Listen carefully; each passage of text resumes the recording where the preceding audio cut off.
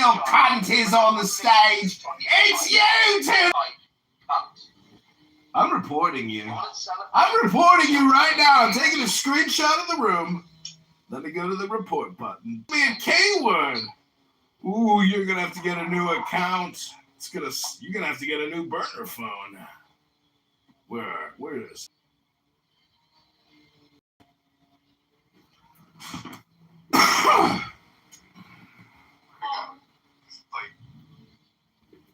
So lay off you while you're not even paying attention. I don't care.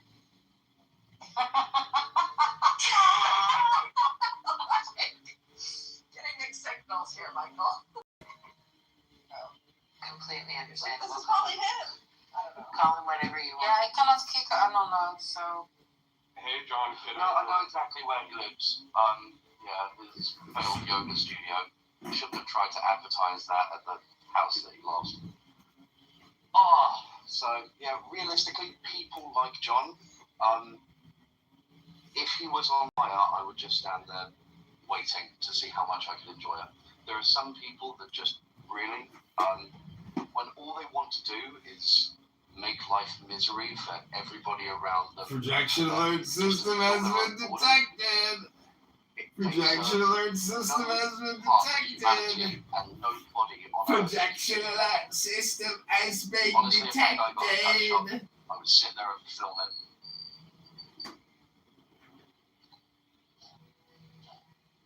Anyway, sorry for my outburst, everyone. No, don't apologize. He's fucked, dude. He's cooked. He's fucked and cooked. He also doesn't like it when I remind people that, yeah, it's all public information. You can go and find that he got fired from the IRS after 5 years. It was the last thing that his dad put him up for, and then after that he disowned him. His dad put me up for it? Now, what the fuck? Weird, look at me, clown show. Yeah. Yeah. I don't know. Maybe the world would be a better place if somebody went round there. Just chopped his fucking arms and legs off. Oh, mate, you gotta get a new car. You can't make death threats. It's illegal.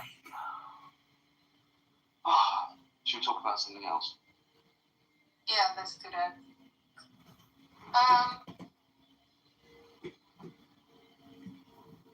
How is everyone? Fantastic. Sorry, I just walked us into a really awkward cul-de-sac. No, it's okay. Yeah, we're moving out. It's okay. We can. You didn't do anything. You literally did nothing. Yeah, you just nothing. Crazy. He didn't sound himself. We're just going with the flow. We're going with the flow. Yeah, it's okay. So sometimes it's like this, sometimes it's like that. Like there's no big issue. Norm, right the way. We're just. We didn't really have any topic anyway today in this room. Just like a free floating. So whatever you want to talk about. What's wrong? How wealth produces bitchiness. What's going on? I'm scared. No. Is this We have a thing coming up. still ongoing from yesterday? We've got to go through like royal protocol. I don't know. Emirati royal family. What the fuck? Wow, this is like the longest streak ever. I think you've got to get a chair. So You've got to have how can everybody you voted. And after you've started all the rules and buttercup. you have to share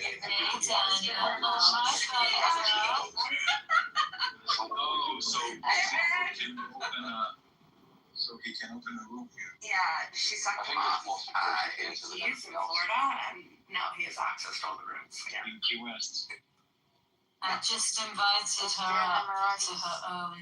No, it was so much They are pretty well. Americans, we love our Hey. Hey, girl. I don't Wait, think no, so. one second. Simulbat is the part of in this. Oh, okay. love the So it means Yeah, especially that the after room was still 9/11. ongoing yesterday. Yeah, we love I it. don't remember like how it was before, like when you go to the airport and afterwards. No, I opened it myself. Oh, maybe, yeah. Just How many you already do self-esteem, not unemployed enough? people, you know. Yeah. I feel like TSA.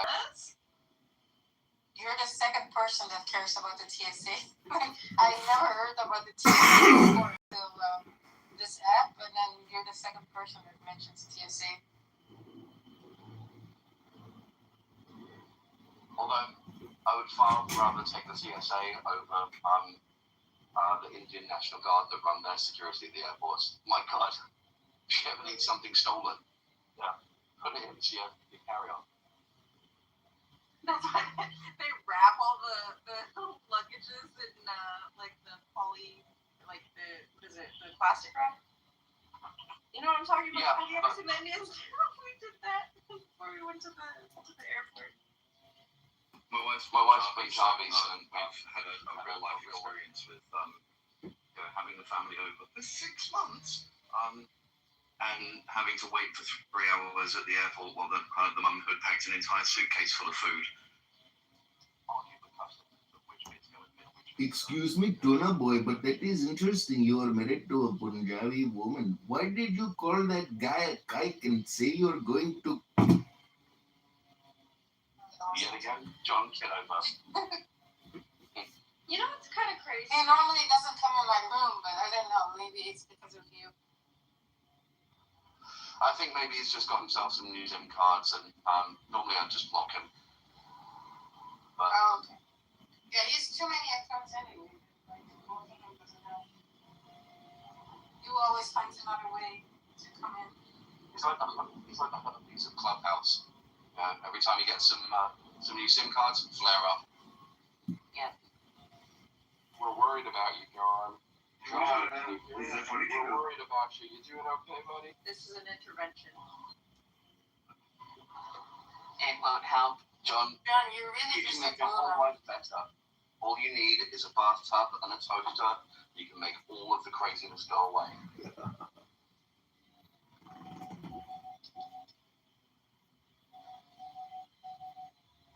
He's getting ready for you, though.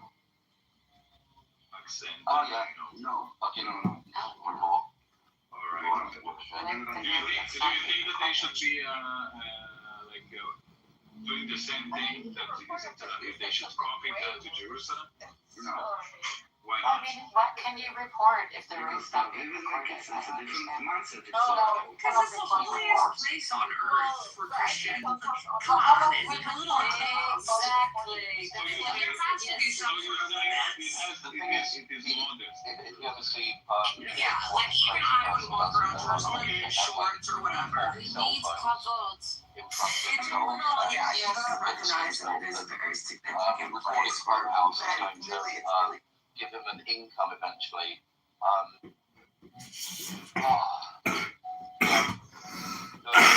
scary. Yeah. You don't even Oh, need it's- 40 bombs to like do that though. That's the crazy part. Like, Oh no, if you were actually trying to rip off the royalties that you get from streaming services, you do what they do in Thailand, where you just set up a bank of phone farms and just have them interacting with lots of different fake accounts. But realistically, AI has now got to they can spot that behavior a mile off, you know.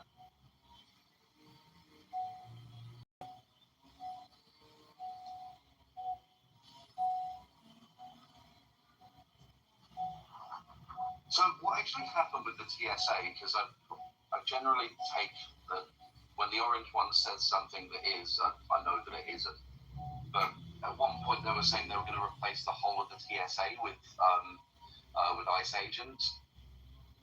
It's almost like the guy is trying to bait social unrest in America, just as a power grab.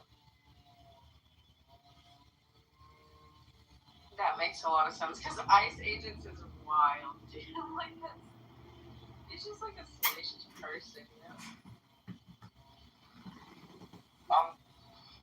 And it's started the same thing with I think it's Women of the law. trying to provoke and other cultures, ideals, perspectives. I think this is something above you. You should not interfere. I think you should leave communities alone and go on don't tell the people that are going to allow this. No. I thought that in Jerusalem they do the same, the same thing that they do in Tel Aviv, like with all the special dresses and stuff like that. They do the same in Jerusalem, right? But if it's political and they like marching like regularly and being modest about that, so fine. See photos from last year, and you can see exactly how it looks. It's completely different.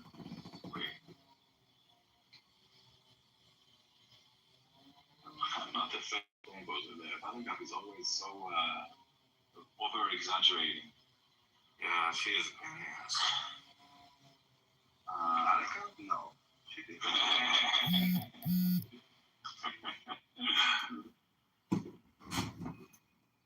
Why does she kick me from every room? I thought this was supposed to be a church of butter.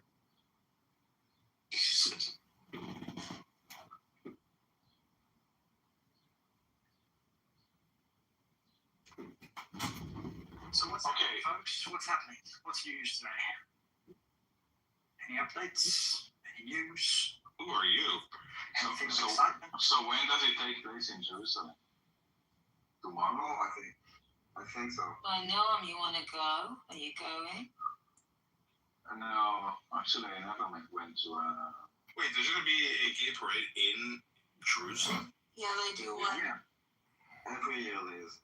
but it's usually like political. except the last 2 years because of the war.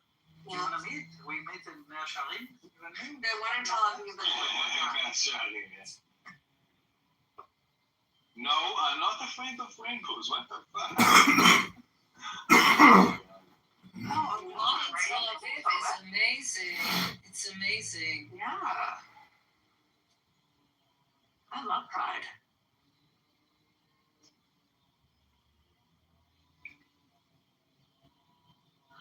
אתה מכיר שיש מצעד השרמוטות, נכון?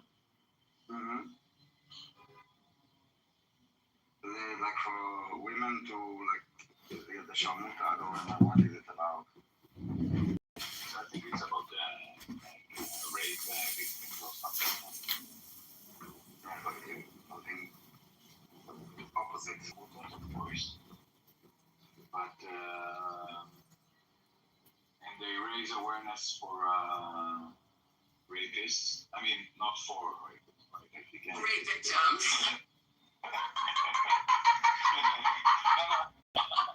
It's also from Palestinian. Probably, I don't know. But it's much less predominant than it's called in Israel. It's called slat walk. Yeah, we have one here. Oh, really? Yeah, we have slut walk. It was an Amber Rose thing that actually kicked off the slut walk, and it's for like feminism and the sort of thing. Slut walk? Yeah, they have it in LA. It's like with double quotes, you know? Like, Yeah, it's like a play, like we're taking back the word slut kind of thing. It's anti-Semitic. Are you coming to the gay pride parade in Tel Aviv? Probably not. Oh. It's so gay. Actually, I never went to any parade. Not even the what's Nike. Like anything. Did you go to the lab parade that we used to have? Lab parade? Yeah, it was like a straight gay parade. No. Have you ever read a book about gay values? Listen, I never been to a boring parade. No. Yeah, I know. Have you read a book? Yeah, no, I never went to a parade. Yeah. Even when I was in elementary school. They didn't have that in my school.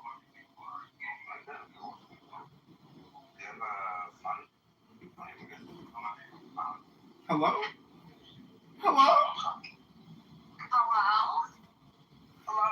Hi, I'm going to my local It's Mandrake. I'm going to my local pride parade this week, and I want to know, should I cleanse my rectal passageway prior to the event? Absolutely. So keep it clean just in case, JIC. Mm-hmm.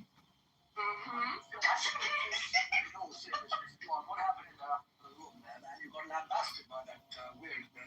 Yeah, he said call me a kike and he was gonna slit my throat. Nutcase. Jeez, I hope his son has a happy pride. I mean, his daughter.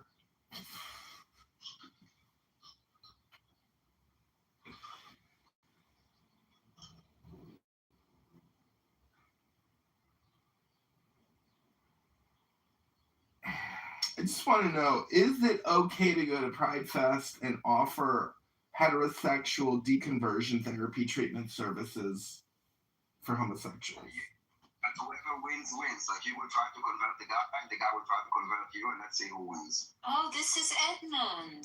Yeah, Just realized. we have a question. Yeah. Go ahead. What is your question?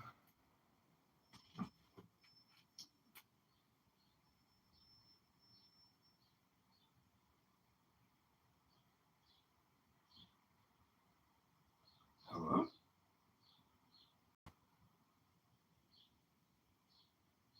Michael. What are you hiding? It's a recorded room now. That's bad. You removed him. You're hiding something. What was your question, though? What? I didn't remove anybody. What the fuck are you talking about? Oh, you're talking about me? I would remove somebody? Yeah.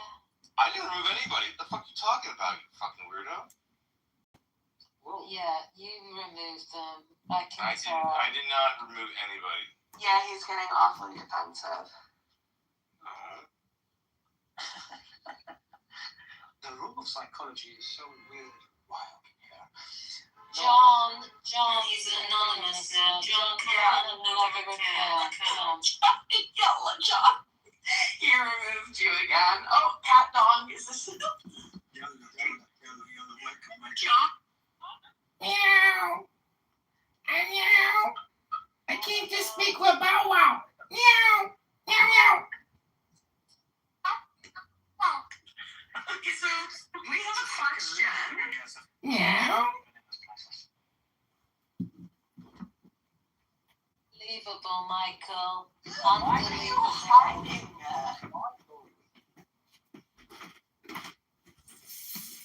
Straight jackets all round. Who's it?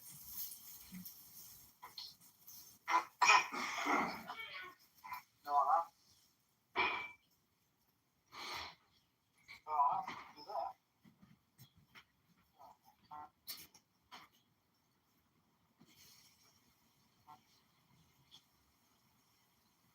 Michael. Yeah, Michael, who were you talking shit about that you don't want us to know? So, No one. Michelle, Who was that? We're gonna find out. You know this, so you may as well just come up with it now. Michelle, Yeah. how is the weather today? Why, where are you? I'm in France. It's okay. Is that what we're doing? We're talking about the weather? Well, whenever I come across an English lady or... Yeah, we had a more important conversation actually going on. Exactly. Like, I don't give a fuck about the weather in France right now. Michael, What? what? Who were you talking shit about that you don't want us to hear? I literally don't remember. I wasn't even talking shit about you. Shut up. I wasn't talking shit about you. I was not talking shit about you, Yasmin. Stop. I don't think you were. I think it's bigger than that. I think you were talking shit about somebody even you're more scared of. Because if you were talking shit about me, I probably would have known it by now. But the fact that you're trying to cover it up so much makes me think that you were talking shit about somebody you're genuinely scared of. And I have Like who? well, I have some theories on who those might be. Who? But you really don't want us to know. There's a reason why. Who are you talking shit about? Huh? I don't know what the fuck you're talking about. So, You have every idea. no, I don't. Then why did you remove John twice right before? I never removed John. Mm-hmm. retarded. I didn't remove anybody. Stop. Gotta find out eventually, Michael.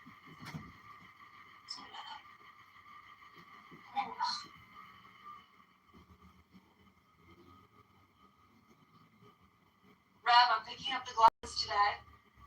Well, I'm gonna go to the glass place.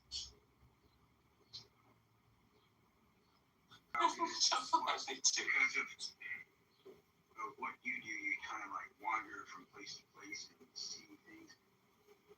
What are the ways you think are the most novel ways you see AI being used? So why is nobody talking? It's uncomfortable. Doing chats and coming up with prompts, but there's other kinds of things I imagine. Because I'm messaging John. Oh, you're so smart. I've seen Yes. I've seen AI in many different You were ways. talking shit about Like, somebody you're scared of. Meaning, Who was it? Just tell us. It's all over now anyways. You may as well just come out with it. You'll feel better. Come on. Who was it? Hello.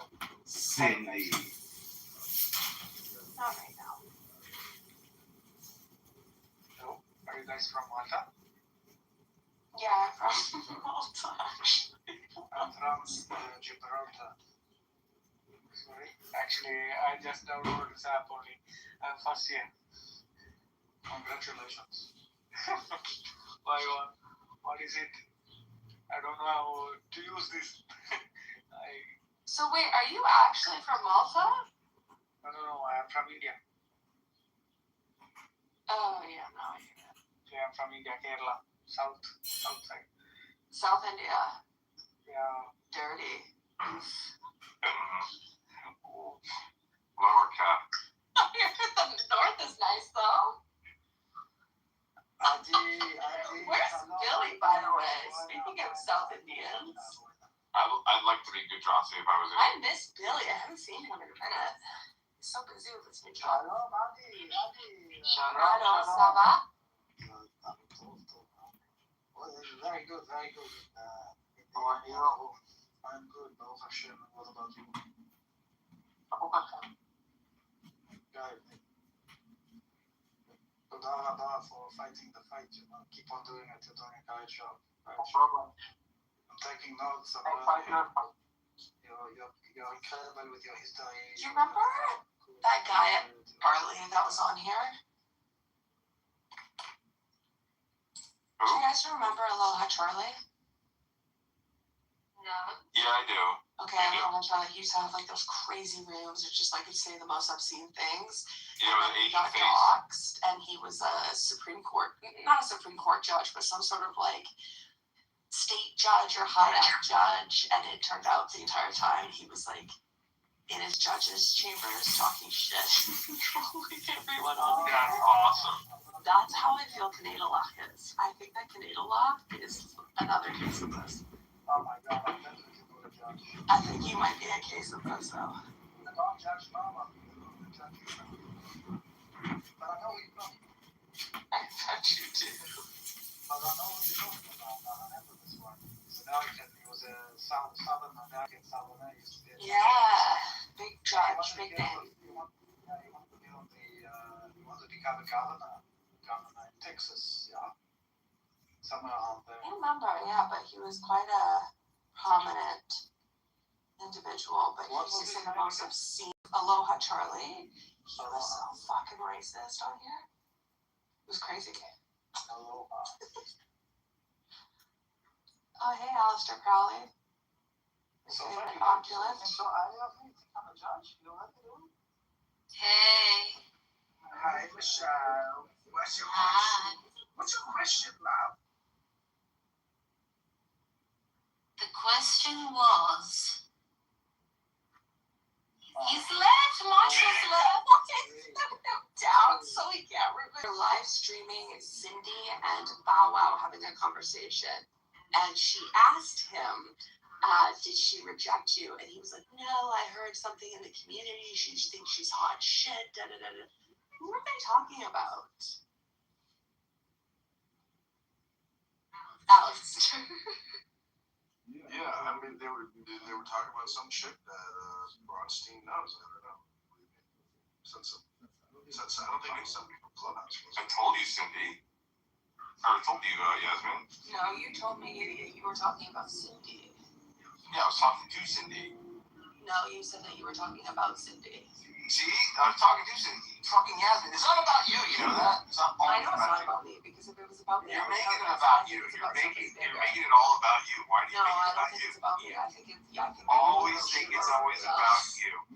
I don't think it's about me. I think it's about somebody else. I think you were talking shit. No. Somebody I don't want to say. Bronstein fucked up using two conversations because the one that you're talking about is different. So Bronstein and I yesterday were in a private room. We were in one-on-one talking shit about you, pussy, and Cindy. I wasn't talking. No. Don't put me in that, John. I never said anything about your pussy pictures, and I said, no. Oh my God. Yasmin's pussy pictures for less than $100 a lady. $200 for the full set. And I was going to give you your 20% kickback that you want. So, it's all going to be kosher. Michael, you're sick. Michael, you're sick. You're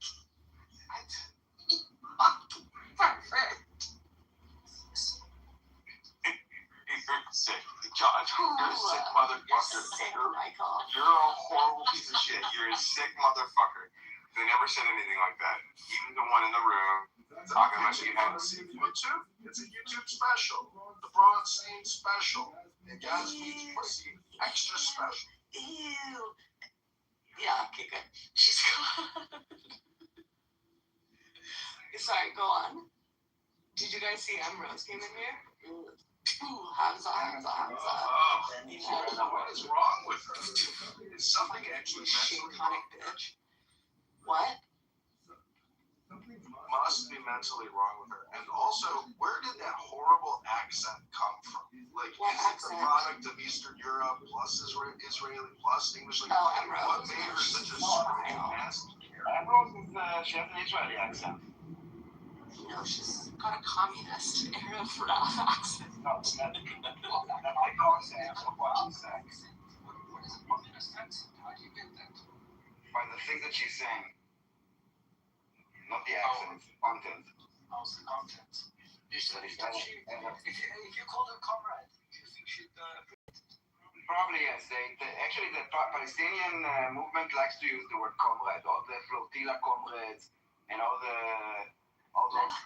That it was a Jewish Bolshevik that came up with the red triangle for the sign of Leninism.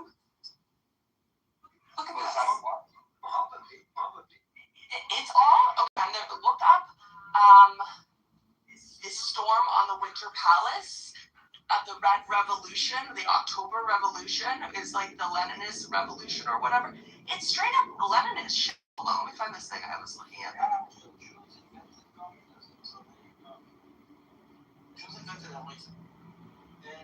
No, we didn't invent communism, but look, PTR. It was I guess an Israeli, or it's in Hebrew.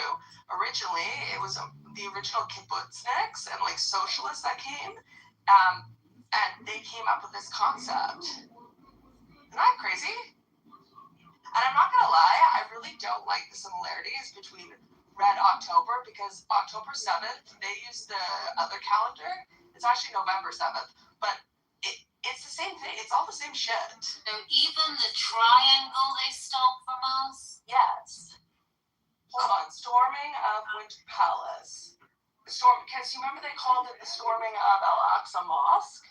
Yes. Look at that shit. It's like a communist thing. Oh my God, this is. It's all commie shit. That's And crazy. then, yeah.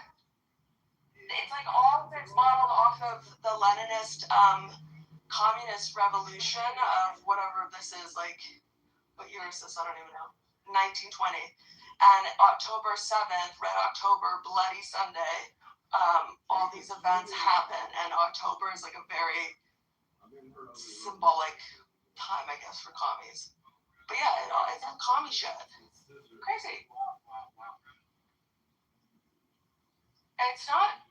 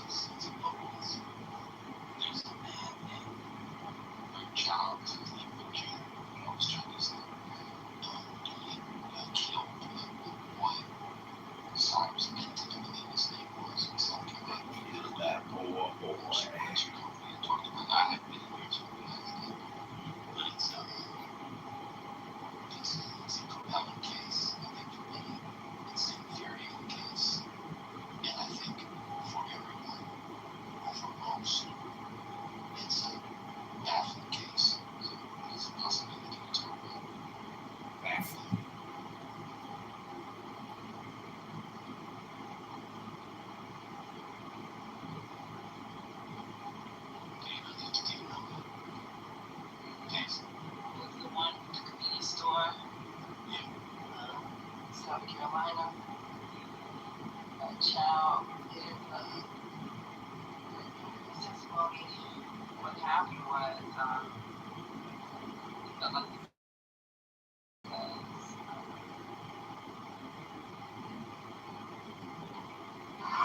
This is super. the kids had a gun, pointing it at his son during the chase. According to Smokey, under South Carolina law, they have Smokey 3 he was justified in the killing because of the gun being presented in deadly forms. And he felt he needed to protect his son.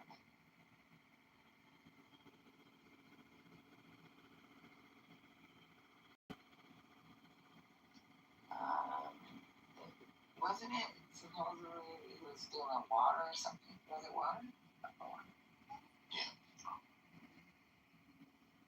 The Brooklyn human. I just don't know if it's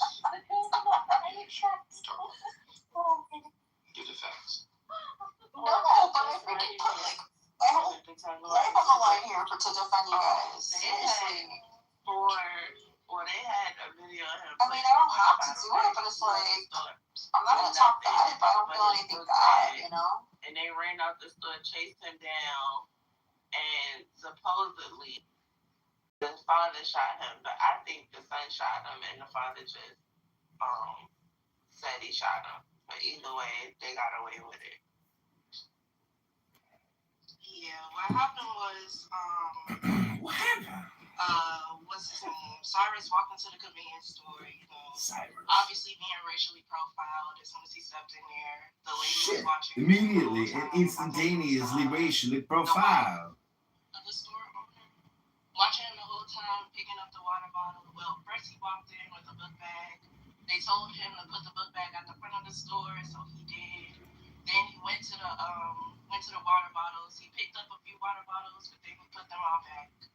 But apparently the son said that he had stolen a water bottle, and I guess there was like an interaction between Cyrus and the son. Like, you took leaving the store, and that's when he was chasing after him, and then the dad came after with the gun in his hand. As them running, Cyrus was running the entire time. He never did, but he was running the entire time. The son was chasing. Poor little Cyrus with his The son guns. like caught up to him, like was next to him as he was running after him. Cyrus got back up, started running again, fell again. I Shit. guess like a gun came out of his pocket Oh no when he shit. fell again. Oh And shit. so that's when the dad shot him after the son said that he had a gun. But the way that the bullet went into his body, they say that he was turned around and pointing at him when he shot him, but like when he was shot, like the bullet went through his back, up through like his chest, through his I believe lungs or something like that. And yeah, he got acquitted. They said that they said that the dad did not, I guess, murder him because the charge was murder. So the dad didn't murder him because it wasn't intentional or nothing like that.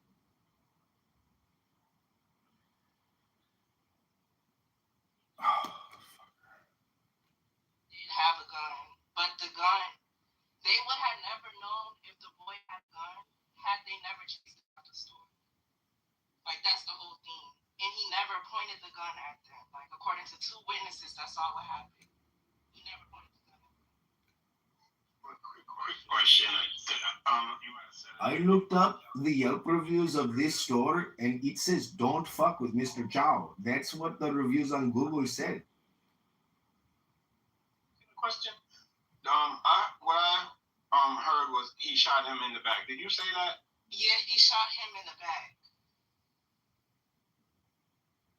You shoot someone in the back, it's preparing for your life. The way that the So I'm reading the sequence of events. They said, which there was witnesses that in the store that said they didn't see a gun. So when he left the store, he started chasing him. He fell down. The entire time.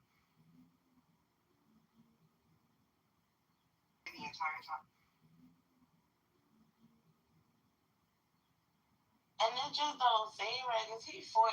The man, I'm saying that it seemed like they took the charge. It seemed like they took the charge because it seems to me like the city, and they just I'm just shocked that there wasn't no cameras and surrounding businesses where they could see what was happening. They just took their word for it. Oh, really? Yeah, that's what his word was, so we're gonna go with the word. Yeah, I guess they're saying that the state judge case because with the charge it was harder to prove. So I guess the charge was harder or something like that, and it's harder to prove that he intentionally killed Cyrus. You know what I mean? I can't explain it. No, But it's harder to they prove should have because tried we have a 14-year-old with a gun. right. And the whole thing is that he had a gun. So just because he had a gun, that made Mr. Child, I guess, justified for killing. But I think somebody said in the chat, Mr. Child shot 2 people prior to this.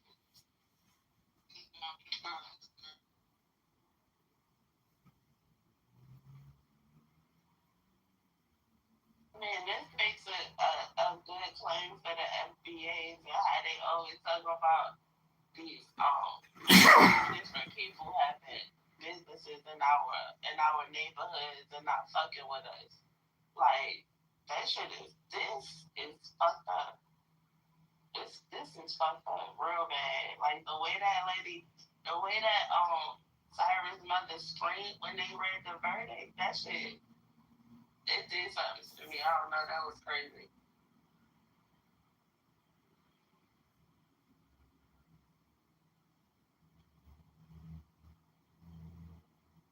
You got Cat in the audience talking about he deserved it. What the fuck is wrong with it? He was 14. There's too many issues with this case, for me at least, just listening to it, or even reading about it when it first came out. What do you mean? It's just too many issues. It's too many issues. It's just too many issues. I wouldn't have been chasing no kid down. If he stole a goddamn water bottle, I would have called the police. You put yourself in danger, number one. But then, you wouldn't even call the police. You would have gave the kid the fucking water. No, I wouldn't. I would have called the police. I'm sorry. You steal out my store, I'm calling the police. I'm not running outside chasing somebody. I don't know what the fuck they got. I'm not doing that. That's not putting myself in danger, and I'm not putting that person in danger. You can't just be stealing out the store. Shit, my mom won't let me get free food out the restaurant. Come on.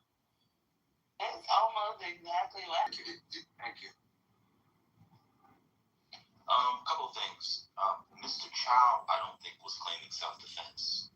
Just so people understand, Mr. Chow was arguing. He saw a gun pointed at his son, and so the defense argued that he had to make the decision of, he was defending his son because he said there was a gun that was shot. So for people saying, how can you be shot in the back and claim self-defense? He wasn't claiming self-defense. Okay. So that's the first thing. So there are times when people can legally be shot in the back. Okay, so let's get that out of the way. That's the first piece. The second piece is this doesn't give any fodder to anything FBA is saying. Okay. The third thing is my understanding is that they ran 100 yards from the store. That they were chased them 100 yards. From the store. Very interesting. Fourth thing is no, it was not an all-white jury. I'm sure many people were, but it was actually racially mixed, of all ages and all genders.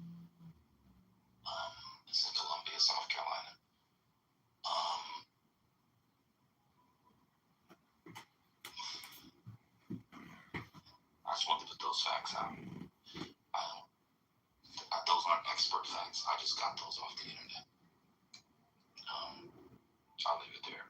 I have an opinion, but I'm afraid to give it because I don't want to be accused of being an expert on my opinion. Give the opinion, child. We know you're not gonna expert.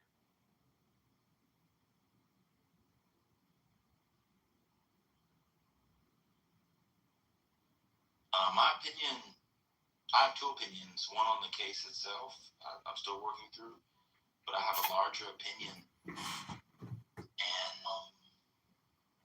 I know many people won't like the opinion, but something is happening in America where people are forgetting that they're black. And a lot of young brothers don't have I forgot. models. I forgot. It's I forgot. a conversation, as it were. And I wish that people would have that conversation, but they won't. On the case itself, I think it's an utter tragedy. I think Mr. Chow, I think these store owners with these guns, while I understand why they have them, I think it is absolutely deplorable. This man has shot multiple people. I understand why they charged him with murder. I think a lot of silly takes, uninformed. So what happens? Oh, I overcharge. People use this. They don't know South Carolina law. When I was reading about the case, I looked it up. It makes perfect sense why they charged with murder, given the circumstances of the case, and that's what he was indicted for. If you overcharge, you're gonna get out charged with manslaughter. Manslaughter charge might have actually been provable than a murder charge. If you go look up the distinction. This is super dog. This is the super cheesy. We got raw. That's just my opinion. But see, Adasa, what's happening right now, so if she can come up and tell me what I said that was wrong, or Sonny can come and tell me. Hey, you don't know what's happening right now. Come on. Aren't you lying? No. If someone's speaking and you're saying what's happening right now, that means something they're saying you disagree with, or is confusing, or is Because I was confused about your comment. Which part was it? Young brothers don't know that they're black. Yeah, because they don't have role models to tell them as such. Oh, yeah. Role model. Yeah. What do you mean? Yes, black men are failing young black men. Do you disagree? But, like, in this case, what is that? Because I'm talking about larger matters of ways in which you can navigate the country, especially in places like South Carolina. Okay, so this And what I'm saying is they don't have people, men, teaching them what it means to be a young black man in America. But instead, they're sort of navigating the world on their own as young as men, but they're still boys. And this boy is an example of that? Yeah, because he was carrying him. It was 14. Just like chilling on his couch. And then the next day I moved to my next place, so I didn't really sleep. That should be long. And then I get to my old place, and I'm like finally like fucking bed. After it's so long into my bed. So I can set up everything. I like fold my clothes, put it in the closet. Like, Is it doing the whole while because you didn't hear that detail? That's what I'm trying to find out. What was the whole while? Blindsided by that. Brother, let her answer, please. Don't talk to me like that, bro. Chill. No disrespect to you, but I Don't just chill. You're not my dad, bro. Chill. Yeah, but I didn't. Black men to black boys. That's what I'm talking about. It's an internal conversation. But he doesn't disagree, so I'll invite him up too. Because, oh wow, what? You don't think that? You think? I think I said automatic. It was semi-automatic. I apologize. Semi-automatic. I get it. So, you're saying, oh wow, that you think young 14-year-old boys should be walking around in the public sphere with semi-automatic pistols? No, I don't agree with that, but I don't see how this is. I don't see how that comment is relevant here. He can go in Not relevant here. I said it's not relevant to the case. Okay, so you just wanted to make a statement because it sounded like it sounded just like all the rhetoric. On the case, the man should be convicted for murder.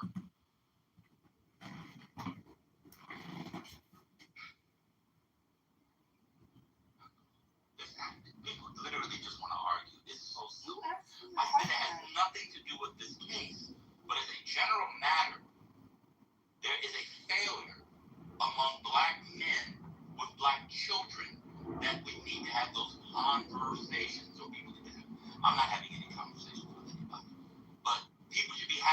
conversation. I've had my conversation. I can't have it anymore.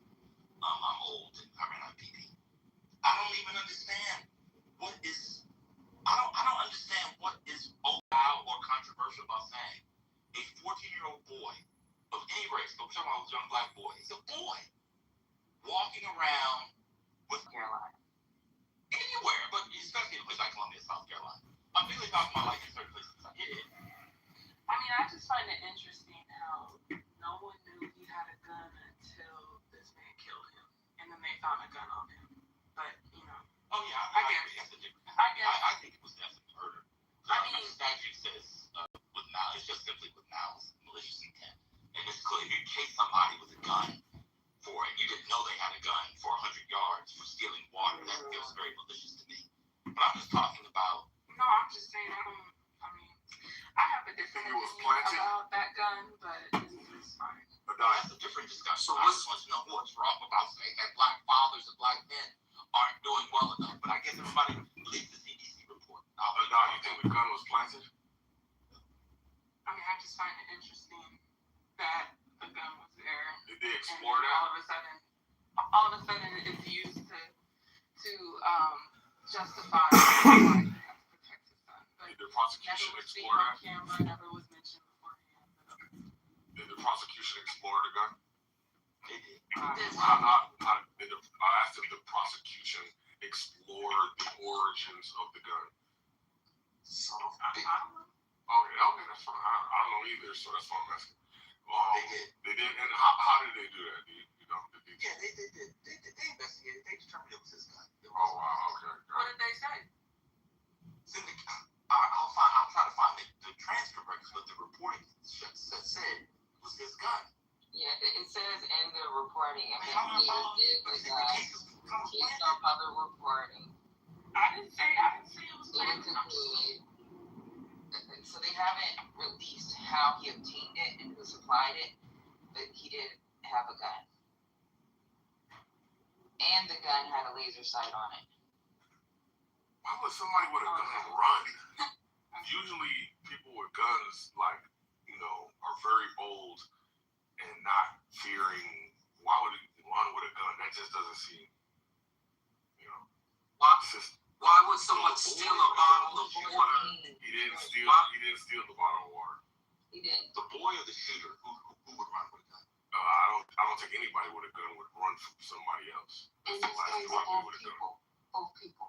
He's 14. Did you watch the video? But what does that have to do with how a gun imbues you with confidence and fun? Did you see the video? They faced him. He just looked back, and they were already maybe five steps behind him. So first reaction, you gotta People clutch when they're create scared. They don't create run. faith. You gotta create faith. And people don't do that with guns. So you can have time to get the gun. Nobody does that with a gun. Every gun owner is practicing their quick draw, practicing their clutch, practicing their brandishing before every happen. What does that have to do with it? You think he doesn't practice fucking experience? I agree. He doesn't have any experience. How do you know how long he had it? I agree he doesn't have any experience shooting people, but I'm sure he has a ton of experience clutching his gun, holstering it, pulling it out, cocking it. I'm sure he's practicing that all. Yes. I'm sure he's doing it all the time. I'm also sure he's always imagining himself being bothered, being accosted, and clutching. That's what I know is most likely happening before he decides. He thinks that, And brandishing it, in the mirror and all of that. When he was shot, he was in the process of running. He did not use all of that practice and all of that bravado that a gun can give you, and a weapon and all of that. He did not send that energy towards the people that were chasing. I have a question. Why do y'all think that because somebody has a gun, or they bringing on how to use the gun, that they would know?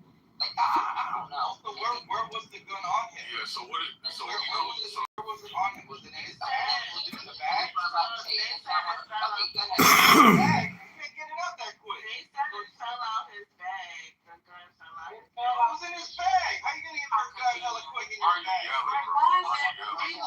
Wait a minute. Hold hold up. Hold still. Hold still. Everybody drop your mic. Thank you. Alright. We can't do all this 50 mics at one night. Okay? We do that at night, not during the day. Thank you. So, one at a time. But I'm hearing a lot of loud voices. It's not just one. So, yeah, if your volume is all the way up, can you please turn it down because your voice, whatever, might be. Hello? Anyway, happy Thursday. I hope everybody's doing well. Thanks. Yes, First Lady, the next one. One second. Patty was talking, the host of the room, and y'all just stepped all over her. So please, just hold on for a second. Patty, can you please get out what you were trying to say? So Concrete was bringing up something about why he wouldn't do this, that, and the other. I don't understand why you think a 14-year-old, when we have people that fucking train with weapons, go through fucking 8 months of training before they go down range to clear a fucking building.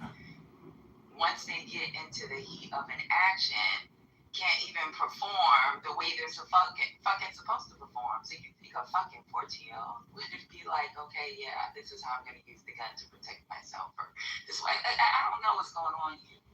Wait, so you can disagree, and that's fine. But don't pretend it's strange. It is strange, bro. A reasonable person. Okay, all right. A reasonable person. I don't care. So you can say it 76 times, and I'm still gonna hold to my opinion that it's strange that you're holding a gun and you're running. Because he doesn't understand. Yes. I don't understand. This is a fat nigga who talks on Okay, all right. You sound gay. It is what it is. Was he holding the gun? You're still mad about something. You sound No, the gun fell out. Yeah. gay. I'm not going by the report. They said the gun fell out. I didn't see it was on top of the food bag. But that right there, the fact that they said that the gun fell out when he fell to the ground, that's saying that he didn't put his gun to it. And I wasn't done. So they said when he fell to the ground, the gun fell out. He picked up the weapon and pointed it at the person that was doing it. He got up and ran, and then the father shot him in the back. That's what's So that was it was fell feet away from where he was shot. So when he fell and dropped his gun, it fell so hard to the point where nobody else saw that. Only the son is saying that. Yeah, only the son is saying that. No other eyewitness saw him fall, pick up and it happened. And if it was in his bag, wasn't the bag secured in some way, i.e. zipper? And so the idea, it just seems highly implausible that if it's in the bag, because initially I'm thinking it's on the waist for somebody to fall and for it to come out. But it's even less plausible that it was zipped, secured in the bag, he fell, and then the bag unzipped, unsecured. Or the other alternative was he has a book bag that's like a open top, one of the purses that we're gonna have where it doesn't close, it's just open. And if that's the case, then we can easily see the book bag that he had. And if it is a zipped bag, then this absolutely doesn't make any sense.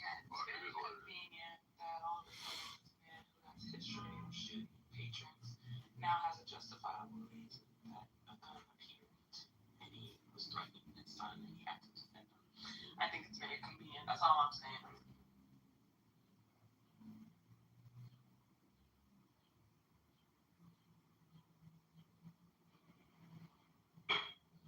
well, Wait, is that it? No more y'all crying and whining and that's so crazy. No need to No. Nobody said anything when they was fucking jumping on my neck to this point.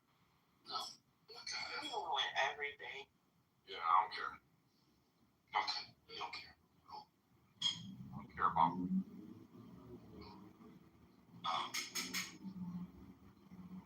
Where you all getting the information that the gun was in the bag?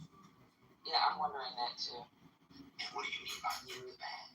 I can pull a gun and it still end up in the bag. I don't know where people getting this information from. nobody mentioned it. That's why I mentioned No, we're talking about where, if you heard somebody mention it, then that's not part of the story. The only thing we know is that a gun fell.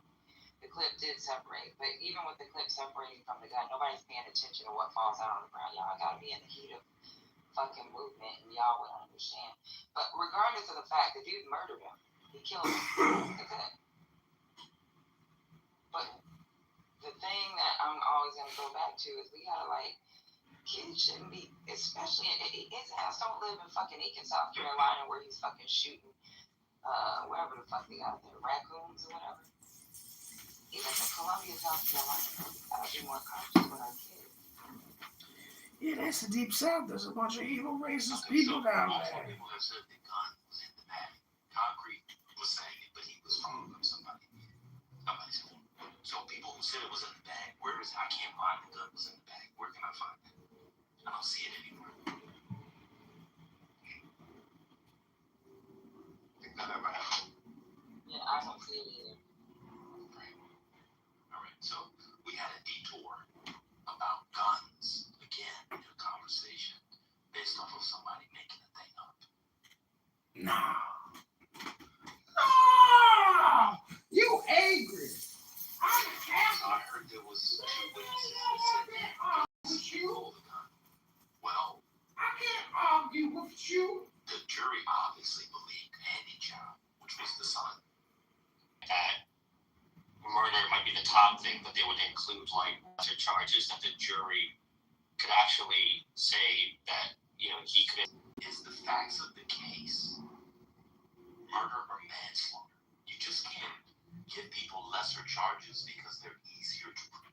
So have you looked up the South Carolina statute on the different manslaughter and murder laws? This is what the article now. I was asking. Yes, I didn't look it up. I just read the article. I'll put the post link to the article, and they were talking about normally in these kind of situations, even in South Carolina, they include the lesser charges. Pin somebody down with a gun that you hadn't seen for 100 yards. Normally, they would charge manslaughter. Okay. No. Can you give us cases in the situation of murder? All right. I'll post it to the article and then I'll send that to you. You guys okay? Got it. I got it. So I can see if the weapon was discharged in the store, in the area of the store. So 100 away from the store, the shooter is saying that he felt. I'm confused, right? Because if you're in the store, you're around the store, cool. But the threat is moving away from you, and you decide to pursue the threat. Well, it's not even a threat. If somebody's moving away from you, they don't pose a threat. Yeah, I don't know. I said I would call the police. Then they would have discovered he didn't fucking steal water. Then they might have found a weapon on him. Then his parents would have probably had to go to some classes with the child. That would have been it. Like, I don't know. I'm not chasing nobody down and putting my life in danger. Somebody else's life in danger. Like the scenario I gave the other day in the road raging incident where there was a gentleman clearly in front of us, and clearly I just saw it as a threat, and I just visualized that we had no winds, that this person in a darkened vehicle, right, tinted windows, if we were to, continue to engage, he would get out his vehicle and shoot at us, literally. And so I instructed everybody to shut the fuck up, slow down, and just get out the way, right? So yeah, it's like, so I think, and if this individual shot other people before, he has a history of this, so he has an experience of it, like, so this just doesn't sound, it sounds odd to me. It just sounds odd to me. So, did they allow him to plead down? Was that a possibility? I'm finding little about this. It wasn't, because the prosecutors, so in the statute, it's manslaughter. It has to be in the quote sudden heat of passion. It would have been it's very I think there's difficult. voluntary and involuntary. But I'm reading the statute. yeah, I know that's the voluntary manslaughter statute. And so Which I think there's an involuntary. chased him 100 yards. I'm not saying he should have done. I don't know. So I don't know. okay, so you make your normative claim. Okay, cool. Yes, one can plea down. But people are saying Arthur came up and said, which we knew somebody would, that they should have done manslaughter. I'm looking at the statute. The statute has a quote, sudden heat of passion. Chasing a nigga, excuse me, I apologize, the boy died.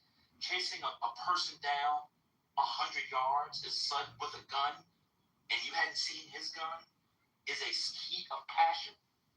Oh my God. I'm saying the other one would be. I'm not on you, I'm asking Arthur or other people that are saying that, because the manslaughter murder thing is different from state to state.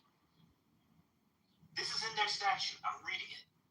So if I chase somebody down with a gun, I didn't see a gun. I thought he stole 4 bottles of water. I run after him. He gets shot in the back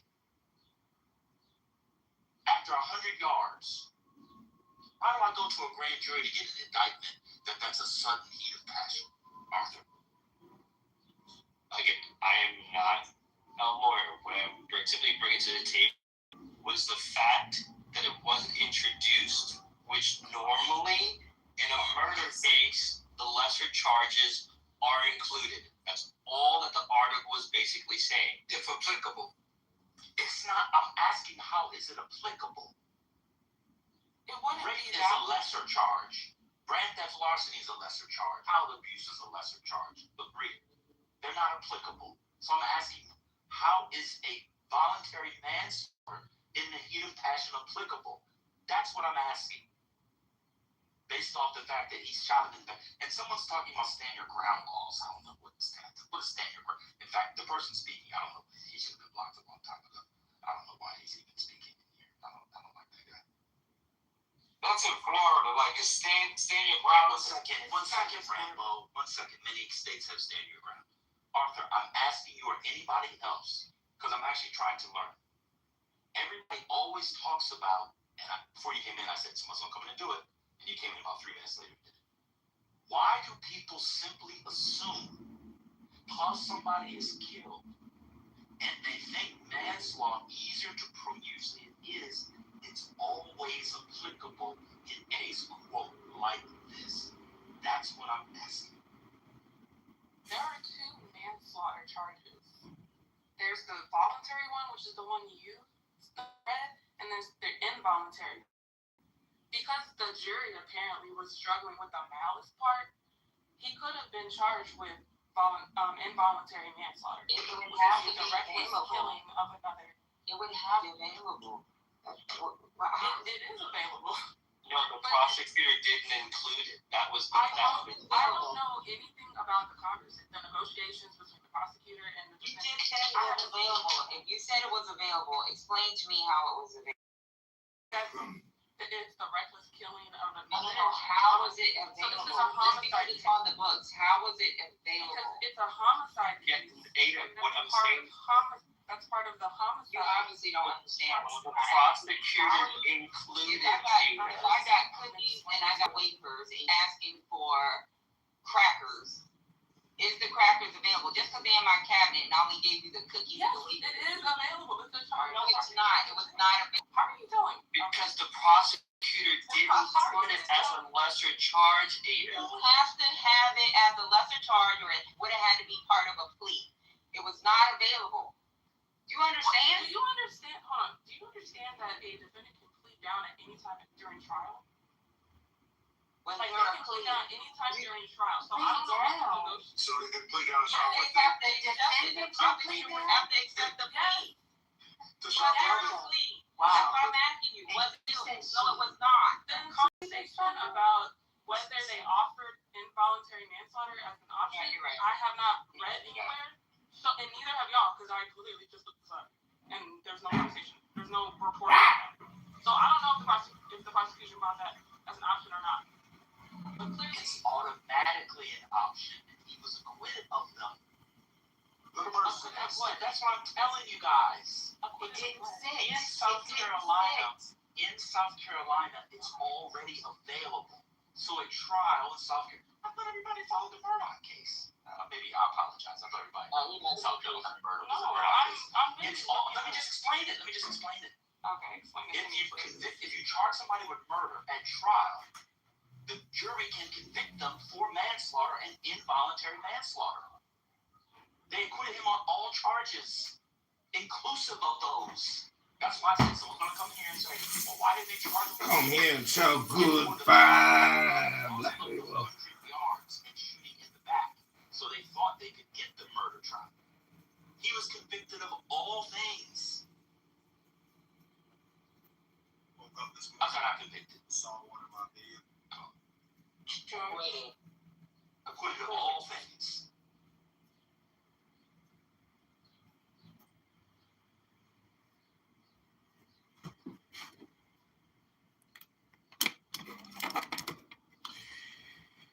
If the water bottle don't fit, Wait a minute.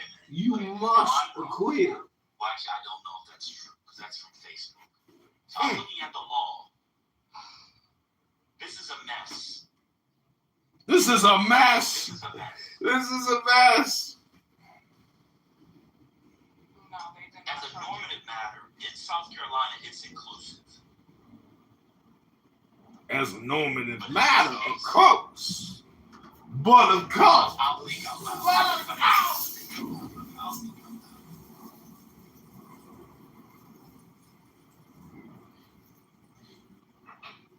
I don't know why I'm getting thumbs down. You don't know anything about it either. Because, well, y'all are saying things that have not been reported. I'm not talking about the reporting. And One second. I'm not about the reporting. I'm talking about the law. I'm not talking about the reporting. I just read talking the about the law. law. Huh? I'm talking about the law. So then what are you talking about what's been reported? I'm reading the statute. Because somebody One asked second, me one to second. the process. I'm not, what reporting was I talking about? One second. What reporting was I talking about? I was talking about when I was having a conversation with one of the wives, and she was like, has the prosecution offered that as a lesser charge? I don't know. That hasn't been reported. I'm not going to say yes. But I'm saying that they most definitely could have offered involuntary manslaughter as a lesser charge.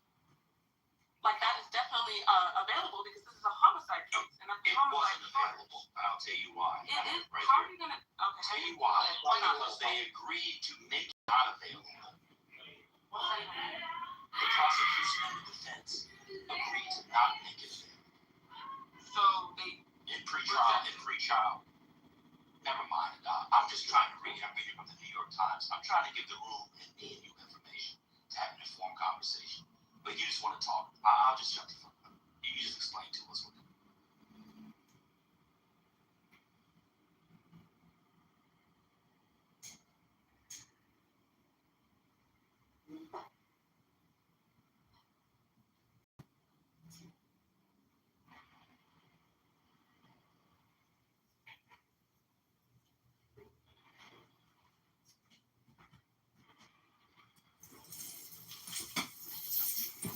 Yeah, so my comments were coming from, if I were on the jury, what would I be asking while we were deliberating?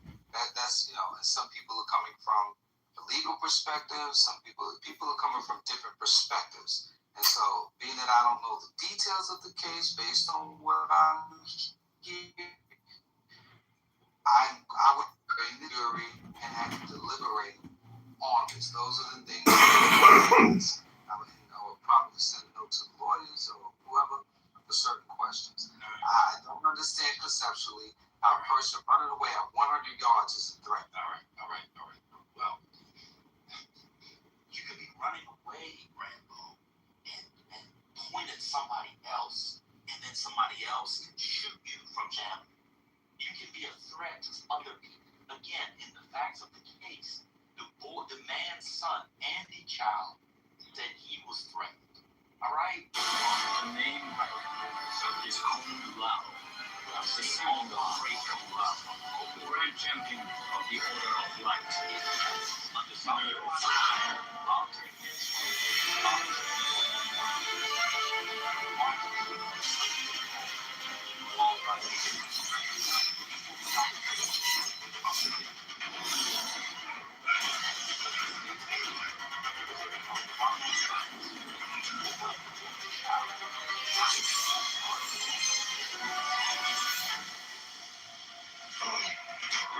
that. You're not a criminal. Talent will only get you so far. Everybody thinks it's a keep football. Good start. You know, maybe your Arcana's getting your kicked by a hat. We'll come up and tell you they don't need criminal. Congrats to all. Oh, I do criminal law, so I mean, these people are like someone else. They're gonna kill you. Drums. All of them!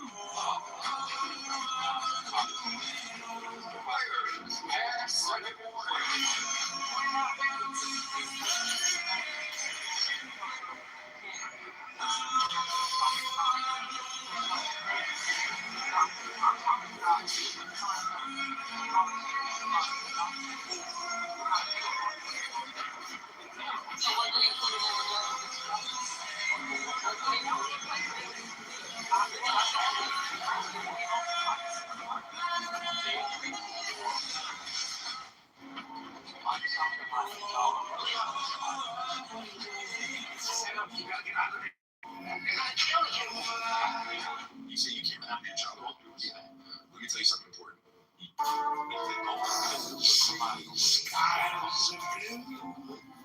don't think that's a clouds of white.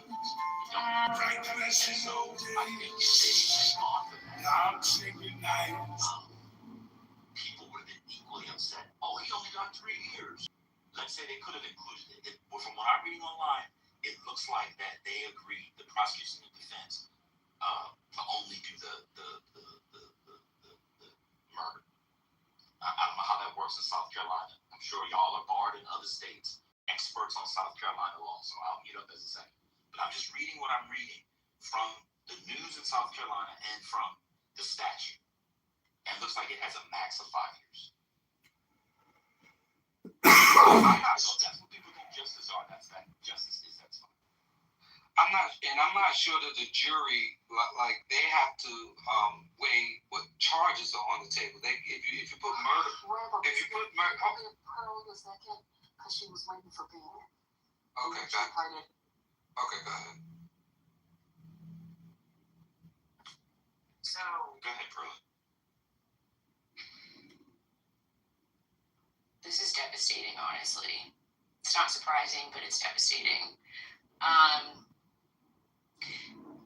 If they don't explicitly say that the lesser included charges are included in whatever the allegations are, whatever the jury instructions are, it's very explicit about exactly what they're asking and exactly what they are able to, like on the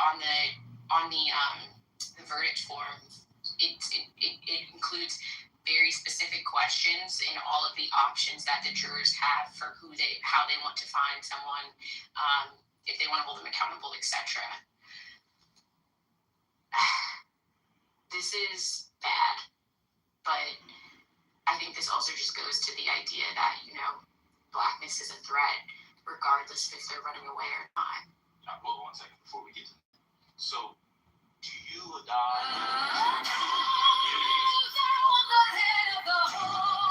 I can't speak for anyone else. This was an intentional failure. Because if you were to include involuntary manslaughter while arguing for murder charge, it would be quite literally undercutting just logically both instances. Okay, I don't know if that's I think. No, I'm asking anybody. Can we get off of the personal thing? I'm asking a question. If we can only talk to each other, where you think I'm insulting you, then I just won't ask you any questions. I'm literally asking, how can you argue for a murder trial and then also say it's involuntary? Because Not a murder trial, an act of murder while arguing that it's involuntary. That's just a serious. Okay, it's because of the elements of involuntary manslaughter. So if you were arguing that there was criminal negligence or recklessness, and it was in the commission of an unlawful act, but it's not premeditated, or in this case, he didn't say there was an intent to kill and cause serious bodily harm, which I think is if you shoot someone, you can cause serious bodily harm. that is the rationale that to justify saying people that did involuntary manslaughter. So like, Sorry, say that again. I don't know what my okay, so to secure a conviction of involuntary manslaughter, you can have criminal negligence, which is like with significant and reckless drives, expensive hotels, or complicated travel plans, or retreat Chicago Festival experience, great care in the heart of the city.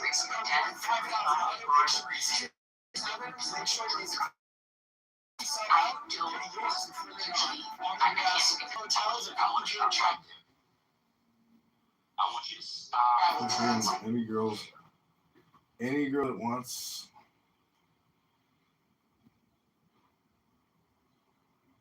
Let's stop right there. Message me. The mayor of Chicago. And after we see the Spurs about to be swept.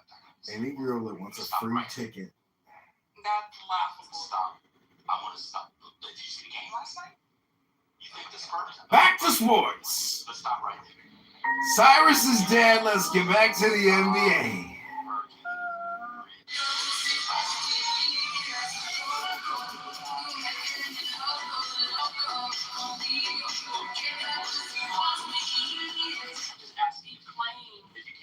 I don't think it's okay.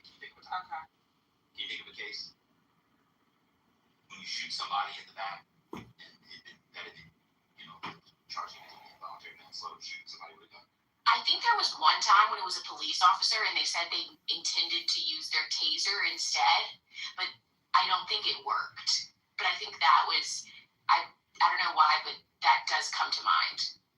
Okay, so a cop, he could use a taser. Can you think of any? Just like a non-police shooting? I mean, there's just the use of a gun. Where someone's like You out got him photographed. shooting or hunting and then they accidentally shoot someone. They could argue Not hunting. That would be. You said not a. You said okay, not a hunt. When I'm not even chasing a person, like in the circumstance applied. Not I was cleaning my gun. I mean, come on, I mean, that would be. Plenty of people have been convicted for that reason. So, but I'm not even arguing. I'm saying with similar circumstances. Okay, no, because I'm not even arguing that he should have been charged with involuntary. I think he should have been convicted of murder. But I got it. But just stay right there because we're trying to learn. Just y'all move too fast for us. Y'all are the experts. So you're saying that. So you guys are saying that. Somebody said Oscar Grant. Wasn't he shot by the police? Yes. Okay, so why? No, that's the one where his defense was that he thought it was a taser. Yes. I just why I mentioned that. Oh, okay, go. I thought you were giving an example. Okay, cool. So. Fuck! So the criticism that Arthur was offering in Adopt was giving expert fodder to was the prosecution should have included voluntary or involuntary manslaughter. I think as far as I know, I posted it. A lot of times prosecution will put lesser charges just so that the jury. Yes. This is between them. They can let them have. I'm asking them if that's what they're saying. I'm sorry. So you guys are saying that voluntary or involuntary or both, which one should have been included? Involuntary would have been, because voluntary is a very specific type of situation. Like it's very rare that people bring that type of charge. Which one? Voluntary? Voluntary, which is the heat of passion murder. That's right. like walking at you. It's SC code 62360. It was updated in 2015. It just says involuntary. I don't see the degrees on the statute.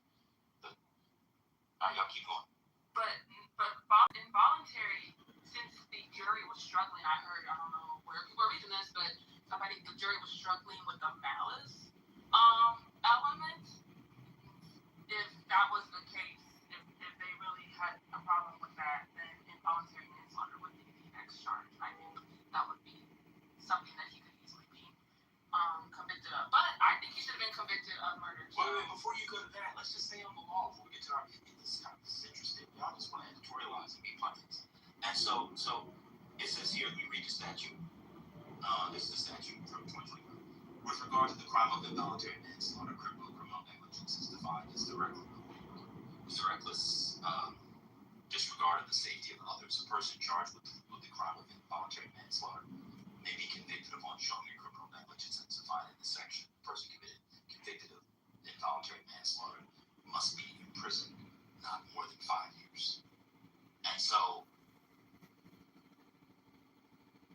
people wanted this included.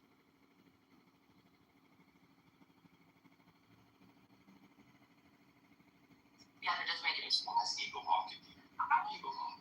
I don't think any of it would have worked because he was claiming he was defending his son. That's the issue. He was claiming basically self-defense. So he probably would have I mean, I'm gonna be honest with you. I'm still trying to find out outside of we want to get something out of it. Outside of that, take that to the side. I don't see how voluntary or involuntary manslaughter applies. I don't think it does either. Well, yeah, because he murdered the boy. No, outside of that, just based off the facts of the case. Chasing somebody down, chasing down like Adrian Peterson when he broke away from the Green Bay Packers week 3 of 2012. He ran 100 and some yards, kept going Bo Jackson style. Shot him in the back. Somebody who had shot multiple people before. I don't see how voluntary, involuntary manslaughter applies here. Outside of, we need to get any charge. I really don't. There's a couple of things that come to mind. One second, Ambassador, you let the attorney speak and or author. Or go ahead, you can go for change the case. One second, before you change the case, Ambassador, respect. Wait, who's because this is going to. What? Wait, what? I couldn't hear you. I was speaking. What you say? It was an author? Or Arthur. He's in Harlem. He's a big author. I don't know his last name. He goes to Arthur. He's the person that introduced the topic. Arthur. Who people hides early in the fucking day? So who thinks they should have charged with manslaughter? I mean, which one? Because I don't see how any of these apply under South Carolina law. Your next breakdown Is can that cost the thousands. unless you have insurance? I will never pay So we manslaughter are increasing charges to supply, fire the malice. whether it is energy or services. Well, So not that is why core inflation is down more than 0.5% since President Trump came in. One of the things we're talking about in the Budget Committee, Chairman Arrington, is a resolution that would set a goal for Congress to get to a 3% deficit to GDP by within the next decade. This has bipartisan support. We're hoping to see that support grow. You've talked about this. You've set a goal of wanting to be at the deficit percentage of GDP, starting with 3 by the end of the administration. What if you could talk about the importance of that goal as well in just a few seconds I have remaining? Yes, sir. I came up from behind my very comfortable desk and here today because I was concerned about that trajectory. And I do believe it is possible to get back to the historical level, 3% deficit to GDP. And while that is not a balanced budget, if you have nominal growth above that level, you are paying down debt. Thank you. Ms. Chu. You're paying down debt and infinite money supply. Launched his illegal war in Iran, you've repeatedly assured Americans that higher prices would be temporary. In March, you said Americans should expect only 50 days of temporary elevated prices. Secretary Besson, it's been almost 100 days and inflation is at a 3-year high with no indication of going down. In May, you said help is on the way when it comes to skyrocketing gas prices.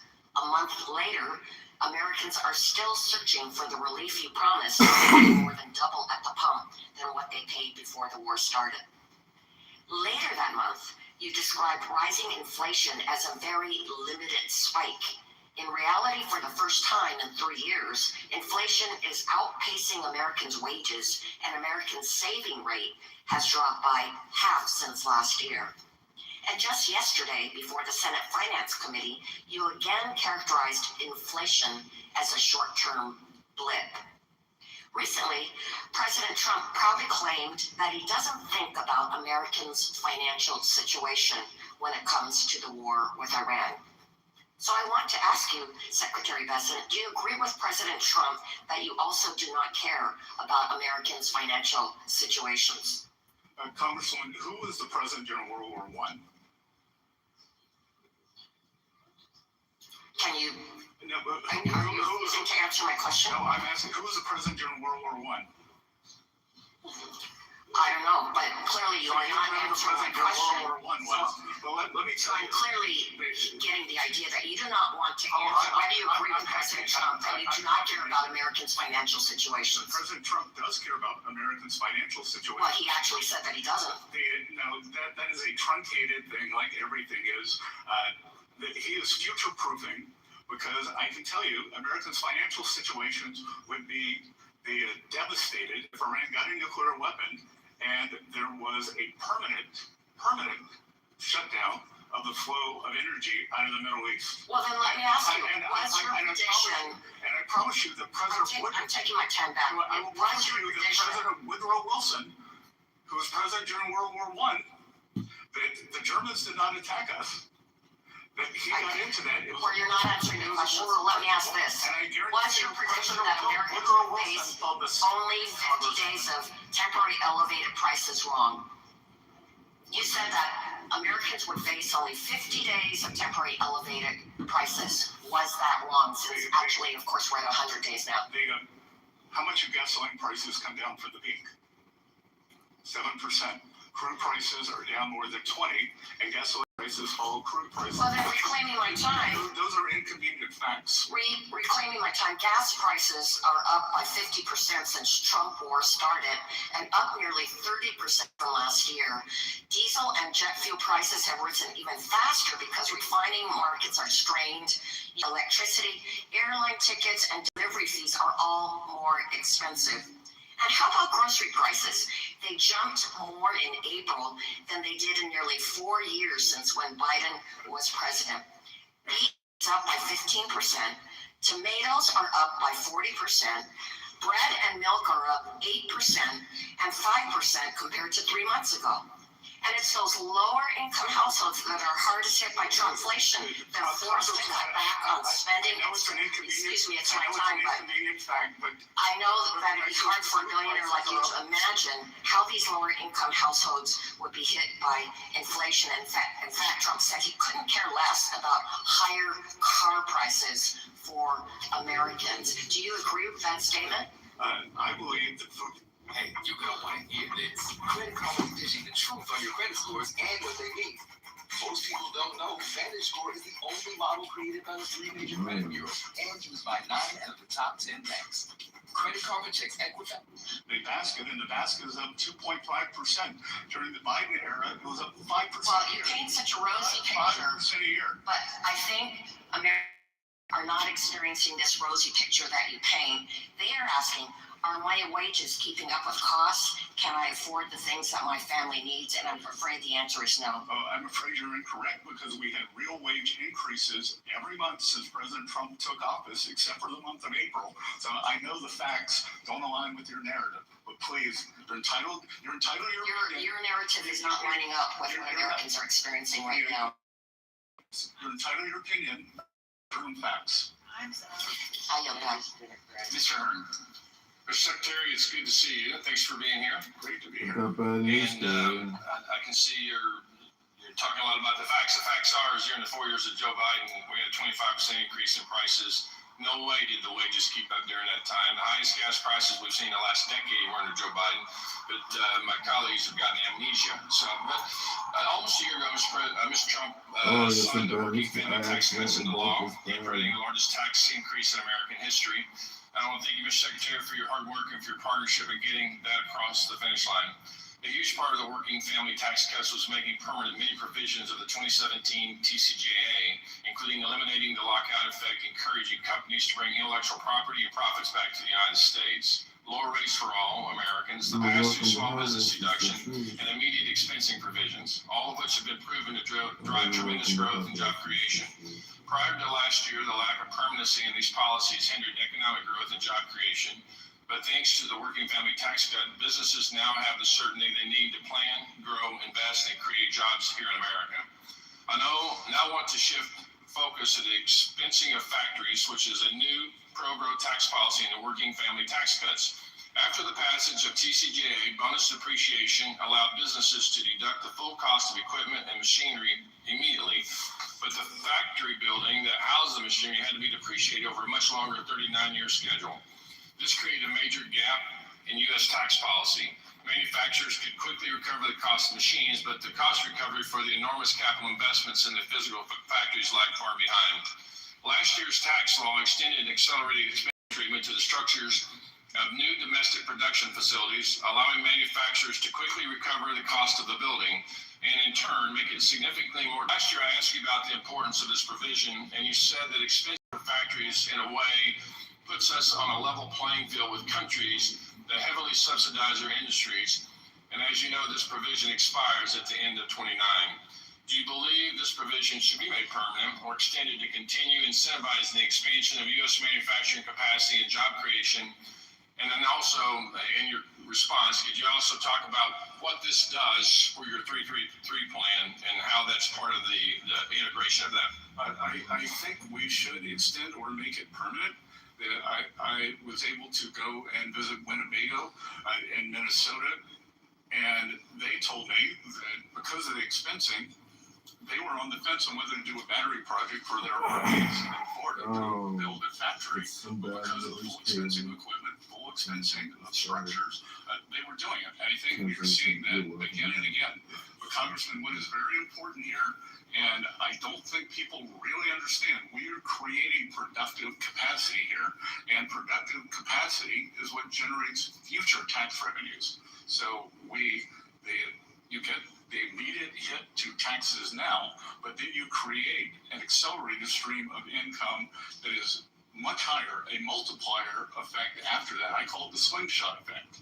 So for 1 or 2 years, I think we're going to see this burst of factories and manufacturers that were encumbered under the Biden administration, and I think going forward, we're going to see a breakout in corporate income tax receipts. Mr. Secretary, I think what you're describing, it shows the ignorance of the critics of this policy, because it's very easy to shut down a building or a facility, but much more difficult to rebuild something and staff it to move businesses back from abroad. So I applaud you. We're going to build it, and they are going to come. And then one final question. I have significant concerns on third-party financing of litigation in the United States, particularly regarding the tax treatment of these profits derived from it. And currently, these financiers are claiming capital gains treatment, and it is, at best, highly questionable that unadjudicated claims are constitute capital assets. This activity is distorting our judicial system and turning our court system into a casino. And I would really love for your team at the IRS to work with me to look into how we have this tax treatment of this practice. There are many coming in and gumming up the works and sponsoring these lawsuits in our system and paying no taxes. And paying no taxes. So I look forward to working with you on this. Thank you very much. I yield back. Mrs. Miller. Thank you, Mr. Chairman.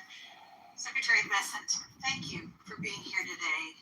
I found it a little disturbing, the animosity and lack of decorum from some of the members of this committee. Common courtesy takes us a long, long way.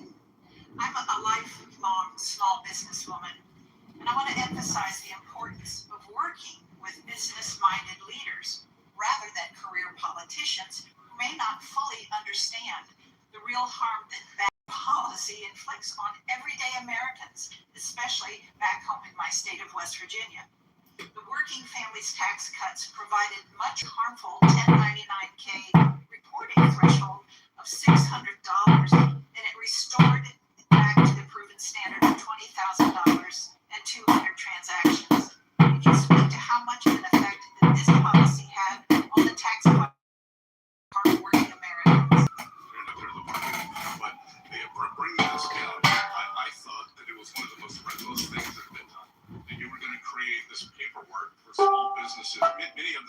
They have service businesses, and to do this in the magnitude from 20,000 to 6,000, it just shows a complete tin ear.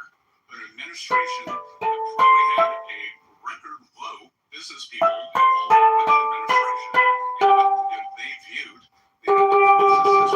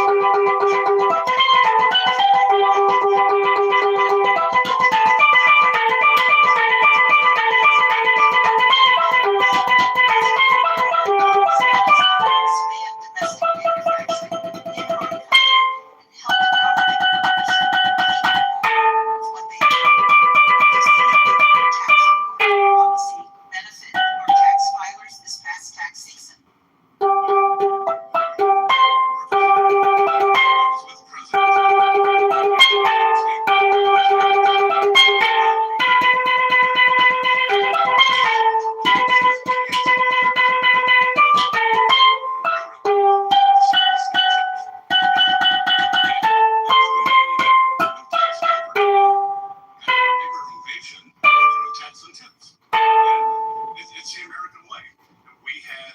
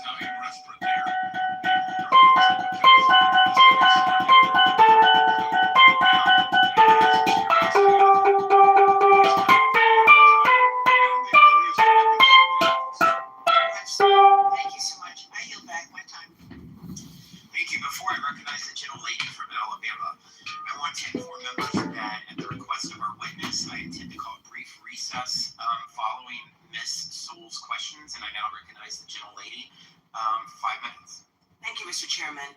Mr. Secretary, you promised the American people that the big, beautiful bill would lead to a big economic boom for the American people. In a statement you made on July 3rd, 2025, passage of the so-called One Big Beautiful Bill, you said that the legislation would unleash growth in the American economy. Republicans pledged that it would and continues to fall below expectations in the first quarter of 2026.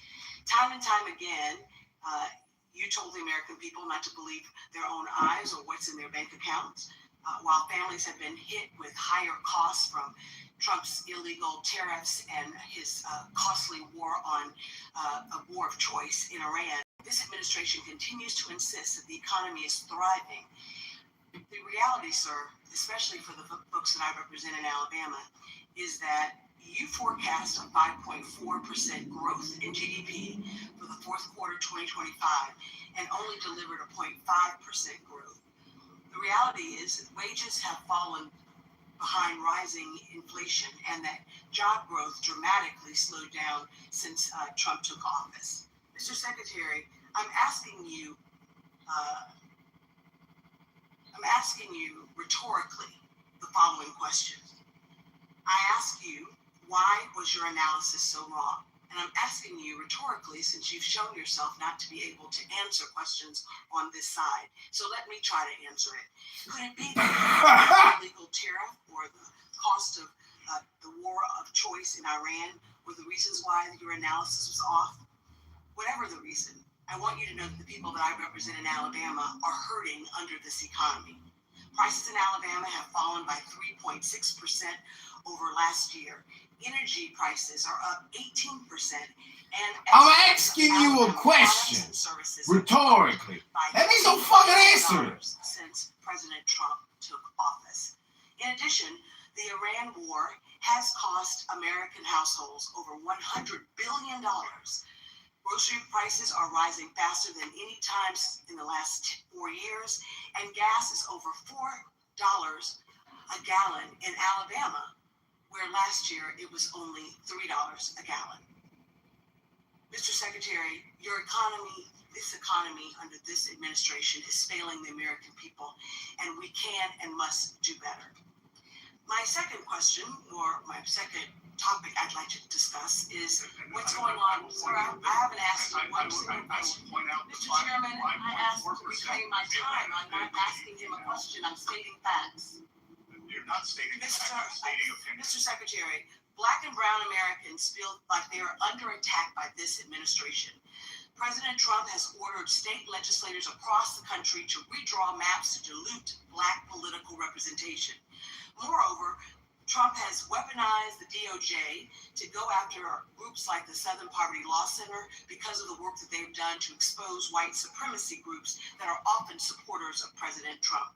I am asking you, sir, that if the IRS plays a role in these cases, I ask that you ensure that the IRS is not improperly influenced by the president or this administration during the duration of that case. And I trust that you will make sure that that does happen.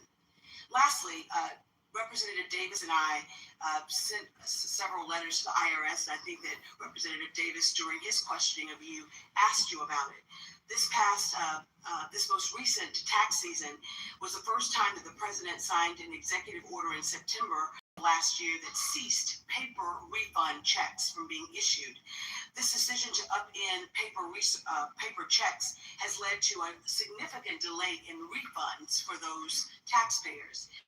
And in your response to Mr. Davis, you said that 95% of those that receive those folks need paper checks and they need their refunds now. I trust that this administration will do all that it can to make sure that all Americans, irrespective of whether they're unbanked or have access to electronic payment, that they get their refunds. And Mr. Davis asked a question that you didn't answer, but I'd like to answer it for you. We're asking that you and your office, the Treasury Department, work with us to make sure that our constituents get their refund checks. I will commit to do that. Thank you, sir. I yield back the balance of my time. That was the first I've seen. And to be clear, that number 5.4% was the Atlanta Fed GDP now, and I know that's inconvenient. So, Thanks. 5-minute brief recess.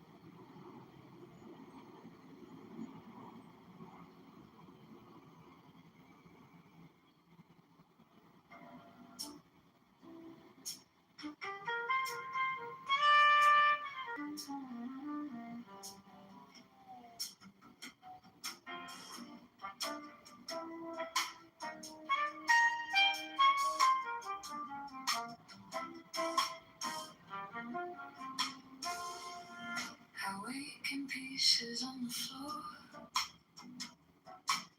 stone by stone, I know me.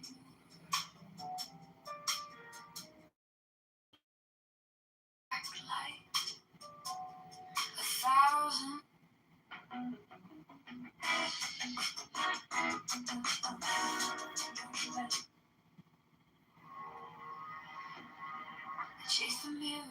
years. Every thought.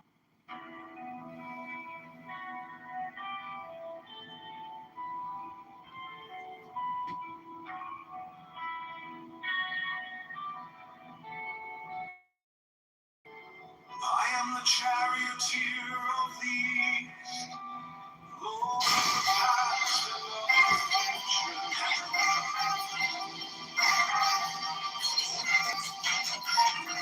I see my mind on the light, Lord of resurrection, coming forth from the young. My birth is from the house of death.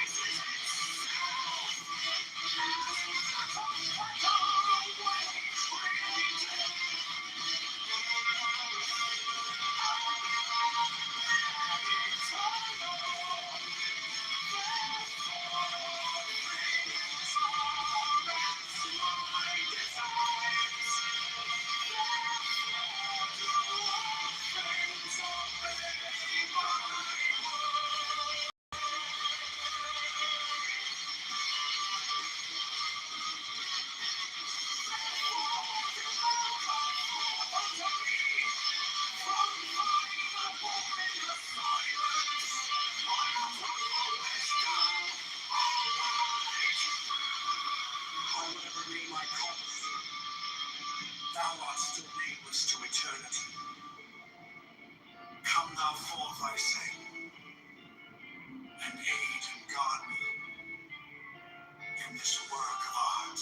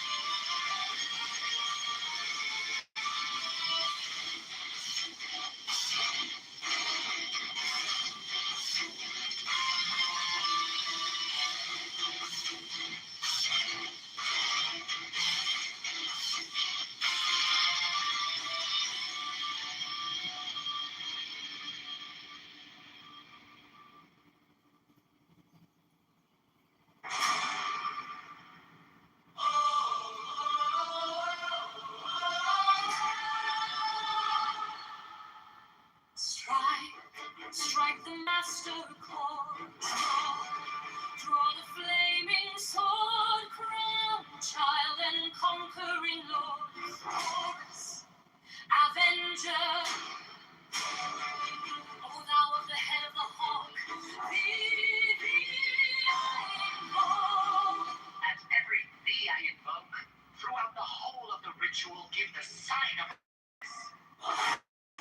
the only begotten child of Osiris thy father, and Isis thy mother, he that was slain, she that bore thee in her womb. You understand my point. You understand my point. But it doesn't get to the core of my argument. It doesn't matter because I've addressed your argument and you don't understand my argument. And my argument's better than yours. You acknowledge that right now. Either we play that we live in a naive race blind world, or we operate that we live in a race that has racial biases or preferences or attitudes. And obviously operating in my world is way better than operating in your world. Better outcomes, better methods, better everything. The world that we live in is a world much closer to the world that I just explained, where the voir dire process requires that. No, but I don't listen. Let me be blunt, right? Because the system. No, Timothy, the system. Cloaked in innocence. Cloaked in innocence. Because wait, let me finish. Mr. Bennett killing y'all, that's why I keep This is why I'm talking about a jury of diversity, because you have to presume innocence. The state has the burden to prove that they're guilty. We don't go in and prove that they're innocent. That's not how it works. No, you wouldn't know that. But the point that you're arguing for now, alright, is that essentially what you're trying to do is import a bias that is in favor of the position you hold. But for people that don't hold that position, like imagine if like what we were doing was saying like, oh, we need to make sure that we get 3 KKK members on the trial for like, let's say it's a majority black area, like somewhere in Georgia. We need to make sure that we get 3 KKK members on the jury. Everyone will be like, no, ridiculous. No, for diversity's sake. No, you want bias in favor of the person that you think is innocent. But like for most people, analyze this case to be like, actually, the kid is guilty. It's like, no, like why would you want people essentially that are going to be biased? So all right. I go ahead, go ahead. That's what we're arguing for. Hold on. So basically, what you're saying is there is 2 people here that are being evaluated, and when we evaluate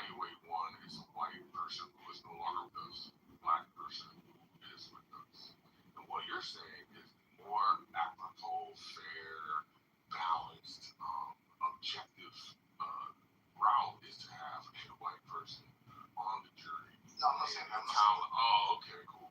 I'm saying there is a All black right, person. one second. All right. If you're not saying that, then I'm gonna offer the alternative. Right? Alternative. Yeah. So I'm glad you're saying that because that would be ridiculous, right? Because we can clearly see how they could be like blinded by the fact that one of their own has been slain. Now, the alternative is that this person is not have an antipathy towards blacks. They have actually they resonate or they have a just when you would say That's the time you like. Thank you. Yeah, they have I think sympathy. They have a sympathy or understand. I would say better understanding and understanding. And I think that is the key ingredient versus or lack of understanding. Now, do you think that it's a problem to have people on the jury who have more understanding?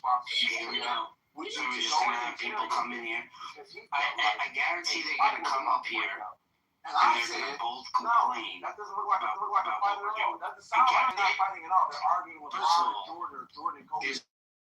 Audience that says the same thing to us. When you're looking at a juror, audience that says the same thing to us. when you're looking at a juror and you're talking about someone's actions, whether or not they are reasonable, culture freaking matters. It absolutely matters. And so, in the example of the KKK person, yes, I'm going to rule. Yes, if I could put 3 KKK members on the jury with a KKK member that was on trial and to pursue justice, absolutely, because they're gonna understand culture. They're gonna understand what is reasonable in that person's action.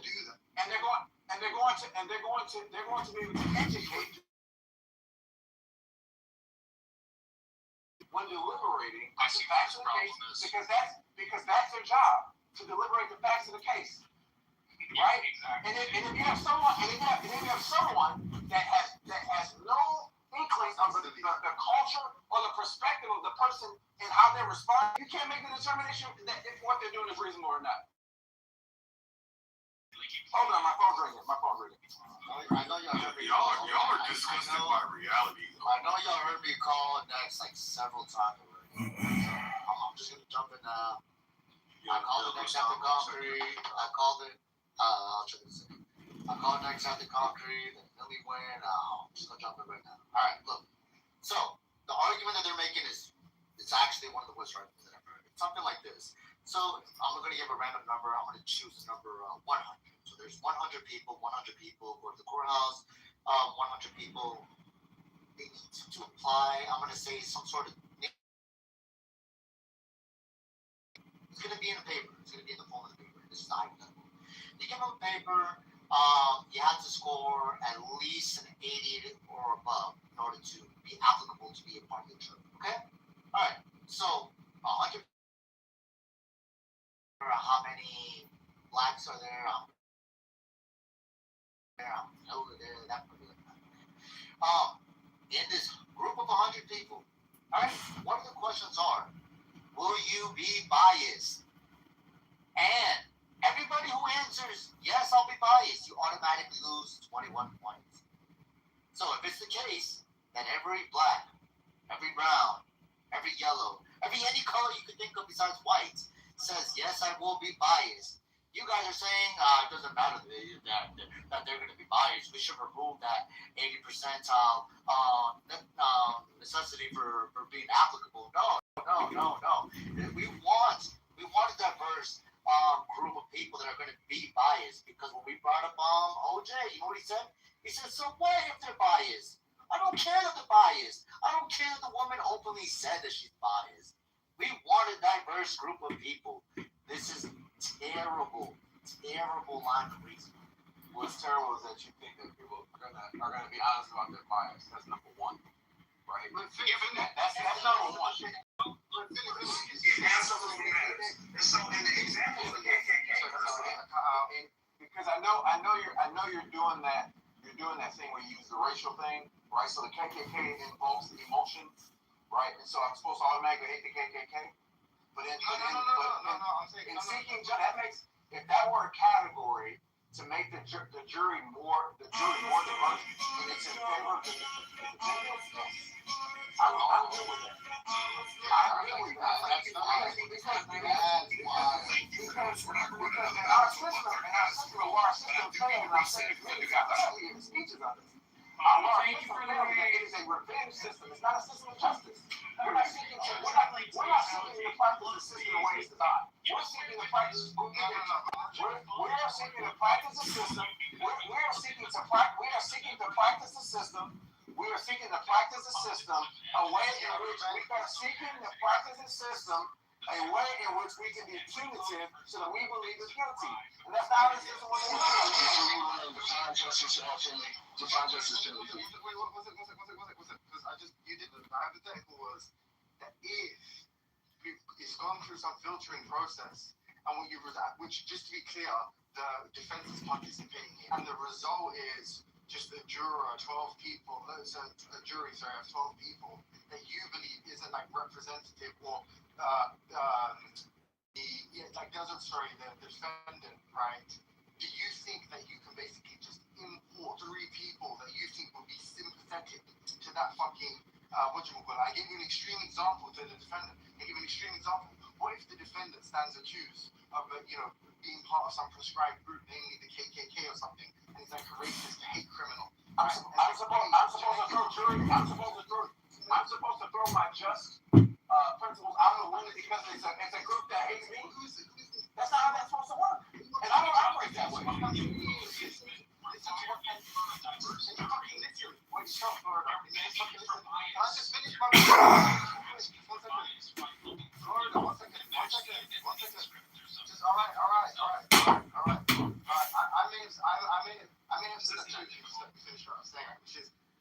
Okay, cool. But like, just listen. What I'm making, right, is that like, if we would all agree, a good thing not to do it. We've got these systems in place, and it's just 12 people to be the jury. It would be fucking insane to say like, oh, let me help exonerate the KKK guy by bringing people who are sympathetic to the KKK guy. Like so you shouldn't be buying this as bullet. Like, that's actually ridiculous. Because obviously we don't want that. We don't want KKK guys getting off because of an obstinate juror who's just a racist. Like, as in, his sole purpose for being there is because he's sympathetic to racists. Like, obviously that's dumb, right? You're making an extreme. Y'all are going with an extreme. You're going with an extreme example. Y'all are going with these extreme examples, and I played along, right? Because the extreme examples are just stupid. Because a diverse jury is not extreme. That's not extreme. Black people don't go on juries automatically thinking. Black people don't go on. I literally illustrated why I want diverse juries. Black people don't go. Black people and people of color don't. Black people don't. I illustrated it earlier. You didn't listen to what I said, but I illustrated it earlier. Right? Y'all are going to these extreme examples. Right? And I played along because I am still going to lean in the direction. I am still going to lean in the direction of the juror that is sympathetic versus one that is not. Because the presumption is in no sense. You must prove beyond a reasonable doubt. And if in your head you already lean, well, this person, whether it be male or black or whatever, they have a predisposition toward violence. They have a predisposition toward violence and crime because that is my worldview. I would rather someone be in the jury in the opposite direction because it is much easier. That makes no sense. It is much easier. If I can land my point, because it is much easier to convince someone that is sympathetic that this, using the facts, that they are guilty than it is to convince someone that is on the opposite end that assumes guilt that they're innocent. All you're saying is I don't want someone that's biased against you. I want someone that's biased towards you. That's all you're saying. That's it. You say I want this type of bias. I don't like biases,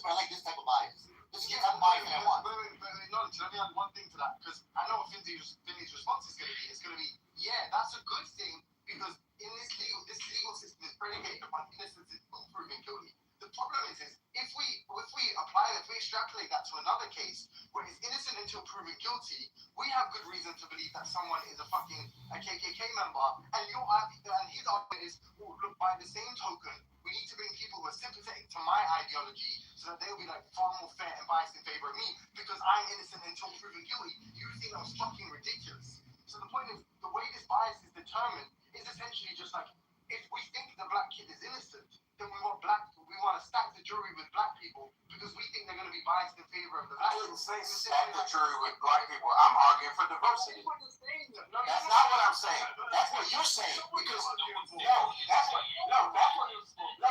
y'all are saying.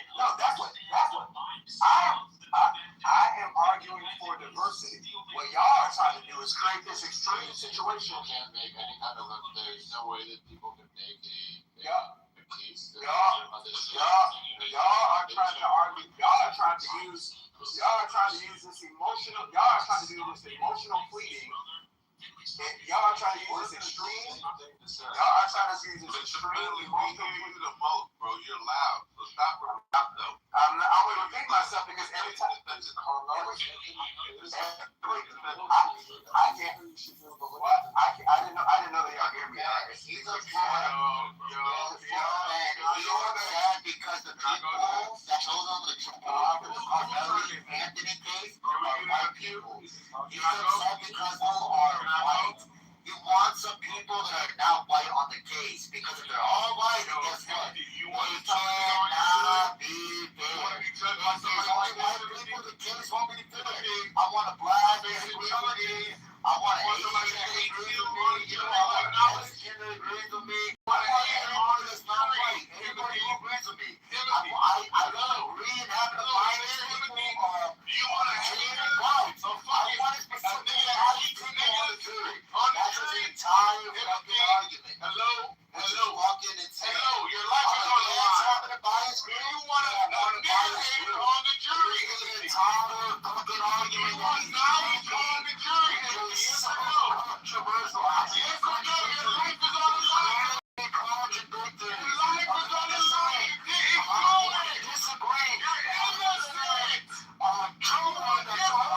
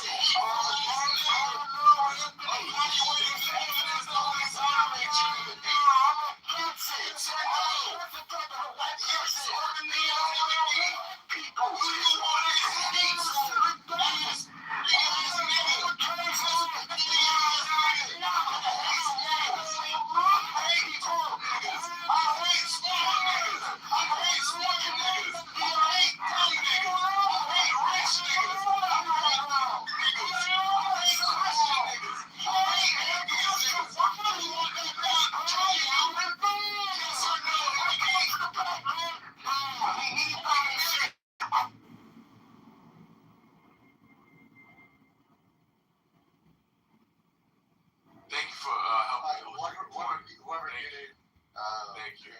Thank you.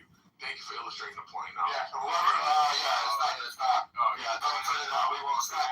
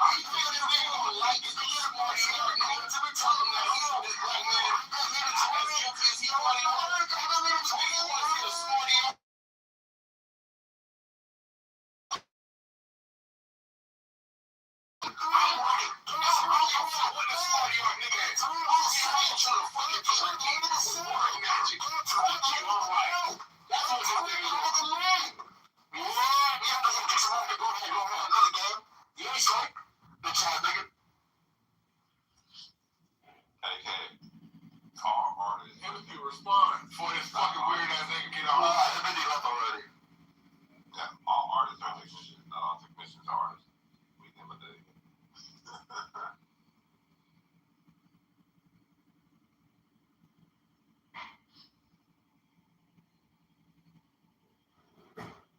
Yeah, so what was Philly's position? Was it that bias should never exist in the jury selection process? Or bias is okay? No, you're using the word bias, and bias is not the proper word. What would The proper word would be understanding. Did he say sympathy? So, sympathy is a little bit also like not. I hear what you're saying, Shiwa, but I don't think it's proper either. Understanding, because the thing you got to think about it like this from this mindset. You know how a black person is, right? There's some black people who are very distrusting of blacks, but they can be won over, right? Then there's somebody who's distrusting of blacks that can't be won over. Now the question is, what would I don't know, but the question is, what would allow somebody to be won over when they were initially distrustful? Obviously, it would be something that they can resonate with. And what can a lot of black people resonate with? Other black people and their plights. That's why you can't. I asked this question in another room. What is the purpose of a jury of your peers, and why is that a part of the system, right? Is Mr. Philly here? Mr. Philly here. Well, I think the understanding of like what the justice system is, as far as it being of like your civil duty in the larger community sense of what is right by beyond a reasonable doubt, or the preponderance of evidence, right? Like that's what that's supposed to mean, like your peers of clear. Well, you're speculating at this point, right? So that's what it actually says. Okay, so you're speculating at this point, unless you're gonna give us the document that the founding fathers provided and the reasons for their providing it, right? That's what I'm looking for. The actual discussion on the legal theory of jury hearings, right? All right, so I'll snatch that up, but are you? Yeah, you gotta do the work before you make the claims. Well, all right, so what I just described, I wanted to make sure that that's your intuition. That's your intuition, or did you study it? Well, I'm just saying, do you share? No, just answer it. Okay, so is your intuition is not something that you studied, right? I don't know what that is. I'm asking if you share. Bro, come on, bro. You can't avoid whether or not something was studied or something was believed. Yeah, I think you're making it about that. What I'm just trying. I'm gonna definitely make it about that. But why do you think I'm making it about that? Because I'm asking if you agree with. No, why do you think I'm making it about that? Because you're saying that it's not relevant if you agree with me, I guess? No. Because that's the definition that we're all operating on. No, we're not operating on the common sense understanding. Why would we operate under that? So that we're all on the same page, bro? That's why would you say that? Why would you say that? Okay. Yeah, I'm asking you, do you share this? If you don't, then I can go get the actual. So what did I say? What do I want to accomplish? I know what you want to accomplish. Look. I know what you want to accomplish in this, right? What do I want to accomplish? To see, for me to prove if I'm right or wrong. No. What I want to accomplish is what is the legal theory on jury of your peers, and why was it established, and how is it implemented, right? What is the legal theory on jury? Then you're saying that what I just described there could be right. You just want to know what was the argument? I don't care about any of that stuff. I don't care about anything about opinion. I don't care.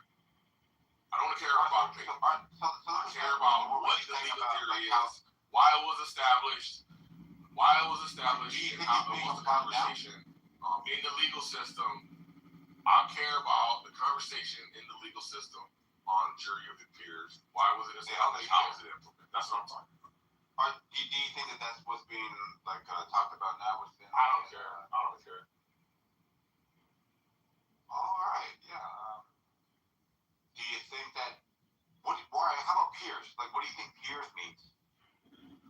I don't care about racial. I don't care about common. No, I don't care. I don't care. Look, I don't care. I don't care. I don't care about what my opinion is because my opinion could be wrong. I care about how it's dealt with. You understand that they have their own language and their own definitions. There's this thing called the Black's Law Dictionary where their usage of words are going to be different. In fact, when you go to some dictionaries, they'll tell you the different domains in which a word is, how a word is defined. They'll say in the scientific sense, here's how it's defined, in the legal sense, and on and on and on, right? So we don't, that's the mistake, Samoa. Going on our own common sense understanding would be a, dire mistake.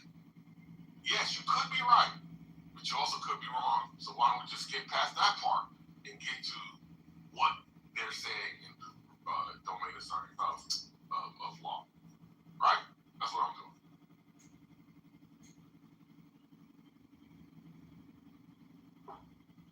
Well, you're still at home, you're good, but no. So I want to do the research for you. So it says the Magna Carta 1215 is where this theory came up about being judged by your peers equally by the justice or by the objectivity of societal standards. So this comes from the Magna Carta. This is what it says here, right? So the question is what is peers now, right? And so we have to say how are they talking about it in the legal sense, not about how we have a conversation about it, but we're Supreme Court discussing it, right? Because that's the only things that are going to matter. How are they discussing it in court cases? Yeah, so peers would mean citizens, people in your community, not people from another community or whatever that is. Even in the federal component, right? Obviously these people don't live near you or anything like that. So, but yeah, that's where it's kind of rooted from, and it's in the spirit of fairness, where people have a commonality of understanding. There you go. Understand. There's that word. There you go. We're good. Wait, hold on. But there's a difference between understanding what the law is and how you should go about in the operations of the jury whole thing, right? And looking at evidence and not allowing your personal biases to intrude on that. And then there's the understanding of the person, what they're going through, and that's something that a juror should. Is that what you believe? Absolutely. Cool.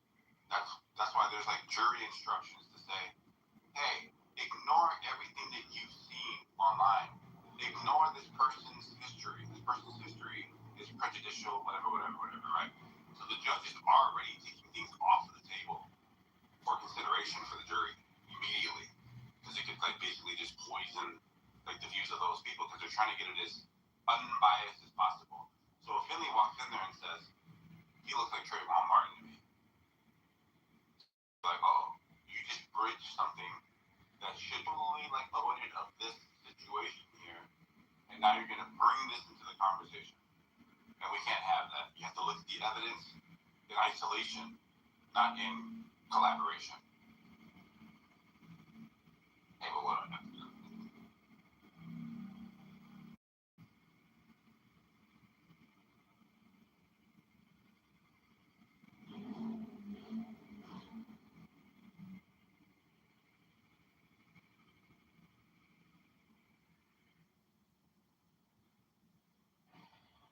That's a fact, Monica. It's a fact. No, but I didn't get Finley's point because I heard what you were saying, Knowledge, and what Timothy was saying from across the room. Someone kept yelling, so they left. Yeah, but what was Finley's point, though, if you don't mind? You want to hear what he said about the OJ case? No, I missed that. I heard your response, and I heard Timothy's response, but I didn't. So Finley was saying, that's not what I'm saying, that's not what I'm saying, that's not what I'm saying. You guys are trying to make it emotional, or you guys are trying to do the emotional appeal thing to attach to something like that. Finley said the juror innocent. He wants a juror that doesn't want to live in a society where they try to prove they're guilty. No, presume. So when it came presume. to the trial of OJ, we said, the jury said that they were biased as fuck, right? And he said, yes, that's what I want. I'm okay with that. He said, I'm okay with juror representing someone who looks like them and with them being biased towards them. I'm okay with that. And then the argument was, that's fucking retarded. You don't want people who are, let's say, that's why the KKK member brought up. KKK member that's going to be put to trial. And all the members that were selected for the juror are all KKK members. You okay with that? He said, yeah. He bit the bullet. He said, yeah. Like, if it's like presumed to be innocent, then that you have to. You're overly. You're starting at, like, let's say a -1. Whole jury pool. To me, it's kind of like, hey man, hey, do you live in? Yes, all right, let's strike this guy. Yeah, what's up, man? Oh,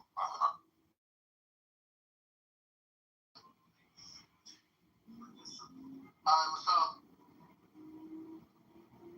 Yo, Ishmael, quick question. Yeah. What's the question, man? Has anybody ever told you have a voice to someone that will slap the dog shit out of you? What do you mean by that? Oh, like,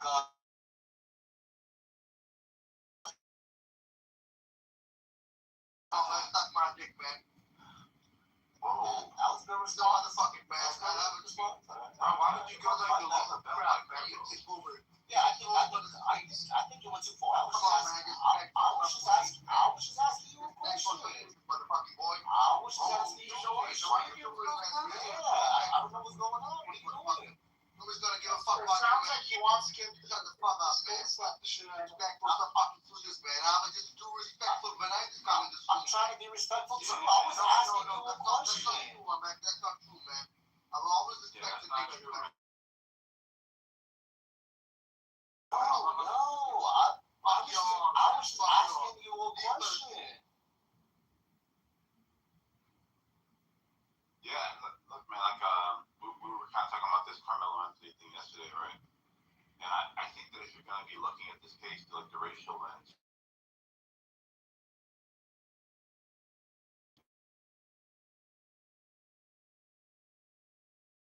That shit crazy. for crazy reason, it's just either a good or a not good reason. No, for no reason, bro. It's just random. No, that was. No, bro. It's like something coming from nothing. I get what he says. How about this one? How about when God says, do these things or I won't bless you or answer your prayers? In that scenario, can a woman say no? I just want to say it. He's on stage. King's going to be on stage. Just want to call it out. I'm going. Man. Oh, shit. Bro.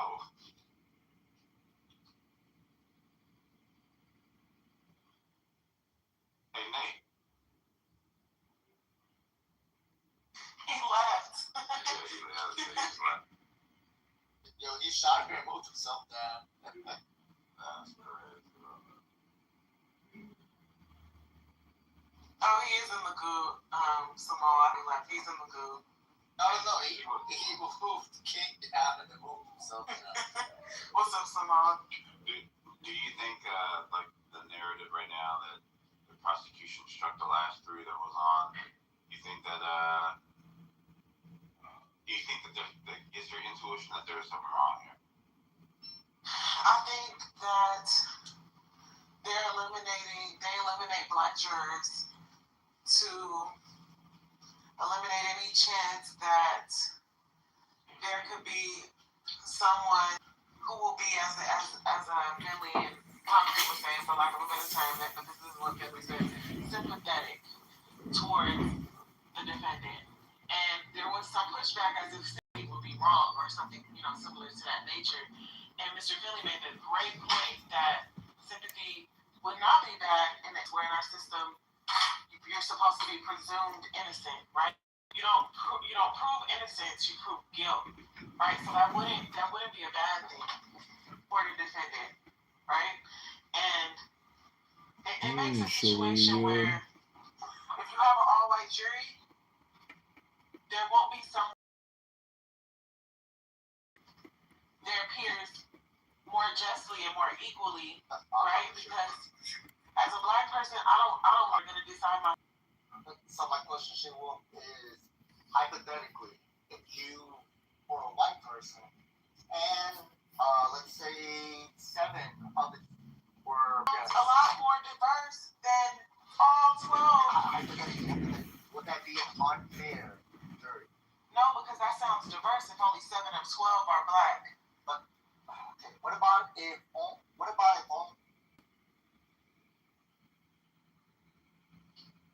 and walk back up front. He doesn't have anything.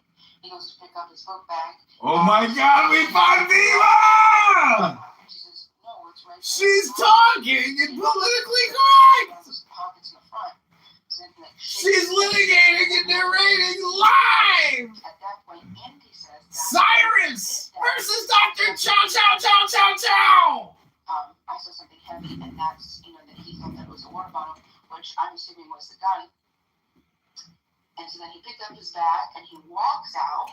Very, very disturbing case. And then Andy and Rick run out behind him. Run, right? Screaming. And then you see Oh God, these are people who don't go to the gym. So what does that mean? Because they crossed that camera. And then the parking lot. And we're about to. Should have read this morning. Right behind him. I didn't read. I'm not in the top 1% today. Oh, gotta be in the 1%. That's very interesting. You can listen to the things he says, how he says it, how he's hesitant to answer the questions. Very explicit. I mean, like you could say, sure, he was. This is actually my contribution to eliminating structural white racism and replacing it with structural black racism. That's okay. Hello? There was at least one witness that said, This is law school for lawyers that never made it. This is Judge Judy in the afternoon for lawyers that just couldn't pass the bar.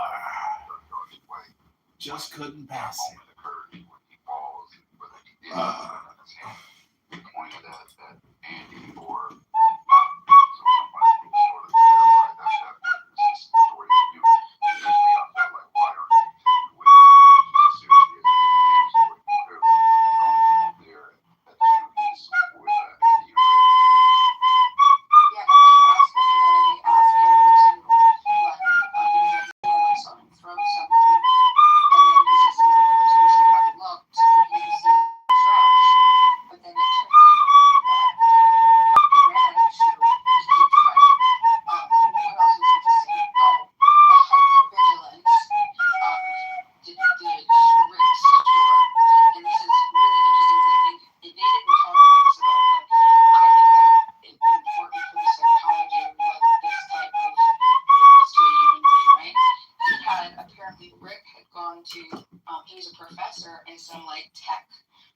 some sort of engineering, tech, AI, surveillance, something like that, right? And so his son. Right. And so they had a high. Got a horse fly up in this room. A cool facial recognition system in their store. So they had over 25 angles of cameras, and the facial recognition system. They had an entire behind the counter, and you see an entire.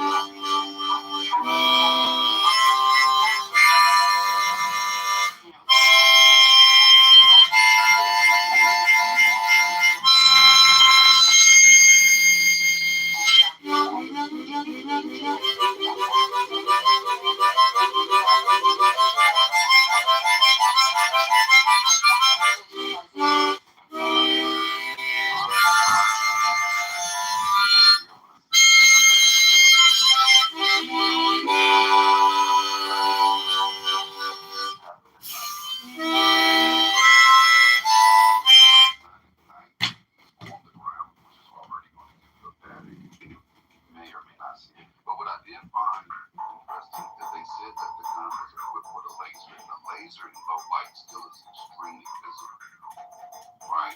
But I don't know if that laser was activated because on most guns it's just like you don't walk around with your laser point. You have to put it to gun, tap the laser for it to be activated. Otherwise, you bring the battery life out, right? And you would see that somebody's pocket is just never activated. So. Andy claimed that the barrel was silver, and that's how he was able to identify the gun. Did you happen to look at the gun after? No, I didn't look at the What gun. are you doing today? I'm relitigating Cyrus's murder outside of the gas station. I think the woman in the store owner, I think she was really wrong because she was standing right behind that boy, and she seen him put back all those waters, and she still let her son and husband go out there and say he stole the water. If you look at the video, they was washing like a hot, like I would put the waters back and was like, I'm not buying nothing in the store. How did the horseflies get in the house? Like, did anybody have Who left the door open? What did the parents say about him carrying a gun?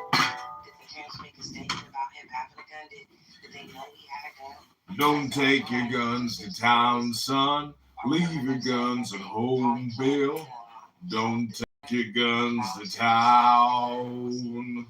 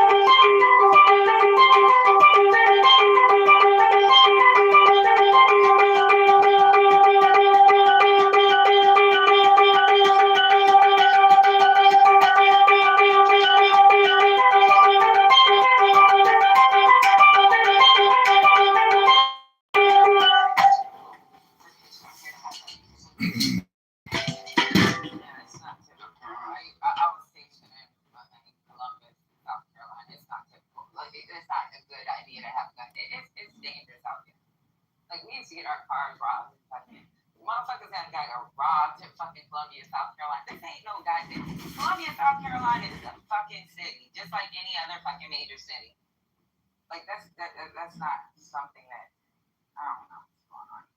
The parents acknowledged that he had a gun. Both of his parents said he had a gun. Okay, thank you for answering my question, Joanna.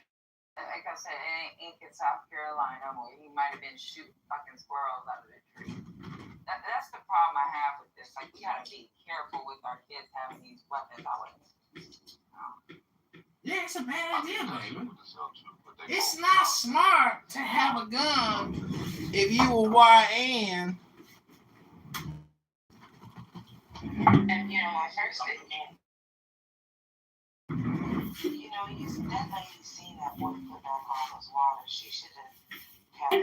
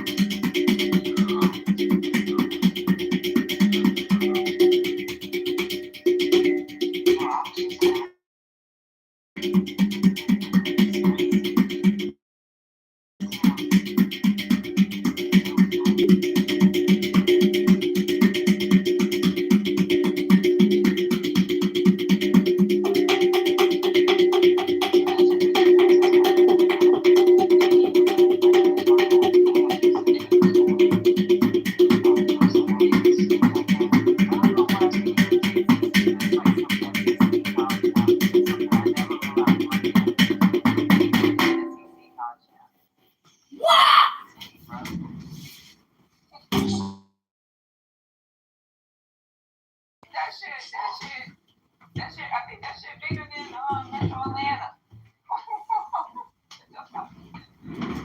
The motherfuckers be wilding out there. Y'all drill sergeants be getting fucking robbed all the fucking time out there. That city is dangerous. Trying to work these filings exactly, not just reporters or anything. In regards to the owner's previous incidents with shooting and stuff like that. Apparently, they did file it, and the judge rejected it.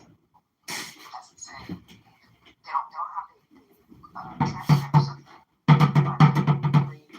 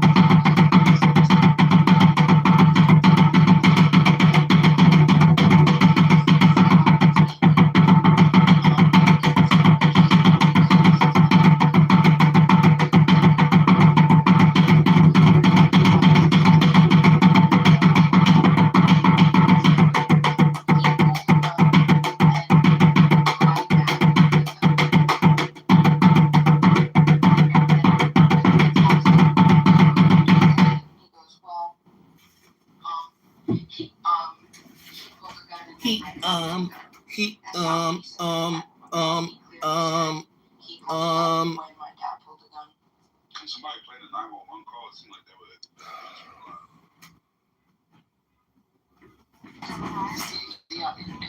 Is he on that 911 call while he's running 130 yards? I mean, no, this is after he was shot. He was shot, and he was calling, and the dad was trying to apply pressure, and a bunch of other people. So there were sounds and stuff, people talking in the back. Hello? Gemini, I back-channeled you. This is on his testimony, just that part of the video. It's interesting how he was. I mean, this is I'll say this.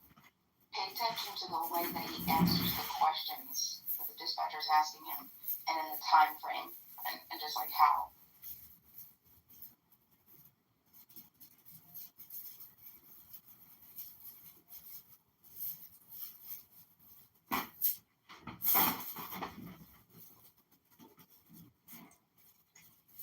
Somebody got it. I'm pulling it up right now, buddy. Hey, let's get to work. Let's solve this one. Yeah. Patty's on the case. I'm trying.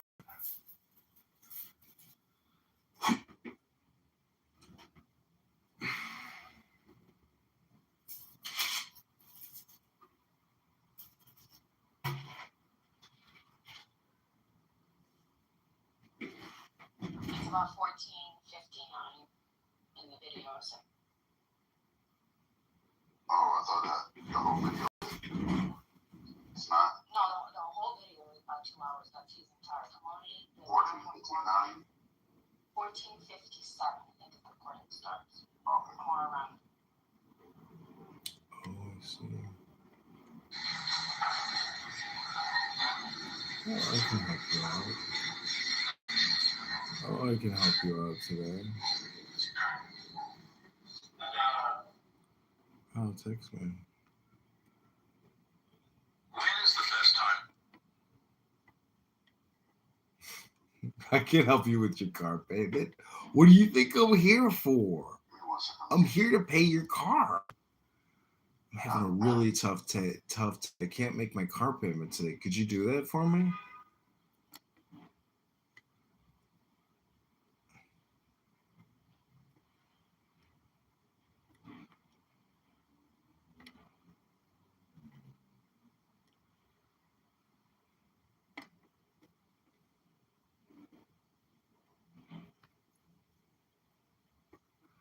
Having a little hard time with this match here today because I gotta pay my car payment. Also, could you get me a Coach and a Chanel bag? Thanks.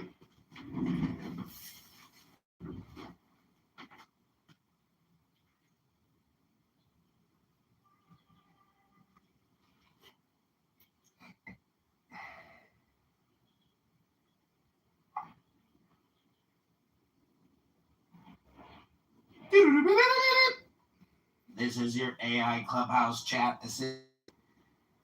I am here to help you find the most retarded rooms on Clown House. Prepare for your next level of retardation. There's a whole cop that just recently resigned because his wife is going through divorce because she found out, or I don't know if she found out, but she's exposing her husband for being a white supremacist. Took a whole bunch of pictures of his text messages and stuff like that. And this guy went through a whole freaking thorough background check before hiring sergeants and investigators.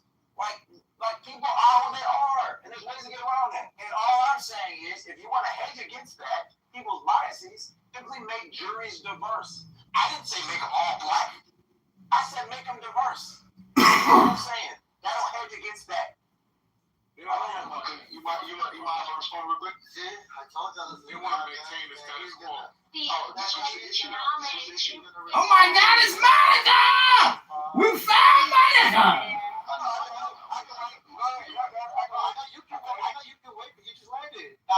We found Beamer and politically correct, and we found Monica in jealousy.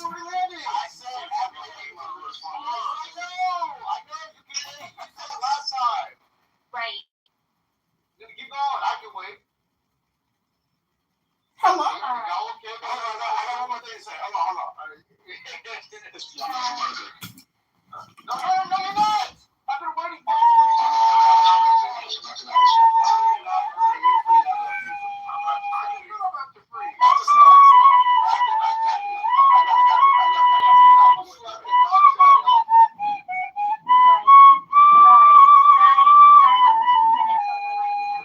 Well, Monica's requesting 2 minutes. So, let's see how far it lasts. So, hello, everybody. Hi, Monica. The death of Austin Metcalf, not the white boy who got stabbed, is Atlantic. And what I understand is that some people only win. I'm not gonna fight for the mic. I can either mute up or the mods can do their jobs and mute the I'm sorry, whoever's doing that stuff. I thought it was on Gustavo. No, I thought Monica then me. So now we know who's interrupting. So in No, the hi. case of Kyle Rittenhouse, there were many people that called him a white supremacist. There were many people that judged him guilty with no interest in guilty beyond a reasonable doubt or presumed innocent until. So just because you view the with a racial lens doesn't mean the majority of Americans. I understand there's some concern that it's an all-white jury, but I believe the racial demographic in that small Texas town is 60%, 70% white, 10% black, 20% Hispanic. I'm not sure of the demographic makeup, maybe 15% Hispanic and then 5% other. I can be corrected on that, but I would like not to be interrupted. So when people are making much ado about it being an all-white jury, I would ask that people remember that the majority of white Americans believe in law and order, and that we can, no matter the feelings of pain, that the unnecessary death of Austin Metcalf is inspiring, and many of us, we do want a fair trial.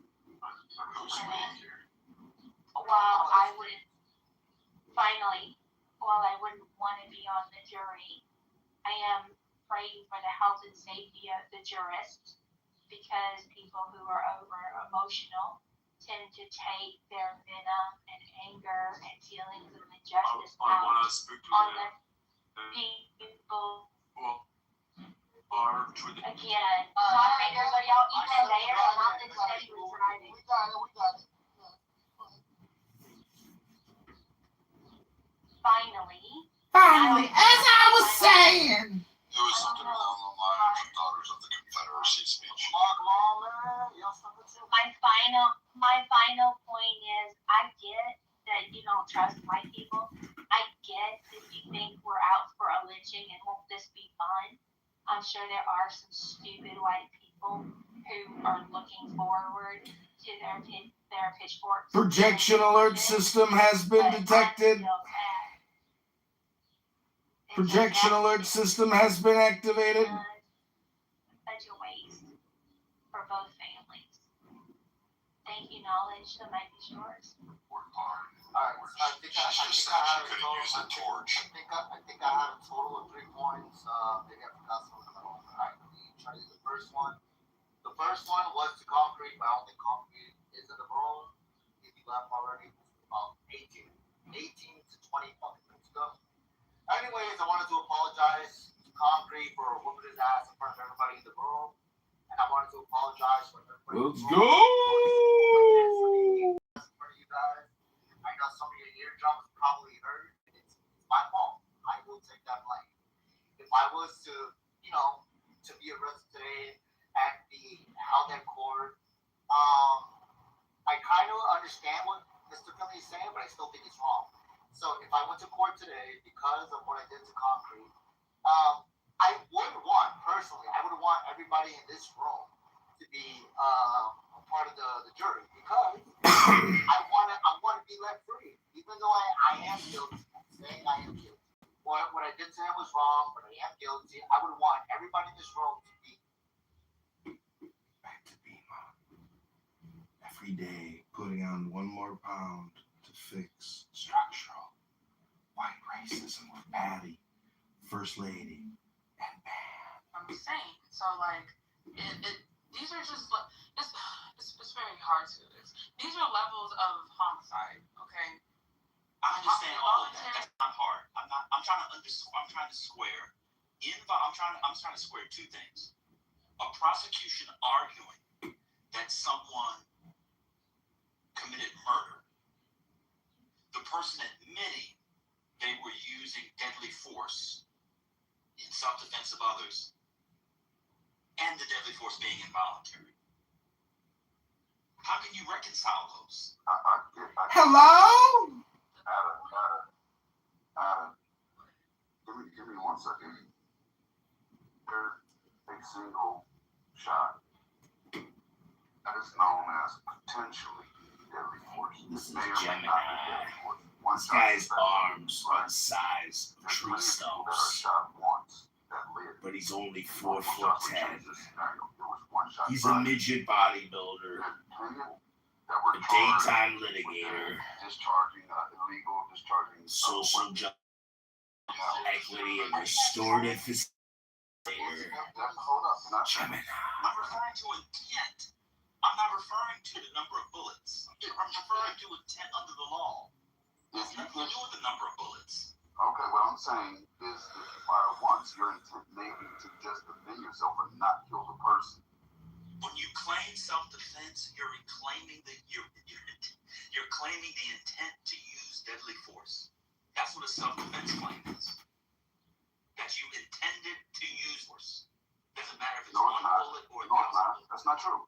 I can claim I shot somebody without the intent to kill them. I could have shot them in the leg, So Gemini, anytime you use a gun, it's deadly force. It doesn't matter how many shots. Self-defense in law, when someone dies, the intent is deadly force. You're talking about the intent of deadly force. Deadly force. The intent of deadly force. You got this.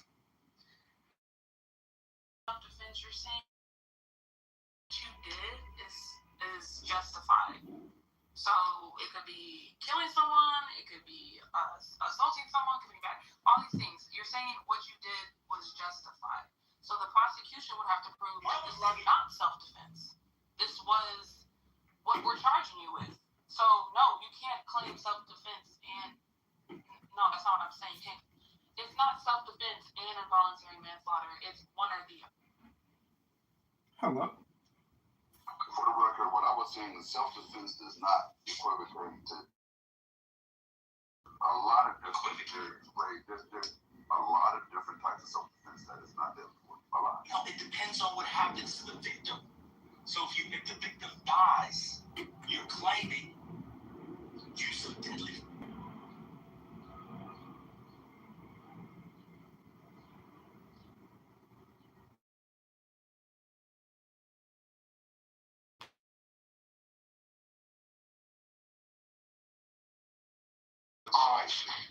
Knowledge is always defending the art. Attention. You've said that you them be, I guess, basically some form of bias where someone is fighting probably for the worst aspect of the case. White, not the jury, but this concept that are you in the Matrix or am I in the Matrix? You're in the Matrix, family. Okay. Gotcha. I'll repeat it and make it fast. But I'm saying, you when you say diversity of jury, right, because supposedly gives diversity of thought, you appeal to the idea that race gives you a different perspective. We already see diversity of thought. Eyeballs, right? And which is pushing is that some of the black people, or most of the black people, probably argue in favor of Anthony, but not in favor of the facts, which implies that the white people are arguing in favor of Metcalf and not in favor of the facts. And I'm saying that people can argue in favor of the facts, and we don't need people deviating to cause a hung jury or any type of jeopardizing in the case based on their own bias. So if you was in a jury pool, like some of us have been, and someone say, hey, this person is a black male and systemic racism has the X, Y, and Z, or this person is queer, and queer people don't get a fair shake, they're exercising their own fucking bias, and we don't need that. So what I'm saying is, if we're picking a jury, and I hope you believe in this, if we're picking a jury, we want to get people who display objectivity, right? Because that would mean they're going to look at the facts of the case and only go off that. Everything else wouldn't fucking matter. And I wish we could have grand juries so where they only get the facts of the case and not see the people, but I know it's unrealistic because you have to consider all these other factors, the person's emotions and showing regret, remorse, etc., all that shit. So I'll end on this. Do you believe that people can come to a conclusion without using their bias? That's what you feel when you get a chance when you get back here. All right, so I'll be quick here so they can go down that back and forth, right? So he's actually already answered this question here, right? Like he's already saying, like, hey, sympathetic or not sympathetic. And if I had to choose one, it would be the sympathetic for the defendant or whatever this is, right?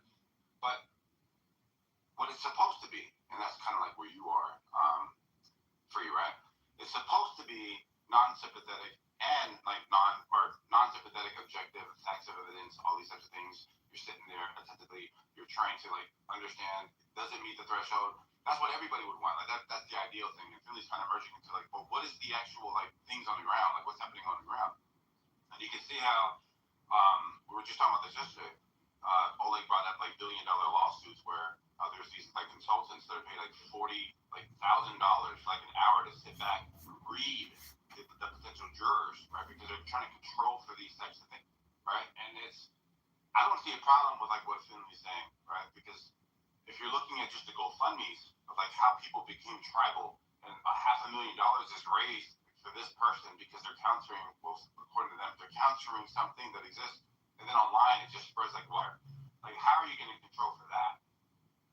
Right? Like, where are the trenches that are going to tame this wildfire of everybody now being like politicized with like the whole movement, like this cultural shift. And okay, it's happening everywhere. We have to fight. It's everywhere. You can't get this thing out of like our consciousness and that. Right? Like, how does a person avoid that? And I think that what Infinity speaks to this, the majority of the jury, the jury pool, aren't going to be what you actually want.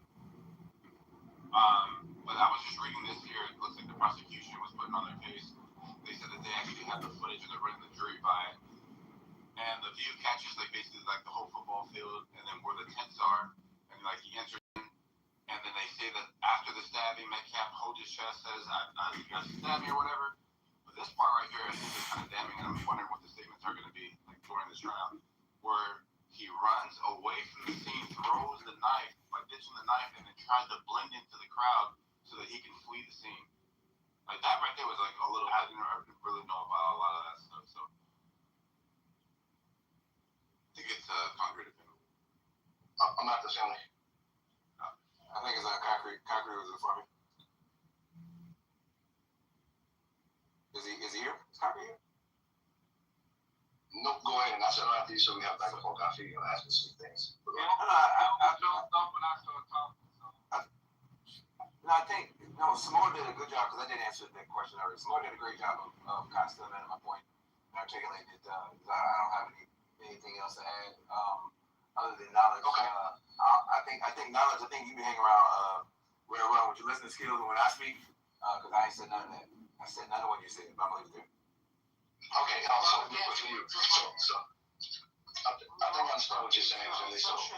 Yeah, don't use me to take a shot at that shit was crazy. Yeah, it's just They put me in the. So here's this, family. Here's this. Let's do a quick back and forth. So sympathy should go both ways, right? I understand that the defendants presume innocent. That don't mean you deem them innocent. You just presume that the prosecution has to prove the case, right? And with that being said, you do empathize with the victim or the alleged victim too. That Metcalf was just a decent, law-abiding kid. He was in the place where he's supposed to be. He made. Okay. That's what I should have said. Anyhow, so you empathize with both parties. Hence, both parties have to make their cases. And I'm saying that to say that race, in my opinion, should be highly suppressed because that creates the bias that someone is going to judge this is really a factor. Because you can understand young people, young boys, that testosterone, they kind of want to prove sometimes. They kind of don't take things from. They're still trying to figure out the world. And in this process, both of them could have made a bad decision. Metcalf could have said something to him, and Anthony took it the wrong way. And Anthony rightly responded in the worst way possible by stabbing him with a knife that he shouldn't have brought to school. So I'm saying to say that the jury have to look at these facts and undermine their own biases. Empathy is there because we're human, but when the facts are presented, the defense, right?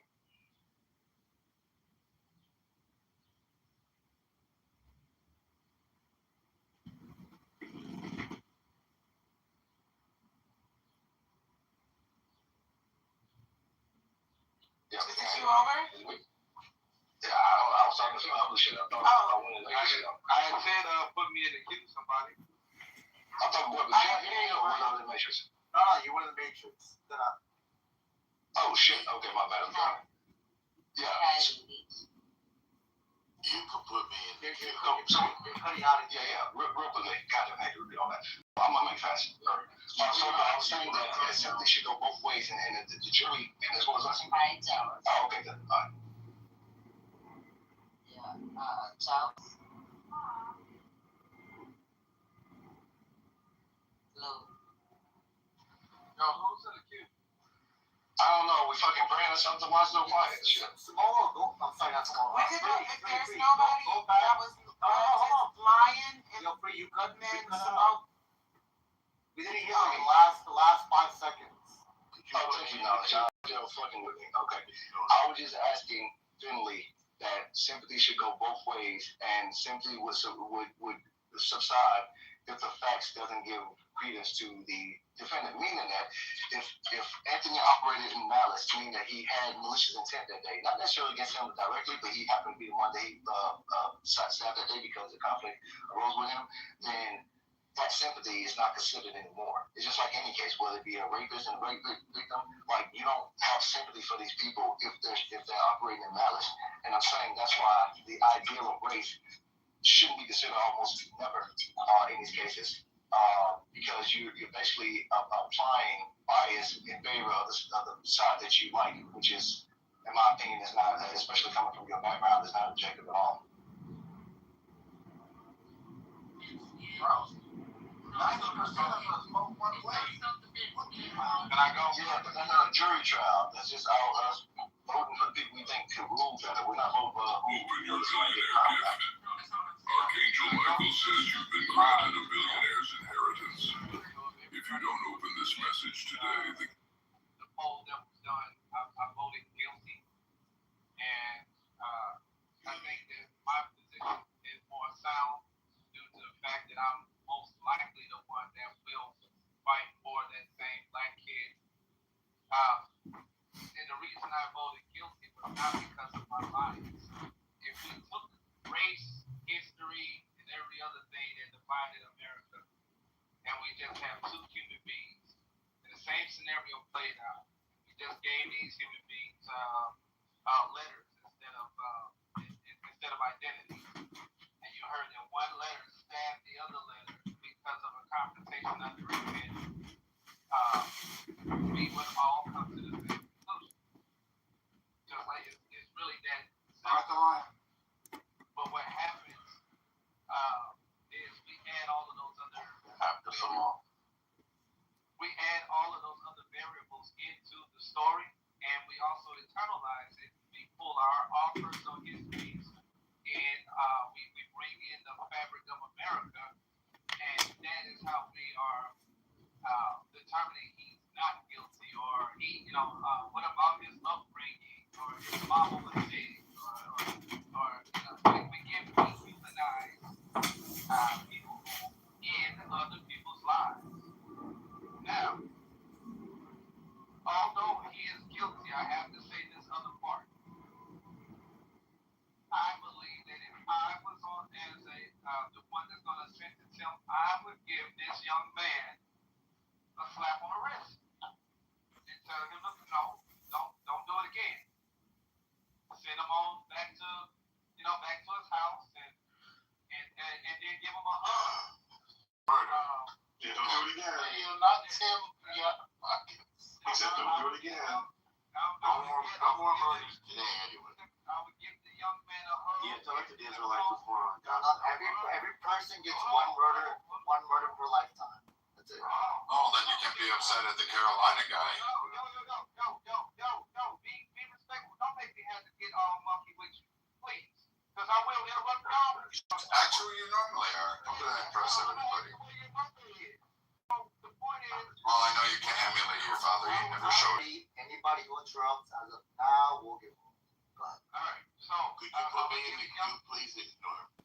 I would give the young man a hug and maybe a Bible, and then maybe we might sit around like a camper and cry a little bit. Just like they did for that one white that man sitting in his house in Texas, just watching a fucking wrestling or some shit in his underwear, and they, that'll be about it. I think you all are up like, I don't know, maybe 400 years and a couple thousand bodies. You can lose one or two, maybe one or two a year by the hands of a black person, and look the other way. Y'all know some of the damn hangings, lynchings all over the place. Not about this one white kid. Forget, right? You're all Christians, right? Jesus told you to forgive and turn the other cheek, right? Like you keep telling us. Well, forgive. Yeah, he murdered him. Now forgive. Show us the compassion that you want us to show you when you do this horrific shit to us. And let's just move on. Yeah, I kind of see it different, right? Because there could be some forgiveness with consequences that, right? So like these two things could exist at the same time, right? For me, the way I look at it is as the prosecution already starts at a negative for me, right? There's already an uphill battle for them because it has to be beyond, not just a reasonable doubt, but beyond that. So we're not going to start at zero. We're going to start at like negative. And if I'm not even looking at the defense at this moment, right? I'm looking at the prosecution. How good is your case? Okay, cool. If they fail, I don't even have to hear for the defense. Like that's the way it's supposed to be. Because like, did you rise to the threshold that you were supposed to be?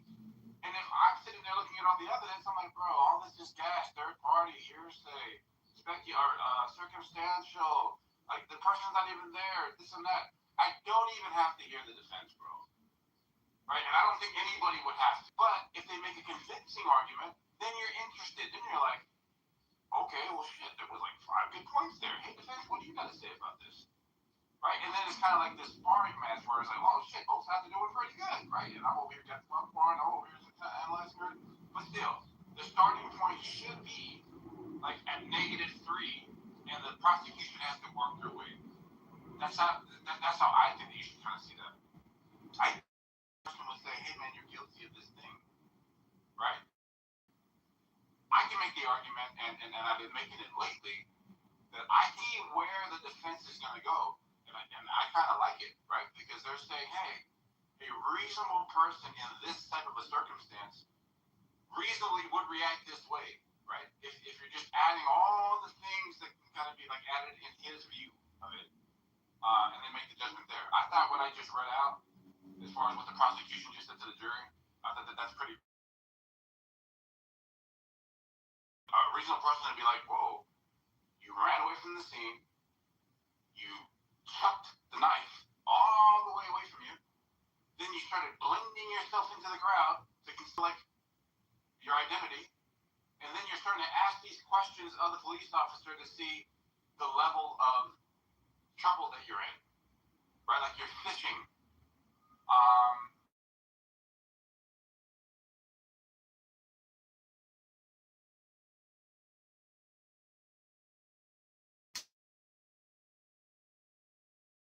Why did I need a cue? I can't jump the song. We can. Let's do it.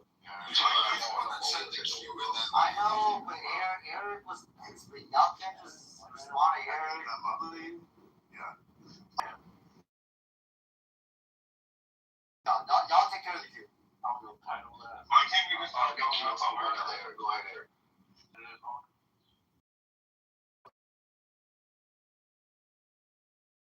That we know, right? I have yet to hear anything new, right? That's a fun beginning. It's not a good one, right? First indication that he's not good was he allowed the shit to stay in Collin County, Texas. Appeal process that I was going to do. Number 2, he failed the Batson challenge, which, given the circumstances surrounding the jury selection, right, it should have been very easy. They challenged them. They were like, yeah, this dude's kicking all the black people off the jury. He's stuck with 3 black women. And the reason that the prosecutors gave to why they kicked those 3 women off there, because they were educators and they didn't want educators on the jury panel. And right, that makes sense. It sounds right. But when you look in the other, like there's a white woman still on the jury who's also an educator, right? Which should have been like, bro, it's clearly right not the reasons for this one, because you would have got rid of all educators with black educators, even black educators. Right? So this just shows the level of competence. I don't know. That $650,000 don't look like it went a long way for him to get like a great lawyer. Right? What had happened. Okay. So here we go. So last thing I want to say to you, brother. I do agree with what you said. My issue is this right here. Norm hasn't got to speak at all. Thank you. Okay. All right. Do you mind? I'm sorry. Do you mind? Can you go after Yeah, me? let's go. Sure. I'm not sorry. Yeah. So, thank you. So, once you try to use self-defense, the burden of proof switches from the prosecution to the defense. not mounting self-defense or arguing self-defense, then it's the burden of proof is on the prosecution beyond a reasonable doubt. If you want to say self-defense, then you have to prove several elements. And that's why I'm opening my mouth, because I want to share those elements with you and see if this case fits those elements. Okay? Proportionality. The unlawful immediate threat of harm. Reasonable belief. And imminent necessity. Okay? So, number one, reasonable belief. You have to believe that force is immediately necessary. Okay? Now, this case might fit that. You have to have a subjective belief and an objective belief that you are threatened. Okay? Maybe this case fits that. Imminent threat. The threat of harm or unlawful force must be happening or about to happen right away. It might fit that. Not just verbal arguments, but physical threat. Okay. Unlawful force. You must be responding to an unlawful use of force. You can't claim self-defense if you instigated the confrontation or engaged in criminal activity. Now, there's the beginning of the problem, because if you say, touch me and see what happens, as we've heard that he said, you have initiated the confrontation. Touch me and see what happens are fighting words. So right there, he might have destroyed his ability to use self-defense. But there's more. There's also proportionality. So deadly force is reasonably justified when you believe that it is necessary to prevent death or serious bodily harm, or an aggregated felony like kidnapping, murder, which doesn't apply here. So, once again, you have to show that the person was defending against the use of deadly force. Now, that's a problem here, because only one side, and that's Carmelo Anthony, had a deadly weapon. The other side didn't have a deadly weapon. So they would have to show beyond a reasonable doubt that Metcalf was going to kill him somehow. And I don't think they have the evidence there to show that that Metcalf was going to kill him. Like if he had his hands around his neck, or if he was on his back, or if he had some weapon in his hand, or in some way Metcalf was able to threaten the life or the serious bodily harm, and that's just not a punch in the nose or pushing, then Carmelo Anthony might have the beginning of a defense. It would still be an uphill battle. But as such, and as Eric said, I think Carmelo Anthony is a horrible lawyer, because I would never have taken this to trial because of the weakness of the self-defense element. I think Carmelo Anthony's got pretty much an empty hand when it comes to the elements of self-defense, namely that he did not have a proportional response to an imminent threat of death. And there's a lot of witnesses there under that tent, and I don't think Carmelo has any witnesses on his side. I'm shocked to see what they were thinking, unless they're just going to bail at some point or try to use this in some sort of way to get publicity or something.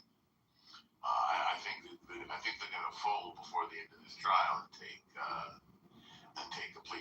You have to racialize this, I think. You keep going in a circle, but like I'm just concluding. The attempt to racialize this, I think, is a bad strategy, because I don't see that race has any element in this. It's pretty clear cut. I think it's open and shut, and I think Carmelo Anthony stands to lose a lot. Thanks. Free us by your racism towards me. Appreciate it, brother. I haven't seen any racism towards anybody. I'm fucking with you, man. Calm down. Shit. Not speaking. I feel very calm. I hope you feel calm. Okay, all right. You don't have to respond, bro. I got you. Thank you. I was trying to calm you. That's a good point. All right, shut the fuck up, man. Shit. I will let you go, man. Come on, advice. Take your own advice. Yeah, no, it's on me. Shut up. No more. Just take your own advice. Fucking nurse for drink. Yeah, let this nigga finish. Go ahead, freak. Thank you. Please. So I was trying to compliment the fucking idiot, but he made some good points, and Small, you did too. So Small, you say you started at -3. And I agree, generally speaking, that's the case, especially if you're not familiar with the case. But we do have certain information, right? Like the police report is one thing, then we have other witnesses statements that was recorded the same day, presuming that they're going to be a part of the case. So you have a situation based on the report of him saying that it's not alleged idea stuff, right? So you have the confirmation that he actually caused the homicide. It doesn't mean he's not innocent. Of course, you have, like Elnormo was saying, you have the self-defense claim, which seems to be out because of you saying, which is, of course, in the police report, is based on his agitate the situation. So you lose that. But you do have the second thing, which I'm assuming they're going to try to argue, which is stand your ground, because this is a stand your ground state. That may be an issue because, again, like you said, proportionality, that you're standing your ground, but you have a ground to stand, right? Like, you know, what led to this potential conflict? Did this person engage you first, and was it mutual? And if it was mutual, did it go from hands to knives? Especially as a juvenile on school property, like all these things. So like there's so many things stacked against them to the point I couldn't start at a -3. You know, just without the prosecution even arguing and taking this stuff in consideration, it puts them at like a 5, like leaning towards 2. Right? So that means the defense has a lot of shit stacked against them, so they're going to have to really prove innocence. I know by law they don't have to, but they're going to have to justify a lot of his actions. And that's what I'm saying. That's why I don't understand why a lot of people are defending him, because it seems very indefensible. I'm not saying there's always out there, but that shit is that was what I'm saying. That's all I was just pointing out a good point that you're making. Again, I'll reiterate this. You actually don't know what's going on, where the defense offering, or the defense is going to say it's a self-defense, or at least that's the claim that's being made. You have somebody who posted on Facebook at the original start of this providing some information, but that has that, except for a limited scope of the police report, which is initial statements and not really a complete investigation seem to be going on, and just saying it's self-defense or it's wholesale murder. So the ones with the tiki torches and the white pointed hoods are sitting there saying that this needs to be like, this needs to go. And the other side is saying this is 100% self-defense. Neither side is right, because quite frankly, none of you know the evidence. You don't know what's being put forward. There has been a plea deal. There has been gag orders. You haven't heard much except from in the beginning by that one guy that was with. Go find me. He took his cut. What you have there. But as far as the two boys, you have no idea what's going on because nobody said anything. There is nothing out there except for like conjecture and things that are just floating on the internet. And in terms of having an all-white jury, yes, it is kind of odd to see this because then it does present a possibility of an appeal based on racial. And you know, this is actually going to work out great for us. So, I mean, you know, there does have opportunities there where you may not. But the same people are also screaming in self-defense on the Carolina case, and then Mr. Chow or whatever his name is, John South's chicken, they said he deserved to be let off because it was clearly self-defense and argued from one point. However, when you watch the video and you hear the evidence that was presented, you can clearly say that running after somebody with 100 yards, you no longer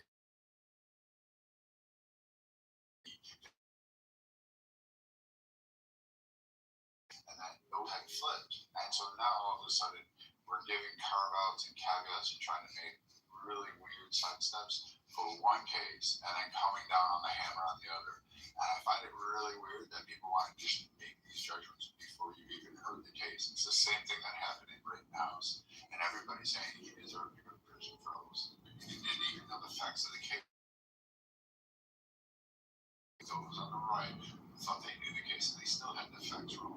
So, I mean, most of the, I would kind of say pause. I'm just waiting to see what evidence gets presented because it's going to be a high profile case. We're going to see it, we're going to hear about it. So we'll know. And then all of you that are screaming up and down, one of you is going to lose.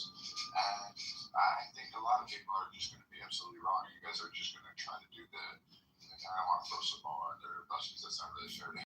I will say you'll do the, let's forget about move on to the next virtual. So far, I've been right. They've said everything I said that they were going to say. And nothing changed. Just want to point that out. You're still going to lose your financial. in the defense, the statements are there was 6 people around him.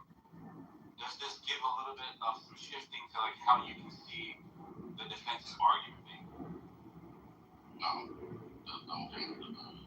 How about 9 people around him? No, because you would have to argue, like, are those 9 people all hostile towards him?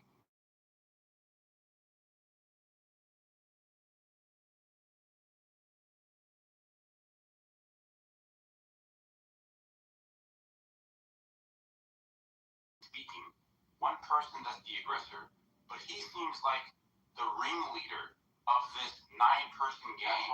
That's what I just asked, nigga. I said, and from the what is his name? It's Carmelo from his perspective, from his perspective, all the people, all 9 of those people have to be against him, right? In his eyes.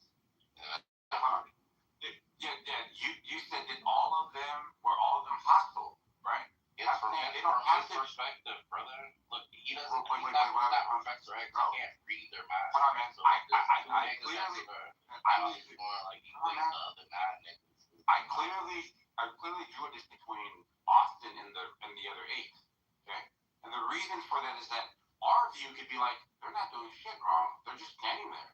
But his view is like, but he's with. Yeah, he is a Blue Jersey. That's literally the point I just made to you, brother. Do you not hear me say that? Right, and you're saying you wouldn't shift it. You wouldn't shift your view. I said you would have to prove that to me. That in his mind, that he associated them as one. Like that they were all part of the same group. All right, how about this one? You have the red jersey, you, Eric. There's one person speaking to you getting aggressive. You see 9 people with blue jerseys. Is it reasonable for you to believe that when he strikes, they're all going to rat pack you? Yes. Yes, that is reasonable. That's why. Well, there you go. Yeah, nigga, that's what I just asked you. I said if that's the way that they frame it, yeah, I agree. But like, if it's not framed that way, then I don't automatically assume that because there's 9 niggas, that they all was out together. You took an L somewhere there? I just can't identify exactly what it was. You were shifting and wiggling. You're talking about that. No, hold on. So like the statement you made, Eric, was like you haven't seen anything yet, right? That would change your view, like on the overall. No, that's not what I said. You didn't even hear what I said. It's still searching. What did you say?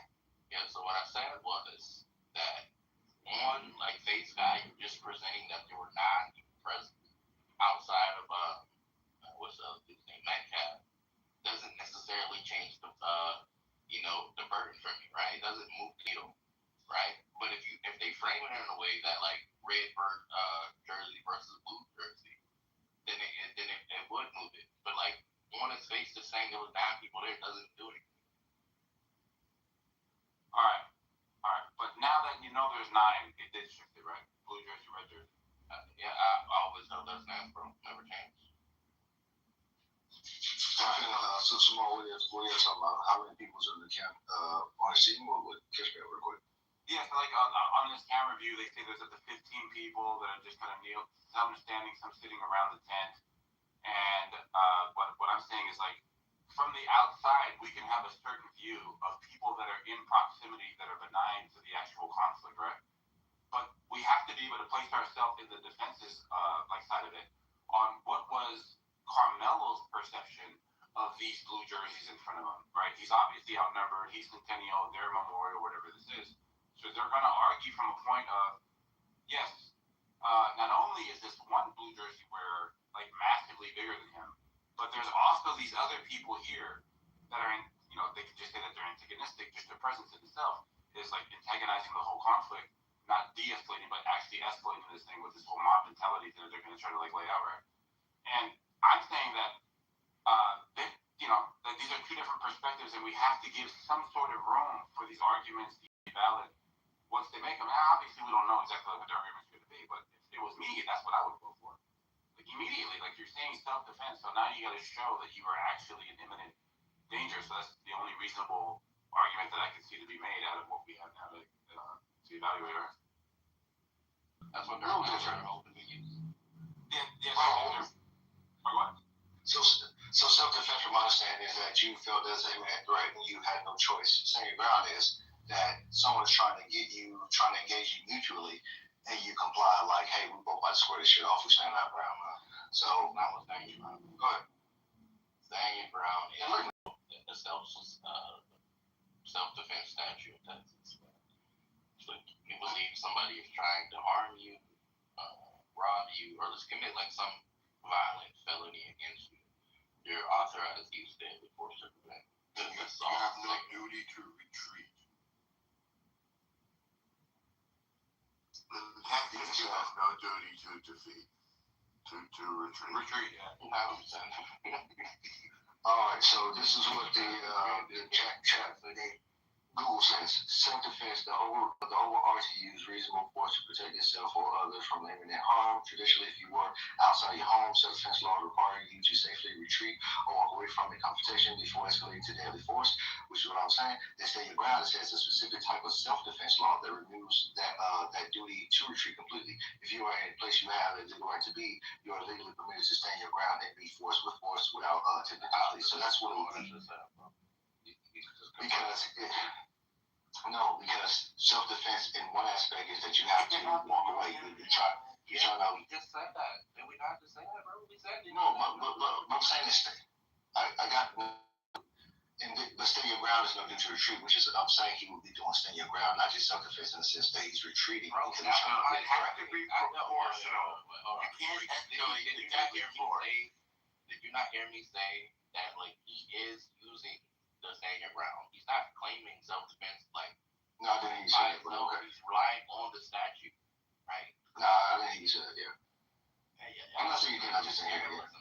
No, I just hopped back in the room, bro. That's why I told him to catch me out. He could stand his ground, but he can't respond with deadly force unless he was faced with deadly force. We clearly was. That's not true in Texas. Wait, hold on. No, it's not. Hell no, you're playing all the time, nigga. I read you the I know, right? The defense hasn't presented their version of like what they're going to be. From what I understand, the defense hasn't like stated if it's going to be one or the other.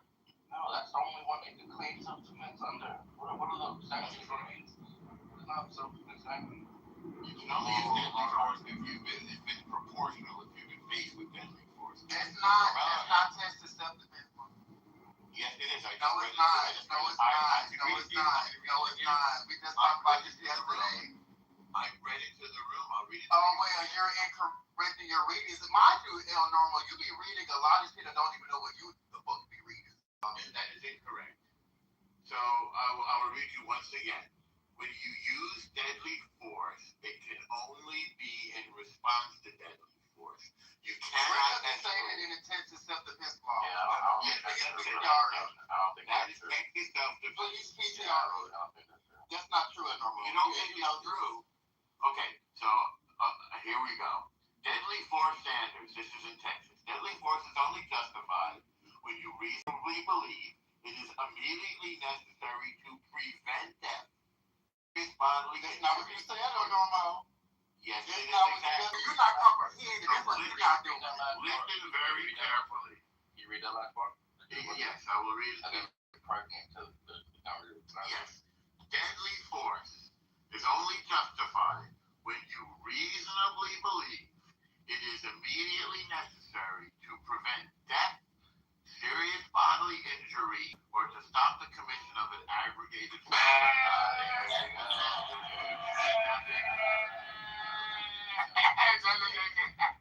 and that includes kidnapping, murder, sexual assault, or robbery. Absolutely, yeah. So you were wrong. Thank you.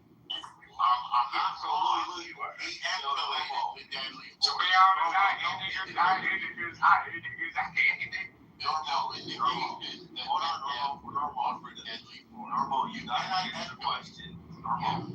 I don't know why you talked the normal. The court talking over me. You are on trial. Talking over me. Then you can't ask the. There's no excuse. Order in the court. Order on the talk over me. Then you're not asking the question. Order on the stage. Is this a mod speaking? Yes, it is. So, you can't ask me a question if you're talking. Hold on, brother. Okay. Carmelo Anthony. How about this? I apologize. Hang on. Okay. But you're using deadly force by now. You think that my voice Carmelo Anthony. Hang on, then I'll take the question. Carmelo Anthony escalated to the use of deadly force by pulling out a deadly weapon. The other guy was not presenting deadly force, nor was he threatening with serious bodily harm. Just ask the guy to leave.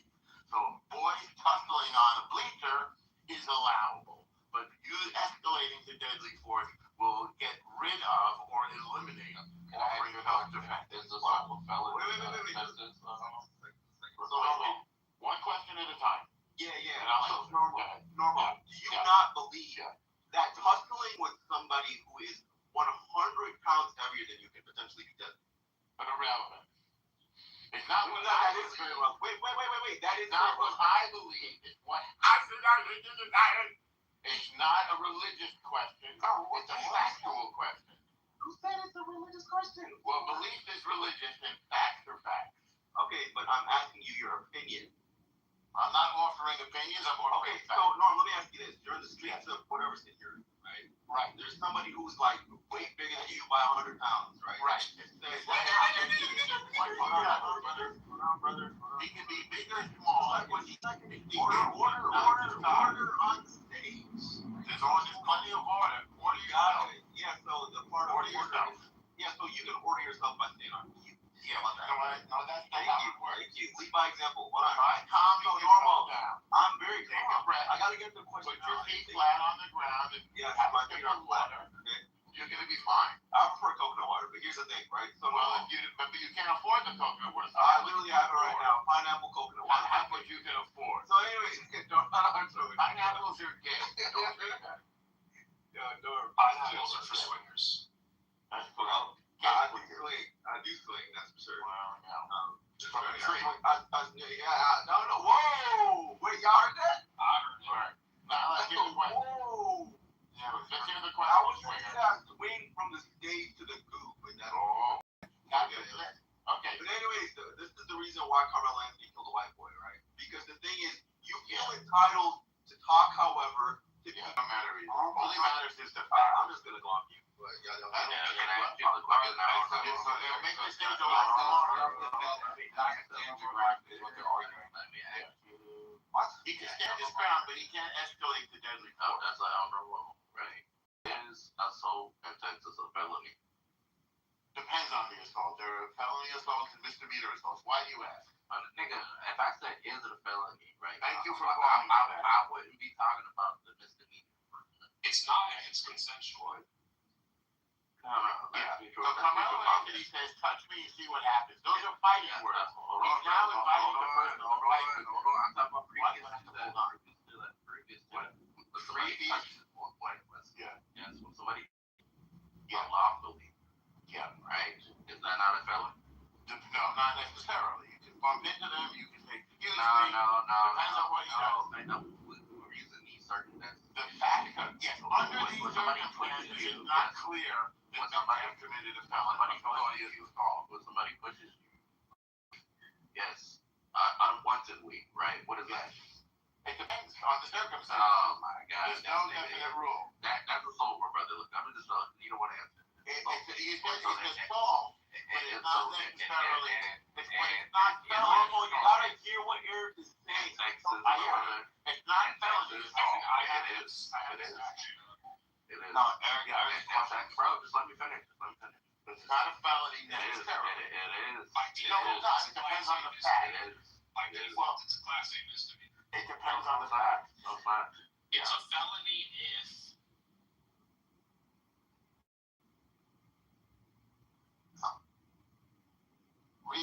read the felonious definition. That's helpful. Go ahead. may I please, moderators? Is that okay? Yeah, moderator, bro. An offense under the assault subset of Class A misdemeanor, except that the offense is a felony of the third degree if the offense is committed against 1. A person the actor knows is a public servant while the public servant is lawfully discharging official duty. 2. A person whose relationship to or association with the defendant is described by subsection 71 domestic violence. Not That's family. domestic violence. Yeah, right. 3, a person who contracts with government to perform a service in a facility described by another section of the Penal Code of Family Code. 4, a person the actor knows is a security officer while the officer is doesn't apply. 5, a person the actor knows is emergency services personnel. That doesn't apply. 6, a person the actor knows is a process server while the That person doesn't is apply. performing Damn. duty. 7, a pregnant individual to force. 8, a person the actor knows is pregnant. 9, a person the actor knows is hospital personnel. 10, a person the actor knows or we should know is an employee or agent of the utility. 11, by an actor who is committed to a civil commitment facility. And that's it. What the bro? Don't ever do that shit again, bro. Why? Can you please scan it to see if it's applicable to like the conversation before you just waste our time? The point is that it's not. Oh, fucking god. Alright, hey, Eric, read. Something that's not like a punch would be something that's like 3rd degree, 2nd degree. Would you agree with that statement, Eric? Say it again. I wasn't say it again. Yeah, a push would be something like 4th degree, right? In severity. A punch would be something like 3rd degree. A weapon would be like 2nd or 1st degree. What degree what? Yeah. The misdemeanors are 4th and 3rd. Different degrees. Right, but if we're using the Carmelo Anthony case, the first point of contact is a push, according to the statements made by the people that were there. Okay? And then he responds after the push, so this is the whole misdemeanor assault right here that you're talking about. The next one is a punch me, and then you'll find out or something like that, right? I thought he said touch me. Now, I don't know if he said that first or after he was touched. We don't know. Yeah, well, there's 2 points of contact. There's the first point, and then there's the escalation to, okay, that doesn't warrant a response. Now do this. What is the first point? Yeah, the first point of contact was a push. And then he says, touch me and you'll find out. Then he pushes him. Wait, stop it right there. Those are fighting words. He just lost his gun. Right there. I don't know about the fighting words. Touch me and see what happens. That's not a fighting word. Yeah, that's not what happened. Those are fighting words. How you take that out of context? No, that is the context. The white dude pushes him. Then No. Carmelo Wait, hold on, no. push me and see what happens. Yeah, contact was already made. Wait, hold on. Just explain it over the back. Come on, guys. So let's get this clear, right? First he says touch me, and then he says punch me. Yes or no, Eric? Bro, that's not what I'm talking about. That's not what No, I'm I'm talking talking about hold on, man. I'm only talking about Carmelo Anthony's responses. Bro, I'm not talking about that. I'm not talking about that, brother. I'm saying you made a mistake when you said that Carmelo Anthony walked up to him and said, No, I said he didn't say that. Bro. Everybody meet up. So Eric's right. Like because I was about to break down the same thing. You implied, or you said that like Austin walked up to him. Then Carmelo said touch me, see what happened. Then Carmelo, then Austin pushed. Touch me first, then he touched him, then he said, now punch me. Yeah, so he said that first. That's right. One like on knowledge. I'll be clear. I got a message from Louis saying that he got the money sent to you. So I'm sending you that back. Just send me whatever thing.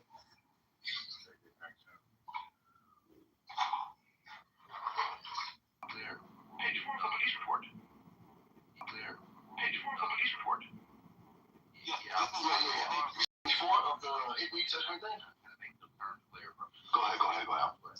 Yes, you are saying that Carmelo said, touch me before any physical contact was happening, right? I'm saying that isn't true. All right, I'm saying, please show me in the police report where that is the case. Sure, again, let's go ahead and pull it up. Yeah, so while he gets that, I want to make sure that the Sure, again, let's go ahead and pull it up. Yeah, so while he gets that, I want to make sure that the claim is clear. We're saying Carmelo Anthony said 2 things. First he said touch me, and then he said punch me. Okay? No, that's not my objection. That's not my objection. That's not my objection. I might have That's not missed my it, claim. but I didn't hear the second one. Yeah, that's not my claim. Yeah. That's not my claim. I I didn't disagree with you on that. Yeah, whoa. All right, so I want to make sure that you said that you disagree with something that I said. Yes. And then he said, punch me. Okay? No, that's not my objection. That's not my objection. That's not my objection. I might have That's not missed my it, claim. but I didn't hear the second one. Yeah, that's not my claim. Yeah. That's not my claim. I didn't disagree with you on that. Yeah, whoa. All right, so I want to make sure that you said that you disagree with something that I said. Yes. All right, so you agree with declaration from Carmelo. We're not disagreeing with the statements that you're saying he said. We're disagreeing with the words that you said. So I want to make sure this is clear, right? So Carmelo says, touch me. I'm saying that this is when the first touch happened, and then he elevated it by saying, now punch me. That's what I'm saying happened. Yeah, we're saying Austin first pushed him. Go to page 4. Austin first pushed him. No, you're only looking at the one statement. No, that doesn't matter, bro. Whoa, What's that? Actually, it does matter. There's several statements by several officers. If you're looking at 30 statements, and the common theme is that he said, touch me and you'll find out that he was touched, and then he said, punch me and you'll find out. That's not my point of contention. I don't know what you're Point of contention, though.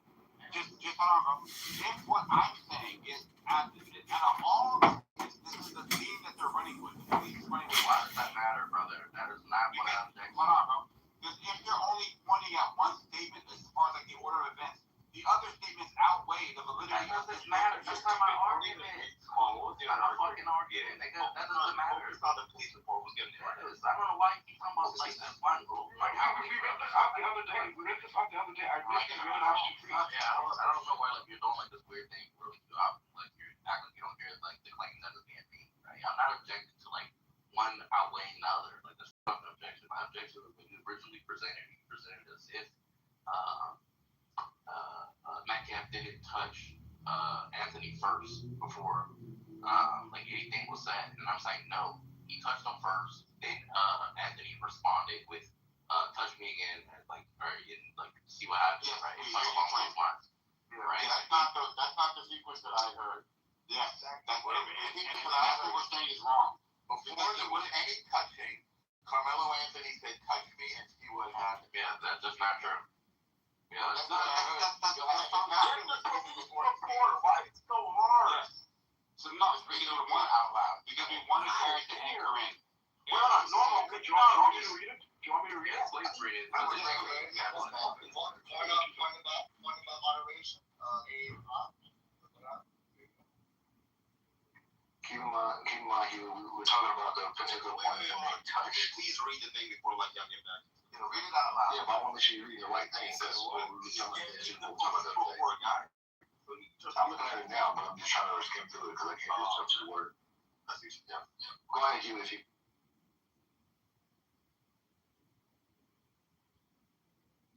Oh yeah, good looking out, Louis. Look, next time pick the right side and know what you're talking about before you put your money where your mouth is. Nick's on top. Okay, wait, free was there. Okay, so this is something when I read this off from Officer Fisher Alvin. I read this off. So do you want me to read from a particular section? Because in Before section you start, what are you reading? What are you looking for? Go to page 4. Officer Fisher Alvin. Right, but I'm saying what are we looking for in this book? Check your Instagram. Paragraph 2. No, I got you. What are we looking for, though? You're going to be more specific. He's not. I'm trying to be looking at the right thing on page 4, and we're looking for what he was touched first before he said it, right? Okay. Let me just read it up. Let me just. I attempted to ask them both what happened. I could not read it. Fisher Alvin. All right, thank you. All right. Here you go.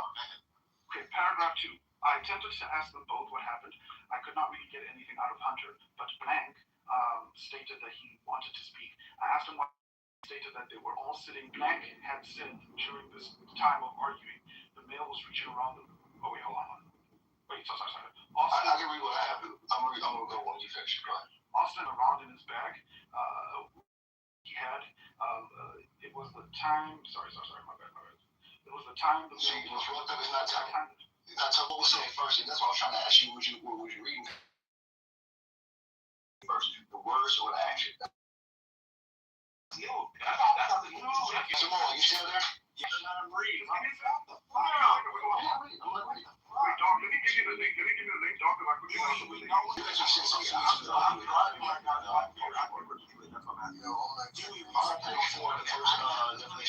ready to read it. I'll wait for him to finish. Hold on, it's on me. I'll wait for him to finish. Read my part. I do. I have a police report, yes. So here we go. This you might get some deposit. Which cop is it? Which police report? It's Wetzel. Officer Wetzel. You ain't sure, and I'm going to read. Okay, gotcha. All right, perfect. So here we go. So, Huey, are you here?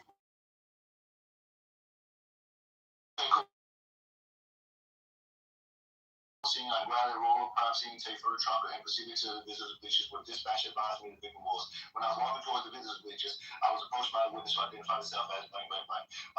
Began telling me what happened, and I asked him where the stop occurred. Yeah, he told me what occurred. So he goes back to the thing. The officer and the suspect, who was later identified as Anthony. Anthony was from Centennial High, and he was sitting under the Memorial High School tent.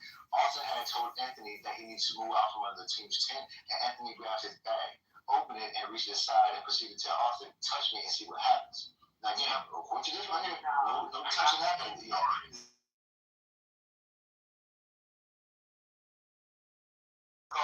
Austin, I'm sorry, no one thought Anthony really had weapons in his bag, and Austin proceeded to touch Anthony, and then Anthony told Austin to punch him. Not just touch him, to punch him and see what happens. It shows how later Austin grabbed this is his report. Austin grabbed Anthony to tell him to move.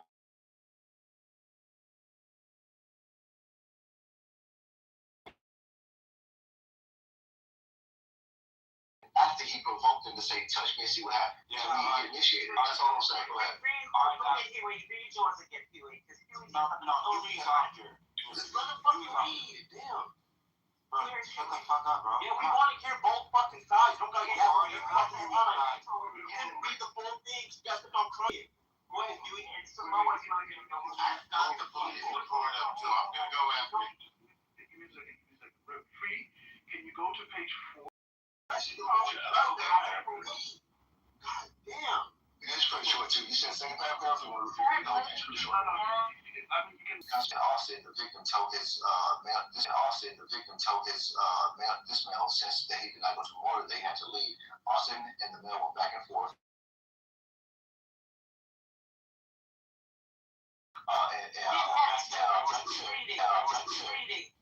Hold on, what is back? Right, what I'm saying, I'm just saying it's really big. That's exactly what I'm saying.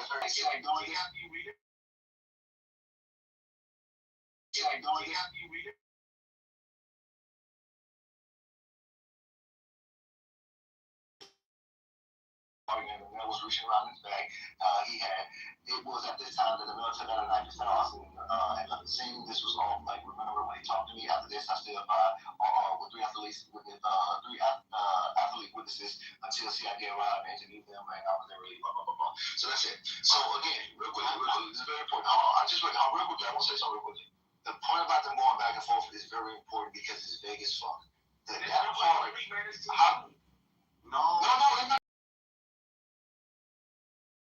Yes, but that was more detailed though. That's why it matters more. Because that was more detailed. This agent said they went back and forth. You don't know. You're right. But when you say when somebody went back and forth, you don't know who initiated. You don't have context. So like Huey's example, Nathan, is back and forth. The first one. If I tell you, No, it didn't. No, the first one didn't include that too. The first one he grabbed him.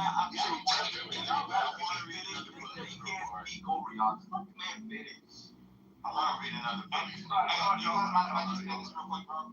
In Huey's, it says they went back and forth, and then Austin pushed them. Okay? In the first statement, and one that Norm's going to read right here, it says, in the back and forth goes like this. Austin Metcalf says, hey, bro, you're not from here. Get the fuck out of here. Then he responds, I'm not going to fucking move anywhere. Touch me, and you'll see what happens, or whatever the fuck he says. Right? And then, Metcalf said that some more. Like, yeah, hold on. What I'm saying is that Carmelo Anthony responds to him when he says, get out of the tent, that touch me and you'll find out or something like that, right? And then he whips him. Okay? Well, let me read this. This is horrible.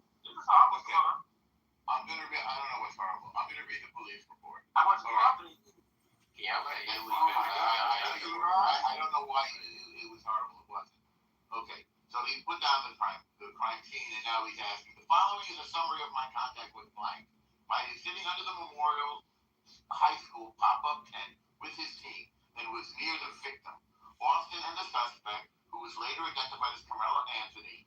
Hang on, this is a little on my phone. Anthony was from Centennial High School and was sitting under the Memorial High School tent. Austin has told Anthony that he needed to move out from under their team's tent, and Anthony grabbed his bag, opened it, and reached inside, and proceeded to tell Austin, "Touch me and see what happens." No one really thought Anthony really had any weapons in his bag, and Austin proceeded to... We just read it. That was just read. Why are we reading it again? Why are we reading it again? Exactly.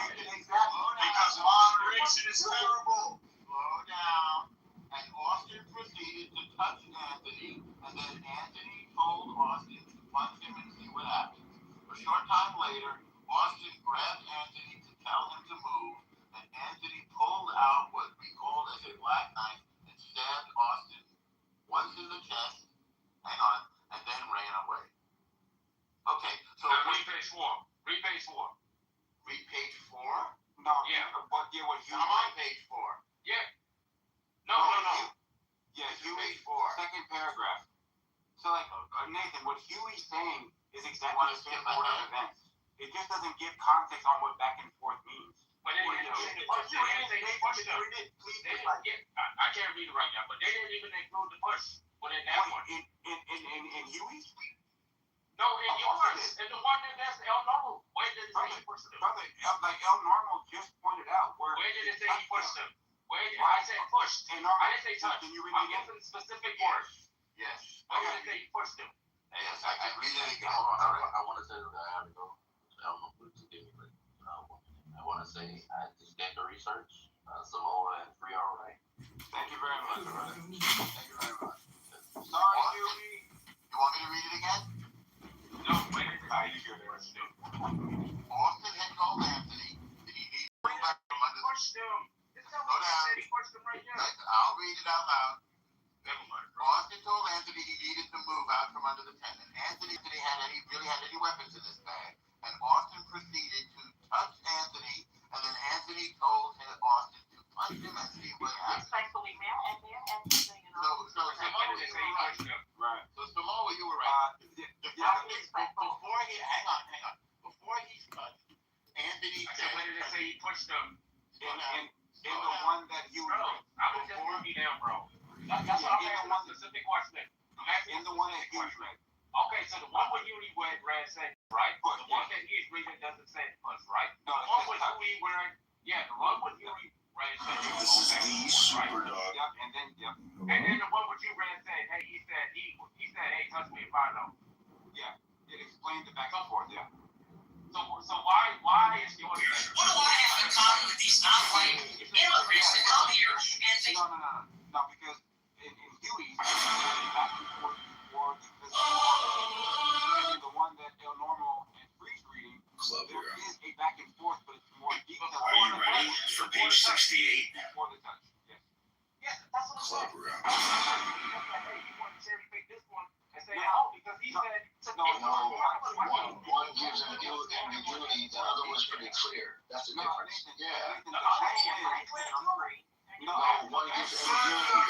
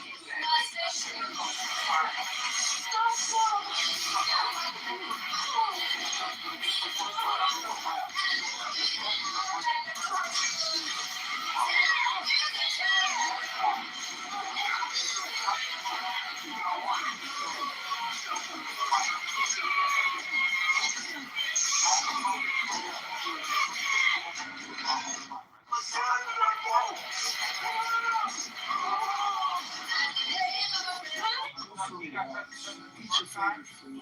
Get a haircut. Cry if you need to. Read a book. Take a vacation. Do what you need to do. Take care of yourself. That's not what I'm wrong with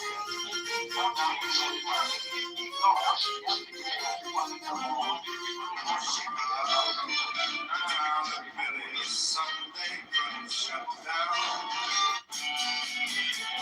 Trying to physically put him out the tent. What part don't y'all understand? That makes more sense. He was under the tent that was allegedly there.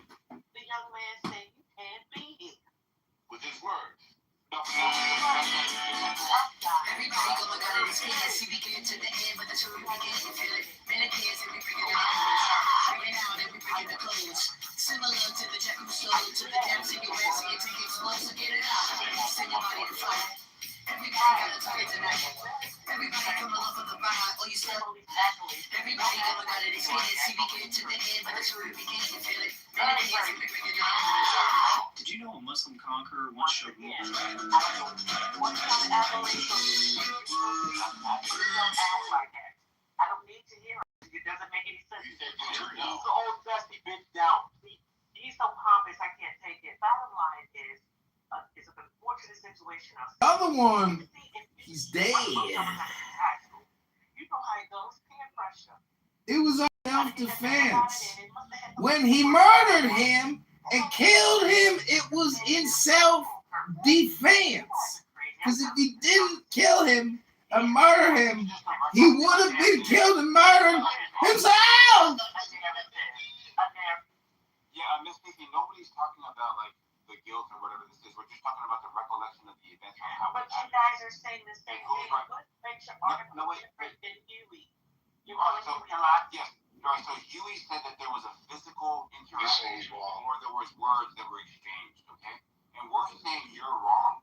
There were words You did not push exchanged him before out of the. the tent? No, wait, Did hold you on. push him out? Hold on, Miss Vicky. We're just pointing out that the words came before the physical interaction. We're not saying that he didn't try to grab her. We're not saying any of that. Okay, after you, he said, "What are you All doing? You gotta get out." Yes. And What? then, I'm not going nowhere. He pushed him.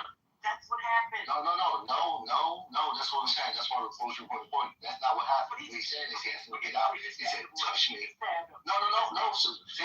Come on, slow down. Let's walk through this. He said, he told me on the tip. He said, touch me. Like, he didn't do something about it. And he touched it. He said, well, punch me. Strike from my soul. I want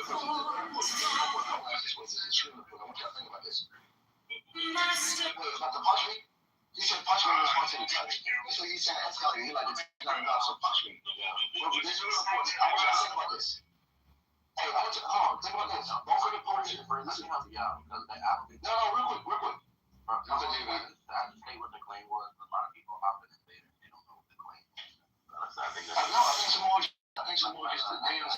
I made an objection to some more recount of like events, sequence of like events that happened. Right? I said that Simone was wrong because I was under the impression, right, that was Metcalf made the push Anthony before Anthony said those words. But I did the research and the arrest report. Now this is not from social media. This is from the actual report. It says that Anthony said the words "touch me" to find out first before he was pushed. Yeah, that's what I. Yeah, exactly. Someone pointed out. But here's I'm saying the last thing about 5 seconds. Y'all need to think of what police officers say, regardless of the ambiguity or the discrepancies. I got a question. Listen. I got you. Oh, I'm not the first goddamn about the land. 2 seconds. Just. Okay, cool. Just think about what they both said. He was reaching around in his bag while they was talking. That means he's looking for at the time. It wasn't immediate. He's planning it at the time of the incident. He's actively searching for the weapon. So I just want you to think about that. Go ahead. Okay. So my question is this. This is Steve. If I said rape me, and then you rape me, that's a fact. Then I escalated. The rape is not after that. Yeah, it's not the same, but it's totally Listen to what I'm trying to say. And answer the question. I'm not asking you how to. Let's still follow the logic. If I said rape, the logic is flawed. Why are you scared to? No, shut the fuck up. I don't want to violate you. Be disrespectful, bro. If you can't answer the question, don't even interject. I'm gonna answer the question. The premise is contradiction. I'm gonna tell you why. Because you can't ask someone to rate you. Answer the question. Stop, bro. If you say don't rate me, It's like you can't. So you only gotta answer the question. Bro, you can't because no, it's a like. No, they're saying because he said, "Hey, punch me," Yeah, or touch me, that he escalated. somebody. Yeah, because he said, That's not the escalation. Those are fighting words. That's different. So the escalation is when he pulls out the knife. That's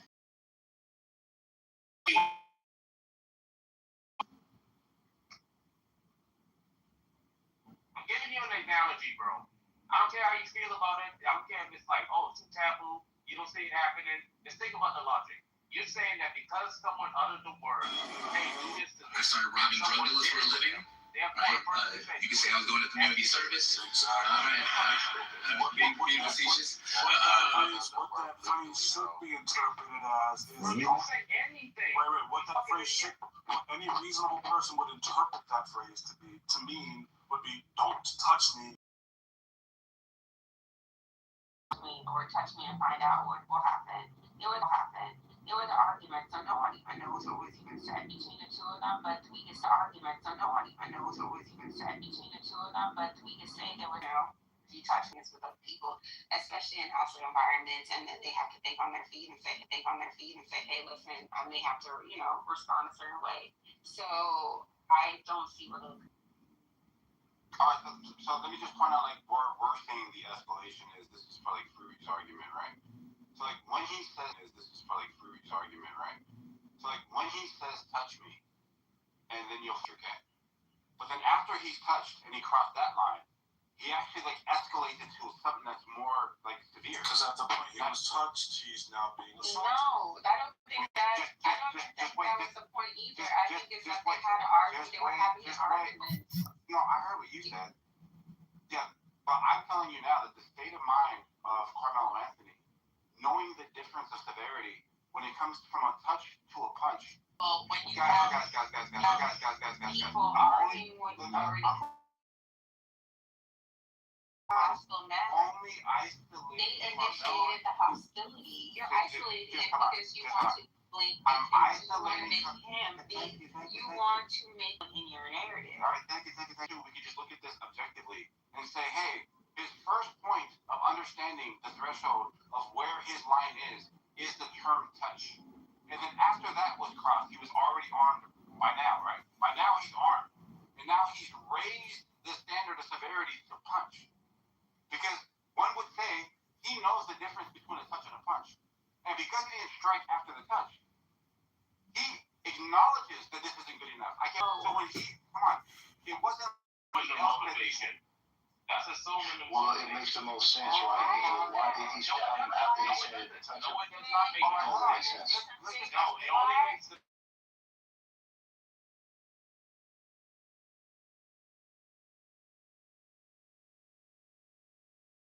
It's not true. And it is actually very true. According to your coach report, he approached him with words, agent, you don't respond with violence. He approached him with words and force, and the implication of force to remove him. Exactly.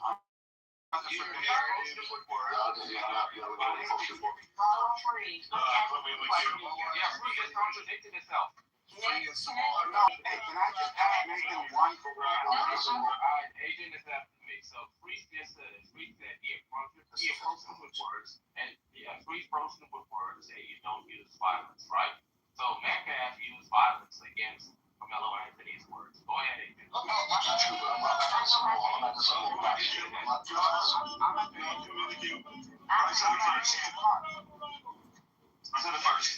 I'm agreeing. Come on. So, hey, Nick, how are you?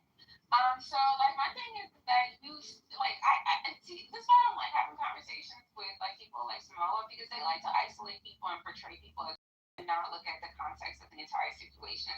When you approach someone, I mean, I don't know, I'm from New York. If you approach me in a hostile manner and you want to argue with me, you don't know what the outcome is going to be.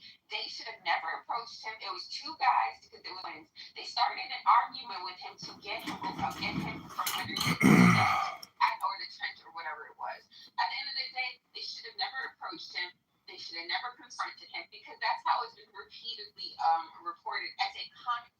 confrontation. Okay, so that already admits to some form of aggression. There's already some form of aggression coming from Austin. The problem is knowledge is always approaching kids under 10. Knowledge is always approaching kids under 10. Knowledge is also approaching kids under 10. Yeah, no, small. Come on, let's go.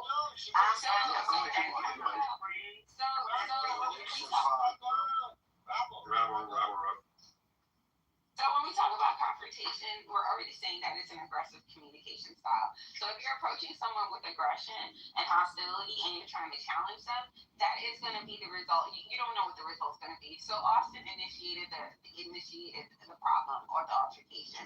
And like, I don't understand why that continuously has been omitted from the conversation. Now all of a sudden people want, especially some of you guys who have wished death on people, who have said some of the most egregious things to people, not knowing how they will respond to you.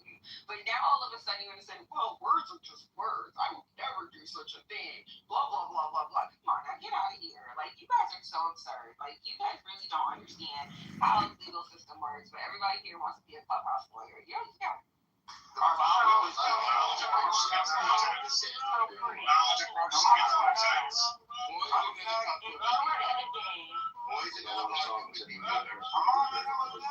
But when you pull out a deadly weapon,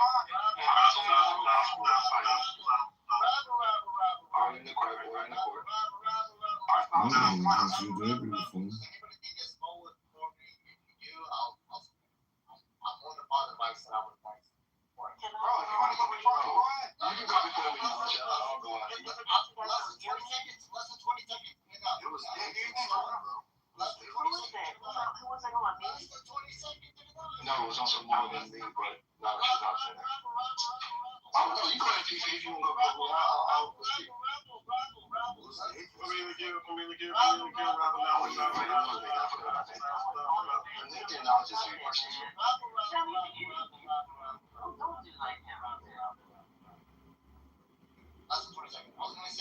Everybody knows damn well that we can fucking hypocrite because he knows on everything that his life stands for, that if he was in front of me and he would have been like, yo, push me, and the push me one more time to see what happens, he would have shot me. He knew that's the only way he could have to hurt him. Thank you. No, okay. What's your favorite team? You're at a football game, and that's okay. Oh my gosh. You say that, please help me. This All right, let's go. Come on. Roll with me. I mean, damn. I'm at the Seahawks game. Go ahead. So why are you trying to monopolize the mic? I know. Ooh. I just want to know if somebody said that in my ear. Nigga, I'm literally in the queue, nigga. Go ahead, Miss Gigi. If someone said, okay, you're in my seat, and you said, no, I ain't going nowhere. And the guy proceeds to say, you getting about my seat in your face. He said, come on, man, get about my face now, come on.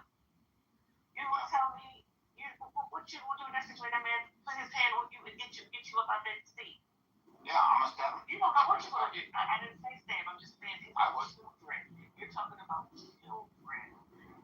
You're thinking from a adult, man. No, I would defend myself. yeah, he's being tried as an adult, by the way. Yeah, I would defend myself. Yeah, so I would defend myself. But I know he's being charged, and that's unfortunate too, Norm, because he is a child. Well, he's not a child. He's a young man. He's a teenager. He's an adolescent. You guys are very good. You guys are very good. It sounds that way. Guys, so I would point this out. Guys, I would point this out though, right? Is that when we're talking about the age, right? Come on, guys, come on. Factor is stubborn, or Come on, man, you guys are showing you guys. Alright, so just real quick, okay?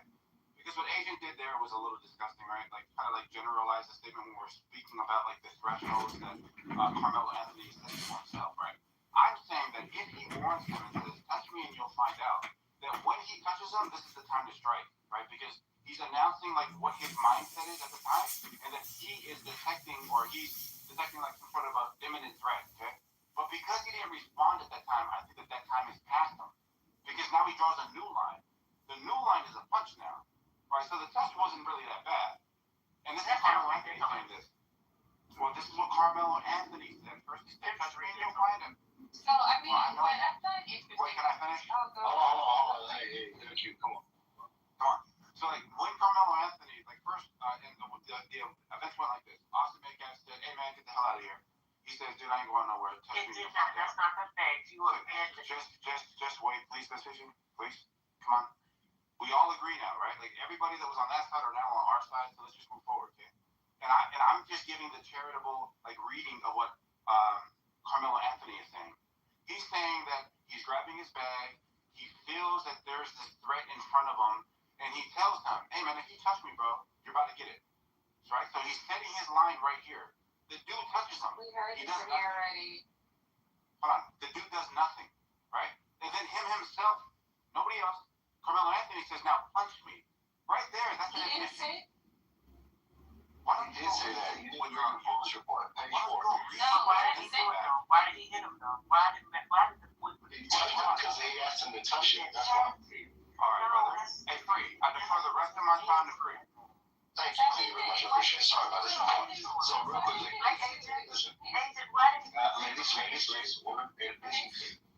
Because he asked him to. So here we go. So one of the boys. No, AJ, come on, AJ, come on. It's on me. It's on me. I know. I'll let you speak me. Why don't you do that? I made way for you. Come on, 30 feet. I made way for you. I'll tell you. Thank you. Come on now. The bottom line is, you guys are trying to look at this and which is insane. The bottom line is, you put white in there. We did not I know you're right. The man, that's right. You're right. You're true. The male who is alleged victim, did everything wrong, and the alleged defendant did everything right. The problem is that it's totally normal to ask somebody to leave an area. You guys are trying to make it seem like nowhere. He said, well, you're not supposed to go here. And y'all issue, if you want to be objective, to think that he's by himself in the so-called racist area that people like to say. He's by himself as a black guy, and he's outnumbered. And it's probably in his best interest, even though he can be there, he has the right to be there. It's probably best for him to leave, but he doesn't, right? So once it escalates to where he, whatever felt some type of way, said, "Hey, touch me," because he asked for it. He said, "Why did he touch him?" He said, "Touch me." He touched him. He realized this is stop. He realized this is not a good enough response for me to hit this dude. I want him to round me up. No. I hope they don't have it. Doesn't matter. It's irrelevant. I've been a young black man too. Listen, I've been a young black. I'm not even going. Y'all cut me off. I'm trying to paint the picture for y'all, and y'all trying to erase all of the evidence. I do, because you're gonna keep asking these questions. No, you don't get it, because you still think he's justified. Yeah, exactly. I'm not issue. I'm just giving you my position. So let me finish. Yes, order in court. Get these women on the check. Alright, I love that we are all disagreeing with each other. It sparks the conversation, but let's just try to let people get their shit off. Thank you. I'm almost done. You guys ask me questions. We didn't ask you any questions. We did. No, we did not. It's fine. I'll answer them anyway. Thank you. So, the boy asked him to touch him. Carmelo asked Metcalf to touch him. He did it. That sounded like a nice gesture to me. Then he said, "Hey, that's not good enough for me to kill you," which is nobody knows is going to Anthony. So he says, "Hey, punch me," which is still not good enough to kill somebody. And little did you know, Metcalf is why did not do that, because he don't really want to be violent. He probably humiliated him by touching him because he probably didn't believe he would touch him. He probably felt this motherfucker actually touched me. All right, well, punch me then. And he's like, "You know what, I'm not going to punch you." He grabbed him according to the police report, and then he plunged his knife in his chest. But in between that little interval, how long it was, he's reaching around in his bag. That doesn't make sense to do so. If I challenge, let's say, Nathan to a fight, because we're getting an argument on Clubhouse right now, and they say, "All right, fuck it, let's do it, freak." We go outside, right? Then I shoot him. Everybody would think, all right, just let me finish. I'm almost done. This is my last one. I know you don't like aging, you don't like thinking. It's fine. It's cool. You can go back, play with crayons and everything. It's cool. But let me finish. So I shoot Nathan after the argument. We agreed to argue. I initiated a combat with him, saying, "Hey, we're gonna go out and fight." I said that because clearly, if he wants to come outside with me, that would be the mutual engagement. I could have shot him inside the clubhouse, so hypothetically we was in the same room. But I take him to another space, and I already know what I'm gonna do. I plan on shooting him. So when he's reaching the bag, he knows what he's going to do. He's not trying to fight him. He's trying to stab him. That's not a good sentiment for the situation at hand. Yes, the way he felt about it. You shouldn't feel like killing somebody because they touch you. You definitely can. Because by your logic, women will be bullshit. Because I lot of you don't believe men should hit women. No, stop. I know. He did. Hold on. I tell you what, Fifi, I actually agree with you. I don't think he was trying to kill him, but he was trying to do damage to him. And the damage led to his death. Because when he stabbed Noble, he was trying to hurt him to get some get back. And when you stab somebody, you don't know how that's going to be. But I know you guys don't believe this idea. Let me finish, guys. I'm almost done. Y'all make me feel like concrete. I don't even want to talk to you. I know. I got one last point. I promise you. Just let me finish. All right? When you do this type of stuff, right? Not meeting proportionality, because again, I don't believe y'all believe what y'all say, because by y'all logic, y'all can't believe that. God damn it, Agent! Just chill, Agent. Thank you. Let me finish. I promise y'all that would have been done. You don't believe what you guys said. You need a half an hour before you get free after this. All right, ladies, some decorum. And Fifi, I've been nice to you all day, but let me take my spots and everything. Okay, all right, let me finish. What I'm saying is, you can't believe proportionality is not considered, because you know a lot of y'all don't believe a man should hit a woman, right? There's no circumstances. A lot of y'all don't even like the idea of that. So clearly, if a woman hit a man and he breaks her neck, you're like, oh, that's disproportionate. Let alone him hitting her back. So right now, if this boy punches him, the equal opposite would be him to punch him back. But he takes a knife out and shoves it in his chest. And then wonder, shit, how bad is the damage? Did I kill this nigga? Is he gonna recover? Because clearly, I might be facing murder. He's wise enough to know what the fuck is going on. I'll land. Okay, thank you for landing, because that was like 8 hours of nothing. But my thing is that what I And then partially your fault. Yeah, it's not my fault. You just talk too much. So my thing is that one thing I noticed with the two of you guys is that when it comes to black boys going to prison, for going to prison, you guys are the biggest cheerleaders for black boys going to prison. But you never talk about cases where black people are murdered, black boys are murdered. Like the Rick Chow case, how he shot a black boy who did not steal from his store, ran after him, chased him out the store, and shot him dead. You don't want to talk about that, right? And that man got off with murder charges. Going into the so you don't want to go into the details of that case and talk about how that Asian man shot that black kid. We actually did it yesterday. Get your tooth fixed. Okay, we're talking. Now, you lost your tooth. You still haven't fixed it. Well, it was back to gingivitis. Right. Bad teeth. No, there's no gingivitis. No, it was bad teeth. Anyway, so like I was saying, I was actually going back to what I was saying. Now go. We're happy to talk about eat your pureed. Go eat your pureed food. Thank you. Sounds like it. So anyways, when we're talking about the Carmelo Anthony case, we're specifically talking about the legality of it, and you guys want to sit there and put your, emotional, trauma dump and emotional baggage on the case. What they're trying to prove is imminent danger when it comes to Carmelo Anthony case. And when someone is sitting down and you approach them and you get up in their face, that is presenting a danger to someone. If they're sitting down, they did not get up. And that is what Carmelo was facing at that point. If Austin Metcalf, he presents himself as the aggressor, started an argument with this kid, and responded. So that is what they're trying to prove in this case. And that's what the conversation should be focusing on. Not, how I feel, what should have been done, because you guys are all upstanding citizens and guys like that, that is what the problem is that Austin did present a danger to Carmelo Anthony and Carmelo. Can you brush your teeth before talking to me? Okay, or resolve your situation.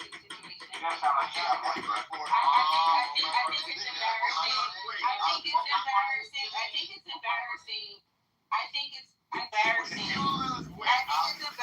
I'm actually skinny. I weigh 130 pounds. What about your wife? What about your piggy wife? What about your piggy wife and your missing tooth? I'm 130 pounds, 5'8". Okay, so don't try to use those ratios. Agent, we don't do lives. Come on. That's his ex-wife. That's his ex-wife. He doesn't have a wife anymore. But anyways, I think when we talk, we need to talk about, then don't use racial tropes on black women, especially when they're not true. So my thing is that.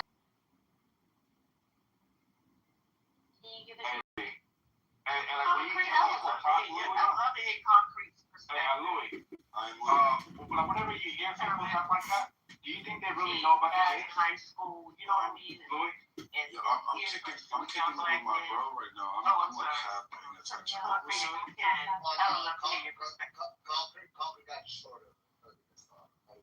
yeah, when you said something about it. Wait, I didn't hear what was said. I just heard the wife part. No, I was just asking like what you thought as far as like their analysis. Like I think it's okay for us to be able to examine all of the evidence instead of just jumping to a conclusion that makes people feel better. But I understand like the gender like likelihood of that being a reality, right? I'm just wondering if you feel the same way. The gender of what? No, like we're trying just to examine the evidence. I'm just talking about the evidence, and if you're not aware of the evidence, then what you're saying doesn't really make sense to us. Agent talks about imminent threat and then says threat, without the imminence, right? Just points out that she doesn't actually like grasp the appreciate. Explain the situation. You just don't listen. Can I go after some more? I'll respond to this. You are retarded. No problem. You are one of the dumbest people on the I just want to make sure this is clear, You just right? like to say things and doesn't make any sense. Can somebody help me? And it's embarrassing. Can somebody help me? You don't have to be so like reactionary. You're a therapist, and you know you need to stop speaking. It sounds good. Thinking about things you know nothing. All right, wait, ma'am.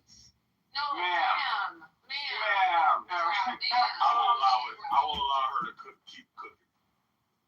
Hey, yo. I love that. No, go ahead. All right, thank you. Miss Fifi, what you're dealing with in this case isn't objective, rational people. These are obviously biased people who have been conditioned to hate the Negro. They are leery of the Negro, suspicious of the Negro, exhausted. Nobody remembers when it was my turn to talk earlier. No, It was like, I'm gonna do my thing.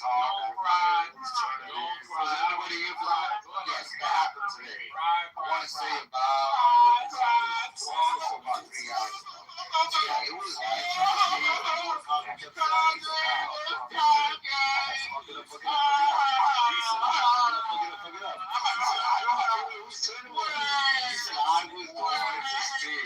and you know what happened? I ended up cleaning an entire room. I want to say that. Well, you can't turn the other butt cheek. Yeah, that nigga's gonna keep crying. It's okay though. I hope you feel better, homie. So, yeah, I was saying, see, we ended up cleaning an entire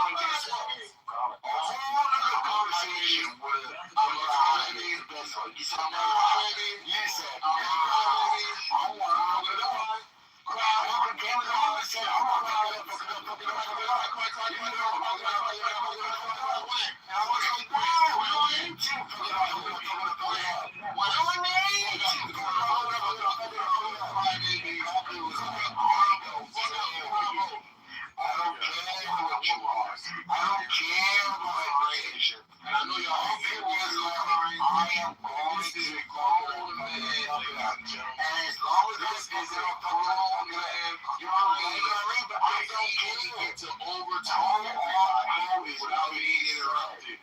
Was it his turn? Who knows? And there was a lot of crying going on. And now they just want to cry some more. So you want to look at this situation. You want to say, I got all the time and the fucking started crying about some other shit. I want to see baby logo. Hey, stop being crying.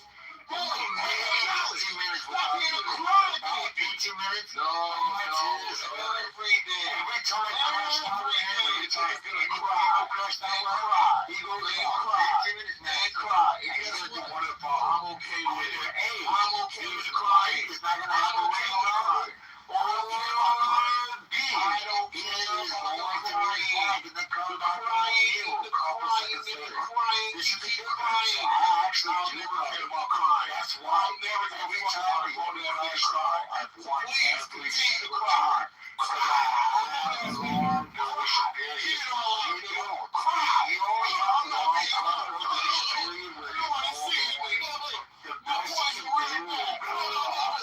Maybe I want to go to my toes are back. I mean, my boys are back. You actually want to fight in the life. You know every single time. I'm here for you. And when you're done crying, you weakness now. When you're done crying, this is the problem. Look at this. I'm not telling everybody. Eastern time. It is 3 p.m. I'm telling everybody right now. I don't think you can run until 3:30 p.m. Eastern time. On the Johnson. I'm going to cry.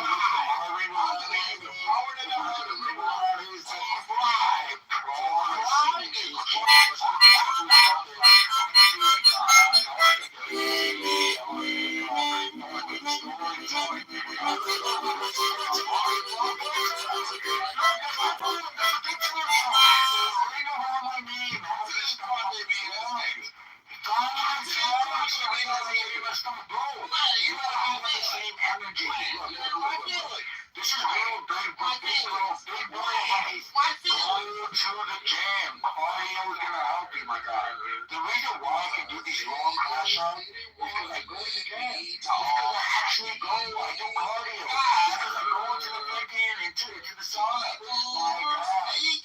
I am giving you good advice, dude. The reason why you may want to wait 5 times in the first is the calendar we have. I'm giving you good advice. I'm not trying to tell you that. Concrete. Go to the gym. Do some cardio. Do it daily, weekly, monthly, yearly, and you'll be able to be who I am right now.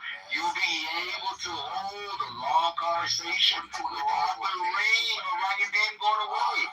The ring around your name went away already 7 times. 41.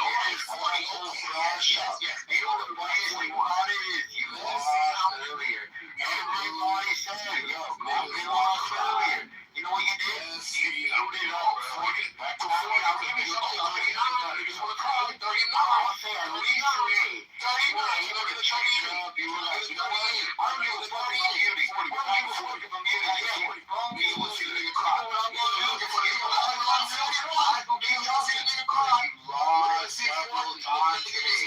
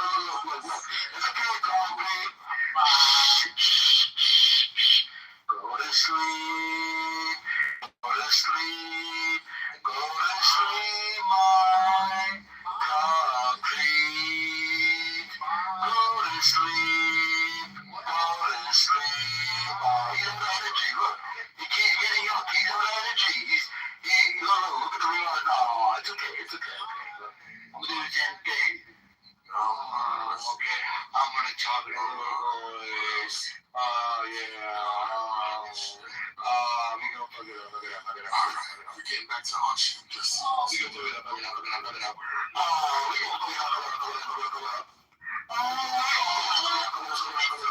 you very much for bringing us to Barney.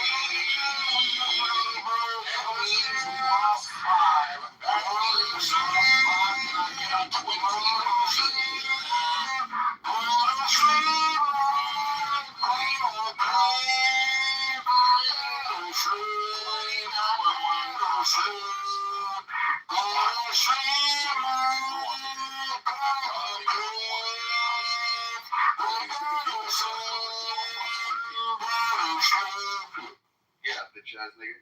Pardon.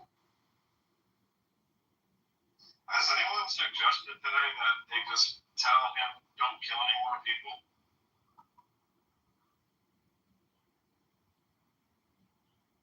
For the record, he left the room. That doesn't count. Oh no, it does count because the small kid died. Hey, so here goes a couple of facts that are straight up from trial, bro. So one fact is that they did not know each other. This is from the defense and the prosecution, as far as Hunter and Carmelo Anthony. The other fact was that I guess Clarence Hunter, okay? What? Say again? All right, so anyways, I guess Austin Metcalf got a text message from his coach. Argument on Clubhouse recently. They said that silent Okay, moderating is not effective. And I So I was suggest to you talking. acknowledge consolidate Hello? silent. Hello? It's quite aggressive because I do have a knack for it. Can you not hear me? The word knowledge. Can we Orange? No, I can hear you. 2 p.m. Eastern, I think, for our January 6th run. Alright, so you guys mind if I send You it? can reply in the chat. Not necessarily. I don't think I can't even get you monitored. Wait, are you telling me that the January 6th are gathering again? I just saw your question. What's up? Okay, Dawn. Here we go, Dawn. People need some ass whoopings up in here. How you doing? Yeah, I whipped this nigga's conference ass at least 3-4 times today. Yo, you hurt Sloma's feelings. You know, like you said you could do. 5 years ago. Alright, thank you very much. Alright, we can't you want to say this, right? Thank you, brother. Yeah, Very interesting. Yeah, that nigga knowledge is a weirdo. Alright, let me just point this out though. Like, this is straight from the, hey, can we mute her? She's like, she's on hot mic. How you gonna call me? I'm celebrating my freaking win. My third win today. Bro, you heard me? I was trying to get, can you mute her again? You can mute her again? Alright, so this is from Austin. Your soldiers in line. Alright, can you be quiet now, Monica? I'm not stepping out. I was trying to give an update about the Carmelo Anthony trial, right? So, they never knew each other. How I packed people up today with my. Hey, can we just like mute her? She's acting like a West Virginian. Oh, Dawn, now you can't hear Monica, Dawn? Who was that arguing with this morning about what? Alright, anyways, so they didn't know each other. The coach from Centennial High School did not have a tent. There was no tent for Carmelo Anthony's school. And the reason why he was in the tent was because a friend of his was on the team in the memorial and waved him over there, right? So these answer the questions that all of the pro Austin Metcalf people had. Why was he there? Because he had a friend there, right? And how come he wasn't underneath his own tent? Well, because he had his own tent, right? So because there was no Centennial tent. He is guilty. Hey, can we put our mute? She's hot micing again. 34% believe he's not. Yeah, she's not by her phone, Don. So can we help her out? I don't want her to say anything incriminating. No, I did it. I was muted. Oh, you were hot mic. Yeah, It sounded like you were hot mic. Yeah, so I think this actually helps out Carmelo Anthony's case right here, right? Is that he did not have his own tent. He did not know Austin Metcalf. And the defense says it's Austin Metcalf and his brother was standing over Carmelo Anthony. So this is from the defense and the prosecution. This is from the actual trial. So that kind of changes a lot of things now, right? So did he end the fat? The answer is yes. If knowledge would have been there, he's always pitching tent to kids, so he would have been safe. Stuck the landing a little bit better, but real quick, knowledge. I still don't know the pitch the tent. Yeah. Real quick, knowledge. What's that mic that you got, nigga? Why don't you just send me the link, bro? Yeah, I can do it. Oh, please. Is it Amazon? Yeah. Amazon? No. It's not. I bought a bunch of Amazon ones. They I only had one good one from Amazon, bro. I had one good one from Amazon. It was for the iPhone 16, bro. And then when I went to go buy a new one because I broke it at the gym, bro, they said we're out of time. Small. I bought like at least 4 or 6 from Amazon, and they don't hit the same price. You said you want 6 years old from Amazon? Hey, that was good. Bro, the angles that you guys find is crazy. Hey, there was something that you said, Dollar, that was hella funny. How are you doing? Hey, did you hear that a lot, Tim, about rape me? I did. That shit, or don't rape me? That shit. You know what's crazy? Hummingbird. I used to stay on UPS. Wait, Simone, were you here yesterday when my son knocked him out? No. Bro, so look. So yesterday was the last day of school, so I was taking the kids to school, and actually it wasn't yesterday, it was the day before yesterday. Samoa was talking, Tim was talking so much shit while I was in the car with my daughter, while I was coming back from dropping her off with my son. Everyone was like, yo, you gotta fight back knowledge. Yo, as soon as I got to the crib, I put my son on the phone, and my son goes, hey, Mr. Tim, can you please let all the kids out of the basement?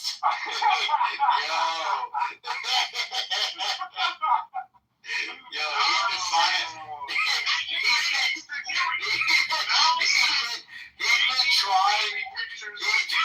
he's been trying to recover since then. It's been bad. Not the basement. It was a knockout. Tim was like, who the fuck said that? What kid said that? And I was their ass. I can kidnap them too.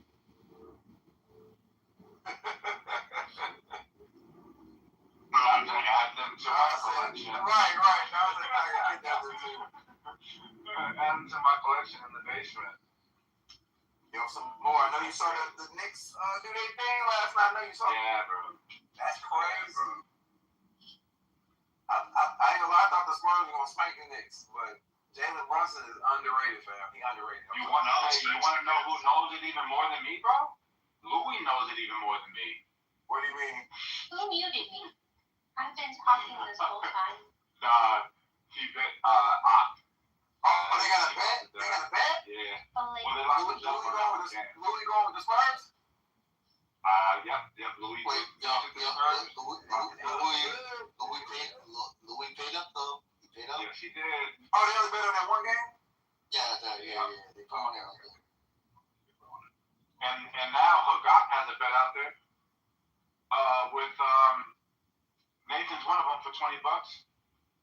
And Puff is another one for $20. Boys, hold on. You know what the crazy thing is? Yo, someone made a bet for me, and they owe me $2 billion right now. They're all on stage. Oh my goodness. Thank you for bringing that up. You fucked up a $15,000 bet yesterday. I want that off the $2 billion. That I do. You want a $15,000 discount on the $2 billion? I'm talking about. So I know what I'm talking about. Fuck that. Actually, I'm going to listen to it. How are the Democrats being in LA? Yeah, you would have lost 15, bro. You lose that right there. That shit was funny. That state is super blue, fam. Straight up blue. He's talking to me. Ain't you trying to tell me? Oh man, I got the wrong one here. My bad. My fault. That's a definitely reason. One white guy. Yeah, they are.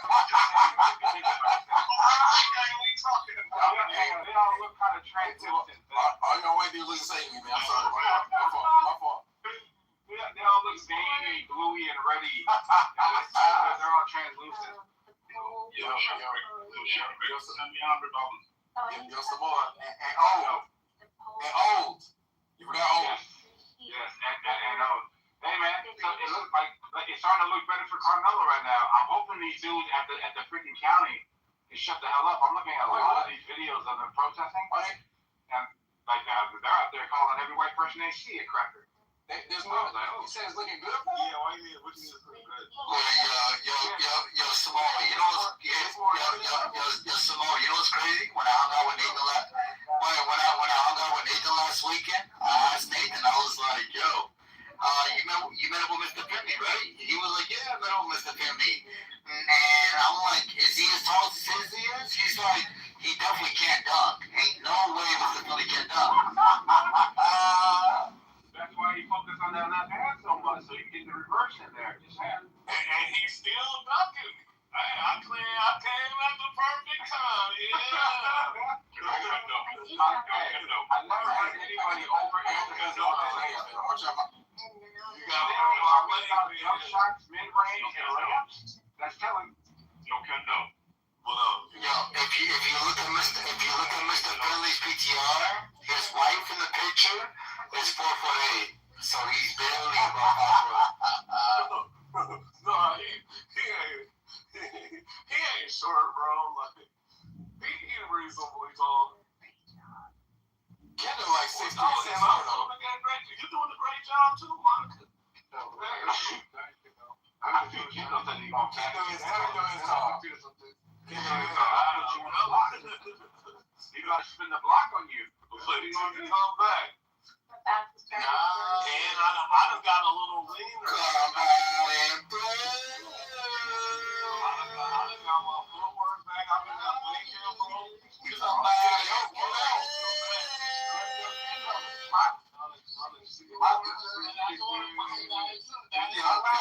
The room is crazy right now. I can't hear you, but the room is crazy right now. Please don't. It's still on. Is the mic loud? No, that's talk loud, bro.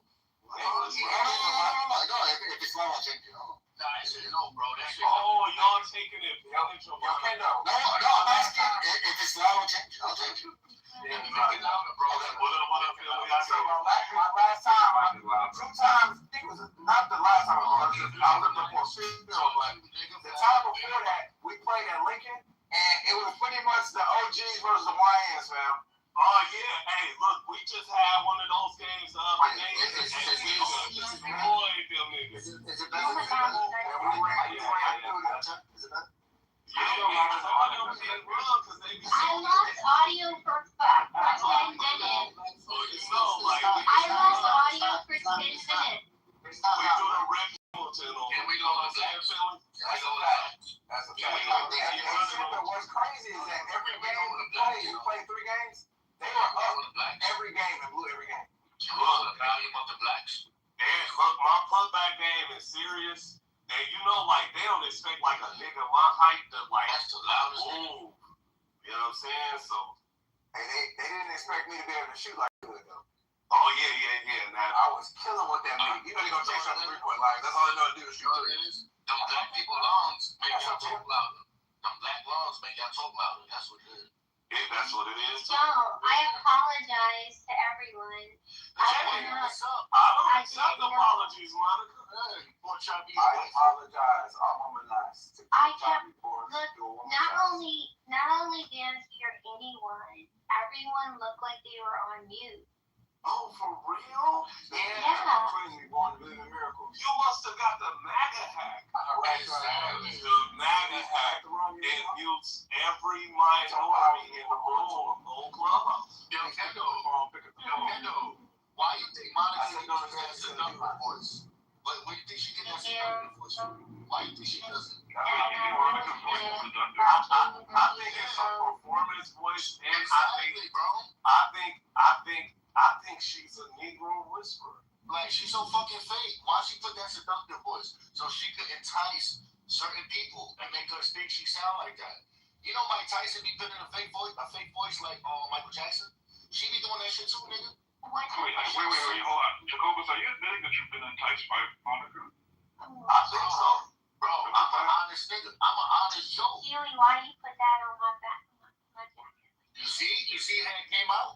putting on my back. You see what she did? Come on, don't sexualize this old lady. Why did you put it on my back, bro? The visual is crazy. I just had a flashback. I was like, hey, yo. Did you look up those two toys for your baby girl? Monica has a crush. I did. The only problem is that she's already crying.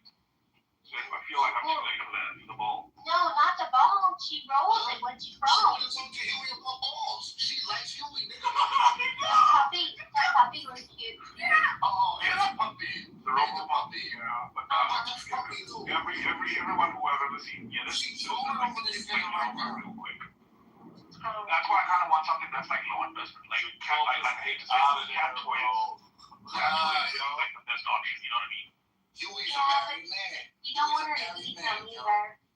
Stop trying No, because they're more durable than baby toys. So I'd actually rather her, if she's gonna like choose them, Now you want to have babies with Huey because he's crazy, bro.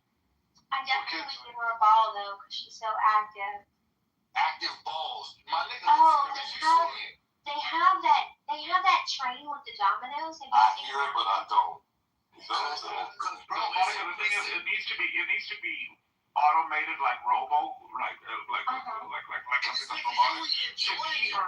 To keep her in the playpen, because we just bought a playpen, like so it's like a 1 meter by 1.6 meters by 2. And the problem is, if we leave her in there, she gonna cry. Like she wants to be out. the ball? I'm in there with her. I think the ball would work. You know what, Joe? I'm gonna tell y'all something. Because it's tactile, it has light This nigga and Huey sound. is The colors. on stage by Monica. If it was all black, maybe. Because the weird thing is like, you know the worst is all black. I'm telling you. Well, let me go look to see if I can find one for you. He's wondering why he's getting fingered and not understanding how. She's the way it's in. Thank you, Simone. You said and then now chaos talking about playing with the box. Recognize this. We Yes. and I'm a skinny dove. But we recognize patterns, bro. And Jesus said, be like doves and wise as serpents. We recognize patterns and we gentle. But the serpent, they rough. They penetrate dogs with a bite. They penetrate with a bite. And she sunk her teeth into Huey. And on stage, Huey was getting masturbated by this demonic woman. And he let it happen. He didn't say no. Just like Adam didn't say no when it happened. Well, I think This is you your shame. have my This is knee. your shame, That's brother. blocked, you punk I ass will cover bitch. your shame. That's why you Cover your blocked. shame. And I you will cover stay your blocked, shame Jacobus. with love, brother. Every time I say shit, man, it's too hard on Jacobus. He's having a hard time. You should give him a break. You should give I got enough of it. give Jacobus a break. Every time. You pervert. You perverted. You perverted freak. I don't want I want that. to come here. I don't want that. No, I don't want it. Where's Nathan? No, Nathan, I don't consent. This is gross. implicit meanings are gross, yet the words that are stated are hidden. This is crazy.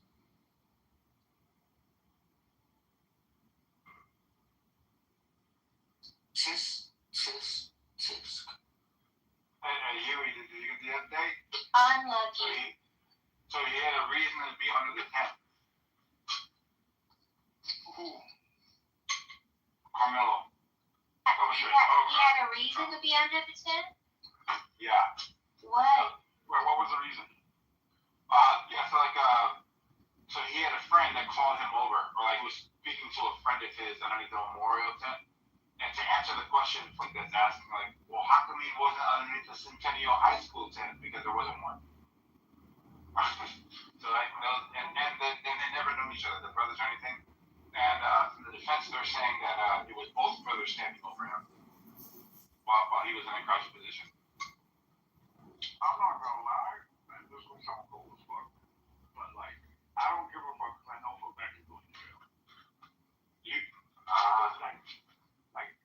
Even if it's manslaughter, they're gonna get him on manslaughter, right? I think he's the charge for manslaughter. It'd be a miracle actual charges? Do you know? Or has that happened yet? I think it's manslaughter. Yeah, premeditated murder. But do they add manslaughter too? Yeah. What the fuck is that? Yeah, he's definitely not getting away with manslaughter. There's no world in which that happens. Best case scenario is that he doesn't get hit with murder. Manslaughter is still what, 5 to 7, 5 to 8? Right? What does anybody know the manslaughter charge? I think they're gonna hit him with the max for manslaughter, so it's like it's kind of a little kind of like a lose scenario, really. I don't know, man. It's like if you say that the process of how you came about with premeditated murder was this state of mind, and the jury doesn't believe you, and then you're like, oh well, maybe it was kind of just to be like, well, he did something, we don't know, but we should just give him the middle. Now that you're there, I want to talk to you that. Okay. Yeah. Some more. Did you put us Let in me there? tell you what I think it is. Oh shit, was I muted this entire time? Was I muted this? Fuck. Yeah. A little bit. Yeah, that's crazy. I'm like, what the fuck's up with you, Jacoba? Change the mood and shit, bro. I ain't know what the fuck's going on. I was cussing Jacoba sauce and everything. I ain't know.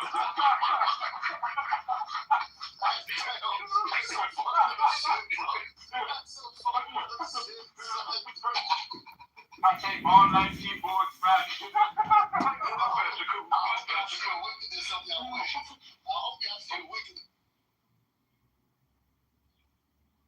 Incredible amounts of stupidity. Let's litigate the case again for old time's sake. I mean, this is almond milk. I'm like, motherfucker, that ain't milk. That's almond juice, right? And then they go to have a whole discrepancy on that. And then to prove them niggas wrong, I'm going to say some deeper shit, and they're going to say, you know what? We're going to go back to that, and then we're going to attack that. So basically, I'm saying this, look.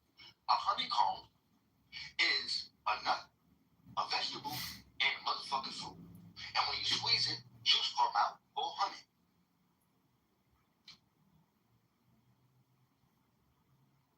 I'm not gonna lie, the almond juice thing kind of fucked me up. You see what I'm saying, bro? So look, all I'm saying is, I was like the tiny little seed that fucking sprouted late. So my perception is a little late, but it's ahead of the time. So all I'm saying is this. You don't talk about I know, but remember, I gotta give you 1 and 2. 1 and 2. Why do they call the stuff that comes out of the coconut milk? See, I don't want y'all to get confused. Because it's going on. Maybe because it's white. Hold on. Let's not get confused, and let's respect who's bringing you the dinner. So now, my nigga Huey is on my side. He understands that almond milk is some funny bunny shit and it don't exist. But almond juice does. And that a honeycomb is also a nut, a fruit, and a vegetable. And when you squeeze it, you make some water. You make some juice. And when you add a little water, it becomes sweet water. And when Moses gave the Israelites sweet water, he gave them honey water.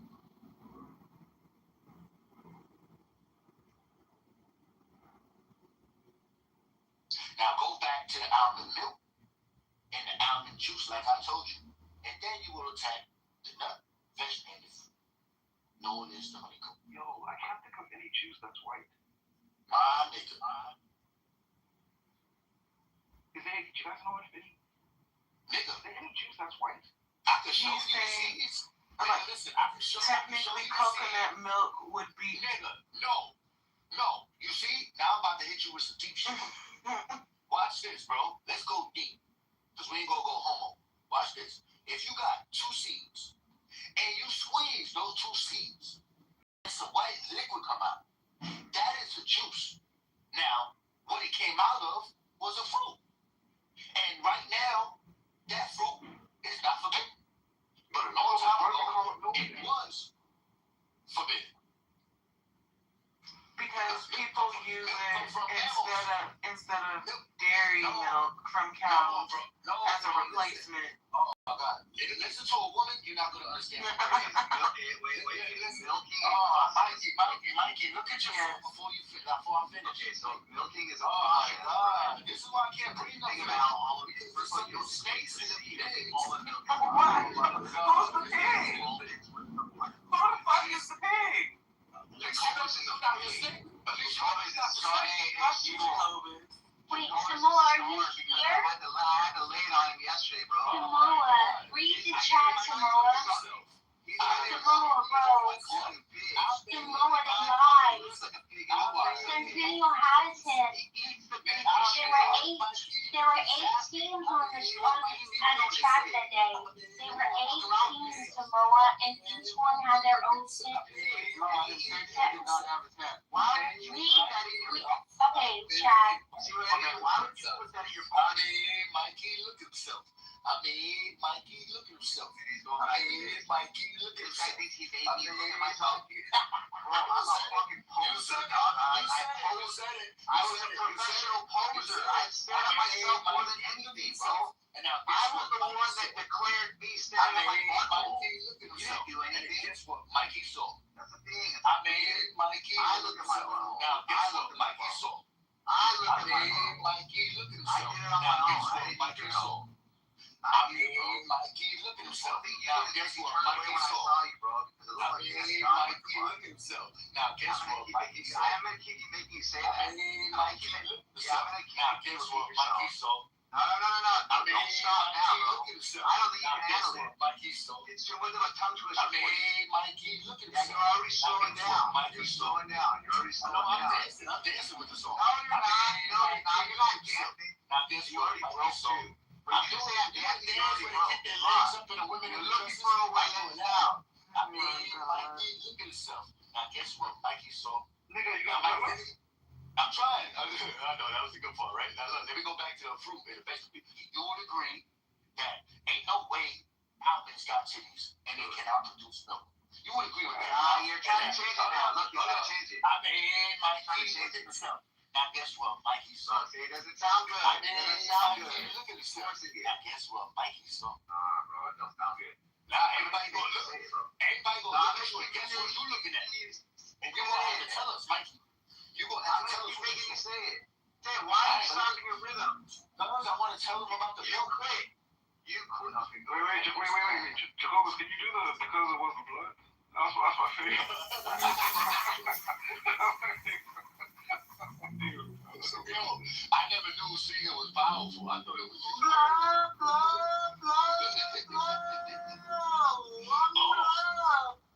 I forgot about that one blood, so that's crazy. That's scary. But look, let me just say this, Mikey. These niggas was telling me that almonds got titties and they produce milk. And I told them, no, that is juice. When you squeeze nuts and you squeeze vegetables and you squeeze fruits, you get juice. Now, when you squeeze Why isn't it an extract? Oh my God! So now when you squeeze, a honeycomb, you get some corn, and that's a nut, that's a vegetable, and that's a fruit. Now, somebody asked about the white stuff. Now, if you got 2 seeds and you squeeze, no one is supposed to eat it. You're not supposed to consume it. But a woman touched it and looked at it, and she consumed it. And now, yes, this is eat for the forbidden fruit. I shall not say. I had a really quick question. Come on, I had a really quick question. Yo, She-Wolf, I just saw your PTR. Yo, did your man finally put a ring on it? He bought me 2 rings, Knowledge. What? I see 3 rings in there. Okay, the middle one I bought, and I said I was gonna give that to a man one day. That's a man's wedding band in the middle. It don't fit him, and he don't really wear rings, so I never gave it to him. But that's a man's wedding band in the middle. She-Wolf, that's your hand? Hey, Monica. Yeah, that's my ashy ass hand. She-Wolf, congrats. Oh, she can Monica, you need to read better. These are old. Yo, She-Wolf, you can scratch a good back. I've heard that many times before, You know, what about a bad bag? Like, what about a bad bag? I do scratch a good bag. You said good back. I'm checking Samoa now. Yo, shoot, you know what's funny? Have you ever heard the saying cats have like 9 lives? Mm-hmm. Yeah, I never believed in that saying. Samoa, can you put it in the I chat? saw Huey die at least 4 times. I saw him die 4 times yesterday, 4 times today. I think he's on his last life. I mean, you know what that means, bro. When they say I'll be rooting for you, Huey. You're one of the better argument makers. You don't hear me, Mike. But yesterday it wasn't good, Huey. I've seen you make some of the better arguments in the room, Huey. But I'm gonna be honest with you. Yesterday it wasn't good. That's a fact. Wait, can I talk about what do Yeah, Monica, we're trying to say something to Samoa for a minute. Let him get that joke out. Oh my God, Samoa, Monica. Throw that shit like it'd be really Like in your garage, like response here, it says typically this is what they do, and what I'm providing you is like what was testified to in the trial today. The Centennial on this date didn't happen. Okay, so like that's the difference. I'm asking too, but the graph also says Centennial's tent location was positioned on the far side or opposite side of the stadium from the Memorial High School tent. So why you guys trial have that's the worst. Real quick, is the trial being televised? You know? no, these are These are all the local reporters that are providing like 45 minutes. Then they go out there, and then they give you like the briefing of like what they. You know what I mean? Rock is the worst. Well, they could not show him and like record the trial, but I'm not too sure about how that stadium. Oh no, there's no electronic devices allowed anywhere. Damn. Yeah, but like you can tell that Grok doesn't actually have the up-to-date information because it's really generalized in what is. So I told you it sucks. right. Well, it's just a prompt, right? It's like bro, like if you use like chat right now, like get better results. You're gonna get better results. Well, that might be true. I don't think so. But there is a way of prompting this better. Yeah, like there's a way of prompting this one better. Put the same prompt into both and see which one you get. No, but like they both have like different default settings. I usually test it. Put it in some.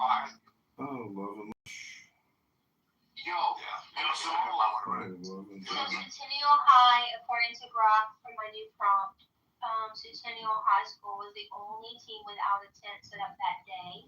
Right. And that's why Mike Hackensen's his firm. He is a public defender. He's not a. They hired him. Yeah, these are the people that are in the room. Right. Right. Like there's a lot of conjecture on like what the actual arguments are going to be. So I've learned 3 new things just from like watching these people. So what's the other things you learned? Not just that they don't know each other. The coach asked Austin Metcalf to be more of a leader, kind of like controlling the dynamic at these types of track meets.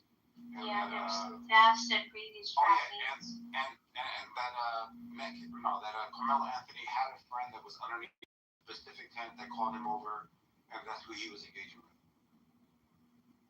Yo, so Samoa, forgive me, my nigga. No, you can do your thing. No, I gotta tell you something, Samoa, right? I'm not accusing no one. I'm just saying. Backstabbing, two-faced, picking.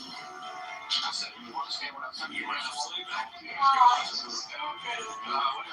How many people want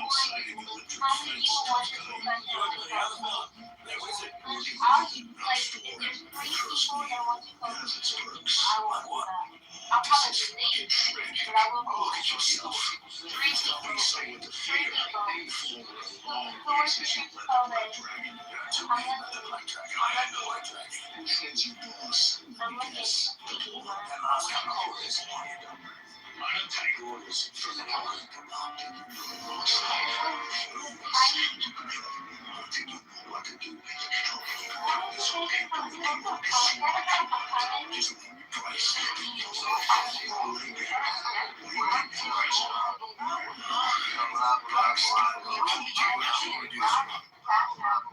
Do you actually want to do this or not?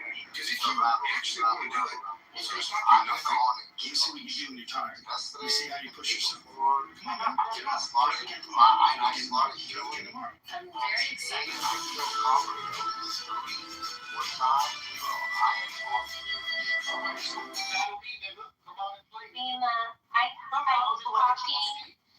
I was talking for 15 minutes thinking that nobody was talking, and then I changed the audio setting and realized that everybody was talking. Oh, I'm very upset now. You scared, Linda? What was that? What was that? I'm totally embarrassed myself. Text me. Nigga, do you have a Siemens phone? Was that the Siemens phone?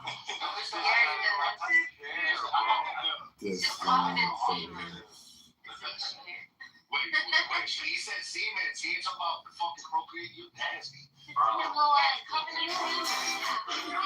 Peter Hunter speaks to Fred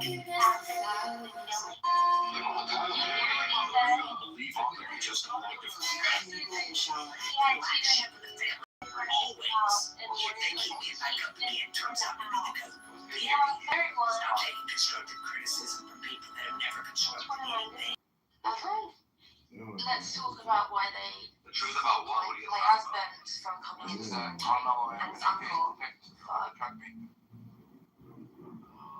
Is that finally happening? Yeah, the trial's right now. Right, yeah. They just had an argument. The defense spoke as well, and they're going to come back.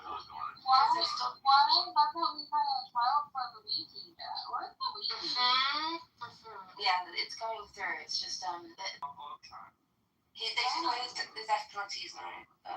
No, I don't think they'll put him to death.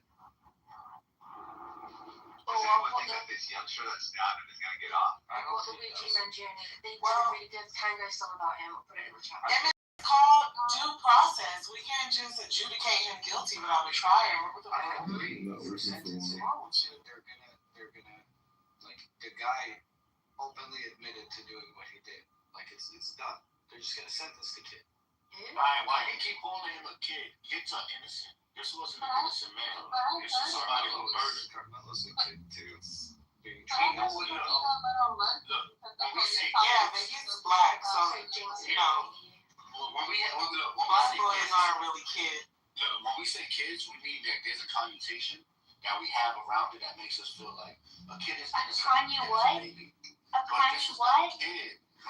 Relax. A connotation? What word are you using so I can learn it? Oh, connotation. Like maybe Connotation? No. Let's make it helpful. Yeah, if it's connotation, I know what that is. I don't think you used it correctly, but Let's make it helpful. Let's make it helpful. If you exercised this morning, you would have been out of breath and you would have did yourself a favor. But you didn't do that. So don't try to exercise your mouth now. Okay?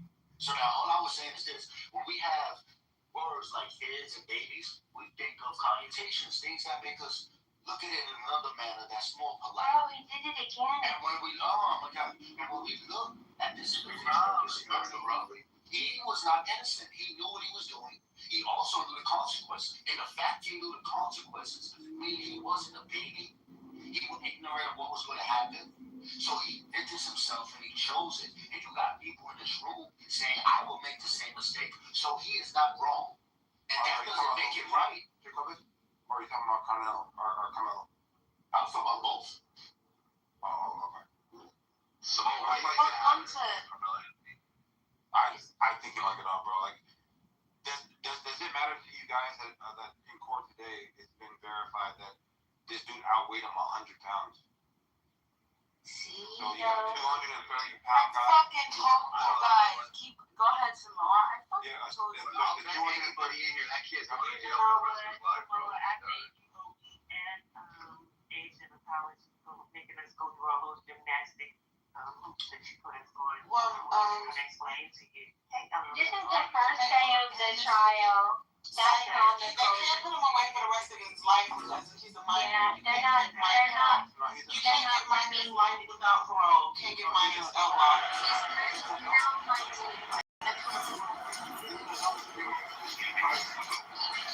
Damn, Sheila. He's a fucking criminal, okay? I see you going for the diva.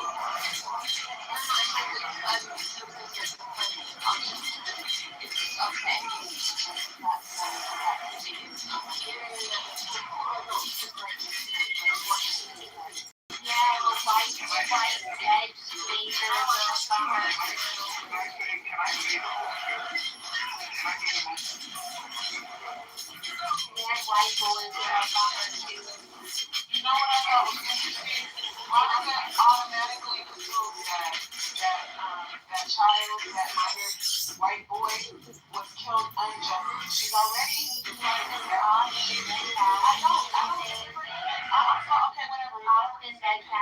Whatever. You've already decided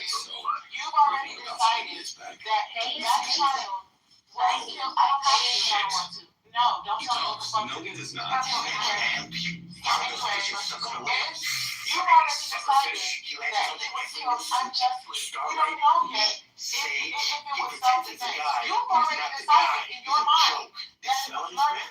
So that already goes to show that people like you cannot be objective about it. Right? You already have the notion about whether or not the child was murdered or he was killed in self-defense. You've already decided that. So somebody like you cannot be unbiased. You cannot be objective. You cannot listen to the evidence and will not listen to the evidence and wait to make a judgment. Right? That's why we say you should not take over the entire jury 12 people. That's why we say that. Because people like you will decide before they use evidence. Somebody like you will decide before the evidence that it was unjust. She lost and Metcalf deserved to die. This is a racist. I just want to be fired. Do you think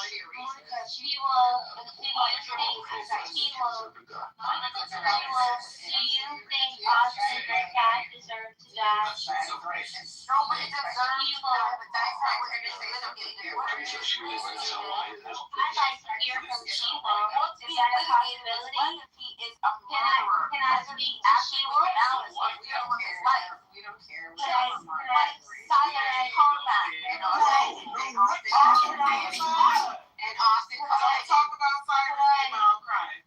And Austin caught that heat. Sheila, do you think I'm burned down in South Carolina. Let's go. Monica, just wait. Sheila, do you think Austin Metcalf deserves to die? Yes. I think that we should wait to see the evidence to decide if it was justified or unjustified. And we shouldn't decide before whether it was unjustified or justified. That's a fact. That's what I think. I agree. You're not answering my question. Can you answer this one?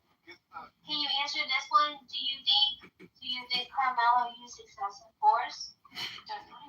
Monica, you want me to make a decision before seeing the evidence, and I'm trying to tell you I can't do that. Did Rick I Floyd accept your answer. Thank you, Sheila. Wait. Can I ask you a different question? This is slightly more normal. Can we get one more time? No. You were so long.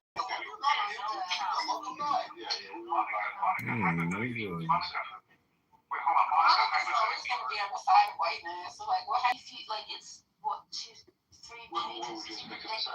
No, I mean, like. 8 pages total. Yeah, but. Why is he doing this? Really sure. Thank you. Sorry, I was just confused. No, shut the fuck up. Can I have my question real quick? No, yeah, I'm going to finish in like 5 seconds. Yeah, I was just confused. So, yeah, my arrest report was like triple that size, and it was just like a tiny bit of like you know, like non-violent or whatever. So I was just confused why it was so short. It just. That's a good point. This is a narrative. No, she just saying she was born for gangster. I thought I heard a woman talking. I thought I heard a woman that said I got a question for you. Oh my God! No, I'm sorry. No, she knows what she did. She knows what she did. Questions for you too. Here we go. Skinny Monica. I thought you guys would find this question. Yes, right along. That's Fifi. I can't yell. I know. It's respectful to be yelling like that. I'll just turn up. You don't have to yell. Free. Shut the fuck up. Shut up and call me a piece of shit. Hey, Huey, bro, you gotta do your thing, bro.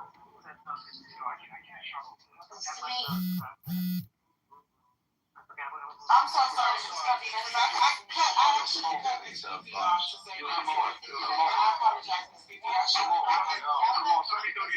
get up in my. Can you guys be quiet so Miss Phoebe can say what she want to say? Because I cut her off, and that was rude. All right, cool. Moderate. Thank you very much, Mrs. Huey, go ahead.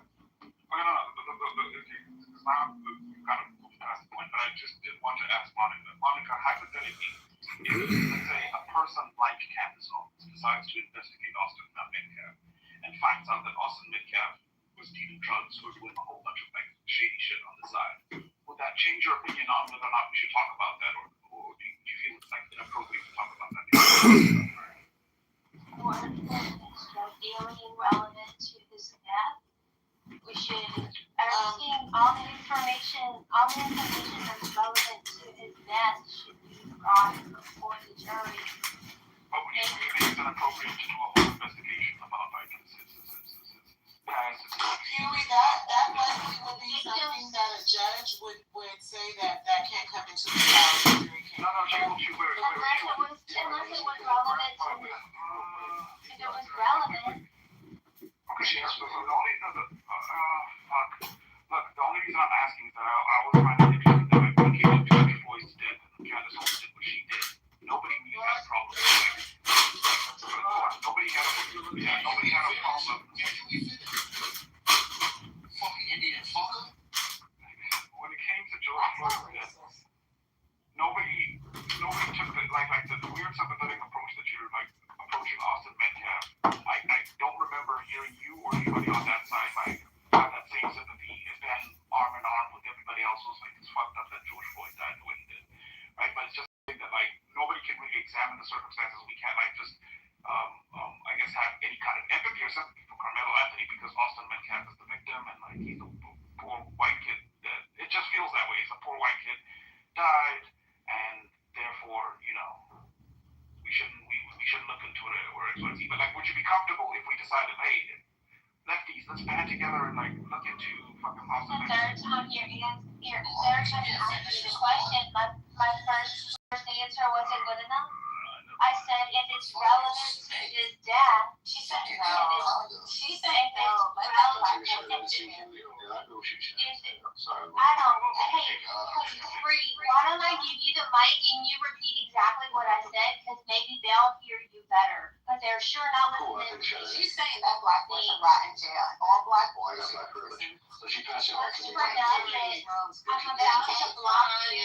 You can block me, Monica. I don't care.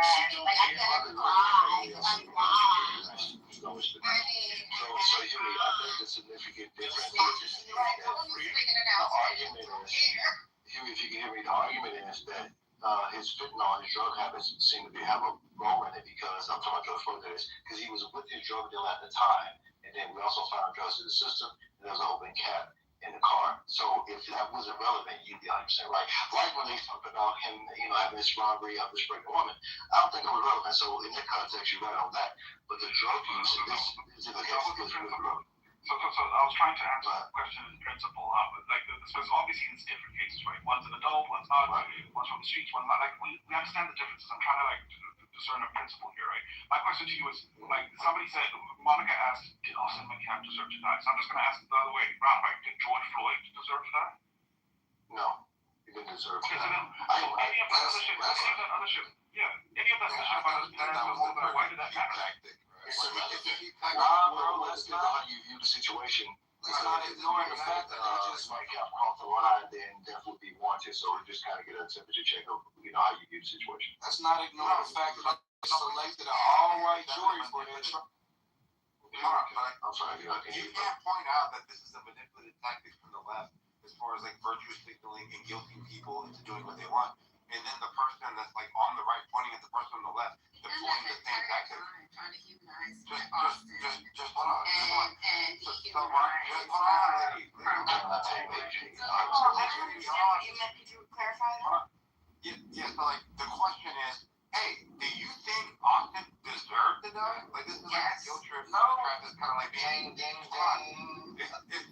it's a deployed trap to guilt somebody by saying, hey, you're a bad person, by avoiding the actual conversation, it being of, is this going to be like guilty or not guilty, factoring in the evidence? Like that's the real conversation, right? So her doing pointing at the left, like, hey, you guys are bad people for doing that type of a thing, and now she's doing that type of a thing.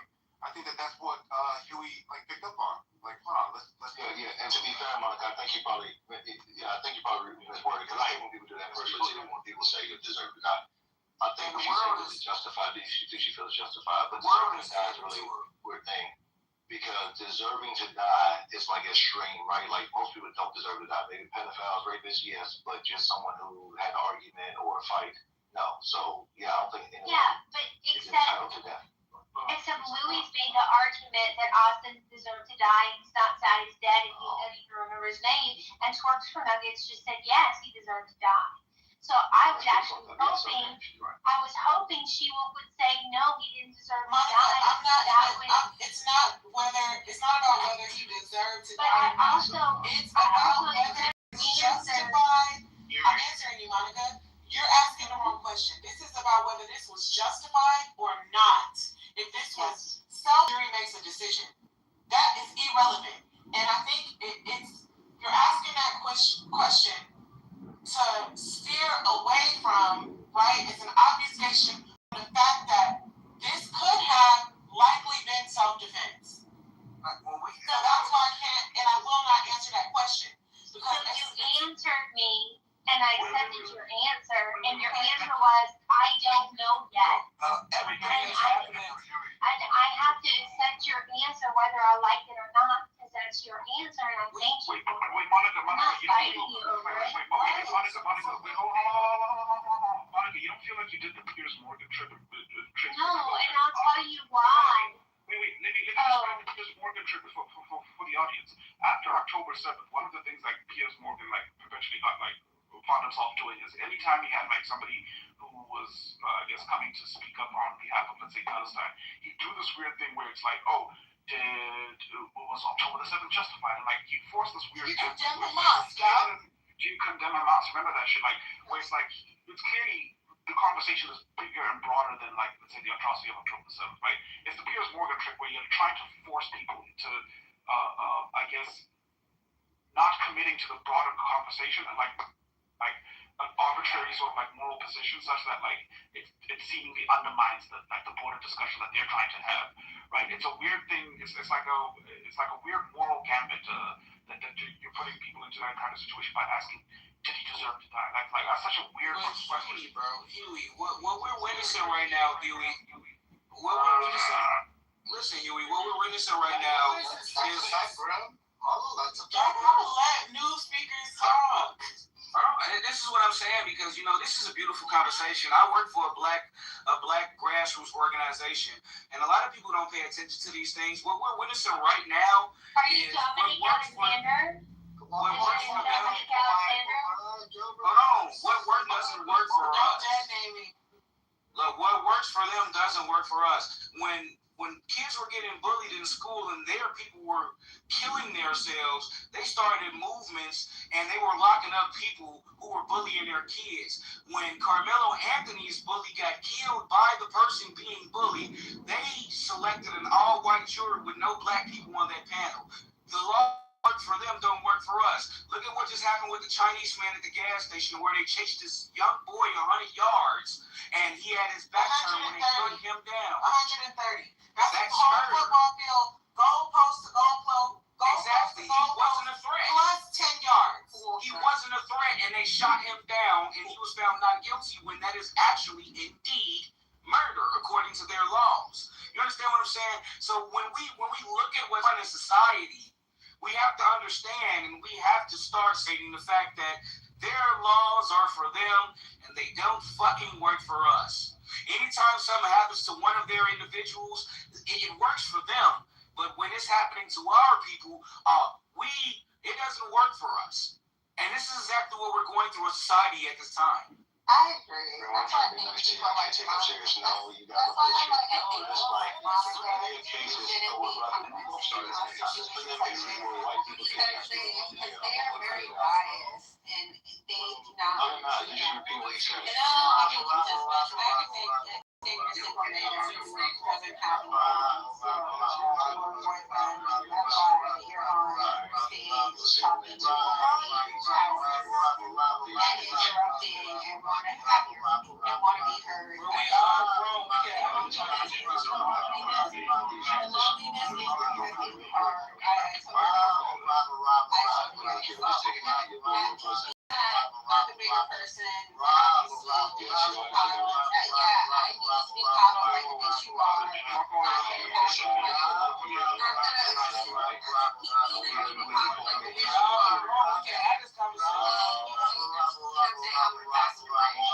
Just calm down.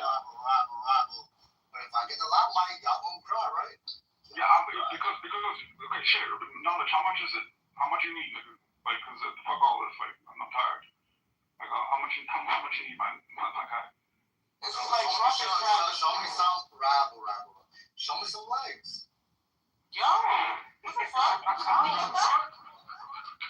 Bro, Trump is trying to actively change one of the 3 sections of the 14th Amendment, which was basically created to have slaves become.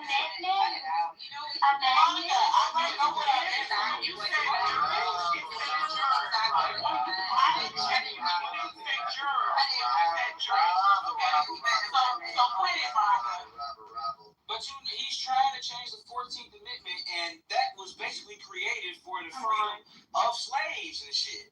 You see what I'm saying? And there are 3 parts to it, but we all know how our president likes to act. He likes to pull people in by saying it's about the immigrants, and then we fall for the shit, and then immediately after he attacks black people.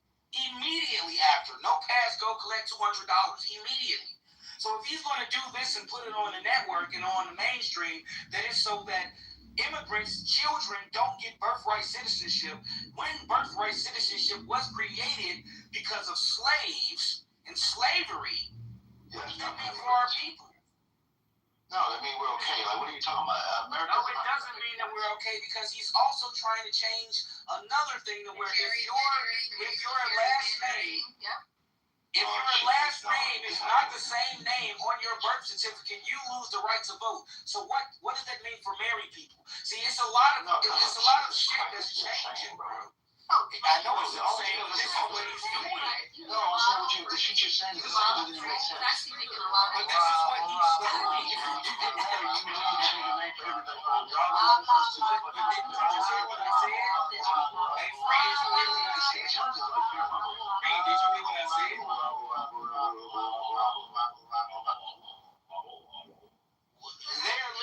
They're literally changing things for our people, which is why they just changed the voting districts, which was changed because it was what it is now, which is what they just changed, and it was racist back then, which is why they changed up the districts. So more black voters voted counts, and they just changed it back to where our votes don't count in certain districts anymore, to where Republicans and the motherfuckers who don't believe and, being peaceful on this planet, I'll say that much, they get a majority vote at this point. I'm talking about the case anymore. We're going every fucking way. We just hopping on. I'm speaking about everything that they're doing. Yeah, but these are the people who claim they want democracy, but when it pertains to black people, all of a sudden things are out the window. These people don't believe in a democracy. It's embarrassing. But you know what I noticed is that,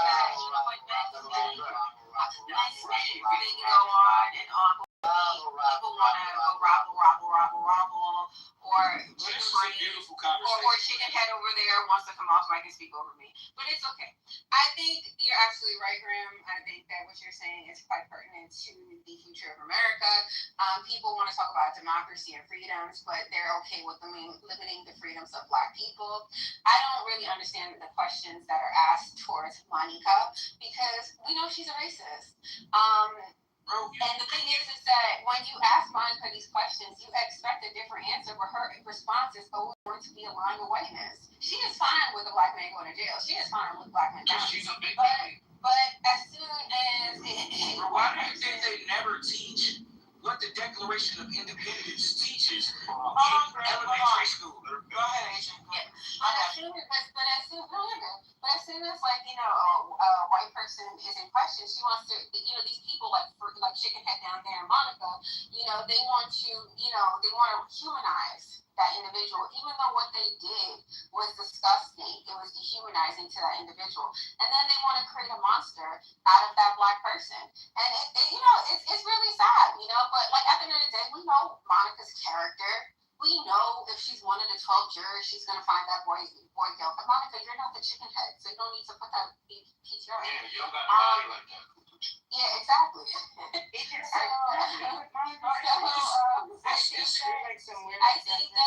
think that we're very aware of, Monica's sentiments towards Black people. So I just think some of the questioning or her involvement in conversations, her responses are surprising. When we think about what we learn in these areas, but we can't forget about the Reagan boxes. We can't forget about what they did to those Black men that had syphilis for 40 years. We can't forget about what they did with Black Wall Street. We can't forget about how Gaddafi tried to get their ass money to fund Black education and Black people, and they turned that money down. We can't forget about certain things that would have put us in a certain light of elevation to put us on the same level as these people, but they want us to die and they want us in prison because our bodies generate more money for their economy. You understand what I'm saying? There's a lot of things happening that you should. Yes. Real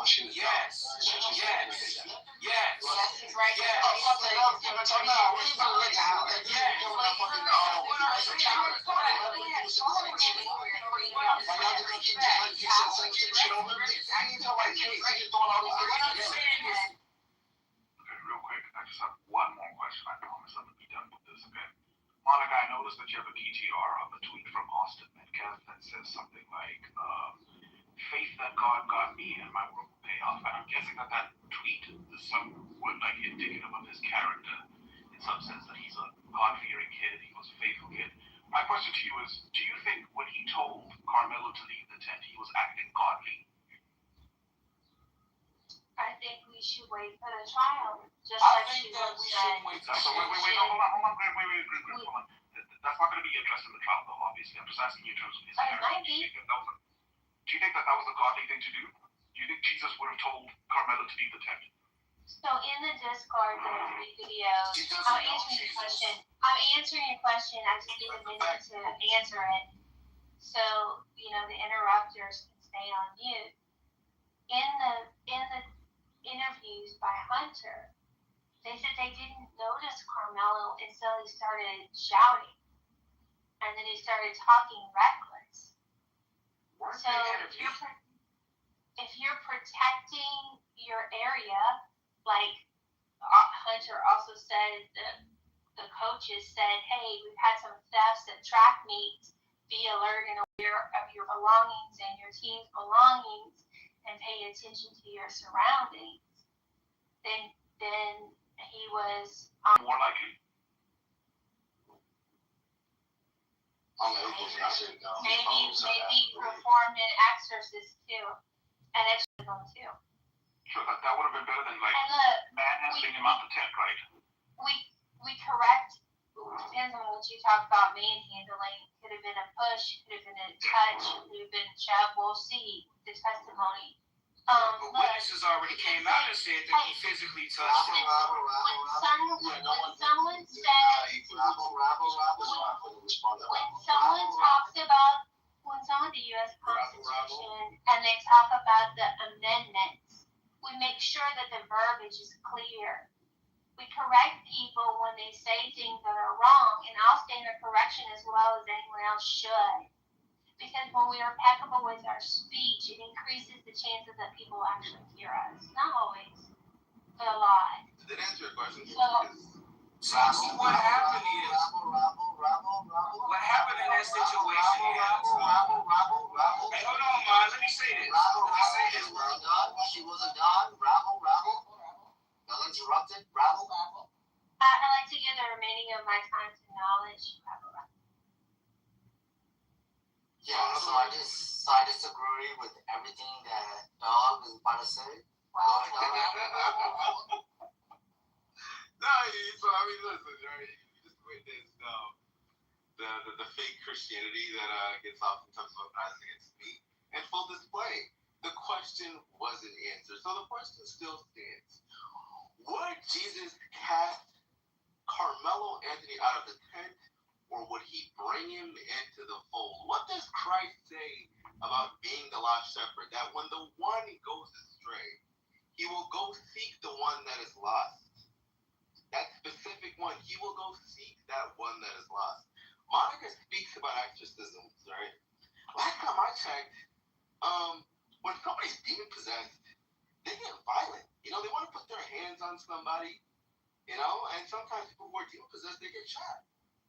Right? So I think really the onus of the demon possession should have been on Metcalf for thinking that he has the authority to put his hands on someone over something that's not even his property. Tam wasn't his property. Oh, he just wrenched the Bible. He was just someone he's like losing weight.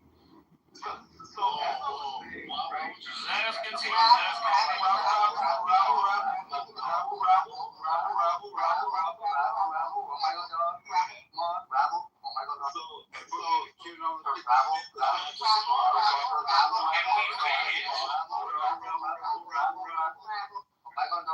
So we can hear the brother that Clemens the most when he speaks. I think he needs to get a detox in his system. I recommend ginger, turmeric, with some pineapple. Good way to cleanse your system, brother. cayenne too. And also, I do think that on the topic of exorcism, there would be doing to cleanse the spirit of the room. Jesus definitely would have taken Carmelo Anthony in. He would have Carmelo Anthony without even putting a hand on him. What did he tell Peter? He told them. Freeze next. A lot of these Christians are Paulites. Come on, Graham. Y'all respond, bro.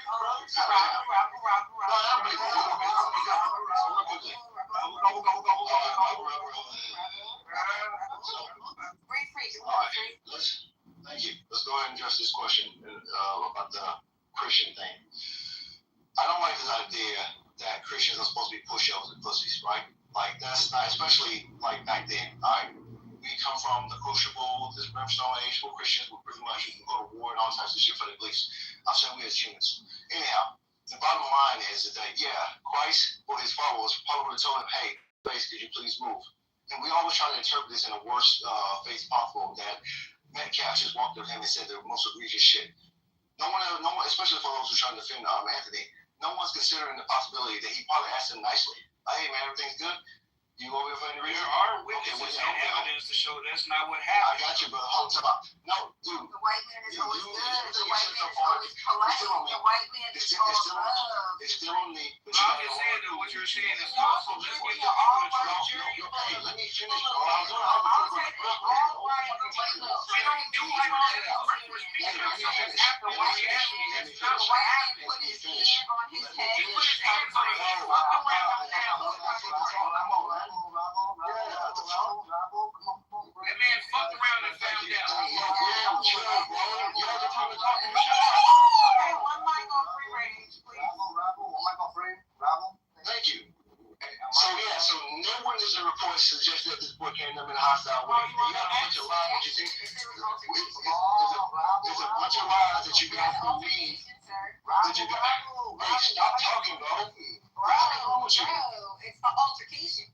Let me finish. You want me to talk, but you won't let me fucking stop and get my point out. What the fuck?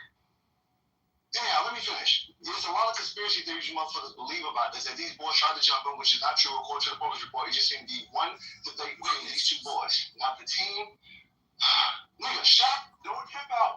Just shut the fuck up, nigga. Look, starting right now, any interruptions, it will get muted, no one. Rabble. Thank you. So, the bottom line is, according to the witnesses on the report for the people at the time of the scene, they said it was only between those two boys. And then they say, oh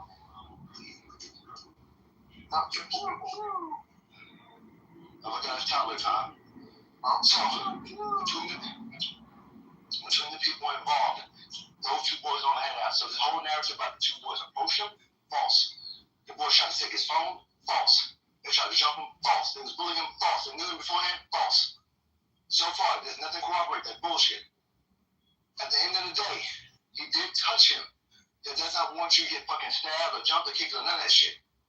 And these same people, I guarantee you, in any other scenario, they wouldn't have the same sentiment because, again, they only lean to their bias. If a guy went to a women's gym, for whatever fucking reason, he's not supposed to be there. Not the clerk or the people that work there or the police. If just regular customers would say, hey, could you leave, sir? They say, hey, just don't touch me. Just don't touch me, we cool. And one put their hands on him, just literally touch him, he knocks them the fuck out or stab him or break their neck. Many of y'all would say, well, she should avoid weapons. After you ask someone to touch you and then stab them, knowing they're not aware of the danger that you pose to them. So the bottom line is, I'll land on this point.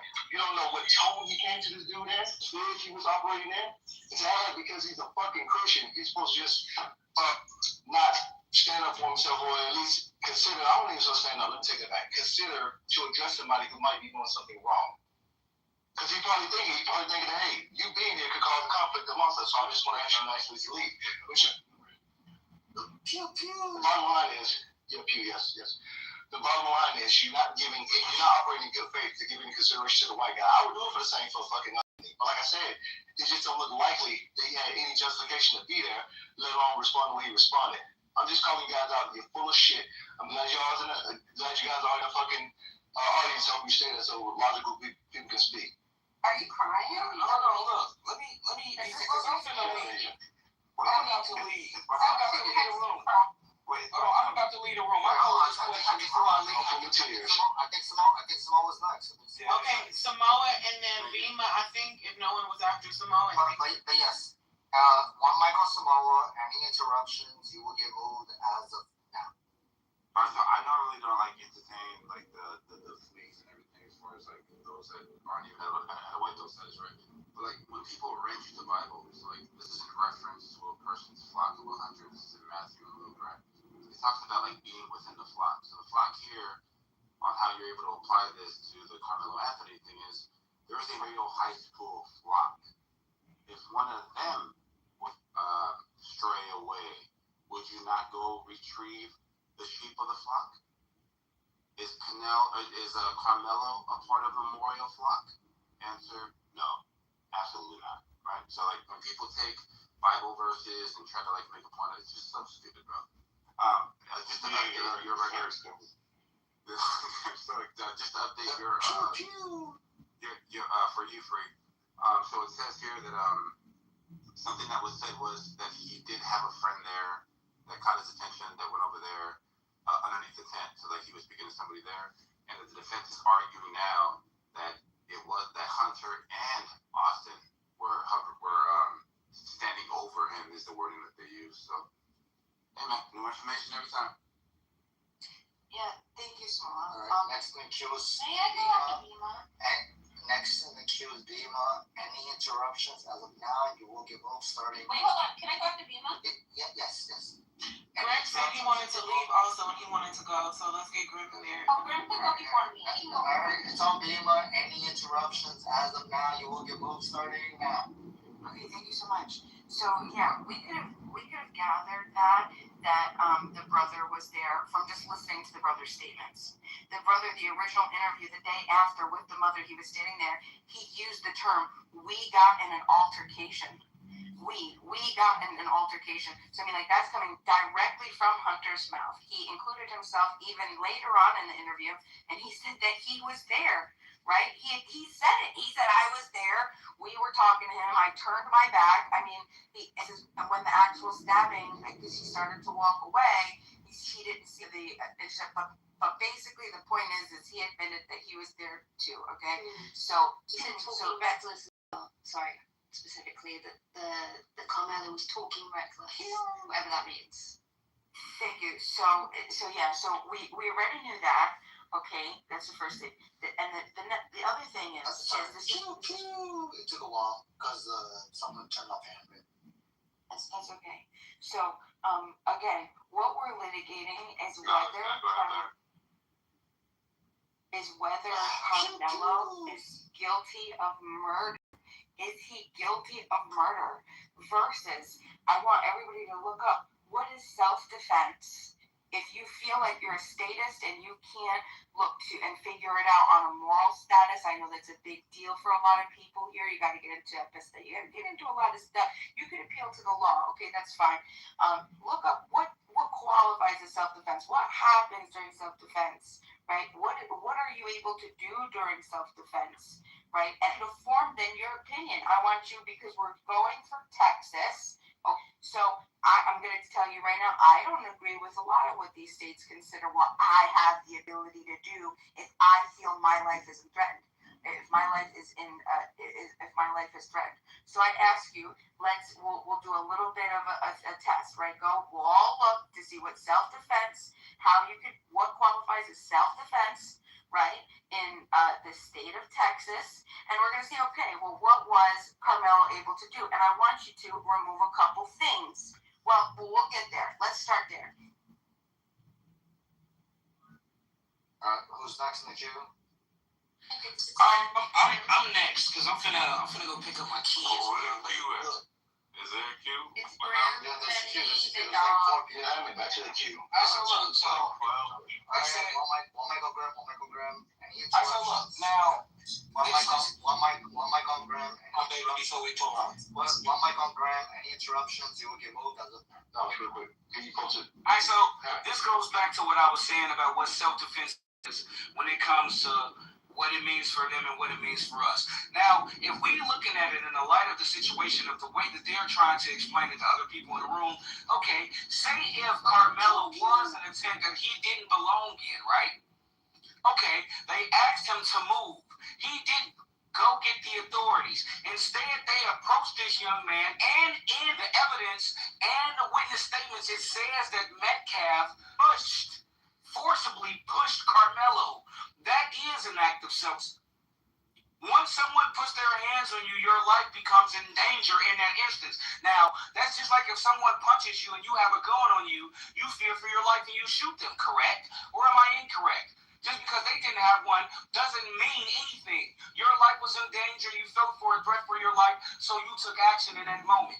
And his brother already said that he was a part of the situation as well. They tried to physically remove that young man from that tent as if though they were the authorities or the individuals, says the coaches, as if they were the coaches or the people who were hosting that event, even though they were the people who were a part of that event.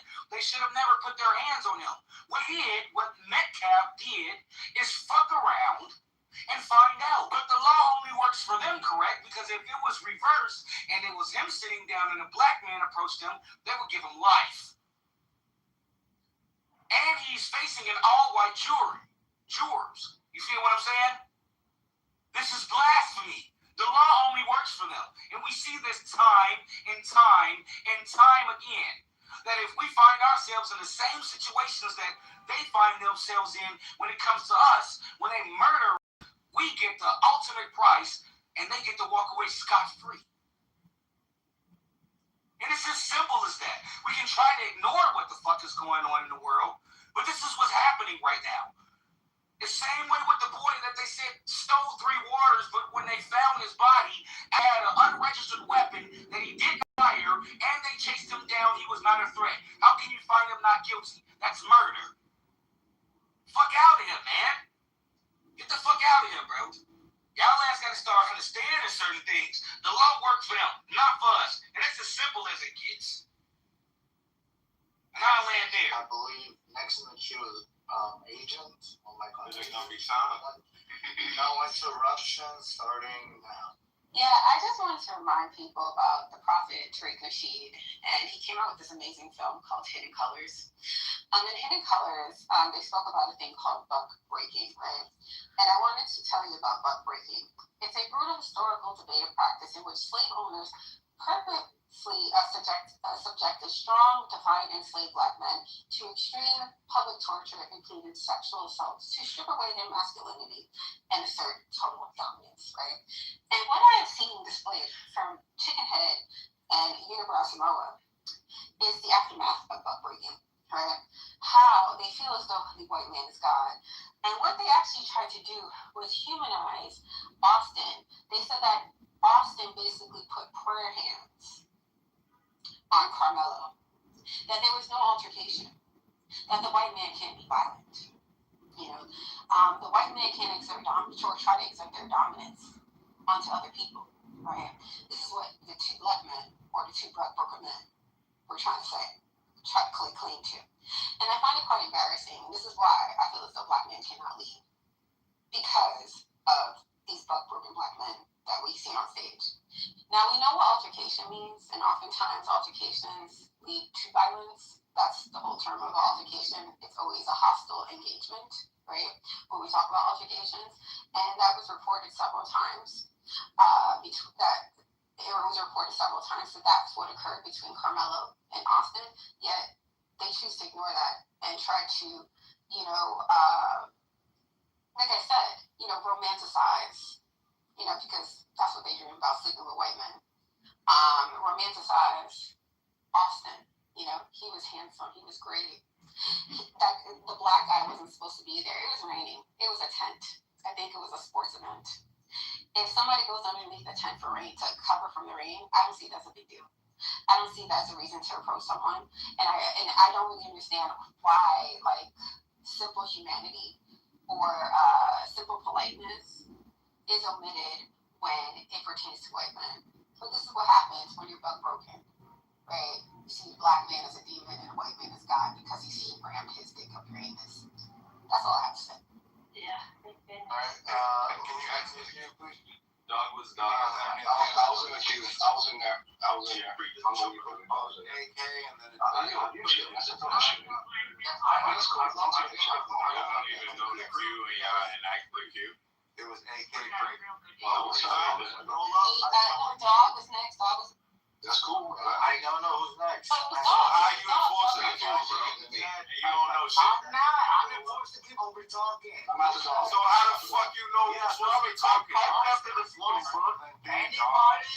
Anybody besides Doc, if you Let's go, baby. No, dog was next. You said it in your chat. Yo, watch your mouth. You don't want to Said it in your chat. Dog said it in your chat. No. Okay, who's next? Dog said it in the chat. Y'all okay with Dog? Oh, you skipping over Ock Free?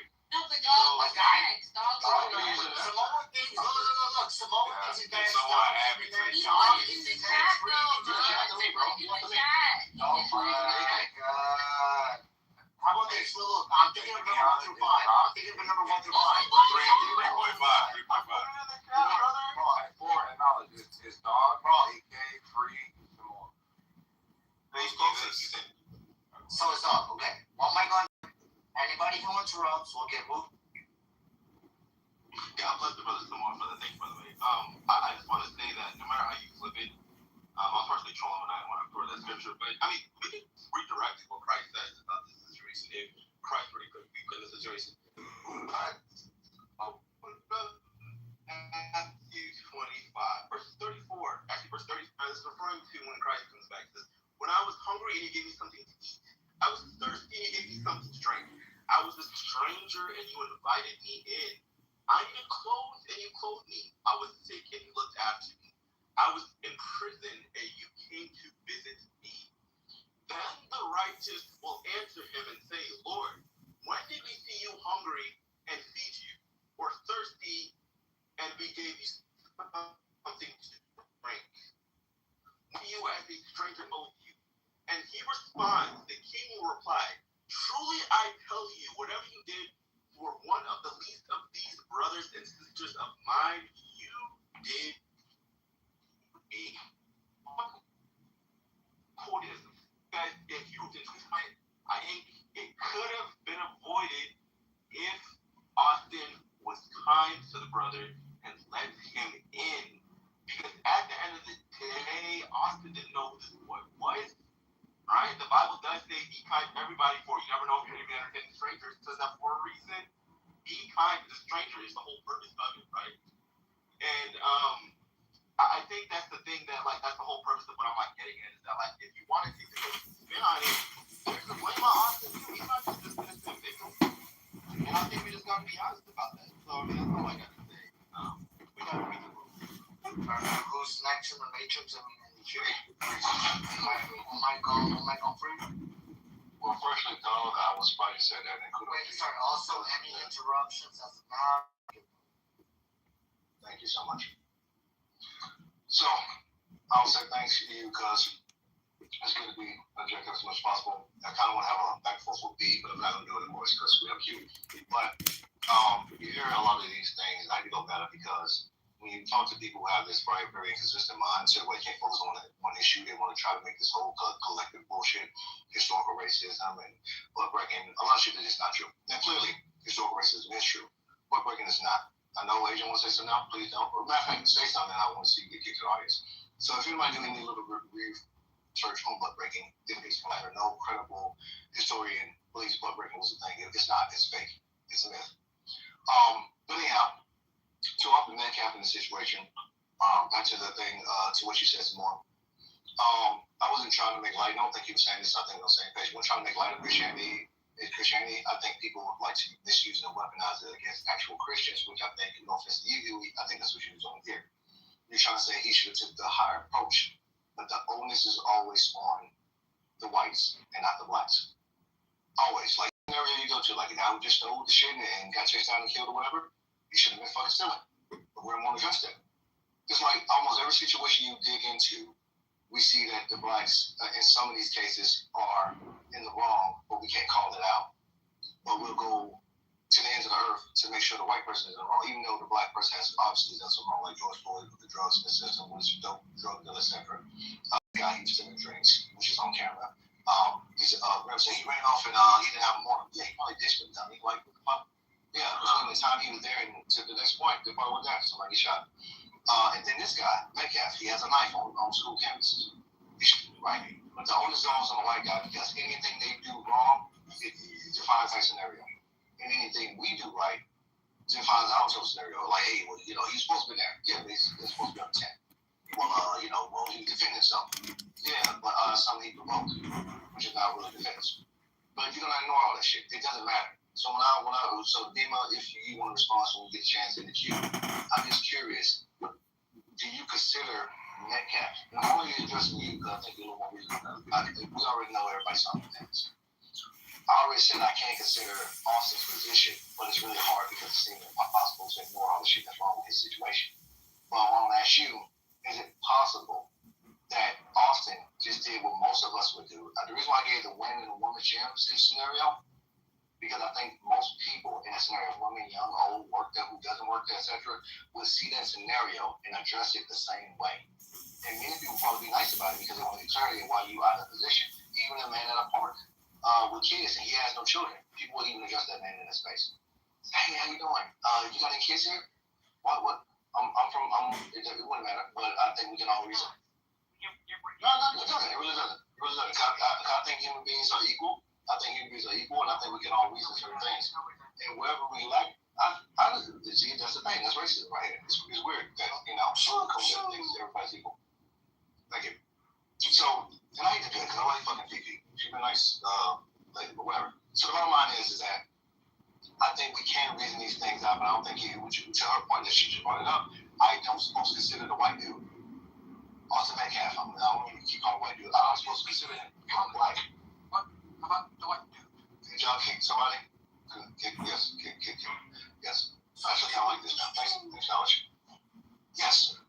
I got a gun. I got a partner crime. Alright, so the bottom line is, y'all keep going off to stuff on that shit. The bottom line is, I don't supposed to consider the white male Austin Metcalf because I'm black.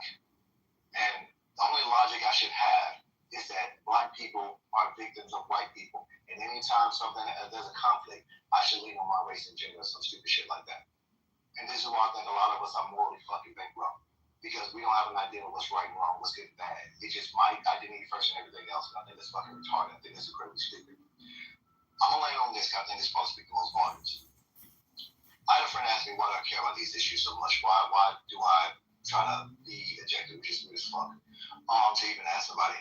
But I told him, I said, hey, if we're gonna just turn around and do what white people did, why would they stop? If we didn't like racism when it was used against us, why would we be okay with racism being used for us? Isn't it wrong? Like, if they used to rape us, is it okay for us to rape them? He's like, well, I mean, you gotta think about it. I said, so you be okay being a fucking rapist? You could have been rapist. That's what you're telling me. So fuck all the bullshit about the history, the color, and all that shit. Was he fucking wrong? Can he make sense of his actions? Can you make sense of his actions? I don't think many of you can. I think you guys are trying your best to ignore all the things involved in this case because you cannot see past your own fucking bodies. Now, I think I said enough. I'm gonna land here and I ain't gonna respond to much anybody unless somebody asks me something directly. But I rest my case. I think you guys fucked up. Is your anus so moist? Thank God it happened. So gross. It's ox turn. Go ahead and put that slogan out there. I'll take a PSA.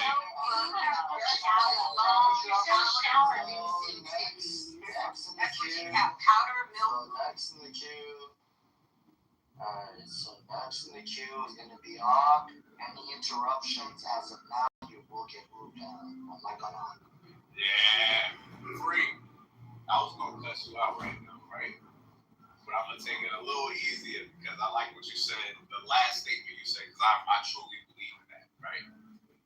I believe that, you know, if we bitch so much about the things that was wrongly done in the past, why recreate it?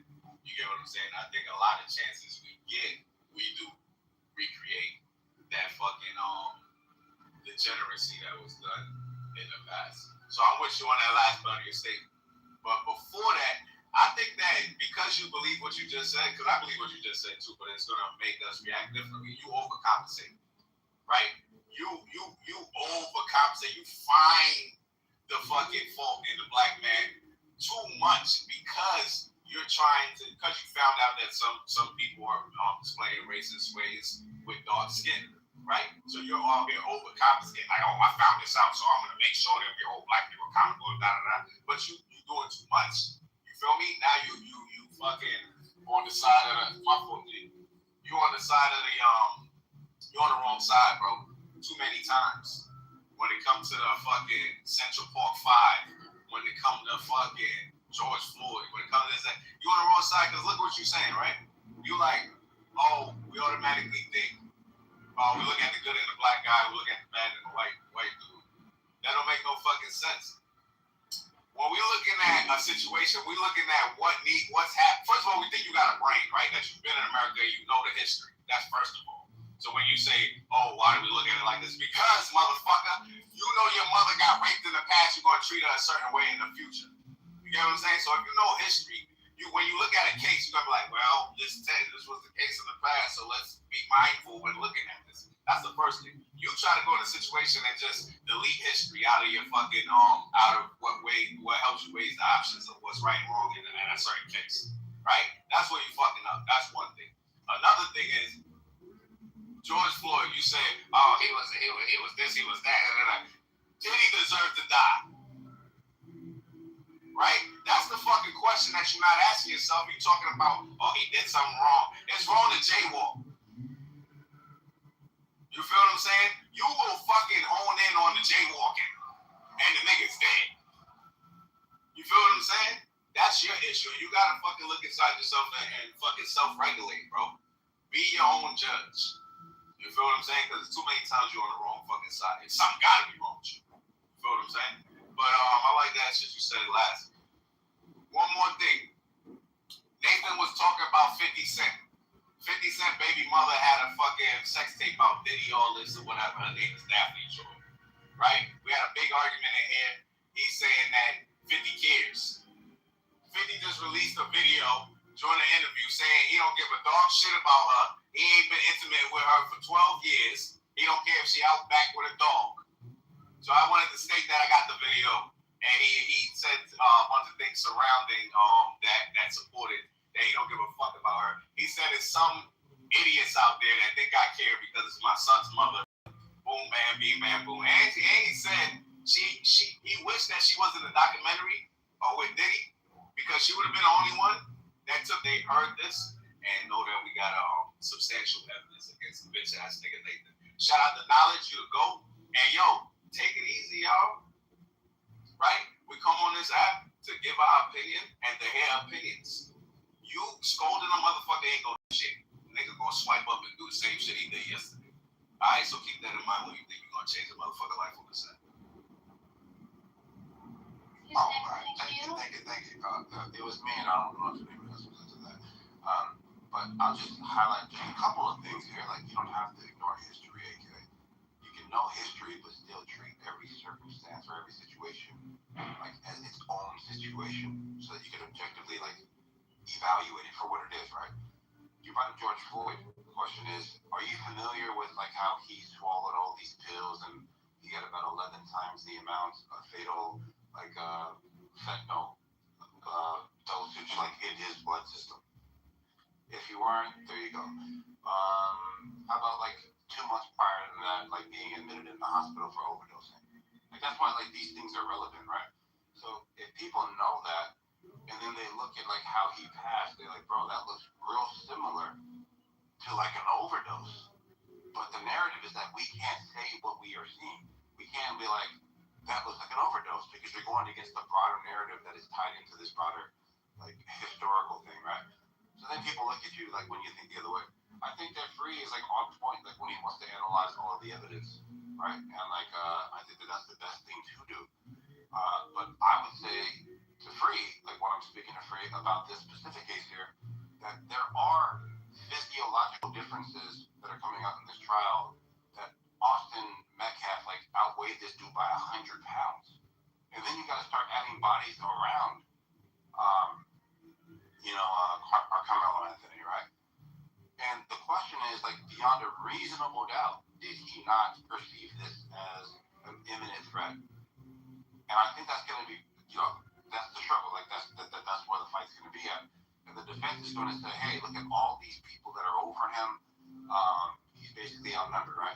But then to kind of speak to the point about the 10, right? It's the only 10 up. Like, if you guys, like, the whole video that they're talking about, it's the only 10 up. It's early in the morning. It's not the only 10 up. Oh my gosh. All right, look. So the video that they're showing, the reports are, is the only 10 up because everybody else hasn't got their 10 up yet. It's early in the morning. Okay? So they show him like in his gray suit. Everybody who's been talking about the tape so far is saying that you can't actually see anything. It's just a blob of people, and then there's this like expert that's breaking down the footage, the forensics person, right? He's breaking down the footage of like how he stabs, how everybody kind of moves, and then how he runs out of the stadium, right? And all I'm saying is that it's okay to have that conversation. But when Agent called this nigga Tyreek Nasheed a prophet, bro, I almost dropped my phone. I said, a prophet? Tyreek? When did that happen? This nigga got a ministry? That shit was freaking off. But anyways, like all these things aren't the same, like, and I don't think anybody that is willing to just concede that everything is the same can actually call themselves an intellectually curious person. I don't know who's next, but whoever wants to go ahead. What the fuck are you talking about, Samoa? Yeah, and how often do you frequent Aurora Avenue to get broken by white men, Samoa? I would like to know. The fact that you know about the blade is crazy. I'm just saying. Samoa, check your back channel. Samoa, check your back channel. Samoa, check your back channel and then officially recant. It's so. I just submitted you physical evidence, visual evidence that there was more than one 10 up. Now, Centennial might not have had their 10 up, but they were not the only. Memorial was not the only one with their 10 up. He said at the time. I'm showing you. His pussy gets moist for white men. It's so weird. Like, how often do you frequent Aurora Avenue looking for white penis? Because, I mean, the way you over white men is so odd. You and Chickenhead over there love the white dick. Y'all love the white dick, and your pussies get moist for it. It's just What channel did I turn on? We on 50th and Aurora. Moist pussies for white men. Please stop telling us your Google. Pussy moisture. Wipe your pussies for work. Alright, are we done? Samoa, I'm going to ask how you interpreted my submission, because I was directing it directly at Free, right? Based on a lot of his submissions on other topics, right? And I don't see him falling on the side of black people a lot of times, right? So let me just say this: if someone you loved of the female gender was something was done to her bad by another male, right? I would say she was, let's say, sexually abused or something to that effect, right?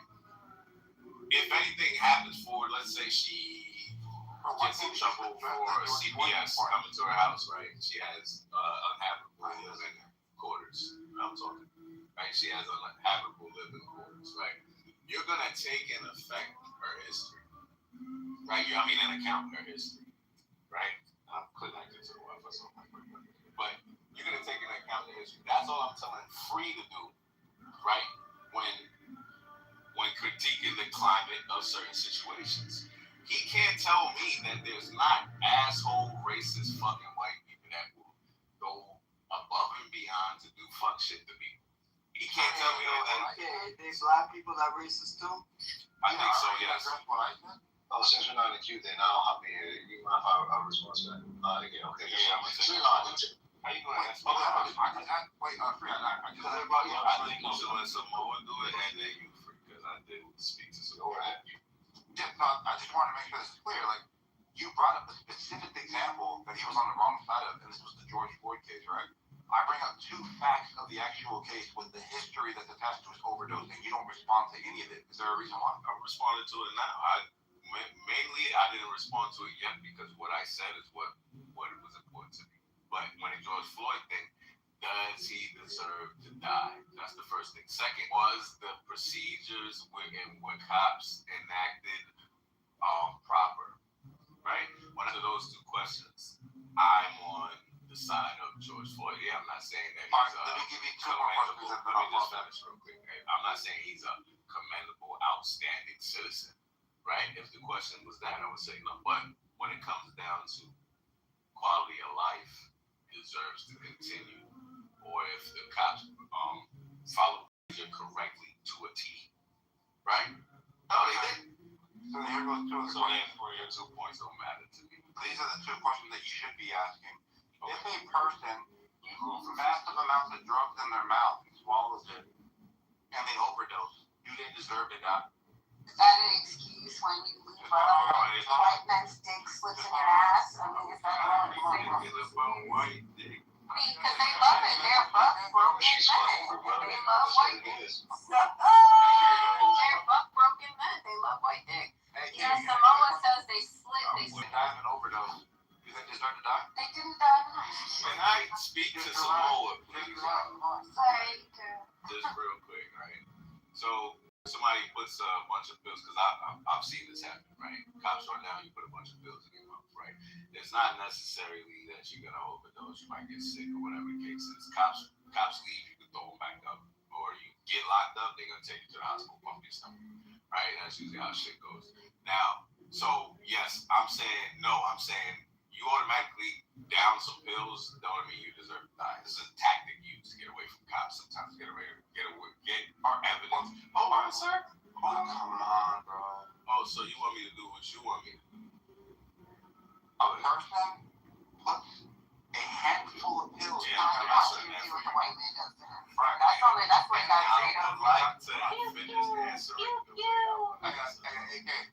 The question is, if you I know die the from question, an overdose, right? If you die from an overdose, what you did was you started talking about. Okay, so now you changed it to if you die from an overdose. Initially, you said, hey, free. No, you see how you're not letting me finish? I just let you finish. Initially, you said, sir, initially, you said to me, you can go ahead, bro.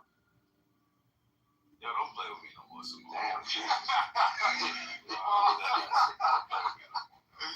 Go ahead, Free.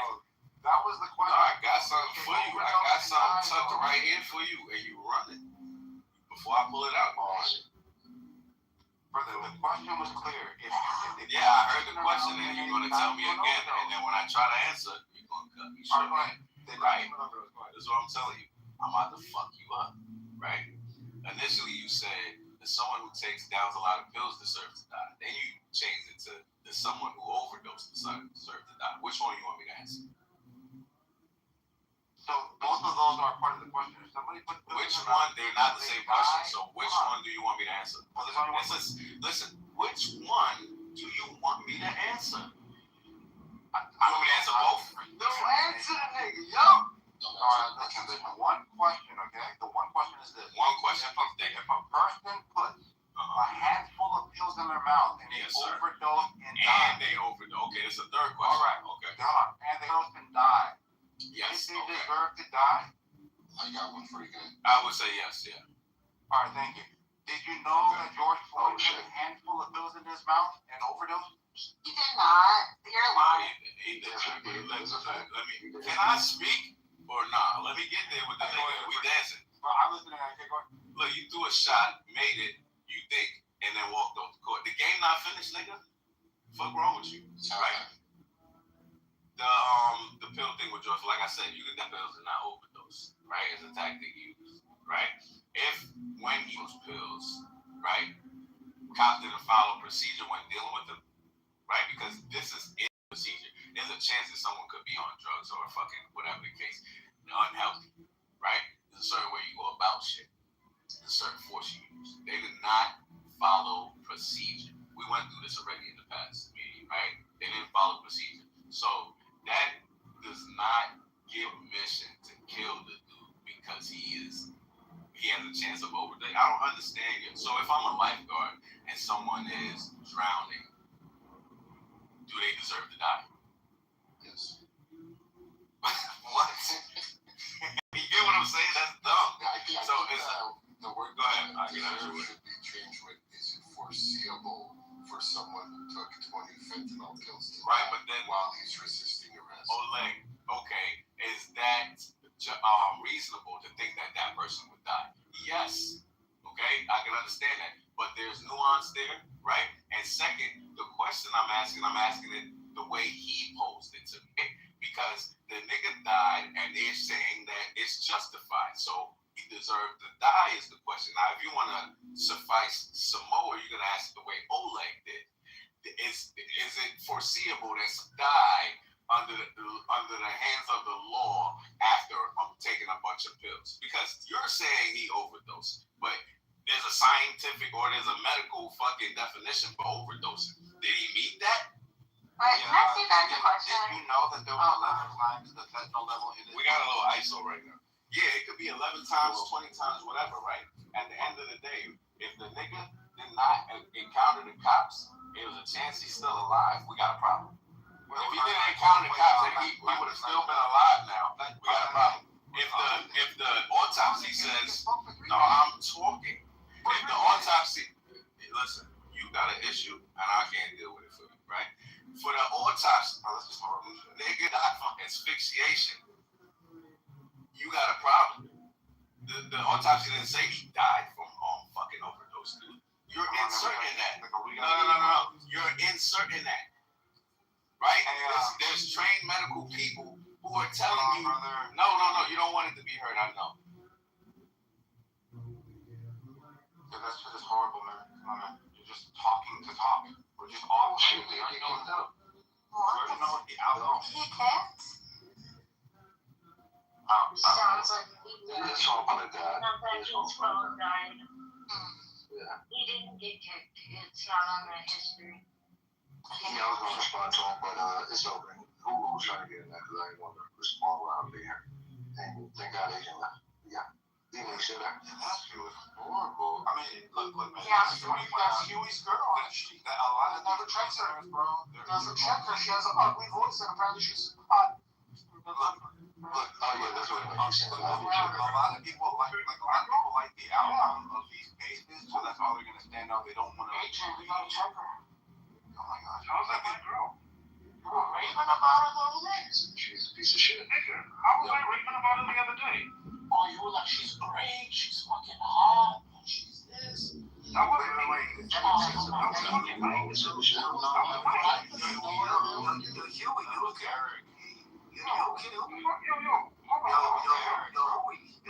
Because remember, you get in touch with people who tell lies about you. Why would you say that? I'm not lying. Well, this is what we were talking about the woman that triggers them, and you were saying, oh, I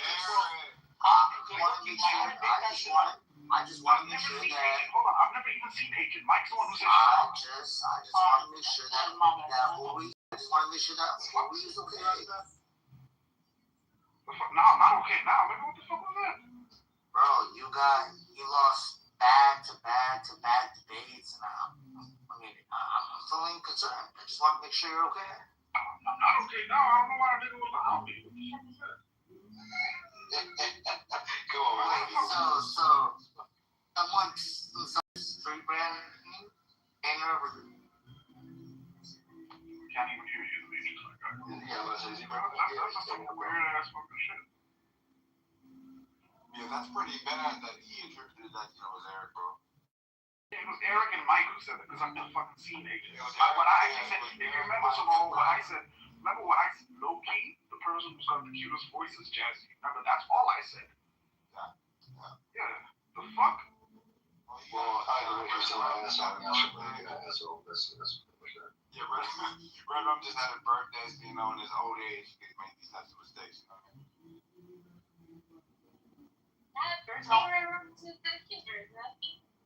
So I think with the George Floyd situation, it's so frustrating because not Yui, I'm always just thinking about Yui because he has a great mind. But Samoa, Oh, hell no. I don't like you got roasted yesterday with your buddies. What the hell? No, I don't believe it. Oh wait, no, I was gonna say Yui. Yui had mentioned it. Samoa was the great model.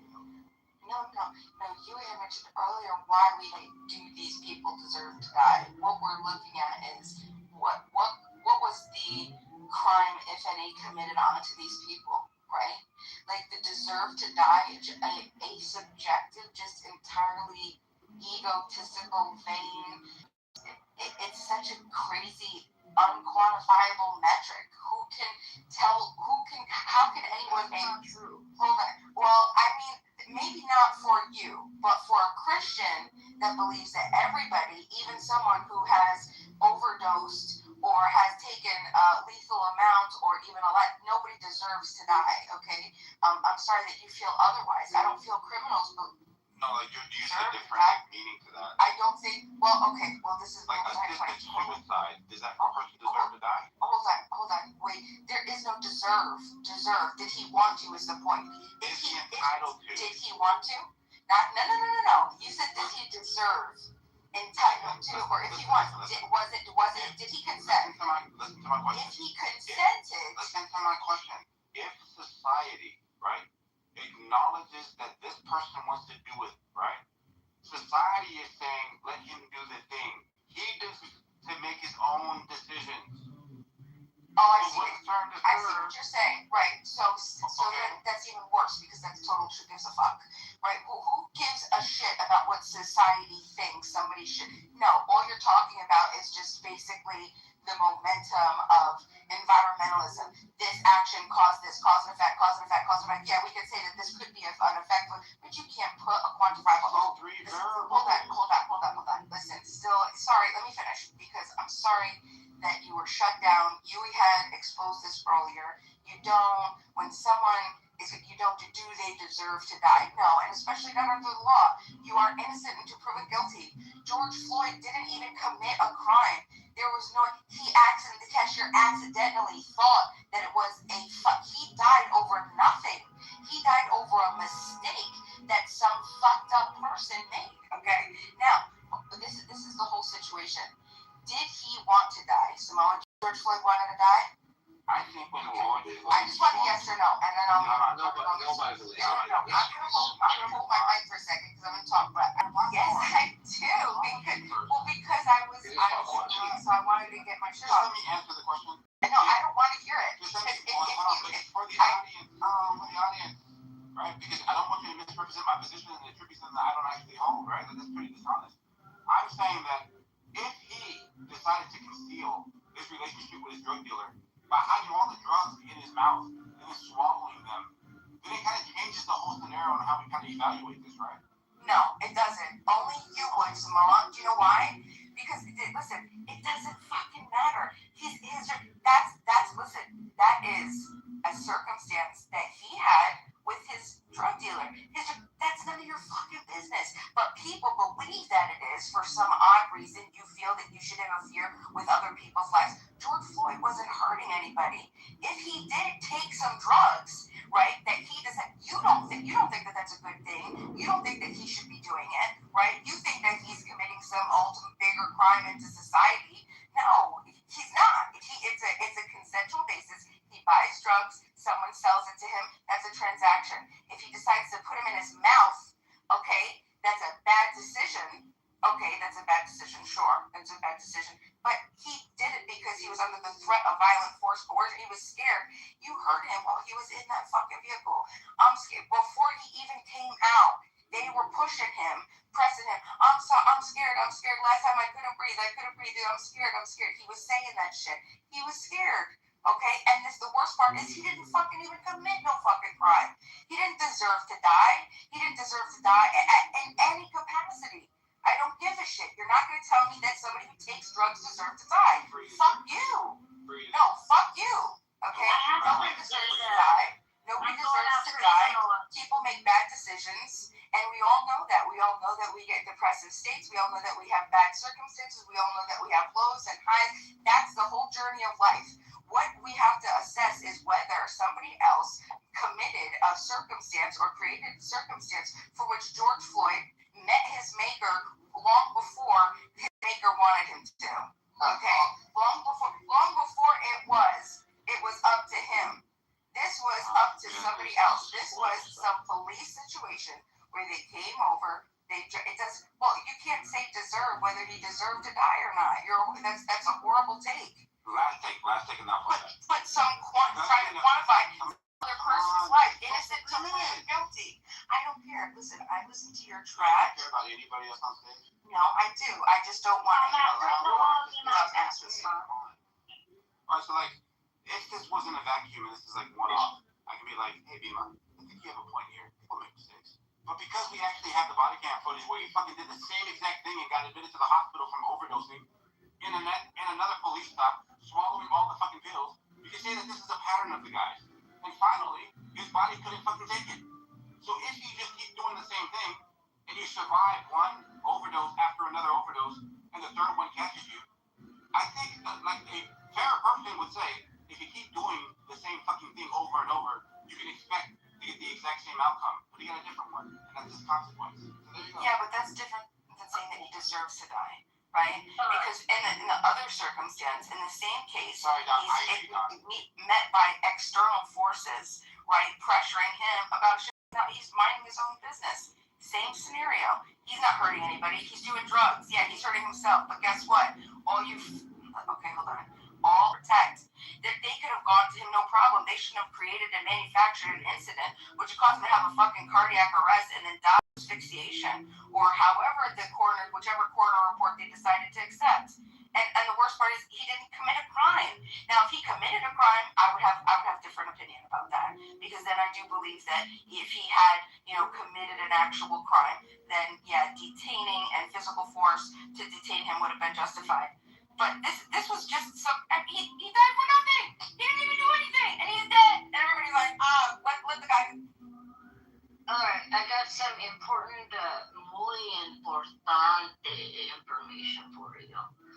Okay, so while we're on this subject, right, I've always been interested in the equivocation or the equivalence, right? In his blood, fentanyl content, right? And so I looked it up, and it was 11 nanograms /ml. Could be considered a fatal dose in some contexts, but it depends on your tolerance, right? However, when you look at people who take fentanyl for medical reasons like cancer, right? Start out like with patches, right? 25 micrograms patch, right? So take them for severe problems other than cancer, like severe back problems, right? That is just chronic pain that you can't get rid of, right? And they go up from there. 50 micrograms, right? Is for okay, so a person that takes 50, now listen to this, 50 micrograms patch is a patch that is a 3-day patch, right?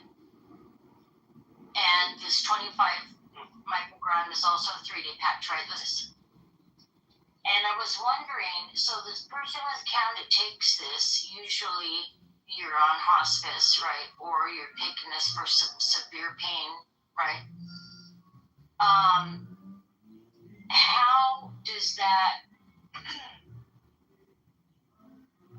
equal to what Mr. Floyd had in his system, right? In his blood, right? So it translates to, we're looking at patches, right? If you're using it for medical use, at one time, 8 to 9, 50 microgram patches on your body at once, at one time. That is absolutely unheard of. So, when you ask me, did he die? I don't think so. I don't think anyone wants to die, right? And I don't think he did. However, I think he knew the risks, because anyone take any high-level drugs for medical or as recreational use, right? And you decide to pop them all in your mouth at once, you do know the risks and what could happen. You do. Everyone does, right? So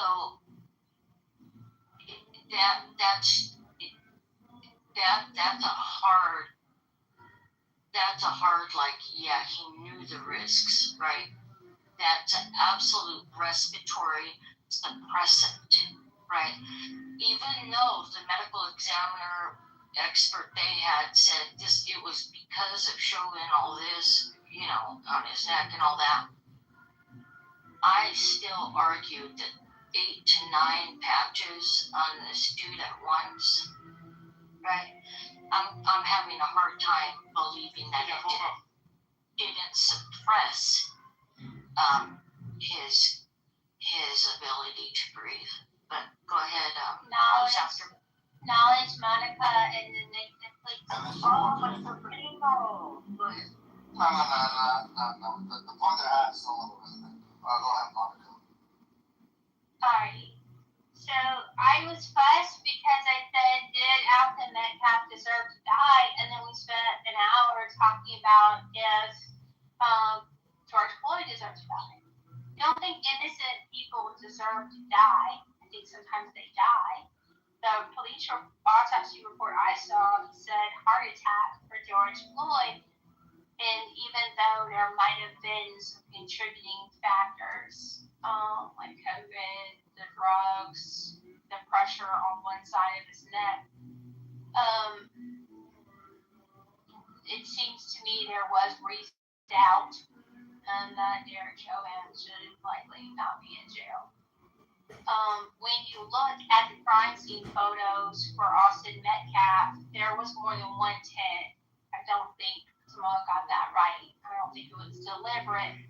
But there was testimony today that said the Centennial tent wasn't up, but there were other tents.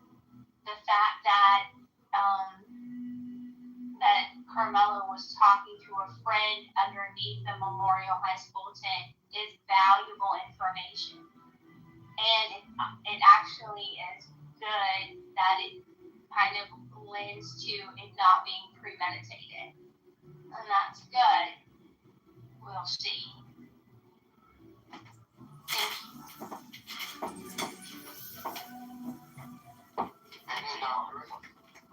Yes, sir. Just on the sentence. I was trying to tell Samoa that don't jump on bandwagon when that going free. Free said that just because someone uses word doesn't mean that you have to escalate with physical force. Therefore, Austin Metcalf was wrongfully killed. Therefore, Carmelo Anthony can be charged with murder. If you read any of the statements, you'll see Austin Metcalf was the one who responded or who reacted back at Carmelo Anthony because he used words. But he showed his black ass and that was big ass pinky till he yelled. And there was four people talking.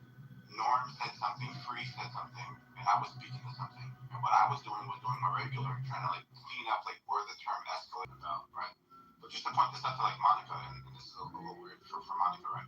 So we started off by me looking at her graph, right?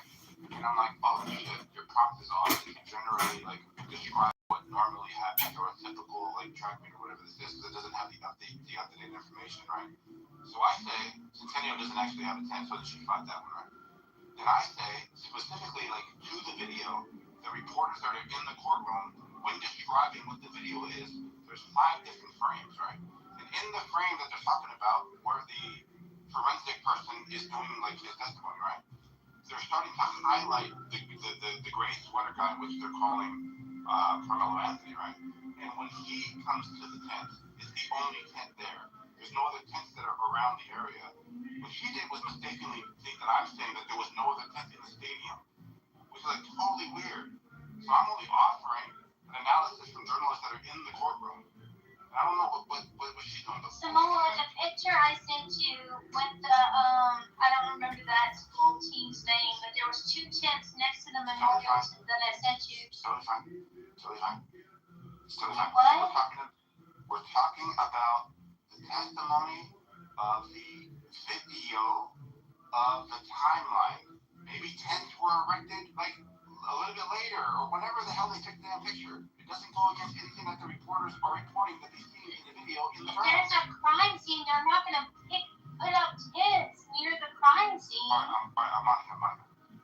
When the thing happens, right, it takes a while police and everybody are like being dispatched to the area to declare it. Look, I'm going to see what you see, because obviously I don't, and I'm missing something. So I'll look it up. Moa. If I'm wrong, I stand the correction. I always do. I'm just pointing out that what we're getting here, we don't actually have access to. It's reporters that are in the courtroom that are reporting it to us whenever they have breaks. So when you get the Texas, I forget the name of the newspaper, like when they're like releasing like their reporter, that's all we can go off of. Like we see with all the information that we have, we don't know what's real or fake, right? So they're telling us, hey, this is what's actually. I remember when it happened, I watched the video footage. I watched the chart that they used to cover the night in the stands.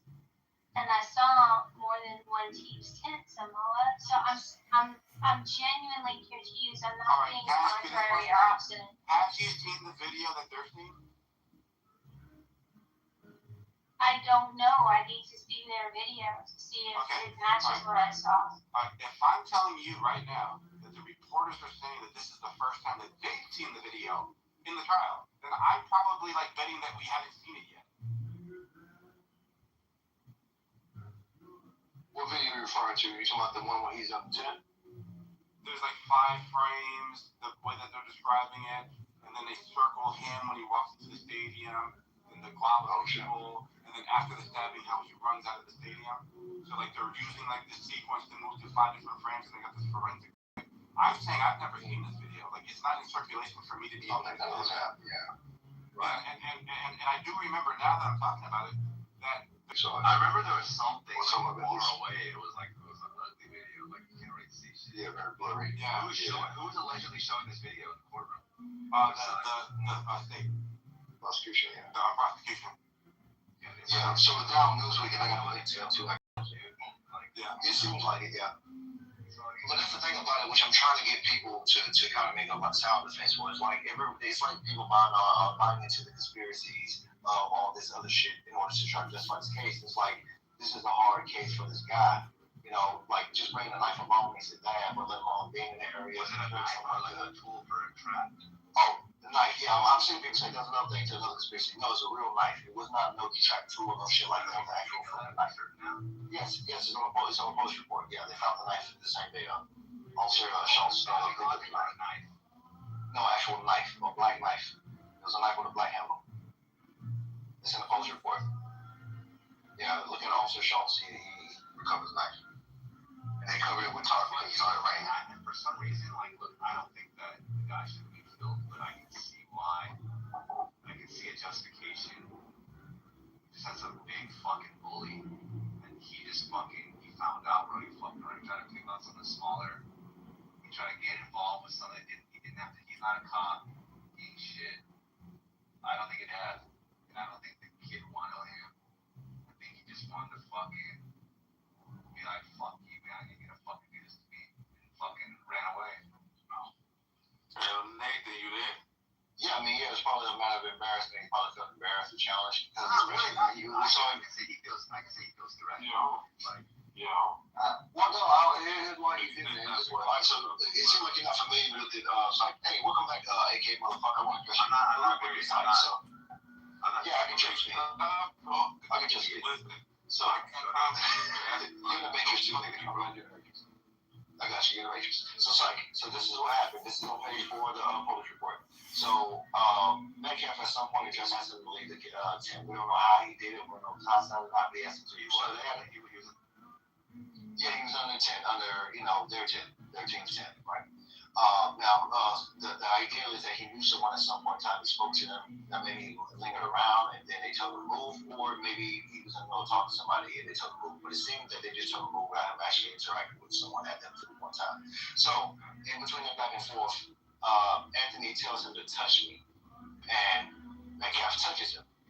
Now, presumably that wasn't enough for him to respond, so he said, punch me. After he said it, so the touch was there, then he says, punch me. And when he says punch me, Anthony started reaching around in his bag, which is searching for the knife. So while he's saying that, Metcalf just grabs him and tries to move him, according to the police report, and then he takes the knife out and punches him in his heart. Yeah, I remember that. I mean, there was something in the police report that said that he grabbed him and tried to move him. He didn't say the motherfucker shoved him or pushed him. He didn't put no neck in. You know what I mean? To me, look, the white guy walked up to him, and he tried to be the enforcer. And the kid stood his ground, like I'm paraphrasing, like, nah, fuck you, get away, don't fucking touch me, bitch, like, you know. Yeah, he started fucking. So imagine this, Mike. Imagine you at a bar talking to a bunch of girls. I don't think the kid. I don't think this justified death, but I do believe the big fucking white boy was probably a usual bully in life. So much to the point where this is my look. You can dispute it. This is my intuition. This is my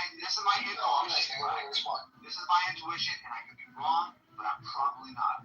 This fucking pig is used to being a fucking bully towards people and trying to tell people what to do.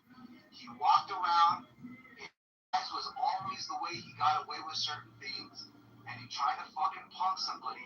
And guess what? This kid fucking was a fucking bitch, and he fucking swung back, right? I'm a human being. I don't feel the fucking confidence, the arrogance, the authority to walk up to a person and say, leave, and then, like, try to remove it. Are you kidding? Like, what kind of person does that? Especially if they're a smaller person. That's a bully. Those are indications of somebody that feels comfortable, that has gotten away with stuff like that before. And he's around his friends, so he has all that motivation. He has all that confidence, right?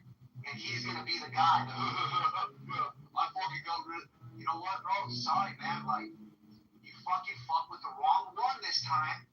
And the kid's probably going to go to jail, but the other kid could have lived if he just fucking minded his own business. Or if you fucking went and told somebody that actually had authority to do something, but he's just a weirdo. That's it. Fuck those kids, bro. I remember those kids. Yeah, so Fuck those kids. Fuck those kids. Fuck those kids. How am I? Fuck them. Fuck.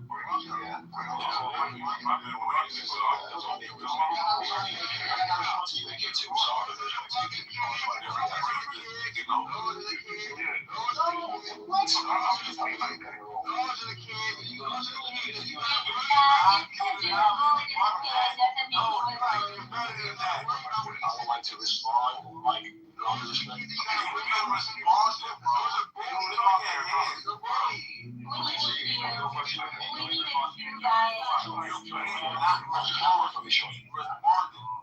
don't care. I don't feel bad. Alright, real quick. Well, we're gonna do a mini. Yo, who's disobeying? Okay. Now, real quick, we're gonna do a mini queue, guys. So we're gonna have. I'm gonna quickly say something. We're gonna have Free who wanted to go next. Monica. Okay, Free, Monica, Bima, one more person. Free, Monica, Bima, 90 seconds apiece. We're doing the QEQ. Real quick, Mike. I just wanted to. Can I go after everyone else? Because I know they're gonna come after me. So it's gonna be popcorn after that. But like I just wanted to point your attention to something. If you read, I don't know if you're driving, but if you read Monica's PTR, that's like an alleged tweet from Austin, right? It's basically, I can read it to you. It says, "Faith that God got me, and my work will pay off." And like I think like the point of like these tweets that are surfacing are to show that he was a good Christian boy in Austin, the kid got stabbed, right? Now, my theory is, if he was a Christian, he should have done the Christian thing and welcomed Carmelo into the tent and said, "How are you, my brother in Christ?" And did all of that shit. I don't think Jesus, from what you know of Jesus, I don't think Jesus would have kicked Carmelo off the tent or even tried to kick Carmelo off. So that was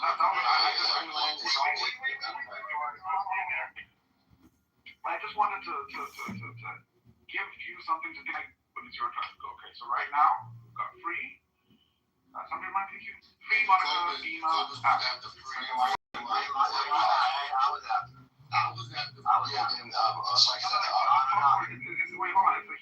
so it's only 4 at a time and then popcorn. So, Huey, we don't know what type of Christian he is. When you talk about these Christians, you know these Calvinists. I'm gonna say some people. Add 30 seconds to a timer. Thank you. So, we don't know what type of Christian he is. He could have been a Calvinist. Point of moderation. You know how the queue goes? It's nice and short and it shouldn't be too long. At the same time, though, anybody who cuts Free off, one of the speakers off, I'm gonna have to just to keep it clean. Alright, go ahead. Thank you. You guys know pretty fast.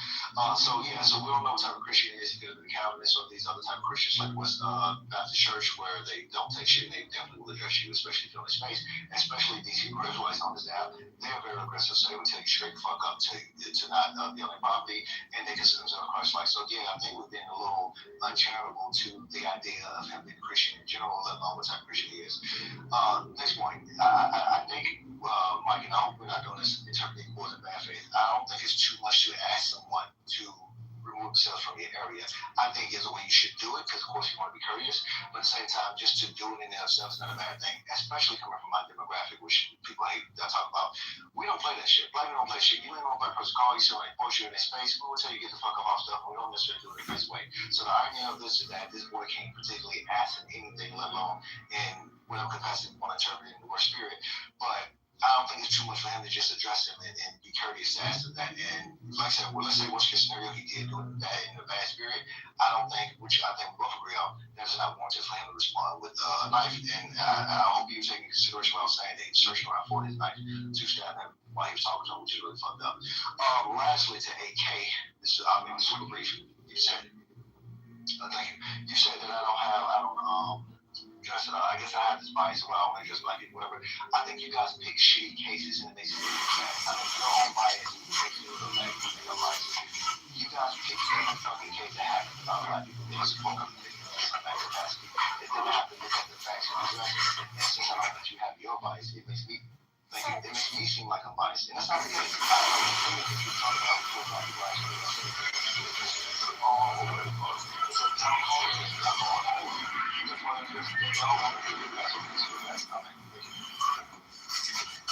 So I have so much resentment for people who are not looking at all the evidence. Can you hear me? No, I know. Can I hear you? Wait. Let me see if my phone is activated.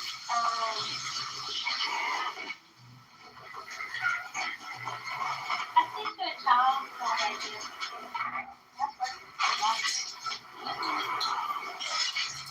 I'm not certain. So we saw this with McMahon. We saw this with the Washington. We saw this with Fair. We see people a little bit of information about a situation, and then they know everything about it. Well, he's a big farm boy captain. Of course, he's a white boy. He's a bully.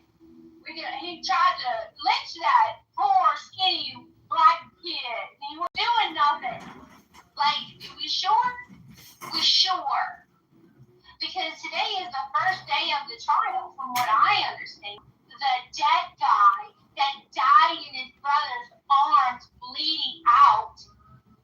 How about we check it? How about we make sure we write about this stuff? How about we don't have to have an opinion on every goddamn thing? How about we don't know and be comfortable in not knowing? And then instead of making a supposition, from what I've gathered, Hello was 13 or 14 when the family moved from Baton Rouge, Louisiana to Texas for a better life, away from the urban environment. And then there's photos online we should consider. But I actually hope that Carmelo is innocent. Be nice to think that people aren't targeting white boys for death. Wouldn't that be a treat? Thank you for the mic time. What was going me? Bima and then AK. Be master of yourself. Go ahead.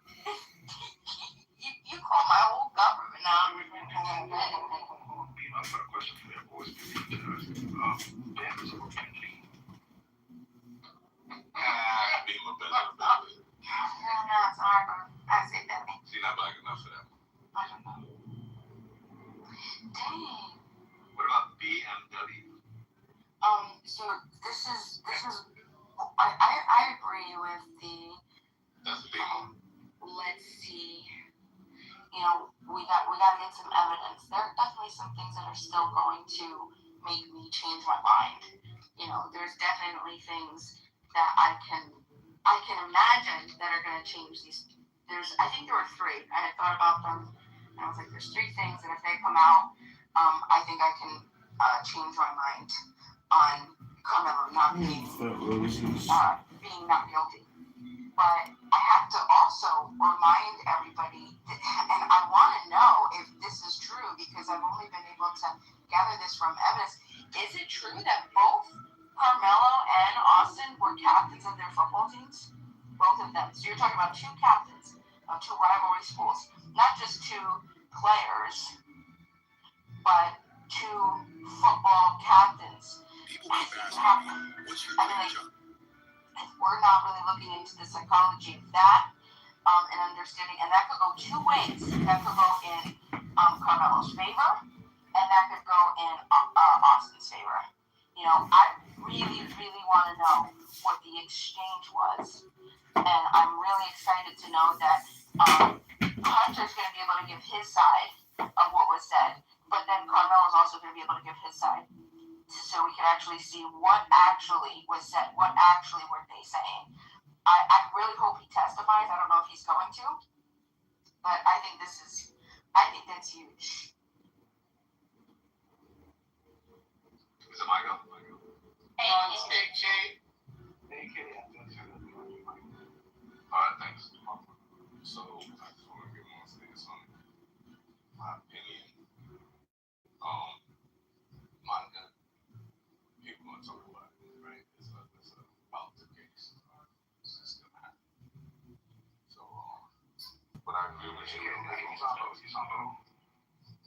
Oh, now I sound low. What about now? Much better, thank you. Alright. I'm at my kids' school. Oh, what up, Joey?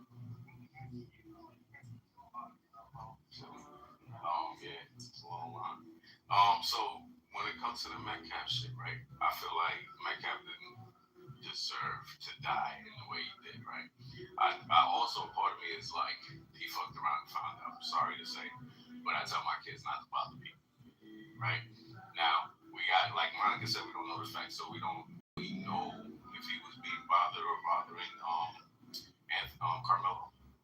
But from face value, it looks like he told him to get out from underneath the tent. You could act like that's him being a nice guy. Free said you would have done the same thing. No. Like, it's raining, motherfuckers under the tent. As far as how many tents, it's according to what time of the event it was, how many people put up their tents. But all in all, start raining, motherfucker going to your tent. It's fucking to get out the rain, right? Especially in these track events, people shit tents all the time. Rain comes out of nowhere. Same thing with soccer, right? At the end of the day, when the kid reacts the way he did, I'm all for proportional reaction, whatever the fucking term is. Proportional force. I'm for that, right? I'm gonna tell my kid, somebody do something to you, try to react in a certain way, right? Don't just jump to the most deadly force, right? And I think that's everybody. I think, to me, it's really clear cut. It's two kids that have lost their life in this case. What you said, who's that good? What did you say? All right. I think that it's two kids that lost their life in a sense, right? One lost their life for real, the other one is most likely going to be locked up. If not, he's going to be, in the eyes of the law, he's going to be a problem, right? It's going to be attention, controversy surrounding him, right? So we should look at it like one kid, a teenager, made a rash decision. In my eyes, I think he didn't mean to kill the kid, right? But his actions were stupid. And that's what it boils down to. Thank you. Thanks, Vicky. You fucking guys are all liars. Oh, let's wait for the evidence. Look, you've been exposed to something. You don't control your thoughts. You have a position. You can call it tentative, but you have a fucking position. You can't say look but don't look, look but don't look. The kid's guilty of something. Okay? If I was a juror, it'd be at least manslaughter because you can't fucking just kill people, right? So that's the thing. But I just don't feel bad for the guy that died. And I don't know why I feel that way. Because he seems like a fucking bully. He seems like somebody that let this be known to all the fucking pigs out there in the fucking world. You can't just walk up to people and think you're gonna get away with it. The kid's done it before. I bet my life on it. He's a fucking punk ass bitch that's used to being the fucking big kid, the big fat guy that wants to fucking fuck around with little kids, and he found out, bro. Unfortunately, the fucking kid overreacted through his fucking life away. Let's wait for the evidence. Shut the fuck up. Evidence my fucking nuts. You have a position right now, okay? Can something change it? Yes. Guess what? It hasn't come yet. As far as it is right now, someone died, right? And someone died because someone tried to be a fucking punk-ass bitch bully. So all the bullies in the fucking world, be afraid, because hopefully there's more people like that. I fucking hate bullies, and this guy fucking found out. So fuck the guy that died, and the guy that fucking killed him, fuck him too, then too. Fuck it. It's all good. No, that was so valuable. Appreciate that. Brilliant insight. No, yours is. Let's not look, but look. Let's not have a position, but have a position. That's what the fuck you said. I saw pictures, but I don't have a position. You don't know shit. You're just sticking up. I don't know shit. That's what you think. That's what you think. That I view the world through a racial lens. I view the world through a racial lens. It's so weird. Because you just said it. You mentioned it, Mike. You're just supporting your bullshit point. What a reductive caveman you are. You fucking asshole. Of course. Fuck Charlie Kirk too. It's nothing new. I know you don't. I know you don't. You probably got beat up by a guy like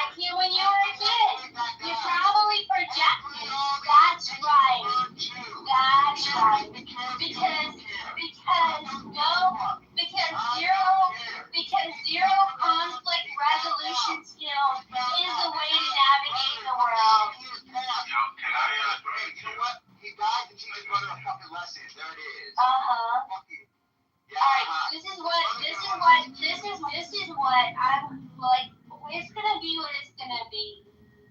But I hope no one ever treats you like you treat other people, Mike. The way I've been treated. I know these kind of people. Because it sucks. I remember these fucking kids in school. You just said that I was never fucking big in my life. I know my logic and reason because of race. That's bullshit. I know them. I know where they react. I fucking know them. I know their kind. The fuck you talking about? I fucking know them. I hope. It's too late. It's already happened. Is there anybody else? All right. No. Real quick, guys. We'll conversation. It don't need to go this way. Opinions. We ain't got to take these opinions fucking personally. As far as I know, nobody in this room is related to the niggas. So, let's just, enjoy the intellectual part of this, not the emotional part of That this. he didn't want to make an impression. That he didn't want to be thought of as a thug. That he didn't want to be a thug for street credit and credentials. That's fine. Okay, hold on. You're not hurting. You're not hurting me, Mike. All I said was, I hope he... That's fine. That's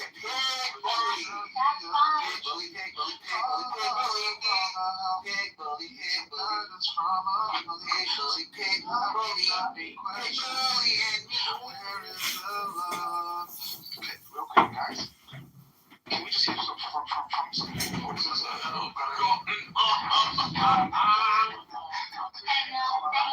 Thanks for the rumors, Yuri. I appreciate it. Real quick, KC, we haven't heard from KC. He's new to the space as well as new to the conversation. So let's get some for him. What's good, KC? I get here every now and then. You know what I'm saying? I get here every now and then. But it's funny because I grew up both. I grew up with Mon and Sam.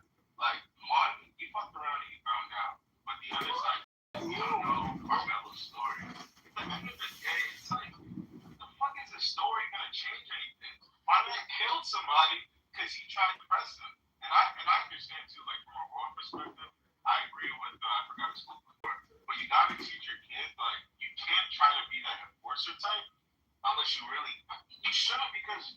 Like, you will get somebody out there that's going to impress you or do some crazy shit for no reason. Like, some people out there literally have nothing to live for, so they'll deadass just crash out, and you might just be the victim. And it might have just been literally, just by fate, it was you. It might have been somebody else, but in this instance, it was you. So, you can't try to press people and try to bully people and do certain things. And unfortunately, in this situation, this is where it ended up. It could have just been another, and I'm sure there's plenty of these situations out there. It's just this case in particular became a nationwide case, but like you can't be moving like that. Like you can't press people. You can't try to be an enforcer if you don't know who you're dealing with. And at the same time, just because somebody presses you doesn't fucking mean you kill them. You know? So it's like, wait, you think you wanted to kill them? It's not about whether you wanted to kill or not. Why not? Are you stabbing somebody? Intent doesn't matter? It's not that intent doesn't matter. What I'm trying to say is, okay, I'll go this far. I'll bring it back, right? Because obviously intent matters. But why are you stabbing people? Why? Listen, bro, why are niggas getting bullied? You know people kill themselves off of getting bullied. You know that.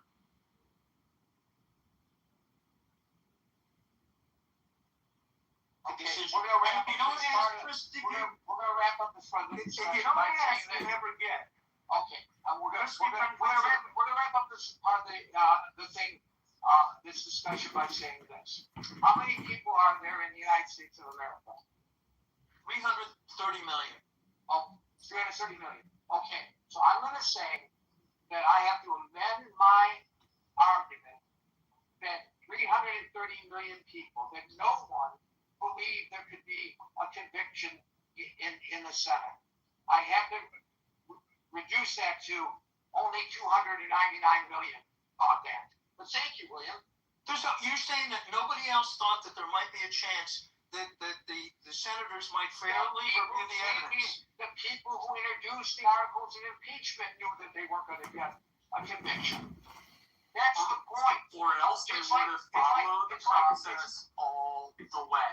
That's right. That's why they wouldn't have been complaining in the media about how Republican officials were allowed to dodge subpoenas. Because if they'd had a formal vote for impeachment inquiry, per the Justice Department, per people like Neil Gorsuch, it ups the seriousness of the subpoena. It allows Congress extra power.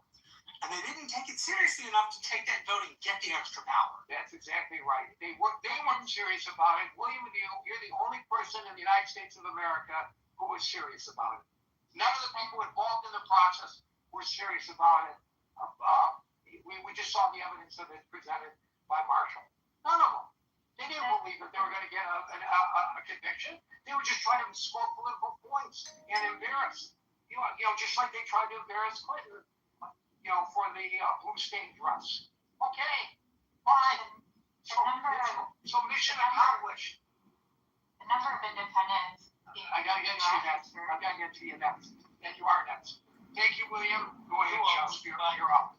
Yeah, the number of independents has surged in the U.S.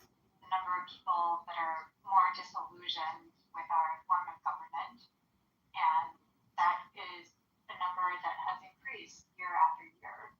So I think we do have to take a step back. If we had good leadership, which is something that El Normo was trying to state, like there would be good reasons to be defensive against Iran, and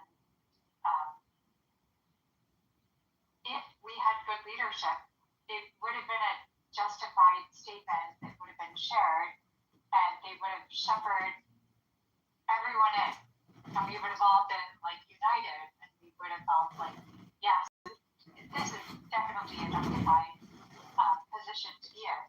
But that didn't happen. So we're kind of stuck with like really poor leadership, really manipulative leadership, if anything. And I think it's something that can be understood based on the credentials of man that we're looking at. Like, his health is, surging, but he's clearly, like, he's overweight. By any shape or character. That isn't, he is the healthiest person in the history of the United States. You ain't a lie. He's not too heavy. He doesn't drink too much Diet Coke. Sorry, am I getting interrupted? Sorry.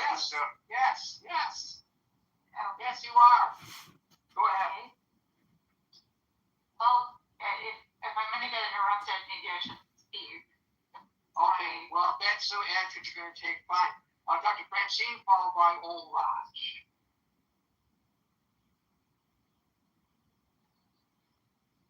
Dr. Francine. I didn't realize my hand was up. I have nothing to say on this subject. Not only did you not realize your hand was up, you didn't realize you were on the stage. No, I had no idea that I was on the stage. And here's what I believe, since I am up here. This is pretty funny. I like it. You guys were yelling at each other so loudly that I could not understand what anybody was saying. And I guess my comment is, we aren't going to fix anything if we can't even talk to each other in a, fairly decent tone of voice. Okay, I'll help you with that. I apologize, and I'll help you with that. Marshall and I were correct, and William was wrong. That's all you need to know.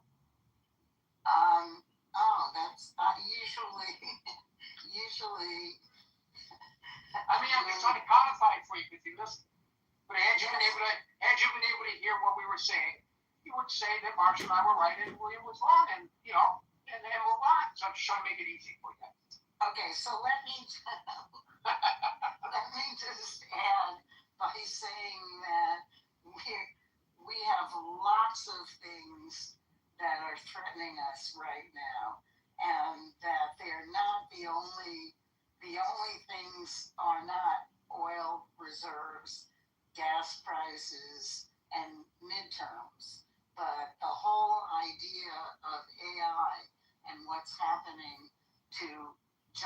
roads and people and electric power connections is another huge issue.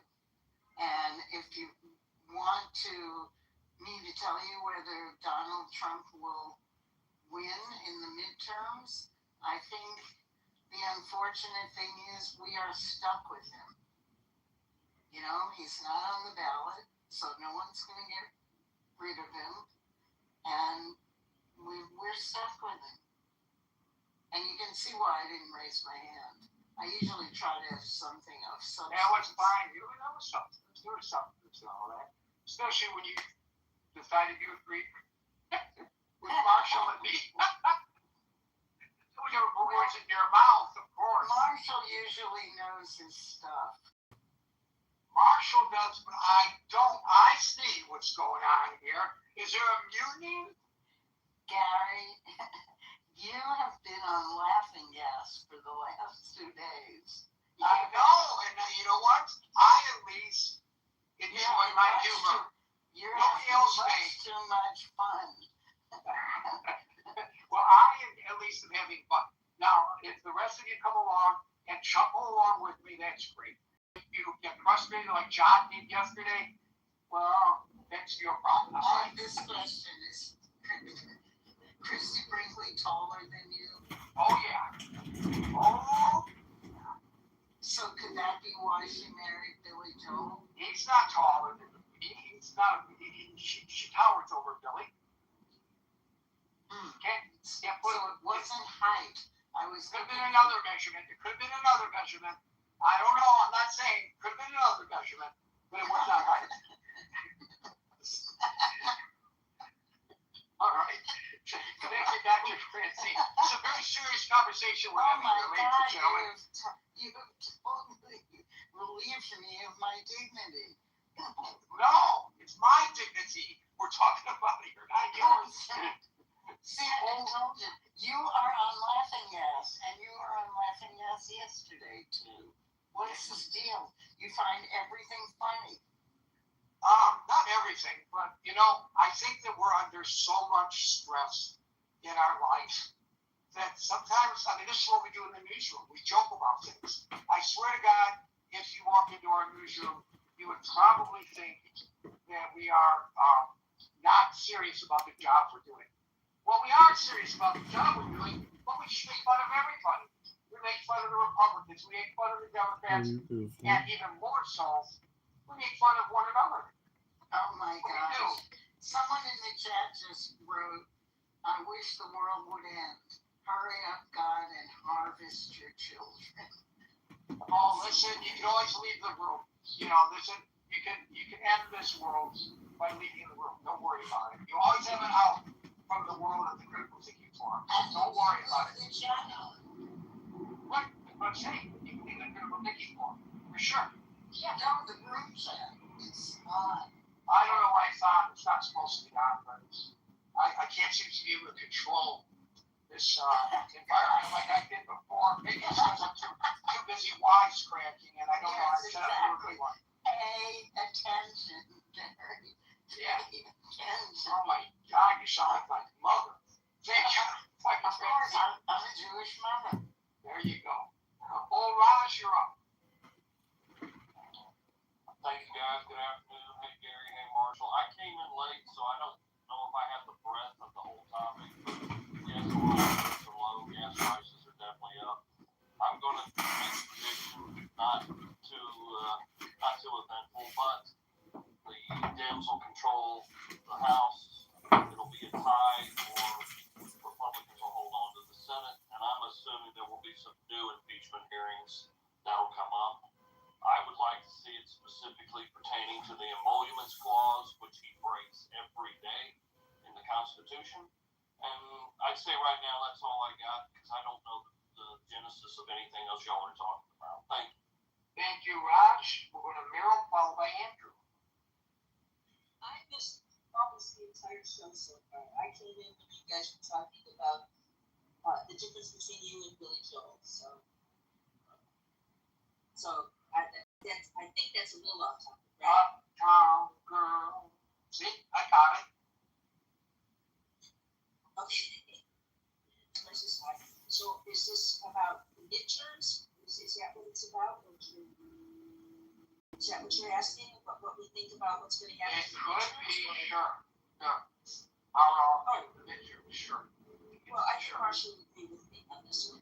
If the Democrats stay on the right message, in the middle, meaning a little left or a little right, and do not go far left at all, don't go anywhere near the left, and just talk about the economy, and maybe don't even mention impeachment.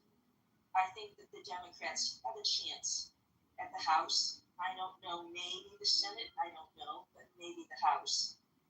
But I think Marshall would agree. Marshall will agree with me. They've got to stay on the right message. Is that where, am I close? Is that what we're talking about? When we're not talking about Christy Brinkley and me and I crashing and burning when I tried to steal her away from Billy Joel, yeah. He lost her anyways. That's great, but not to me. Well, it doesn't matter if she didn't lose her to me. Just look at your head. You still have more hair than he does. Okay? That's true. That's Maria. Yeah, that's a big deal. Okay, so is that what you're talking about? Do we think that? Yeah, that could be what we're talking about. I've lost the train of thought of the whole thing myself. We're talking about all these things coming together. It's like a perfect storm of problems. And how is the president dealing with them? How is the world dealing with them? How are we all individually dealing with them? Well, individually, I can't speak. I can only speak about myself and the people I talk to. And it's very interesting. I talked to one of my family members who says that she and her husband do not want to talk anymore to people that are like-minded, that are just like them, because it's depressing because you're all agreeing and you wind up going, oh gee, and maybe it's not to talk about, not maybe to see if there's somebody else that thinks differently and maybe I get you riled up. And I think that look, the Trump lovers are the Trump lovers. That's that. But I and the Trump haters are the Trump haters, right? Yeah. The Trump haters are the Trump haters too. Yeah, but I don't think that everybody should just say haters. If we criticize them a lot, we can find something decent to say. That's not hating. I didn't give him an E yesterday. I wanted to, but I didn't. Okay, tell me one good thing about Donald Trump. One good thing about him. Well, I told you that how successful it would be because that's only been tested on computers and things like that, but it was excellent. It was executed perfectly, and I think that it woke people up, and I don't think that was bad. I think that was okay. I think it's a good decision that he made. I think that he did good to want to open up the border and to close the borders. I don't like how he executed it, but I'm not angry with him about that. I'm angry about how he executed it. So yeah, I can say that. About him personally, I think that he is a narcissist. He has personality defects, and they're closing in on him, and he's having what, when I read about this, is like what they call a narcissistic breakdown or a fallout. You've got somebody who's used to thinking that he's the best person in the whole wide world, and he does is wrong. He's the best, the smartest, and he took those 4 cognitive tests, which I didn't need for.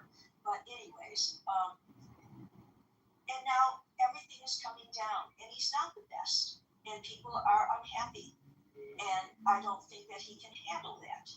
I don't think he can handle that at all, and he's trying to hang on in different ways. I think you hear his speaking the other day, what he was supposed to be talking. I don't know who he was supposed to be talking to, but all of a sudden he's talking about all the wars that he wanted. Oh, he was rapping the CNN reporter. I thought that was disgusting.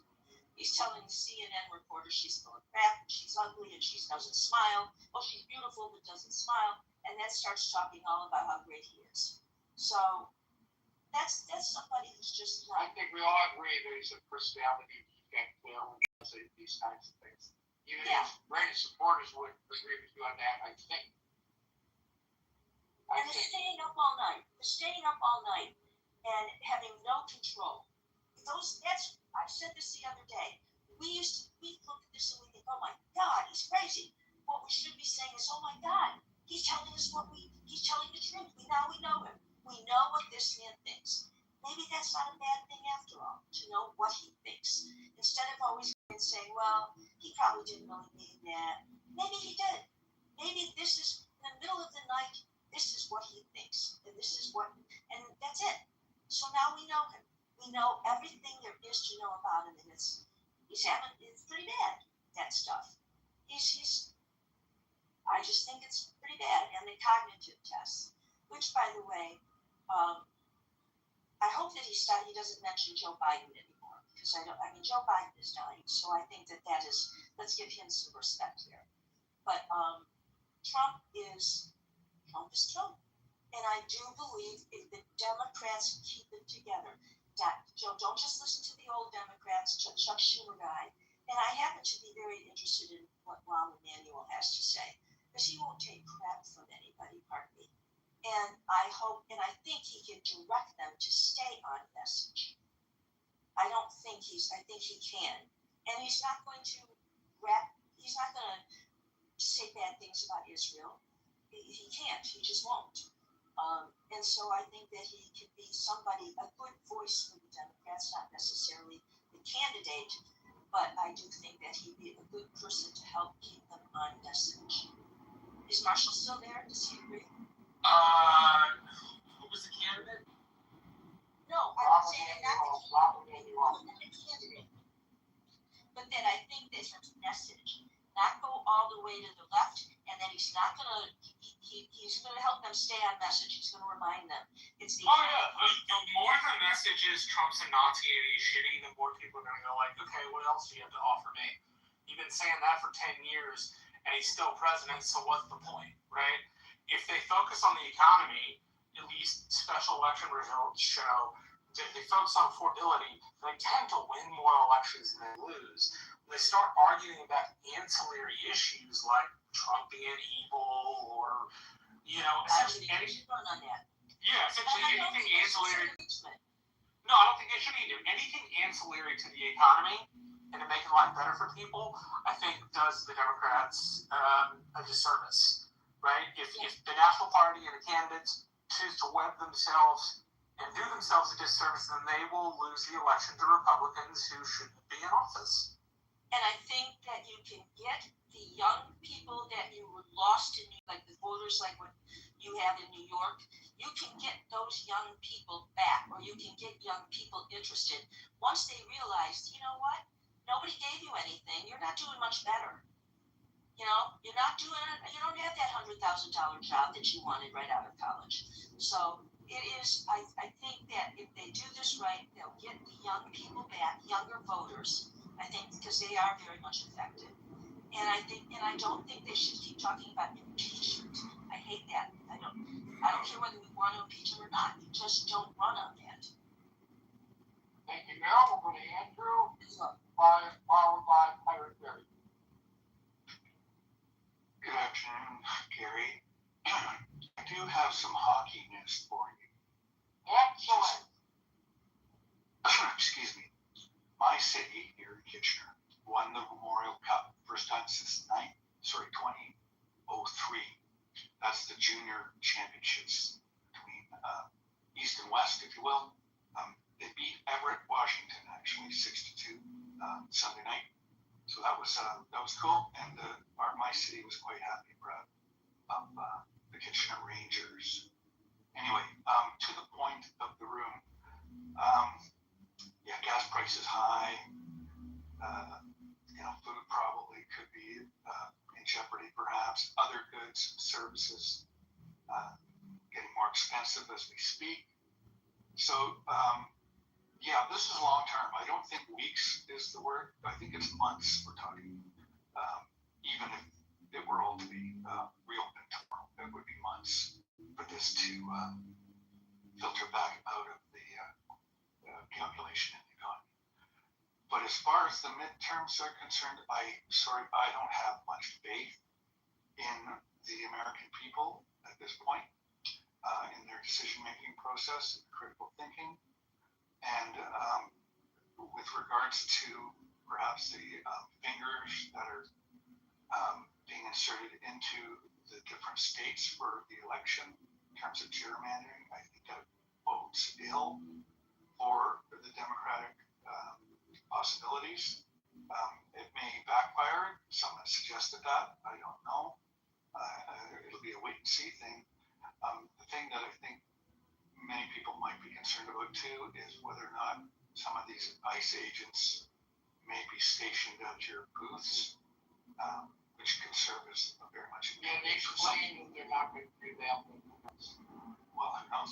And that's something that if you look at it abroad, you wouldn't see in any purple democracies that I'm aware of, but maybe Hungary, I don't know. But and Poland perhaps during bad times. But these are concerning issues for sure. But I don't know that it matters much to the average person. I suppose, I think the problem is more systemic than that.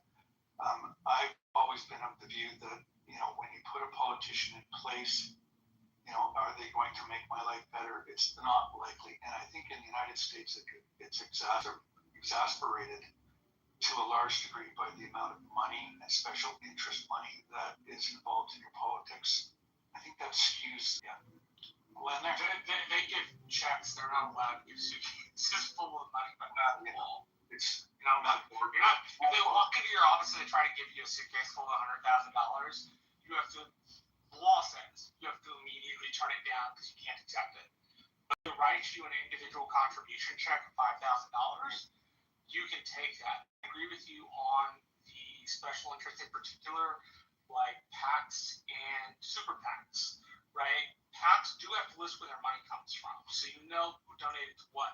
A super PAC, however, you don't have to list your donors, so we don't know who's influencing American elections when super PACs did that. And I think, that is greatly distorting of the actual process. It's distorting of the process, and it's distorting the result. So when that person is in office, or those people are in office, the decisions that they make, the laws that they pass or that they don't pass, are influenced by that. And I think that's where it really becomes evident and most destructive. Thank you, Andrew. Pirate Berry, followed by Stephanie. Thanks, Gary. How's my volume? Loud and clear. How's mine? I'm very good. I just wanted to say, number one, I'm a huge Dojo fan also. Number two, I got an alert on my phone that Trump accepted an invitation to detaining. You mentioned Joe Biden pardoning Hunter Biden. Hunter Biden activated his Twitter, and I would definitely recommend you going and checking out some of his tweets. It's definitely worth the price of admission. More comedy, thank you. By the way, yesterday in front of Madison Square Garden, while the Knicks were playing in San Antonio, there was, of course, this big watch party outside the garden. And I don't know whether it really was officially a watch party or not, but there were a gazillion people out there cheering. And it was an exciting game and everything. But somebody came out with the dancing robots. And the robots dancing and dancing and dancing. And one of New York's finest walks up to the robot and slaps the cuffs on him. You're under arrest. It was hilarious. And he just did it, on a spur of the moment. So it was pretty funny to see. Don't worry, folks. No robots were harmed during the filming of the arrest. Stephanie, followed by Armin's. Hello.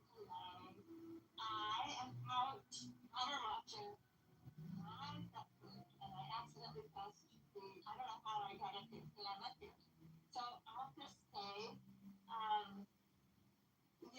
don't think it's only about, the Trump is the oil petroleum, it's the fertilizer, it's everything else that the petroleum feeds and creates, and plastics, etc. I think farmers in the United States and other places in the world are want here. And gas prices, yeah, I think that yeah, I agree with Andrew. I don't think it's going to be for the world tomorrow. I think doubt the gas prices are going to go down. I'm sure. I'm sorry. Stephanie, we're not. You got some problems with your modulation there. It's very muffled and low. Can you hear me now? Is this better? What? Okay, sorry. Okay, anyway, gas prices, I think, even if the war ends tomorrow, or the non-war, whatever they seem to call it, I don't think we'll see gas prices come down quickly at all. I agree with Andrew. And I was saying earlier that I think it's more about, it's not just about oil. I think it's about fertilizers and farmers and supply chain, all along the line, everything that petroleum feeds. And midterms.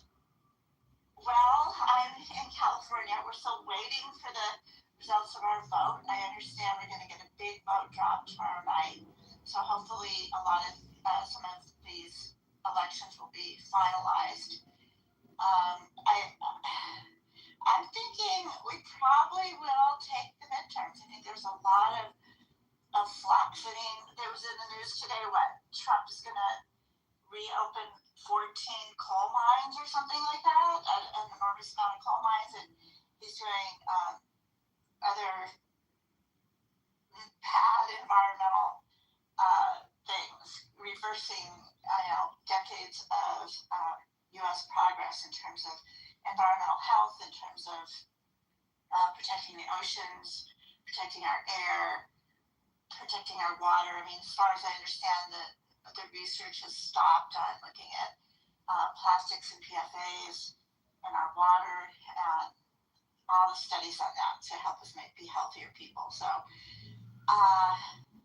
I think besides that, and if the economy doesn't fix or get fixed, we are in for a flip on the midterms. I mean, one race in California in the Central Valley that I've been involved in against a many-term Republican congressperson who was running in this primary against a progressive Dem and a conservative Dem. And so far, the incumbent Republican is first, but the progressive Dem is second. This is in the Central Valley, red Central Valley. The conservative Dem came in low, and she was endorsed by the DCCC and other prominent Lefgren endorsed her, other prominent Republicans endorsed her, and conservative Democrats endorsed her, and she is coming in third. So I'm not thinking this is going to be necessarily indication of progressive sweep or anything, but I do think it's an indication of if the Dems play it smart, they're going to take it. And I don't know if they have the discipline to play it smart, but I think if they do, they can take it. So, and I agree with whoever it was that listens to Rahm Emanuel. I listen to him too, and I think he's very right on most of the time. I think he wants to run for president, but I don't know if he can make it either. I don't know, but he certainly is right about focusing on kitchen table issues for Democrats.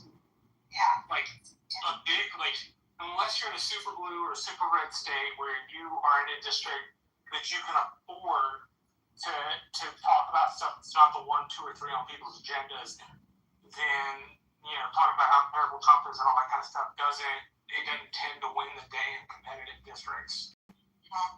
Yeah, I mean, what the studies show is that when you get into the voting booth or you're voting on your ballot at your kitchen table, that your emotion is really driving your vote, and secondarily issues. So those two things have a kind of a complicated interplay. Yes, ma'am. And I think that Ron Emanuel is emotionally, he doesn't resonate super strong, you know. No, he's got instincts like a hawk, but I agree with you. Yeah. The pool is not really big. Yeah, but he's right on the issues, and so policy-wise, I don't know. I don't think he could probably swing it because of the emotional piece. But you know, I mean, you can just look at the candidates that ran for California governor. It just plays it right out there, you know. Katie Porter, emotional issues, okay, we just can't deal with that, even if she has great policy. You know, Becerra was, you know, he's easy to emotionally handle his personality. Steyer is more of a firebrand, more strident. And then Steve, the Republican, he is easy too. He's easy to listen to. He's articulate. He's you know, kind of easygoing. So emotionally, people resonate with him. But anyway, I think it's entertaining at the least. Not always fun to live it out, but I agree with that. It's not always fun to be in the middle of it, Stephanie. Sometimes it's really competitive. Yeah, it's painful. I mean, a lot of this stuff is really painful in real life. So, you know, but I think that there's mounting bad things that are happening under the Trump administration. The list is getting longer and longer, and I think it's going to damage them in the midterms and probably next 2 years from now. Although I'm not going to make that assumption. I'm ready to keep fighting. Anyway. Thank you, Stephanie. Mace, I think you're going to get the last word today, buddy. Alrighty. I wanted to talk about the oil reserves. And I can talk from experience because I worked for 4 of the big oil companies in the U.S. in an IT department. And my ex-wife did all the accounting for Enron, Chevron, and many others. So I will say this, that technically we don't need oil. We have, I'm talking about the U.S., right? The U.S. has massive oil reserves. The problem is that we've always taken the position of why use our own oil if we can just buy somebody else's and use theirs, right? It's not just that, it's the kind of oil that comes out of the ground too. Some of the oil has to be refined to a greater degree, and so it's not super useful in the United States. And of course, you know, we buy from everyone, including Mexico, right? So when I see our oil prices go up, and it has a direct result or connected up with the wars that we participate in, you know, I see reality where it's all about certain individuals, right?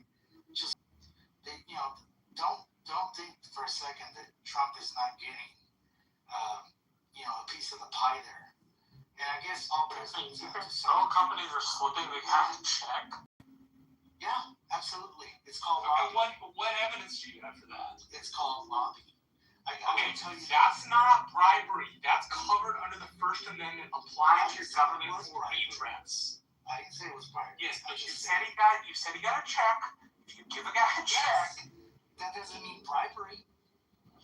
My point is, Exxon is not sending Donald Trump a check personally. They pay taxes to the U.S. government, but they're not sending checks to Donald Trump.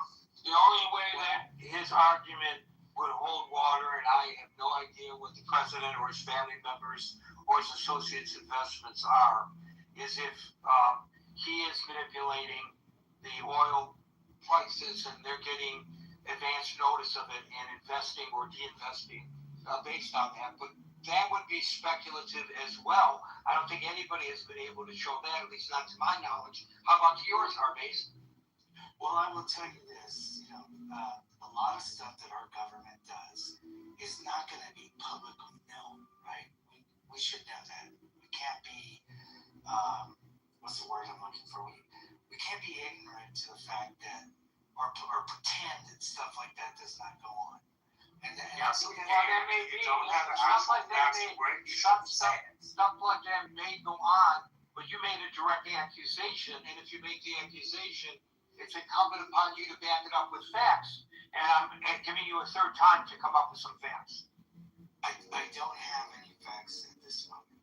And why would you say stuff like that? You do this a lot. I don't understand. Just because I don't have the fact in front of me. Yes, it means it's not true. That's exactly what it means. It means you're giving your opinion about it, and your opinion, while you're allowed to have it, is only valuable when matched with fact when you make declaratory statements about the way politics work.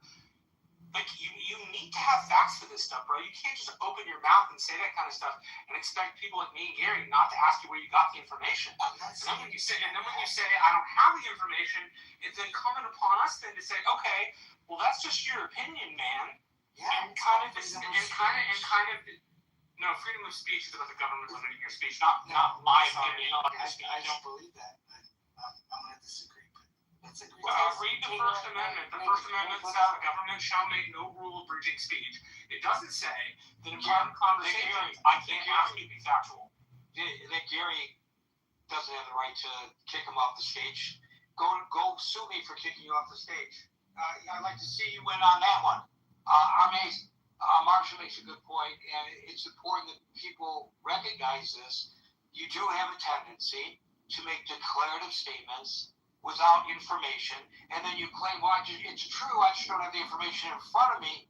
But then on the occasions where you have been fact-checked, such as the president of Mexico's position on nuclear weapons, you have been proven wrong. So all we're asking all we're asking is that when we invite you to the stage, which we will continue to do, you're a good contributor, that you do a little homework before you comment, at which point we're going to say, oh my, thank you for bringing that to our attention.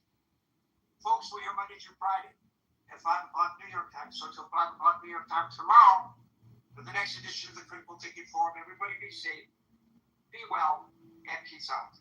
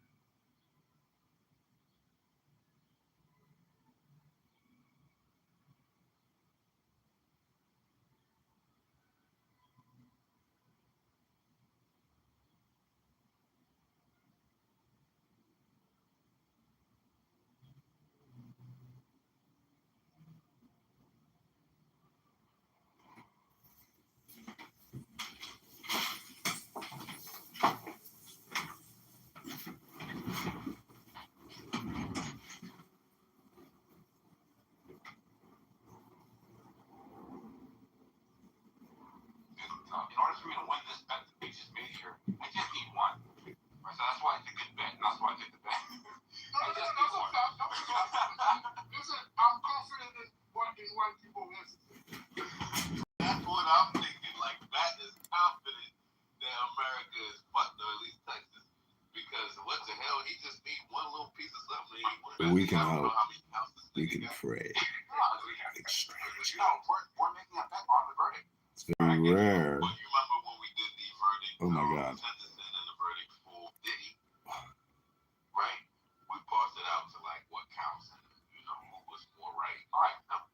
So the bet's on the indictment right now, right? Premeditated murder. You want to do it on the murder? Yeah, let's do it on the murder. Well, yeah, that's what it's being charged with. Yeah, we'll do it on the murder. So if he takes the plea, do you lose? Because it would have to be a murder or not, right? No, but the plea deal, because I'm making my bet because white people are racist. So the plea deal would have nothing to do with the racist white people. It's only now. So you want him for stupid murder? Yeah. Oh, he's gonna be fine. Come on, I think right. Yeah, but what I'm saying is like, but what I'm saying is like, if the is instructed to add like a lesser count, right? Let's say some sort of like an assault or whatever the hell they do. I don't know what the concept is, but like let's say they do that. He's like, you know what? I'll just take the deal and I'm out of here. Like no time, no jail, no nothing, right? Oh, he's not getting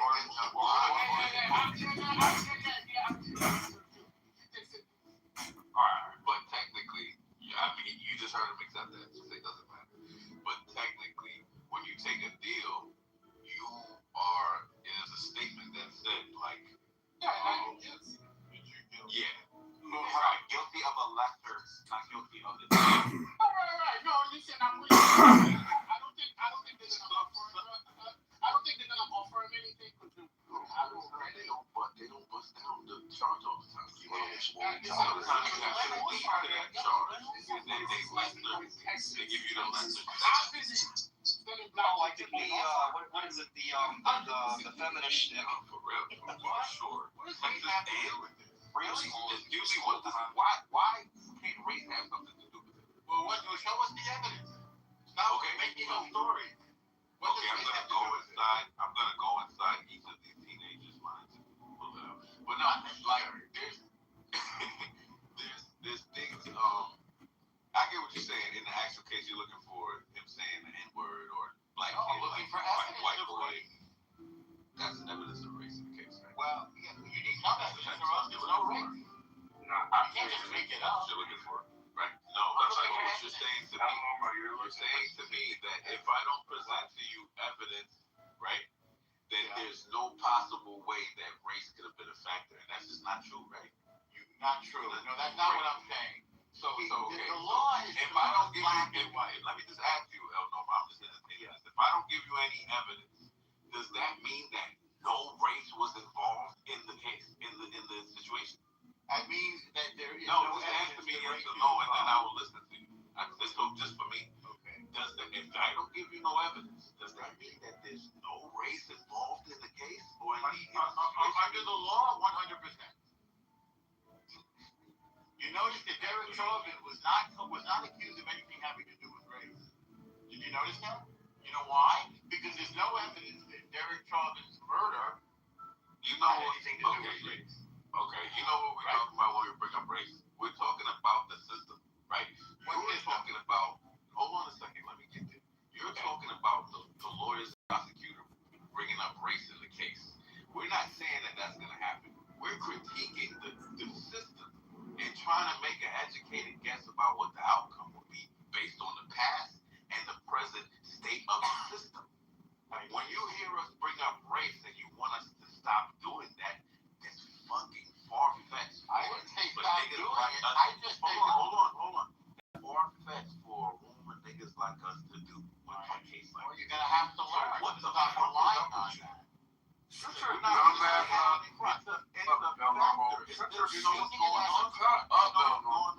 What's going on? You're so scared of it that we can't even. No, I'm not afraid at all. You use anti-Semitism as a crutch. My bad, bro.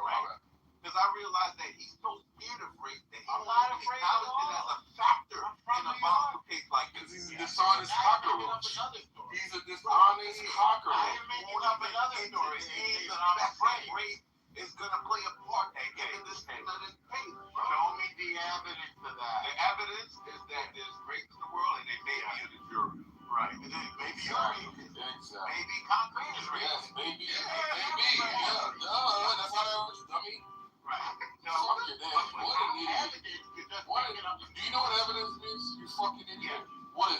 Define it. Define it, you dummy. Define evidence, dummy.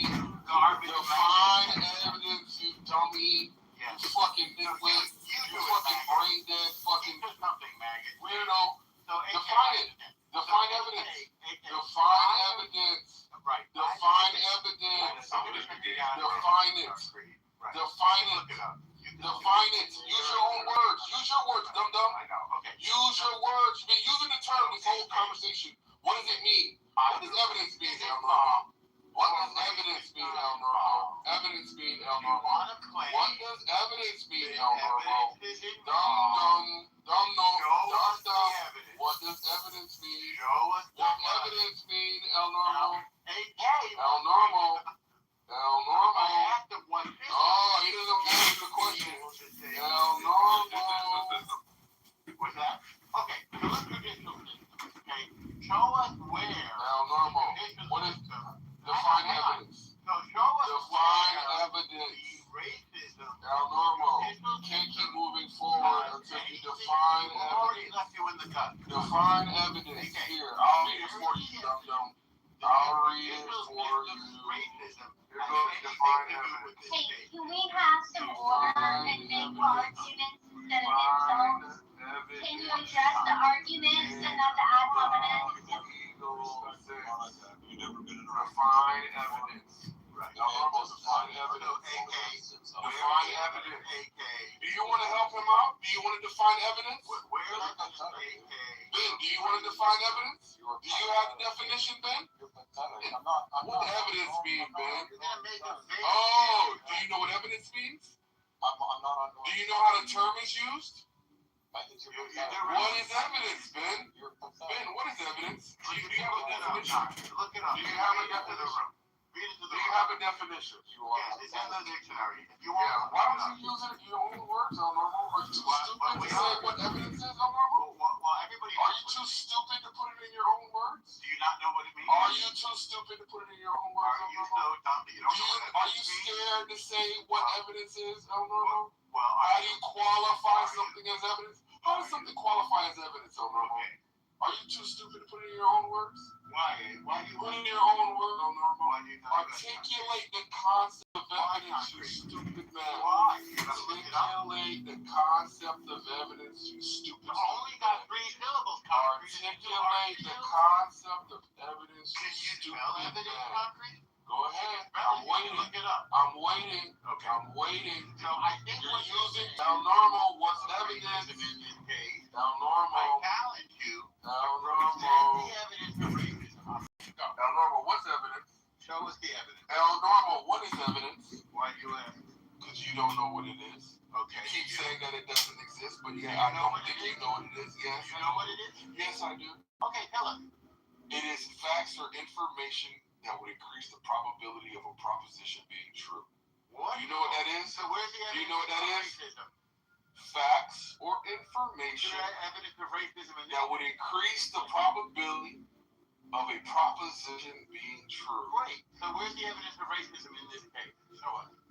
What do you think would be the evidence, you stupid man? You're the one who made the claim. With the fact that there are The burden of race, proof is on different race involved, you dumb? Would that be evidence of race being a factor, you dummy? Absolutely not. Why not? Why is that not a factor? Why would race being involved not be a possible factor in race being the motivation? Because racism implies bias, and you show no bias. No, I didn't say racism, dumb. I said race. Race. Oh, so you're changing the goalposts. Is that it? Not at all, no. Is race a factor, you dummy? Yes, you maggot. Is race a factor? He said yes. Thank you. No, We're done. Say yes, Thank you. race is a Is factor. race a factor, yes or no? Show us the evidence. Is race a factor, yes or no? Show us the evidence. Is race a factor, yes or no? You'll have to show me the evidence. Oh, okay, cool. So you don't know what evidence is. That's why you keep saying that. What is evidence, El Normo? What is evidence, El Normo? Both schools have both races. What is evidence, El Normo? You obviously don't know what race evidence is, you fucking idiot. Thank you. I think you've proven pretty decisive racism. What is evidence? What is evidence? What is evidence? Evidence is fact. You got any? And what else?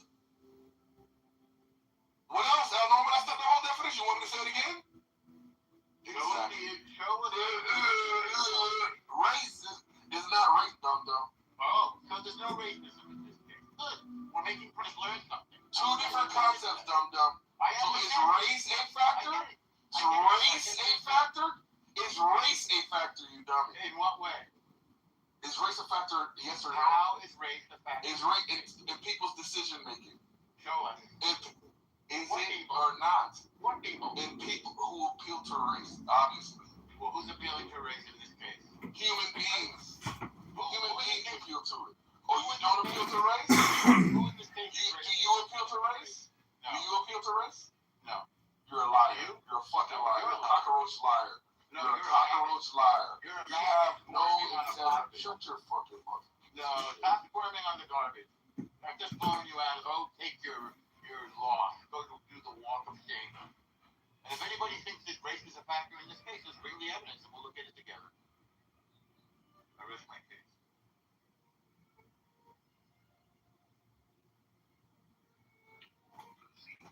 Race will be a factor in the verdict of this case.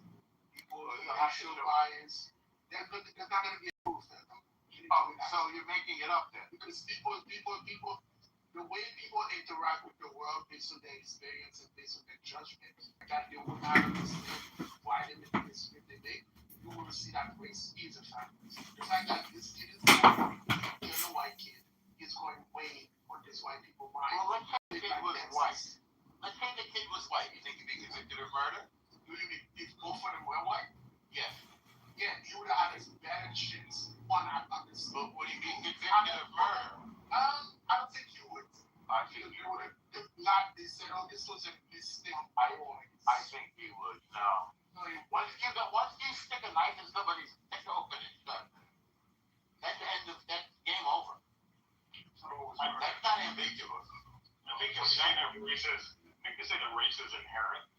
I mean, if the school's homogenous, do they not have these races and ethnicities? I mean, the kid would have been around before. So to say that because of that, I think it's more so because they are maybe rivals and they escalated. Once again, back to century kids, they don't have the wherewithal to know that there's consequences because we protected them from them. But to inherently say that race is involved, I don't know if you can say. No, but hold on. Part of the reason why the entire jury in the 1997 considered the population of that come to your job. So even if the school isn't necessarily homogenous, the person with college exposure, every white person have to that person in their daily lives, the same person would be. If you're part of a minority of a town, that's like more likely to be on edge to some degree. So it could be argued that Carmelo probably felt a little bit on edge because he's a minority. Right? Like, I think these are fair questions to ask in terms of like how race would interesting for this day. It's hard to explain that. It's hard to take out this word from being a racist minority. I was gonna say couldn't the inverse be true though? Being a minority in an area where you are the minimum, like you could expect an air of entitlement. Oh well, nothing's gonna happen to me. Yeah, I mean, if you're saying that way, absolutely not in this country. I don't think there's a single country for the minority, right? It's racist or the majority. I know, you know what I think of that. I think of that. Even though even if I granted you that could be the inverse could be true, that just shows that race would be a factor necessarily, right? Like race is something that we unfortunately won't look at the case.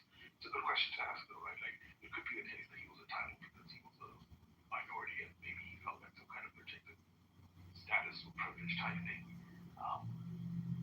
But I just don't necessarily.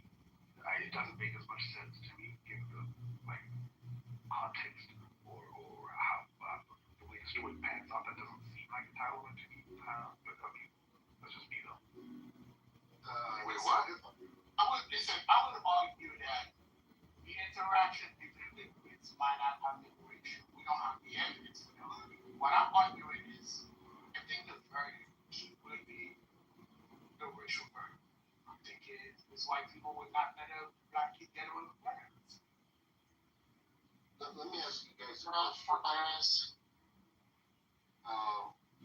so there's the substantive part of a case, right? There's the procedural part of the case, like for instance, picking the jury, right? I'm going to claim that race. Wait, hold on. You have, like, okay, so, I respect your opinion, your professional experience, more so than like dealing with intuition and experience. You get what I'm saying? Well, and I'm wondering if you have, which one are you operating on, if that is your position. I'm not saying you're being dishonest. And wait, hold on. I'm not saying you're being dishonest. I don't know if you're.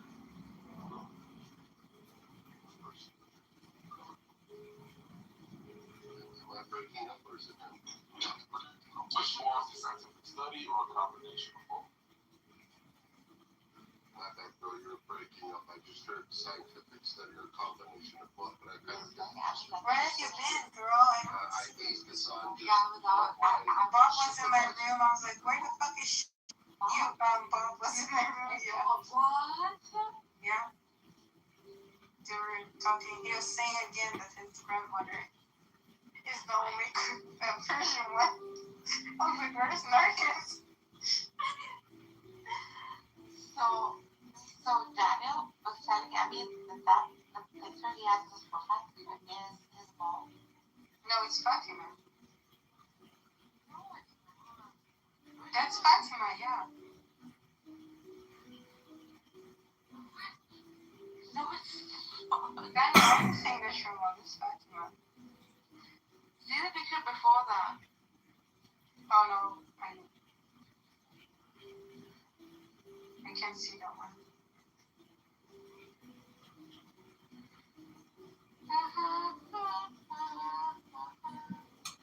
I just want to welcome back everybody to Find Islam in the Bible, Megatron's favorite way to spend his day, which is with you. And Abby witnessed earlier Tuna Boy. He made death threats against me. I've been taking a shower with that ankle bracelet you got there. Yeah, Ran. The projection alert system has been activated. Is that like, do you put soap around it and shit, dude? Like when you're in the shower with that? With what? Nothing. He has a pretty little bracelet on his ankle. Really? Again, the projection alert system has been activated.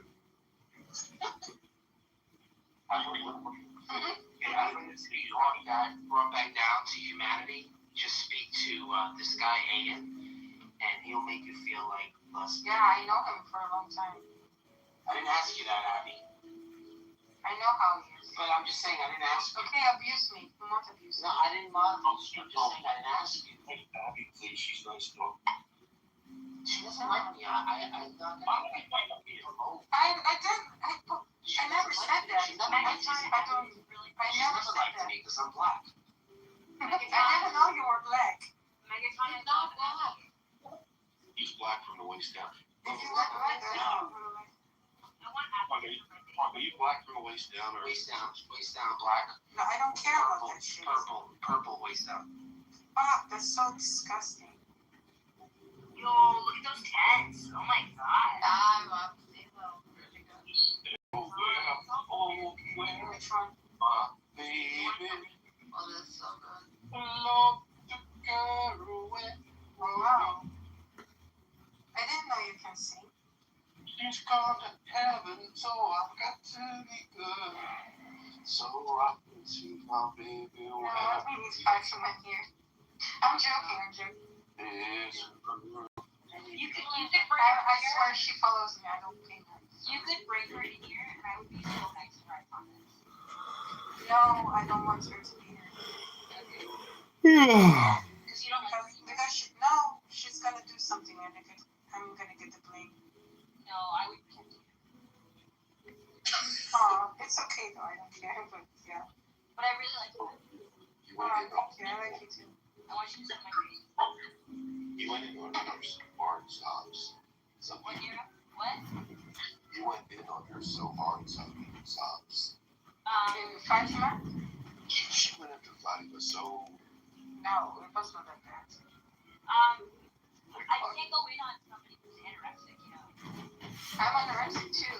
I was told not to do that anymore, so I won't make fun of people who are anorexic. I need to team months anorexia. I won't make fun of her. I promise. She probably doesn't care. She literally doesn't care. Yeah. But yeah. I just don't think we should talk about food with her because it's probably really sensitive. And it's like a Oh, lot. maybe she'll get hungry and she'll eat more. Oh, that's true. Maybe she'll eat and like, do you think she's bulimic? Like she'll eat and she'll just like throw it up. No, she's anorexic. I'm totally just. She doesn't eat at all. I hate her. I don't like her. Don't fucking rob a bank with this fucking chick. Me? With me? Yeah, Abby. Don't ever fucking rob a bank with this chick. Yeah. She'll spend all her money and put you in jail to take yours. She confessed. Yeah. I mean, I feel like you would confess. No shit. I would confess. You would take the money and then say sorry. No, I would not. I would just give the money back to bank. Yeah, sure. Yes, I swear. Mm-hmm. I found so much money on so many times I found money and I will just give it back to, or tell the neighbors like, hey, did you lose money? Well, no, if it's your neighbor's money, yeah. I mean, where else would I find money? I don't go somewhere else. Isn't it crazy how much vacuuming can make a difference? Oh, yeah. Why? 100%. I mean, we always vacuum every day. You vacuum every day? Yes. That's wild. So do I. You do? You have to. If you have Yes. But we don't even have animals, you know? Yeah, I don't have animals. Yeah, well, I even more, like, once in the morning, maybe once in the evening. You guys have too much time on your hands. How many vacuum cleaners do you have? I have 3 of them. I have 3. I have 1 for every floor. I have 2. I have iRobot. Yeah, I have a robot too. I have a good one. I bought it during I have Dream. It's so good. Just does it itself. I also have like it cleans windows itself too. And bathtub and stuff. I have every kind of vacuum. I have the Dyson, I have the Shark, I have the... Yeah, I have Shark. I have all of them. Me too. Don't have to show off. I'm not trying to show them, I'm just saying. But you can. For me, these are like very important things. Yeah, they're essential. Because I don't have carpets. I can't have carpet in my house. Yeah, fuck the carpet. I think I have, but I don't know if it's not carpet. Yeah, I have carpets, but I have carpet for it. I can't do carpets. I see carpet, and I'm just like, oh. It's horrible. It's horrible. I like bush, though. The fucking odor that comes It's out horrible. of these things. Yeah, I know. It's horrible. You guys don't put, like, baking soda on them and stuff? No. What? As a shine, it has to be super shiny all the time. Yeah, but, like, put it on it. So, like, it becomes the odor. No, but I use, you know what I have next one? That is like this little green thing. You know that machine that's super high suction? Yeah. So I love carpets. And I also use it I use it sometimes on the mattresses. Oh, yeah. I like it. Sucks it out like so much. There's not much dirt where I live at all. It's the dust mites It that build up. does. America has a certain kind of dust. You don't find, especially where I live, because there's desert on one side and there's beach on the other side. It's a kind of light white dust. Yo, I have 2, not 1, 2 covers over my mattress. Yeah, The first too. one is from the bottom, coming up, and then the one on the top Yeah, goes over the one on the bottom. Oh, I see. Okay. You understand what I mean? Yeah, so both are waterproof, right? No. Those are for my kid. The kids have a one. That's uncomfortable to sleep on. No, they're not. You don't know the newer ones they're making. What are you doing when you're bed that you need a waterproof? What is? I don't even want to know. Because it should be just very immaculate. No, it's not. It's not water. It's dust-proof, waterproof. This little things, whatever. What are those called? Bed mites. I've never seen bed mites. but it It's has dust mites. The not dust, dust they're called mites, dust mites. Yeah. what dust mites? Oh my God, look it up. They're like little Microscopic mites. They eat skin cells. They eat how do they look? they eat the flakes that come off your skin. Oh my God, you're bloody kidding me? This can't be real. Bro. It is Yes. Yes. I mean, they are innocent, but like, you have to change your. You have bugs all over you like that every day, all day. Oh my God, where are they? Where are they? They live on your skin. They live in your like eyes. They live in like your. Yeah. Yes.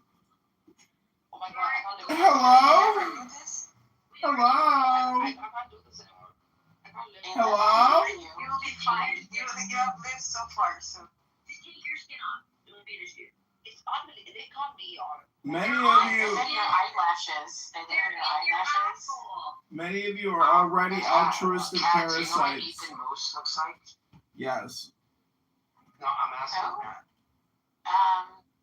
I don't Remember Ethan, know. the one Yeah. that was always talking in Andrew's room, the one obsessed Yeah, with Ethan. Andrew? Yeah. Yeah. I'm gonna show you what he looks like. You know, He's on YouTube, so it's not like I'm doxing him or anything. you know what it looks like. In fact, they had like put in money to get him. I think he had. Oh, is he the one? He's the one that was debating. Yeah, the very. Yes, the one that talks about the bride. Remember the bride one? The bride thing? Yeah. You were around for that. I'm going to make everyone believe. I'm going to perform a song that will make everyone believe. So on I October always 13th, him being like around midday, which is when the schedule is for all of these apparitions, at this location, like which is the emo Kitover. kid. That's what I thought. But okay, so then we keep going. Yeah. And Look basically, at this fucking we weirdo have that jerks what happens in off. September, and now this is when we're starting to deal with crowds in the tens of thousands burning together. And so the apparitions play out as they had before. Total creep mode. Oh my God. Wow, that's amazing. Did you see how many views he got? It's fucking amazing. He's at 100,000 views. Yeah. That's not on his channel, bro. 44,000 likes. I know, but it's still pretty impressive. Ethan Muse. But yeah, that's what it looks That's like. crazy. I mean, honestly, with all the videos combined of Tom Rabbits, I probably make up like 10,000 views. Well, anyways, I mean, Is that right? you could take this 5-hour dialogue with him and just do like a key extracts, and then you're like, wow, okay, great, we got the top 10 here, and then you're done with it. But Andrew will still keep coming here for the rest of his life until decides to shut down Why are you complaining about it? this What Parasite app. What are Oh, you I'm doing about right to now? go enjoy my best life. I need information. I don't need you complaining. I need information from you. Yeah, stop projecting. I need information. I want to learn something. The projection I don't care alert system about has you been listening into activated. conversations you don't care about. Well, see, I believe that, essentially, you're wasting your time. I think you can confirm it if you were to be more aware of how you spend your time. But because I film all of my time, I'm well aware of how I spend my time. Bro, you look at yourself. You have a TikTok where you're just fixing your face, you're looking into the camera, and you're doing absolutely nothing. Do you understand how, like, when I see you doing this, I'm like, he must be either peaking from his, what would I say, your controlled substance, your benzos. You're peaking on your benzos, and you want to share your peak moments of ecstasy when you're jittery and you feel like you have this tickling sensation that's going up your ass, and then what you're doing is you're recording for everybody to see. That's exactly what's going on. I've been there too, Ian. I've been there. I know what the tickling sensation feels like. It's just better with a man. I'm just letting you know. So that's all you're missing is a boyfriend in your life. you should be doing this with another man. No offense, maybe a younger man, because you're like the old. It would make a lot more sense if like there was a single viewer. Like let's say there was two watching. Every time you go in, there's nobody's watching it. Hours. That's the creepy part. I'm sorry. Why would you do a live stream video with no fucking viewers? It's a little bit weird. Sorry. Are you doing a performance for yourself? Are you archiving them for them to later be discovered? Maybe after your death they'll find it, be heralded. It's a great comedic genius. But right now we're just left to question your sanity. As you sit there and perform for The yourself. projection alert system has been activated. Honestly, like, I don't have nothing to say to this guy if he didn't come in and was just telling us this bullshit. He's just projecting. Like, there's no way. I don't want to complain about John. Like, John, do you, bro? Like, I took off the granny board. I told him 1,000 times, listen, you should animate it. You just I told the granny board. I told him it's a great time for this animated fucking thing. And dude, there's times where it's funny and you get some reactions out of people and you should just fucking just chop it up, dude, and fucking make like a cartoon out of it, dude, and sell it to like Cartoon Network. They'll probably take it. Just it's fucking it's Clown House, dude. You know what I mean? Yeah. Bro, I'm blowing low to fucking 70, 80-year-old saggy fucking women online. You know what I'm saying? Like, I have my own. You know what I'm saying, John? I get it. It's cool. Not like I really do that. I'm just saying, everyone has their thing. I could care less how you spend your time. But you need to come in here and tell us that you're spending so much better time than us, but you're on the same fucking app, recording yourself doing the same shit we're doing. Ringing bells, playing your harmonica, sitting there breathing, doing breathing techniques. I mean, give me a fucking break, John. Go, at least do something. Fly a kite. Do me a favor. You know what would be talented? Open your fucking window and fly a kite from your fucking window while you're streaming. That's fucking talent. Like, give me something.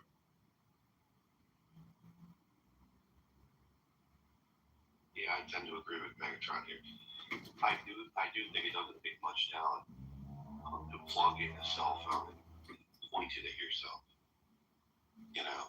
and just multiply that by like 10 or whatever revenue you have. But there is a liability for documenting yourself this way, because eventually you're just going to forget that you're now videoing yourself, and who knows what you could be engaging in. And you seem like the type that, wants to keep some of your behavior, behind closed doors, so to say. Because I can imagine that you have a drum, 55-gallon drum somewhere in that fucking creepy house of yours. Do you need to get help, John? I just want to dedicate this song to all the losers on Clubhouse that won't shut the fuck up.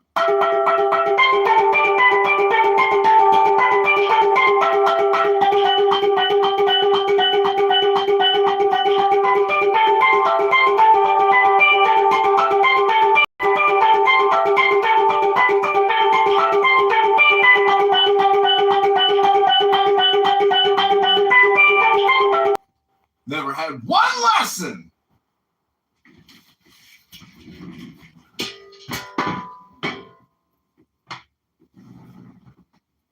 Amen. Amen. Amen. Ooh.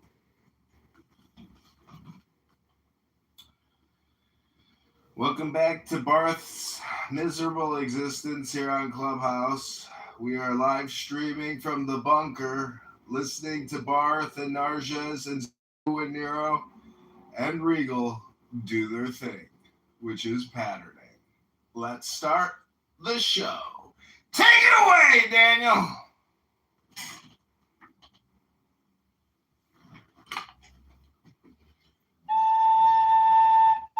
John, this isn't helping you, man. You need to touch some grass.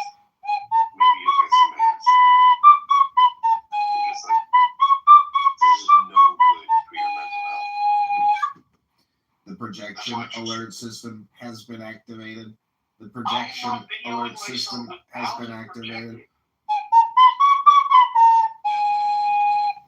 See, you know what the craziest thing is? It's like we're investing all this money in these data centers, and the whole world is pretty much video at this point. So I'm actually just ahead of the curve. You guys are still using a fucking retard app. You should be on other platforms, but you're not. I'm here extracting you, harvesting you. I am House Harkonnen, here to harvest and extract the spice from your meager existences. You're watching too many movies over there.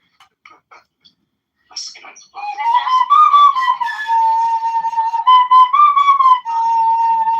Oh my god.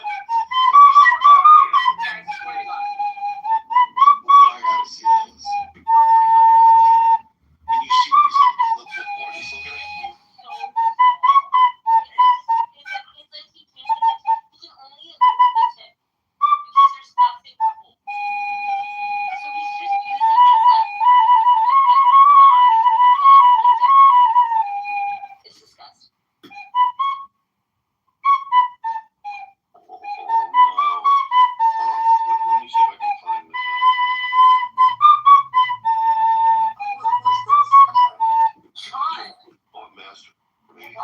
You don't like my little pan flute?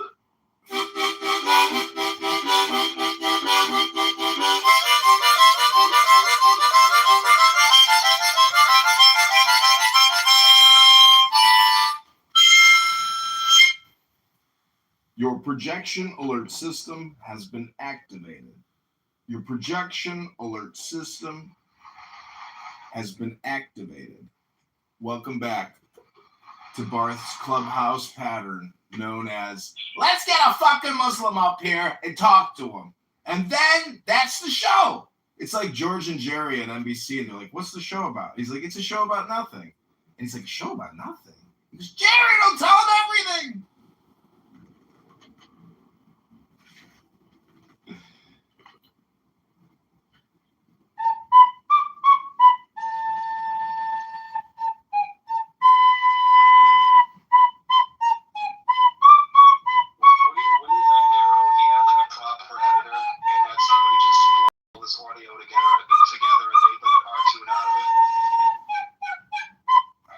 I tried to do that. It's very difficult. It's just. I think it talks to you. You can be creative to do it, though. You have to apply yourself and put the effort in, you know? It's tough. It's very tough. Very, very tough. I understand that. When, see, the thing is, when you guys say to me, hey, check out the video I made, and I click the link, I'll say, oh, awesome, you're creative now. But if you just create things to throw it in a mop bucket and then flush it down the toilet, which is what Clown House is, honestly, you're semi-retarded. And the truth is, you're never going to make any money doing this. Like the fucking Cheech and Chong audio record tracks. Or at least they made money. The Jerky Boys. Yeah, they made money. Dude. And then you have like the whole fucking, prank fucking thing going on with the fucking the mic thing. And everybody's doing this blood sport debate shit on TikTok and fucking YouTube and everything else, and it's oversaturated now that it's boring. But it would actually be a breath of fresh air to see something that you could splice together creatively and have some sort of a representative, whatever the case may be, to put the face to the voice to, and have it a little animated and wacky. Yeah. And you can even put yourself in there too, and it would be cool, dude. You know what I mean? Like that's an angle somebody didn't go with yet. If you get what I'm saying. Well, I know people can't do. In the patience to fucking sit there and edit it yourself, or I don't know. Have the creativity for Projection alert detection system has been activated. So what I'm trying to say is that when you have an inflatable, Dude, is I don't really want to fucking. I'm tired of Andrew and everybody else and whatever the fuck. Like, talk about something positive, dude. What the fuck? Because like, I'm not gonna hang out here if it's fucking negative every day. yeah, try reading a book, fat ass. The point is, homeless people, when you try to give them a tent, guess what? They reject it every time. I'm like, how do you not want a free tent? You're homeless. And they go, no, I don't want it. I don't want it. I go, why don't you want a free tent? You're homeless. And they go, no, I'm good. And I'm like, well, your legs are puffy because, yikes, that's called diabetes. And, the pus flowing out of the lower bottom part of your legs onto your second chair, yikes, that's indication of a health problem. What would it be like if you just had your own bathroom or your own bed to sleep on, a place to take a shower and sleep and maybe heal a little bit? That'd be nice, right? Instead of being homeless, sitting on a chair, rejecting a tent, pus dripping out the bottom of your cankles. Hello?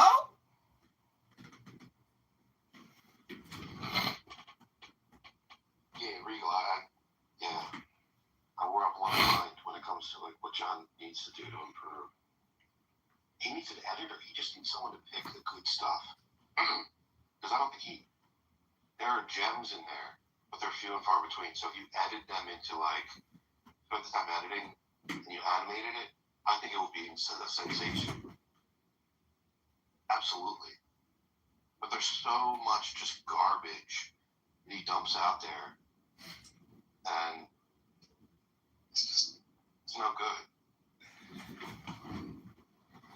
You can't have the good without the bad. It's impossible. It's yin and yang, black and white. Why don't you edit them so that it's where you can have a storyline or a story arc of different characters? And if you're just dumping it out there, dude. Yeah, it's just dumping. Dumping! What do you think? I'm creating content for like Viacom or something? Or news? Like, don't you understand that this is just a live stream in an office listening to conversations? And I'm sitting here wondering, why am I listening to this? But then I also ask myself, why are these people talking about this for hours Tuesday at 9 or 10 a.m. in the morning? Don't they have anything better to do? I guess not. Too many Deadpool comics. What are you, the character in the real story here, and you're the only one allowed to break the fourth wall or something in John's world?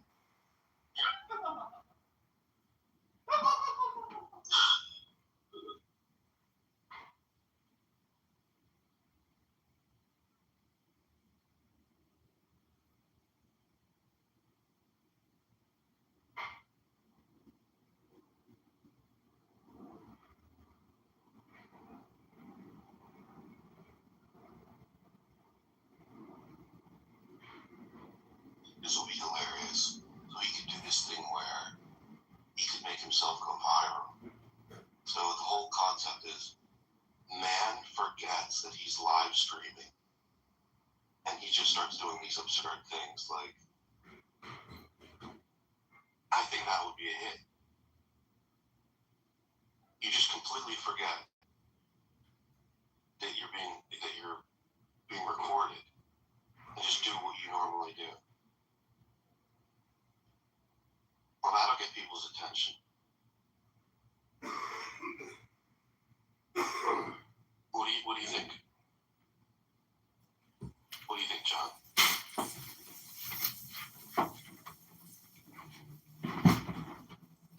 Well, I've just refreshed my beverage, and I am getting very far in Ayn Rand's Virtue of Selfishness. We're on page 84.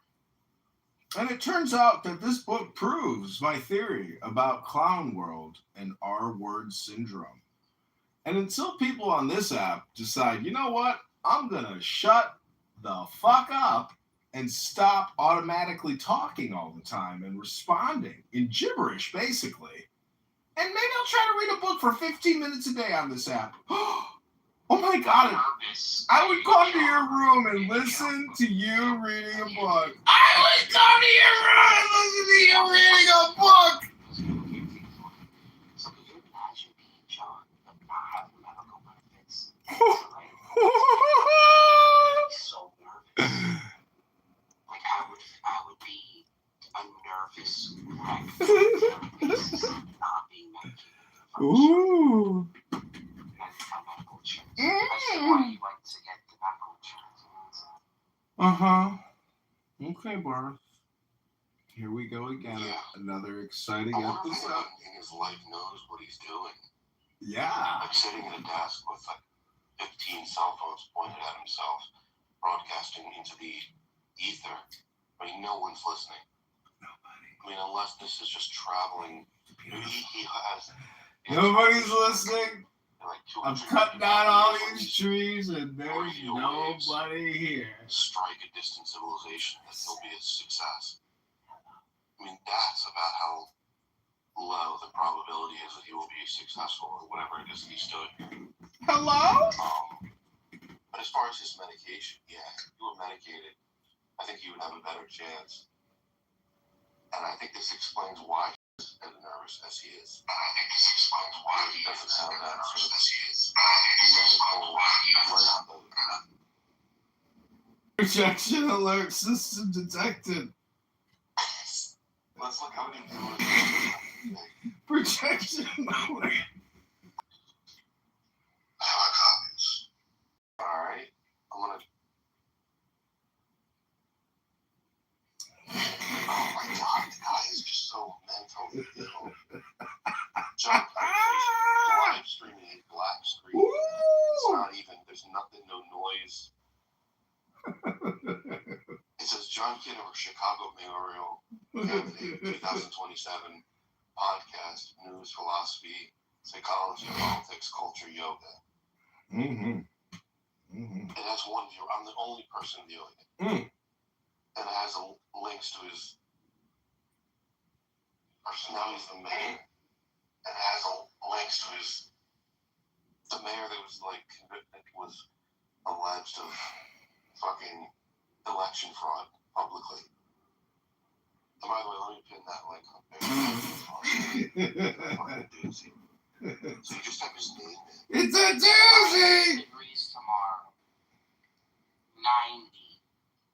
Wow. A song about the weather, baby. Yo, fuck that. That's gonna be terrible.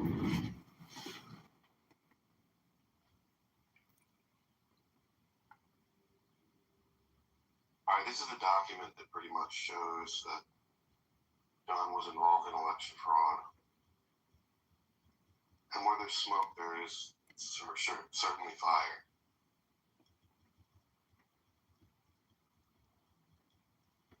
There we go. Let's have a little read here. Board of Elections begins candidate removals.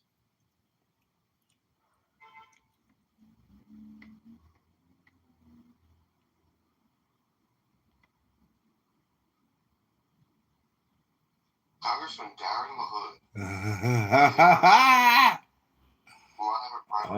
Free tennis. John Kitover was removed from the ballot. Kitover was found to have only 266 signatures.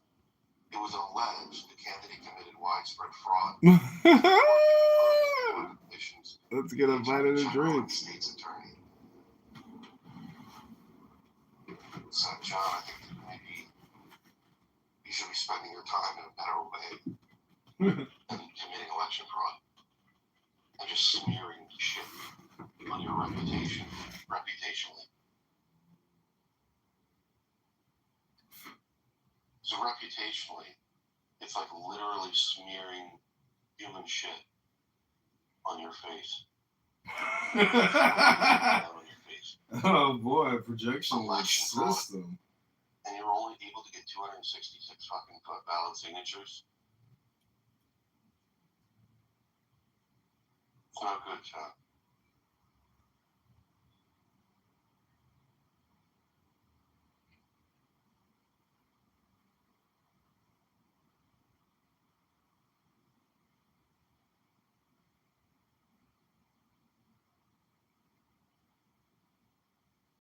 Can someone invite John up? It's not letting me do it.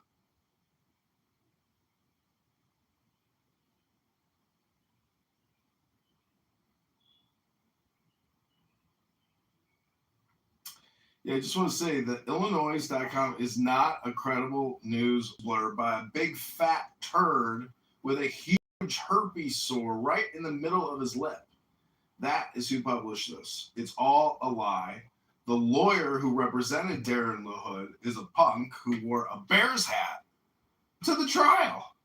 And on top of that, I accused Darren LaHood of committing fraud 1,000 times. He only accused me of it once in a third-party news source, so he's a classy guy. But why would he ruin his 10-year career in Congress by even mentioning my name? It just makes no sense. So this was just a way to besmirch me, defame me, because the truth is I actually got over 100 votes in the actual election.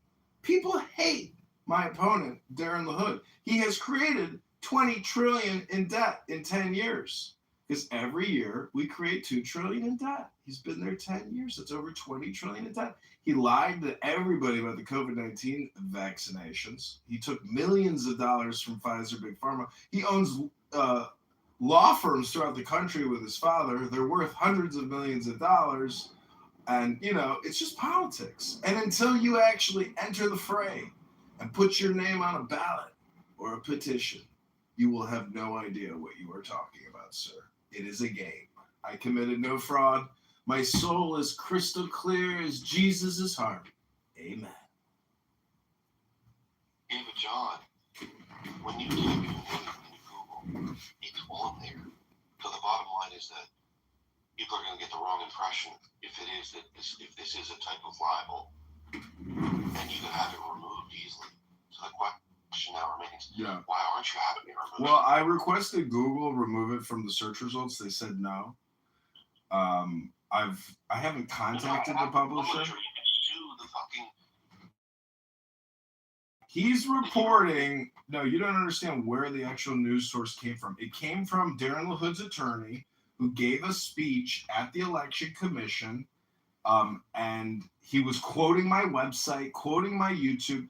It's on video. And then he took that video clip of that lawyer defaming me and put it into a little paragraph on his website. That's it. And I don't care if some fucking fat pig who ain't going to make it a couple more years because he's a disgusting fat pig. I don't care if his website's going to go away. It's a know-nothing website. I'm not worried about my character, reputation online. I've done my work.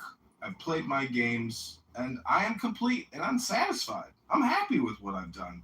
This has been a lot of work. You have no idea how much effort and time and money I've put into politics. It's been a great joy. It gets you very high shitting on the biggest pieces of shit. Because you think I like coming here and making fun of Megatron, who's got a wife and kids and no pension, no retirement. He's going to be indebted the rest of his life, probably croak out, never get to enjoy a good life of retirement. I'm just trying to say that at the end of the day, you always have to ask yourself, was it worth it? Was your experience doing what you're doing worth it? Hello? Yeah. The only problem is that it very well may be the case that this is just a false claim. So the claim is that there was an allegation. It says you has 266 valid signatures. It was alleged the candidate committed widespread fraud. And the board this is the allegation, the board even voted to forward the petitions to the Attorney General and State's Attorney. So that's a claim that can be proven or disproven by contacting the board. Funny see if that's true. Is was the candidate committed widespread fraud, and the board even voted to forward the petitions. Okay, so the board did it. Under the recommendation of Darren LaHood's lawyer. The board decided to forward it. I know. And here I am talking to you. I guess their forward to the Attorney General here in Illinois resulted in no merit. Because honestly, if there was intent or there was actual operations, it's not there, my friend.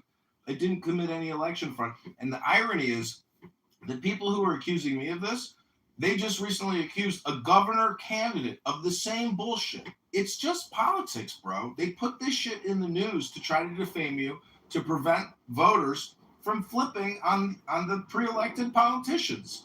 Try to do something with your life instead of analyzing a little defamation of John Kitover on the internet. I sit here and record you guys for months now. Sometimes I create recording studios dedicated just to your room, just to record you independently of other rooms throughout the whole day. That's a lot of work. You know, you never go to my YouTube and actually go through the lives and say, Jesus Christ, this guy's got 100,000 Clubhouse rooms live on YouTube. That's a lot of work. You know, oh my God, I really enjoy his work. He's a great artist. He puts out so much content. It's unbelievable. Magnanimous. So is the objective having videos now, or is the objective just to create an archive of these conversations, unedited? I don't see the vision of it. I don't get what can you help me out, just understand a little bit more of your vision of it? So the idea is just having if you go to John's channel, you have on offer like hundreds of different conversations. Is that the idea? But they don't have no one's viewing it, man. No one's viewing them, man. Is that problematic for you, or is that part of the...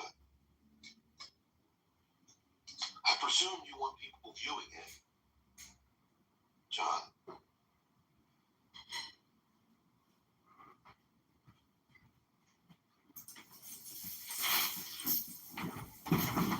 No, it's not problematic because I'm actually just doing what you're doing, but I'm just filming myself doing what I do. And my opponent, Darren LaHood, he's going up against a Democrat candidate. Now, I challenged both of their petitions. They audited my petitions. You saw that I had over 200 plus confirmed signatures, but they did not audit my opponent's signatures. And he only had 1,600 plus signatures. He wasn't expecting anybody to challenge him. And guess what they did? They rejected my challenge and did not audit his petitions. And guess why? Because he probably didn't have the required number of signatures, which is 1,550, to actually get on the ballot. He was that close. And so politics is dirty. And the people at the election board, they know there's no equality underneath the law in these election courts. It's strictly lawyers and judges. And until you actually get into politics, you will not realize that the vote is rigged. Your average citizen cannot get on the ballot because lawyers and judges control who goes on. And really, our democracy or our representative republic, it's a joke. And you might be a part of that joke. Hello? We're not all doing what you're doing. We're not just sitting there. You literally just sit there watching yourself.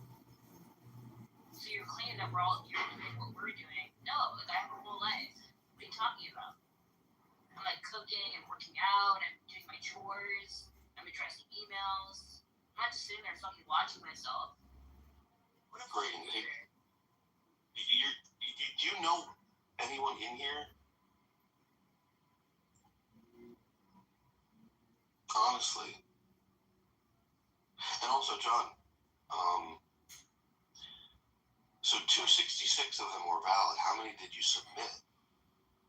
So that we can see how many of them were rejected. Did you submit at least 2,000? That means of the 2,000 submissions, only 266 were valid. No, that's not true. You've never actually reviewed the audit. I have the audit paperwork. Hundreds of signatures were determined to be out of district. This has to do with the redistricting in those towns. It's such a scam, my friend. Plus, 250 confirmed signatures out of 1,600 is actually pretty good for a first run when they just automated. You submitted 1,600 signatures. Yeah, and I didn't actually get to contest their contestations. So, listen, we've litigated this. 166 were considered valid. Really? And you don't think that that's suspicious? My friend, 266 guaranteed confirmed voters voted for, signed for me. Hundreds more that lived across the street that were out of district were negated from being on my petition. The point of the matter is that I was audited. My opponent was not, despite my legal challenge. So there's a double standard. I'm exposing political corruption. Do you have any idea what the government is getting away with every single month? Every single year? You don't care. You're just a fucking car insurance salesman who sits here and talks shit to Muslims all day. Who the fuck are you? I'm a public, politician. I'm a musician and a magician. Who the fuck are you? Hello? I'm putting myself out there like that. I'm not running for public office. That's the difference. But I think that there should be some degree of scrutiny applied in this instance. Though there's 266 valid, you say that the remaining of that 1,600 total. If you wanted to talk to the employee that I had generate the signatures, you could do that. Listen, courtroom Daniel, you've already litigated this a gazillion times against me. It's pathetic. Please, I want to ask a specific question. How many, so you say that you submitted 1,600, 266 were valid.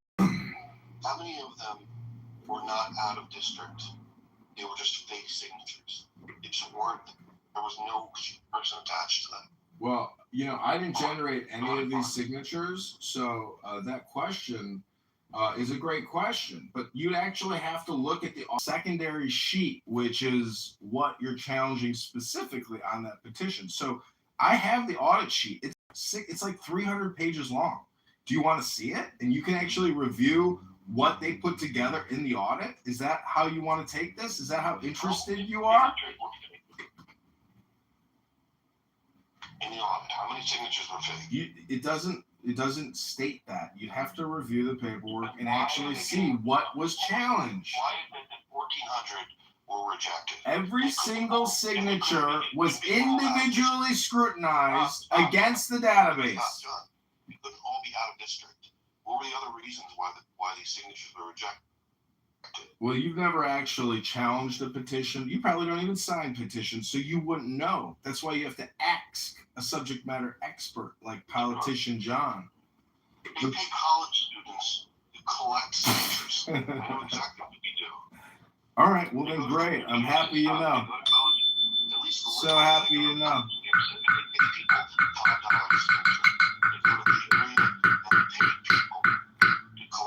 That's right. You've probably done it yourself, so you can get yourself a Subway sandwich in the afternoon. I'm very relaxed. This conversation is already a redundancy, and unfortunately, yeah. Go ahead. I'm moving myself to the audience. I'm sick of this conversation with you. Have a great day. What the hell is your problem? What the fuck is his problem? He has 1,600 signatures. 266 were valid. And then he claims the remaining 1,300 or 1,400 signatures were out of district, which I find that very difficult to believe. What kind of a blunder would you make that you're having people sign signatures for your congressional run that aren't in your fucking district? The whole point is that they're in the district. That's just a lie. So presumably, a good deal of these are fucking just fakes, fake signatures. Not even attached to anybody. And you could get in trouble for this shit, man. It's not just a joke. That's the whole point I'm trying to make to you. It's yucks on here, and you can have fun. But what you did was something that you crossed. You weren't using proper judgment. You crossed a line that you shouldn't have done. Being a lunatic. This is so funny. And you being called out on this is going to prevent you from fucking doing it in the future. So you don't have something on your record like this. You did something stupid. And I want to make sure that you know that so you don't do it again.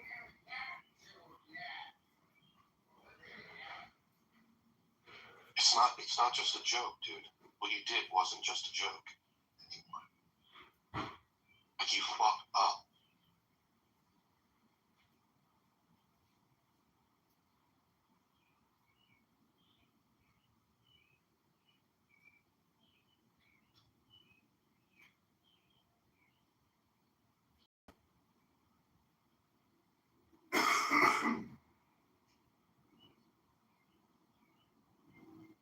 And I've notarized the forms. I've even notarized professional applications. So what they do is they'll pay people, homeless people, they'll go to low. You know, someone that has a job is obviously not going to be going around collecting signatures. So a typical petition will have like 10 or 15 signatures on it.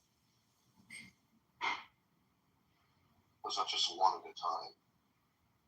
And they pay these people, I think it's $5 for each signature that they got. And of course, these people go in because they want the money and don't want to do the work of getting signatures. They just write in there big names and shit. You can even see it. That the signature is the same handwriting on the same petition.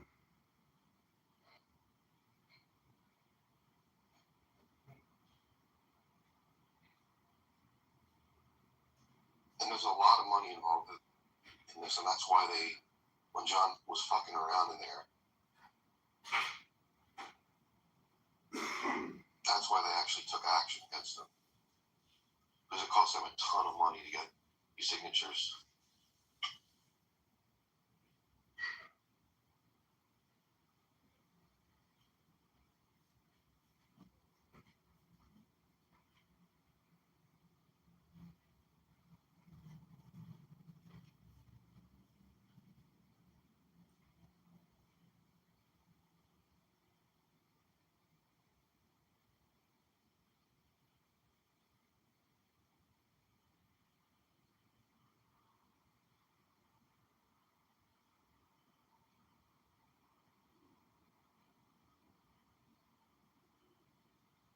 Now I'm going to have to contact the board, the Illinois Board of Elections, and get some of the publicly available information.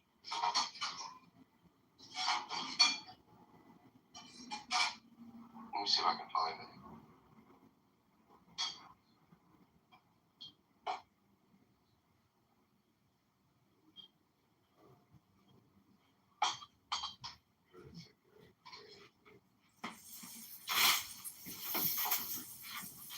See if we can find any contact information. Illinois State Board of Elections. He's still going at it.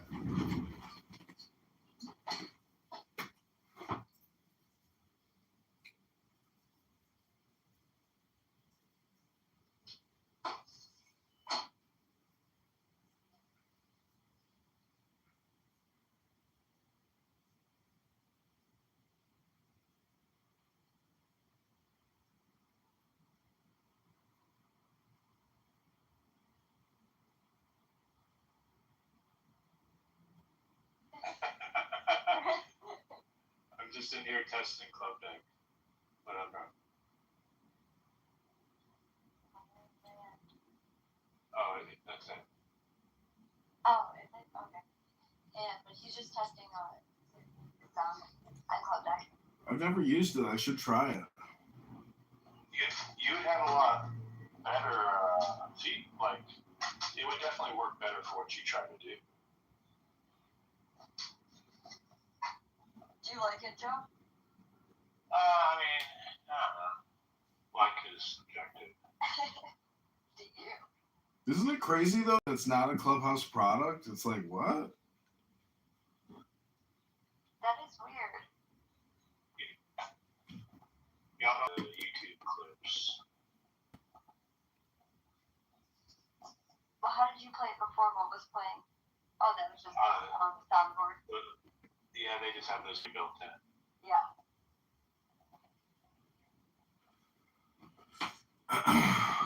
Oh. There's a lot of features. I've visited it. You've used Club Deck before, right? No. Oh, really? Nope, I just get a new burner phone when I need one. Oh.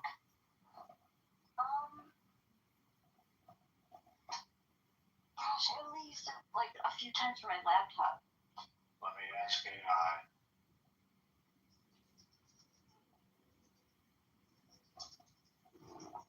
What should be the room title tonight? Is Carmelo Anthony a murderer, or is he innocent of self-defense by sticking a knife in somebody's chest? Hello? Yeah, no.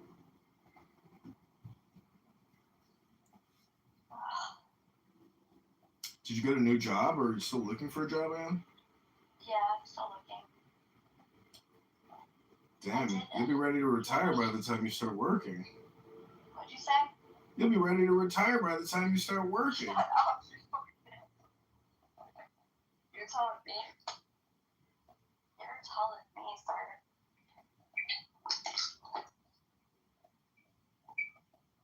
Why don't you just come on Clubhouse and do tarot cards or psychic readings or natal charts? Come on. Who are you talking to? Or prayer circle. I don't know. There's so many ways to make money on the internet. You just have to be, you have to have fun with it and be creative. But even Kalshi, I mean, you could do Kalshi analysis. You need to get people to buy you a cup of coffee and find value in what you're creating.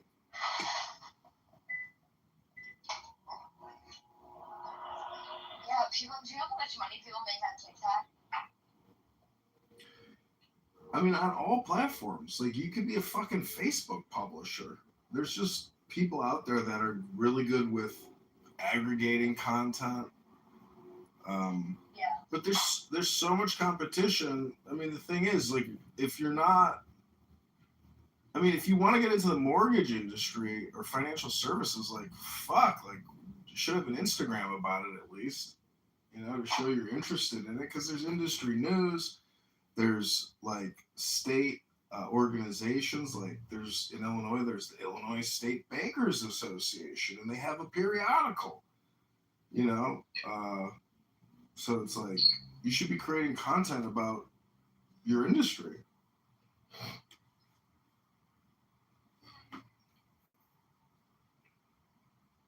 Like Jonathan Bing. Basically, I mean, I hate that guy, but I mean, I don't hate him. I'm just saying, at least he's fucking creating content about, what he does. He has a license. He puts his NLMS, whatever number is bullshit. So he can actually get you a mortgage. Yeah, he wanted me to sign up for one of his classes. Oh, God. It's $10,000. And then It's very difficult business, but it is a business. yeah, for sure. Why don't you just look for a state, or federal job, or how's your career search going? Are you To the point where I've been applying for everything now because I'm not too good for any job. I just need income. do you have a casino by your house? What? Is there? 30 minutes. Well, that's doable. Why don't you look at their website and look at a dealer position? You could deal blackjack, I know. be a cocktail waitress, or just deal cards. I mean, I've applied to waitress there many times at all three of the casinos, and I never got a call, and I had experience. I did bartend for 10 years. So, we'll try to follow them because they post the days when they do interviews, and then they'll send you to their casino operations school, and they'll actually teach you how to be a dealer. Yeah, my dad he worked at Chrysler, but then he did he got his dealer certifications because when he was retired, he wanted to just deal, blackjack or whatever. And it's only a 2-week course. Well, you could also. What about the post office?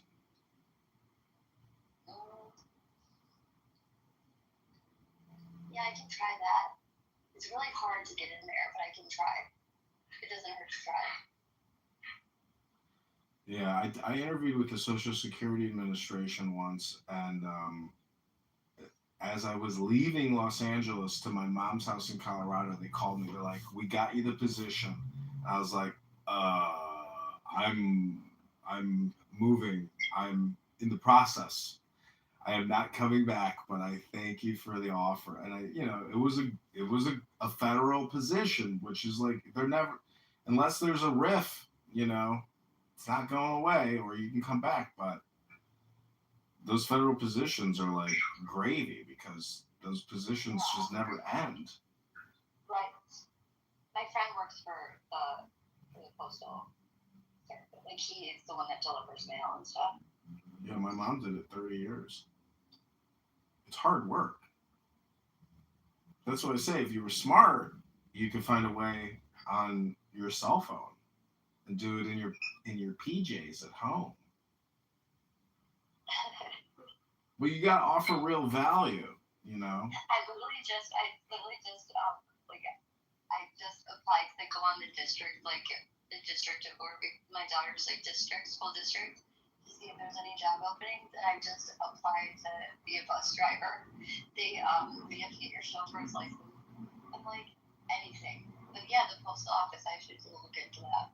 That's a good idea. What about realtor? Why don't you do a realtor's office near you? Yeah. That's definitely a thing you could do because basically it's you just process the transaction and here's your commission. There's nothing to it. There's nothing to it. You could pass the realtor's exam. It's written for children. I know, I'm like, that exam, I heard it's really, really hard. And It is not. I've been in the industry for so long. It's not hard. You will pass it. You will pass it. It is not that hard. Just trust me. The questions are like common sense questions. You can pass that test. But that's if you want to work in a realtor's office. Your love life and your job is like geographic proximity. So yeah, look in your immediate area and look. Maybe you could. There's just so many options. But anyways, good luck. Don't retire before you start working. I appreciate that. Hi, and I got to restart my computer for what I just installed. Okay. So then I'll come back and test again. But I'll get this set up. So give me just a minute. I got to end this here. Okay.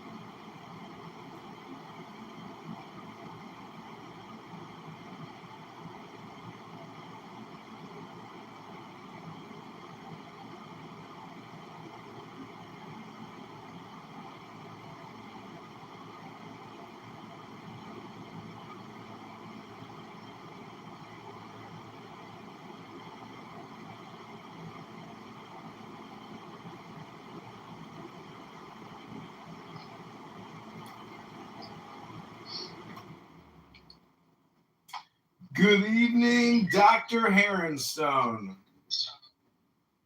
Heron will do.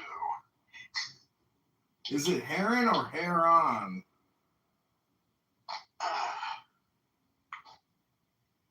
gonna start playing games? We got one question for you, and only one question. Okay, let's hear it. Is your title a projection? Well, of course, we've all been like, yeah, I'm in rehab. We're all brain damaged language monkeys. The only question is whether you're in rehab or not. Well, there's that saying, those who know do not know. Those who say do not know. Those who know do not say. So it's like everything is a projection. All communication is projection. But if you're aware of it, that's the spice. So when people are projecting, I like to say the projection alert detection system has been activated. The projection alert detection system has been, and hopefully they see that they're projecting on you. But many times they do not. Almost never. Can you recall one instance when it ever worked?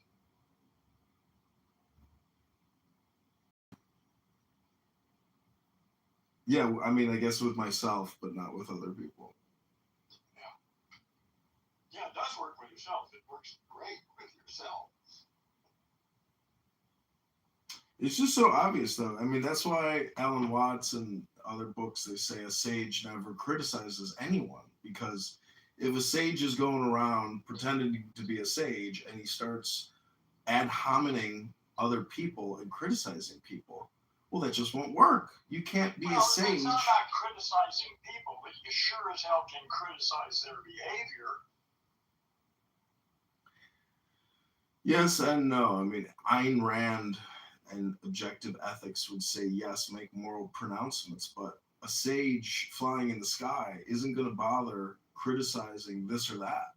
That's the point. Well, who cares about a sage flying in the sky?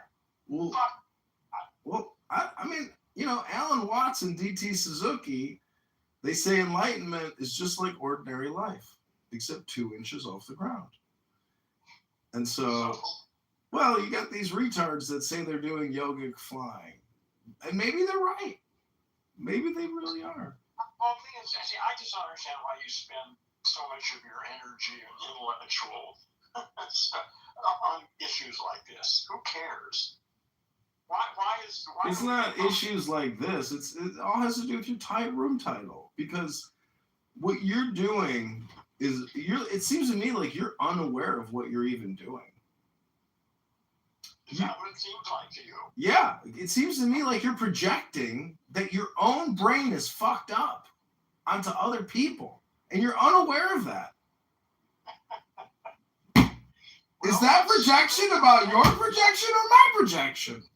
I'm sorry, I missed that. Say it again. Is that my projection about your projection or my projection about my projection? I don't really care. You figure that out.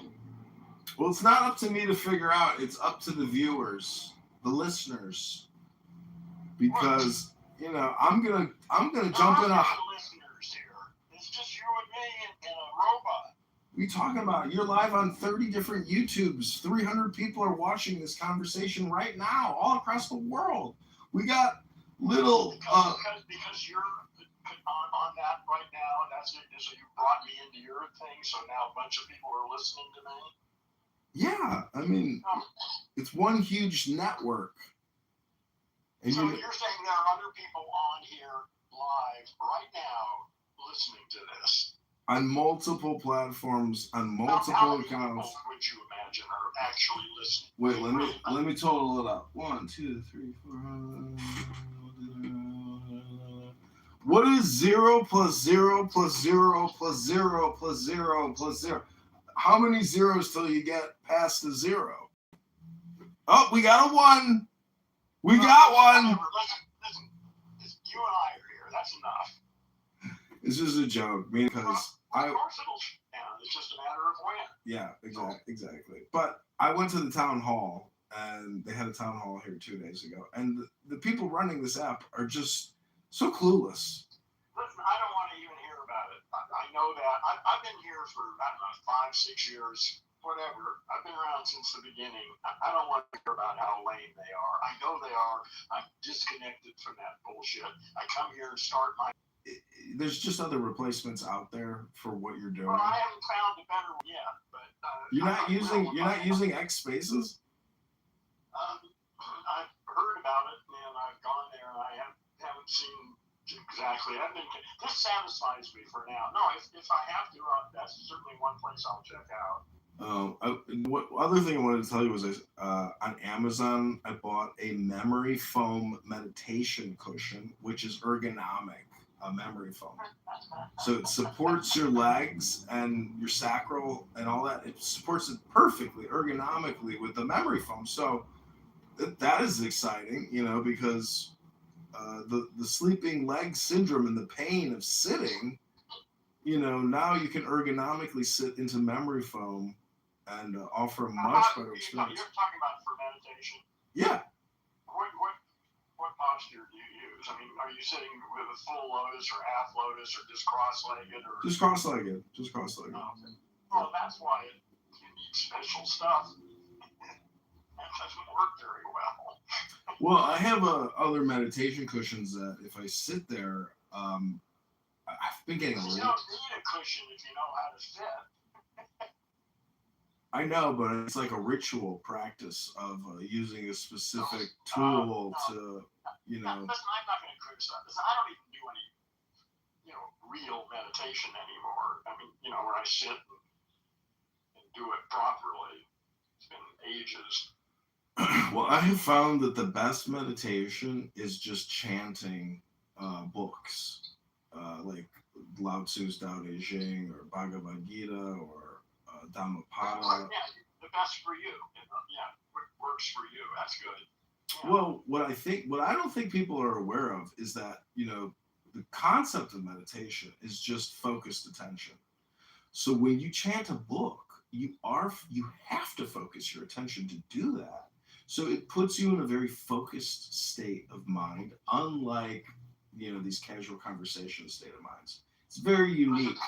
It's transcendental. Your idea about meditation, that's completely different than my whole approach to meditation. And I don't know. You come here with all these statements that are so broad, and you're really talking about your own personal experience. You're not talking about the way the world is. You're talking about the way you like to do things, which is perfectly valid. But yeah. You put it out there like this is the way the world is. Well, I'm just saying that I record myself doing it, so hopefully other people can also experience my joy and maybe imitate what I'm doing. Doing what? Reading books. Well, yeah, good luck. It's but because I know on YouTube, have you ever seen what is it called, Autovox or what do they call it? Anyways, there's just YouTube channels that are dedicated to record. Yeah, you can listen. There are plenty of recordings, and you can get recordings of just about every book probably nowadays. It's trivial. Use AI to generate it. Yeah, that was one thing I was talking about yesterday. Is just photographing a page from a book and then doing photo to audio. Yeah. I haven't figured That's that all out. trivial these days. It's easy. I did take a photo of a book, of a page from a book, and said, "Create me a political flyer based off of this page." That was pretty cool. Yeah, it's good for all sorts of shit like that. Yeah. Anyways, I got a hot bubble bath, percolating, and bubble bath? Yeah, bubble bath. A bubble bath. I was listening to Alan Watts yesterday, and God, he was saying something so remarkable and just so it seems like he's here right now, giving the analysis of the situation accurately back then. It's just remarkable. The guy was like next level intelligence. But Yeah, I would. You know, have you ever used that app Meetup? Oh yeah, I've done a lot of that over the years. I always thought about just creating an Alan Watts Meetup where you just play. Yeah, that'd be a good idea. Yeah. Yeah. You probably find some interesting people, and you'll probably attract some people if you do that. Yeah. That would be a good thing to do. Yeah, that's always on my to-do list because I just. Well, so that's easy to do. Take it off your to-do list. Do it tomorrow. Well, I don't know if I would use Meetup. I guess I would. I guess I could. If you want to have physical meetups, that's the place that's there to set that kind of shit up. That's what it's for. You know, I actually wouldn't do a meetup. I would organize it, but make it a virtual event where people can come to the Zoom and listen to an Alan Watts lecture. Do it that way too. Yeah, that's right. Yeah, a friend of mine does that. I like meetups for actual meetups, though. The best. But no, it works good online. Yeah. The other meetup group idea I had was just an SEO meetup group to meet with other creatives in your city, because if you can network with other web publishers and you're trying to optimize your business for keywords, networking with those webmasters to give you juice, you know, in a reciprocal way would be beneficial for your business too. Well, it's always good to know people who have skills that are valuable. But I was on eBay and I type in, you know, like Alan Watts antique book, Alan Watts recordings, Alan Watts tapes. And so I just recently bought a lecture for $60, 4-tape part series. And that's kind of a cool artistic idea, is to like buy old kind of antique Enlightenment material like that. It's not really antique, but then just republishing it. Using AI, creating a new image of the book, of the tapes, you know, and republishing it. It's a lot of fun. And yeah, and it's good if you can get out, if you can find people to buy it and put it in their hands so they can read it or listen to it or whatever. Yeah, that would be great. Well, I'm not trying to sell it because I don't think I would have that right. It's probably underneath the copyright of his son, but. Well, Alan Watts stuff is, sure. Yeah. So then what can you do with it? It's just for social media, what do they call that? Self-promotion. Okay, well, whatever. Yeah, it's like clout chasing, basically. You're trying to get likes and subscribers by republishing content, but anyways, it's all off of tapes. Like I'm going on eBay and I'm buying tape collections, like actual cassette tapes of classical music, classic rock, jazz, and then you're doing what with these things? You're actually going out and buying this stuff? Yeah, I'm buying it. In your garage or something? No, I'm just storing it in my house. What do you intend to do with it? To clone it, to rebrand it, to republish it. Right, but electronically, you're not going to actually sell the cassette. You're Correct. Going to turn the cassettes into MP3s or something, right? Yeah, YouTube videos. Well, okay, okay. These are video cassettes, you mean, or what? Audio cassette tapes. Okay, yeah. So they're MP3s or whatever you want to make out of them. So yeah. Mm-hmm. Yeah, it's just the publishing business to try to make money, hopefully within the, you know, terms of service and guidelines and not violate copyright law. Because YouTube lets you publish stuff up to 15 seconds or up to 1 minute of copyrighted material. You have 59 seconds. So you can monetize copyrighted material, but only up to 59 seconds. Really? Okay, so 1 minute you can use anything as long. What if you have like different? Is that just for one clip? But what if you had 10 1-minute segments and they were published? Yeah, it works. Anything over 60 seconds is a violation, and they automatically delete it. If it. you have multiple things under 60 seconds, you can do that. Correct. Okay. Oh, that's good news. That's a challenge. What can you do with 1 minute of copyrighted material? It's not a challenge because the average attention span is 0.03 seconds.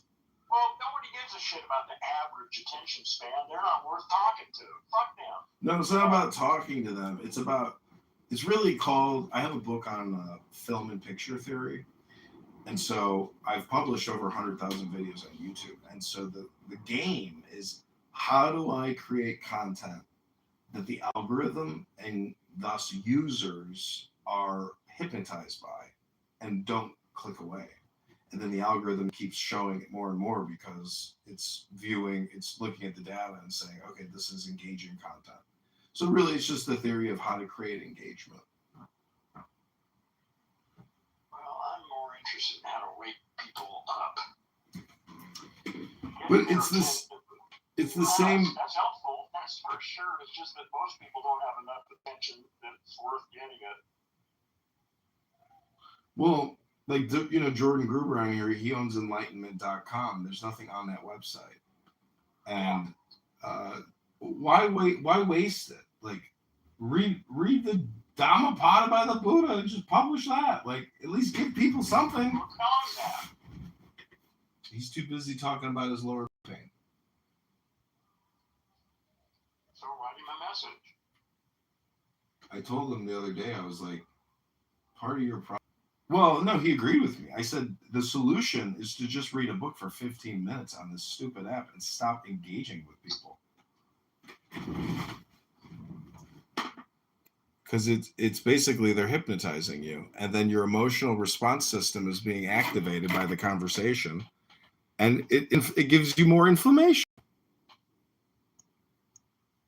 You have to try to control your environment to control your body, and what you're listening to it actually has medical ramifications in your biological central nervous system. So, you are your own worst enemy if you are suffering with pain. But coming here and engaging in vigorous political debate with people that, you don't like talking about this shit. You like talking more about what's interesting or what's enlightening or anything to do with maybe those types of topics, so to speak. Linguistics, language, communication. But this app is ideologically polarized, and it causes people, in my opinion, to be neurotic, psychotic. They wouldn't subject themselves to this bullshit here if they weren't neurotic to begin with. Yeah, but I think it just amplifies. So a person would get in most of these rooms, and in 5 seconds they'd realize it's a madhouse, and they leave. I will. Staying in one of those rooms is either staying because they want to study the people there, or they're just as crazy as the other asshole.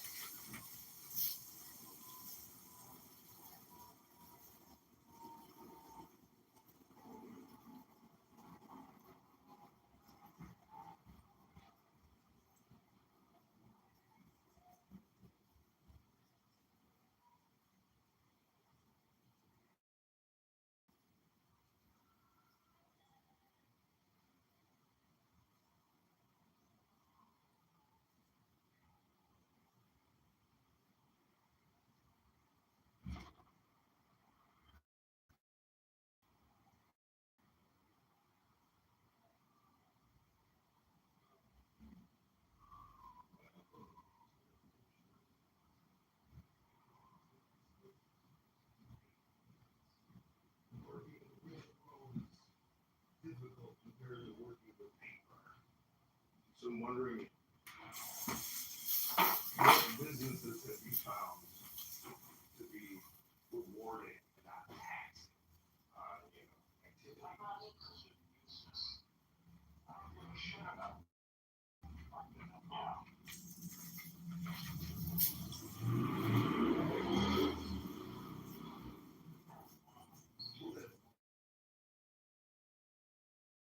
Transformation of the planet here. That's what I'm interested in. I'm interested in participating in the transformation of this planet.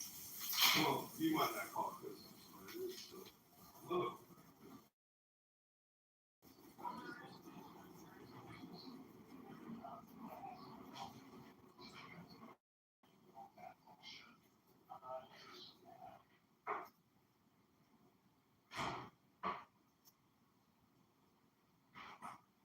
I have this one book called There's Some Chanting, and it's all in Sanskrit and in English, but it's talking about the guru being the highest form of enlightenment, and how the guru, abolishes and banishes this God and that, this and that, but it's trying to emphasize.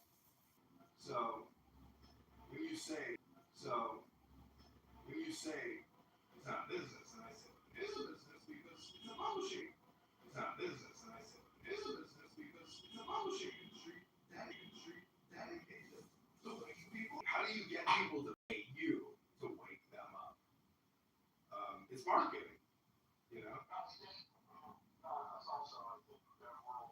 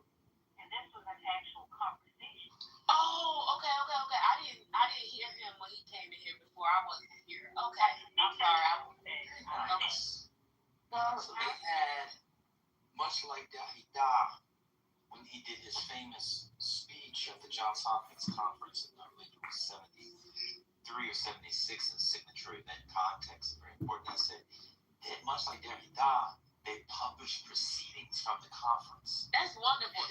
That was fantastic. I have a question from like the analogy of the book. If someone has a great quality of taste but can only afford McDonald's, what do you do then? Oh, that's a good question. Well, I mean, I'm not sure. Book club. I don't know. But obviously, My favorite is the recitation before eating. Me too. It's so beautiful. Forget what it is. When I was in Tibet, they would take about a couple of hours. And you got the appetite for it, then work for it. I think that's part of it. I think that's a good answer. I certainly agree. I think another thing is this is what like budding chefs do. If you know a kid who wants to be a chef, they'll take the ingredients they have and they'll do, watch this analogy, like Chopped. Y'all know the show Chopped on Food Network? Skittles, egg yolks, poppets, and so make an entree. So you take what you have and you tries. Open it up, take out the potatoes. Guess what you have there? You have potatoes there for you to make your Gruyere mash. Now you couldn't afford Gruyere mash or potatoes, but you could afford a little bit of Gruyere. Right? You got the potatoes. You can take your beef. There you go, beef. Right? Get some butter. A little mustard on there. Piece of bacon. Put it under bread. Bacon. Beef Wellington. It's called improvisation. Innovation. Renovation. It's called the Black experience in America. What have Black people done other than making brilliant things out of things they weren't allowed to have or couldn't afford? I'm dead ass serious. So that's what you do. And that's what many people do with their partners. Look at Rhombus's wife. I'm sure she didn't want to have a 50-year-old man who didn't clean up after himself. But she found a way to make do. I'm sure she didn't want to have a 50-year-old man who has a dog with children, but he doesn't take care of the dog. But she found a way to make do. I'm sure she didn't want to have a man who sits out in the garage with the car running. But she found a way to make do. I'm sure she didn't want to have a man who's 50 years old who charges their neighbors so they have to see while getting mail and at dinner parties, etc., charging the neighbors for shoveling. But she made do. So when she showed up at the McDonald's, she wanted something from the circle. But all she got was an Arch Deluxe and a Diet Coke. So she made do. Do you guys feel like the author gives men advice in regards to them dating as opposed of like informing women to have standards? like, is it the advice towards the men dating women, or is it the advice towards the women? So like, you know, like with the women, it's like obviously if you don't want a happy meal, just have standards of where you would like to eat and what you want and what your needs are. But when it comes to the men dating these women, is there much advice around how they approach the dating scene?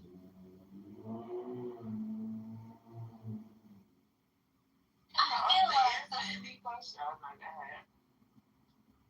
feel like this is there's certain parts where I feel like he's talking to the woman, but then no, I take it back. I think this is totally for the woman. This is the woman's guide. But they're pieces. They're pieces because when they were discussing about the tangibles that the guy has. And if he doesn't have tangibles, then what he can gain on the market. So I do feel like it does, but not as much as a woman. So I will say that. So although it's geared towards women, there is a little bit.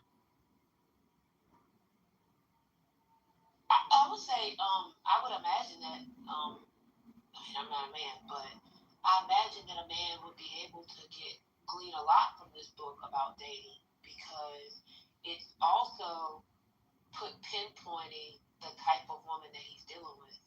So if he knows that this woman is not setting any standards, he's gonna be doing what he call the flop. He's gonna be doing that flop. The Salisbury flop? Yeah, he's gonna be doing that flop. But if he sets the bar high, he understands that he is dealing with someone who is serious and takes and is taking their engagement and the dating serious, and that will give him a sense of the type of woman he's choosing. But then wouldn't that be contradicting in the sense of a man could have the quality but not have the finances to match at that point? But then as a woman, the book informing you to have standards, you could overlook someone's quality because they just don't have the money to give you. Well, what does the money have to do with it? That was only one part. The money is not the central part. And in fact, he started off by saying, and correct me, Johnny, if I'm misreading this or just listening to you, but I thought there was one part where he talks about, someone may be in need, and said that the man's finances may not be at the place. Like I'm not sure. I'm not understanding why we're focused on the menu though, because the menu highlights finances in terms of its strategy. Not all the way. That was one part of it. That wasn't the central part. Am I misunderstanding? I thought that the analogy, even of the restaurants, McDonald's and Ruth's Chris, was not to say about necessarily the money part, but the quality of the meal. You're not gonna get a filet mignon, medium rare, from McDonald's. I thought that's what it was about. I didn't think it was just about the money. I'm just that I'm not centered on the money, but maybe other people were. I'm listening because I wasn't here. I wasn't listening at the very start, so I've come into it during the menu and the interface. Can we go back to that part, Johnny, if you don't mind? To the finances? You want me to read that again? Yes, because was that a short part? No, it's only like a page and a half. Yeah, I can read it. Y'all ready? Yes, thank you so much. No problem. Jamal says, finances are always a funny thing. Finances could come first for some people. You place finances. Jamal the AI. Have you used the black AI, Jamal? Then the last thing they may be thinking about is the finances. The more stable a male or female is, the more valuable they become in the dating scene. It then transfers from a need to a want. Many daters may be happy that the person has his or her own place, which could actually be the benchmark for some people. The guy who is going in from a want may not give a damn about the finances, whereas the guy who is in need, the finances are going to be according to where he is at in his own. If they are in a need category, then time to take a bath. May start as a number one on the list. It depends on the man or woman you're with and where they are. Finances are important, such as asking, does the person even have a 401k plan? Those things begin to matter as you get higher up the scale and the type of man or woman you're dealing with. If you're dealing with a man that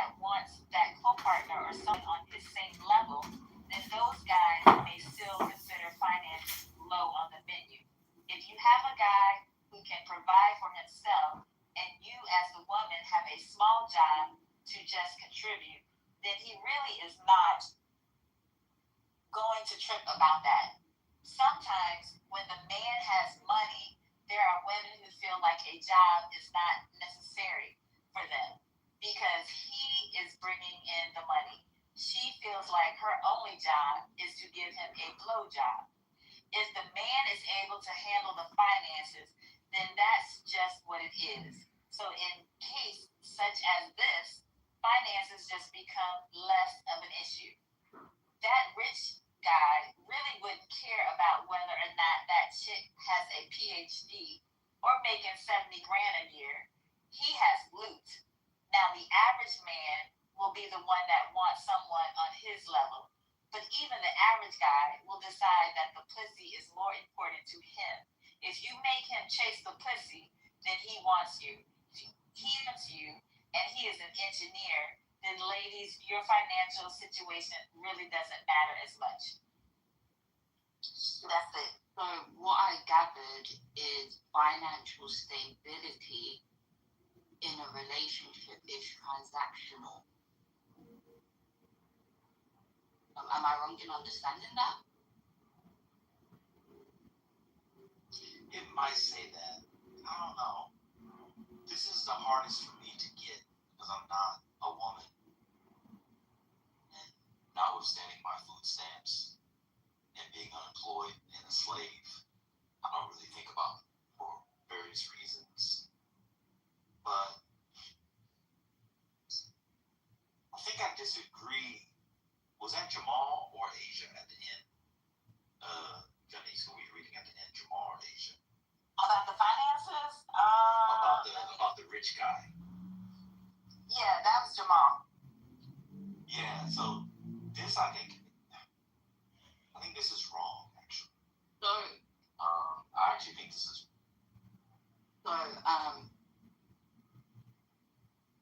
not to be political, right? Or actually fuck it. So in the current times that we live in, statistics have highlighted that when we look at predominantly black women tend to be the breadwinners in their household. So if a man isn't earning as much, and like in the book it said that, whether she had her accolades or a PhD, it doesn't matter if the guy had money. But if the guy didn't have money and she had money, would he be offering dick on a plate every night and eating cookies? Okay, two things. One, I'm slightly uncomfortable with you saying dick and pussy in that accent.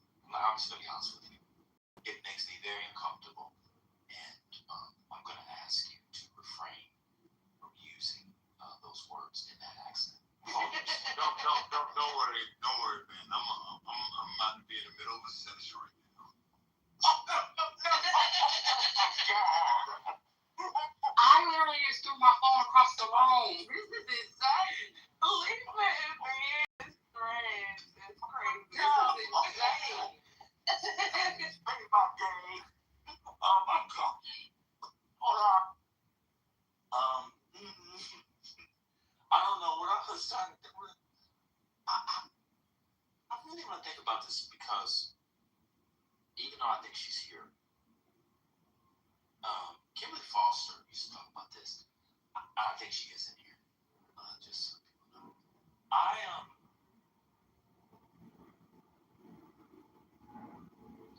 Let me. I mean, it's all due respect. I know everybody on Clubhouse is rich. Nobody, no black people. There's like 10 of us that have money, and I'm not one of them. Nobody has any money. There's no bread. Black lady making $75,000, $80,000, and the husband has odd jobs or with his odd job making $30,000. There's no money. That's not money. And sometimes I feel like the money conversation is covering up something else, and I don't know what it is. I was watching clips from a show called Tonight's Conversation, and I don't know if you all know that's a group of people who go around giving dating and marriage advice, even though none of them are dating and none of them are married. And just because they look very good and can buck and jive, people go, and they're young and attractive and black. People will go and spend anywhere, as I look today, from $65 a seat to $600 a seat. And they have people coming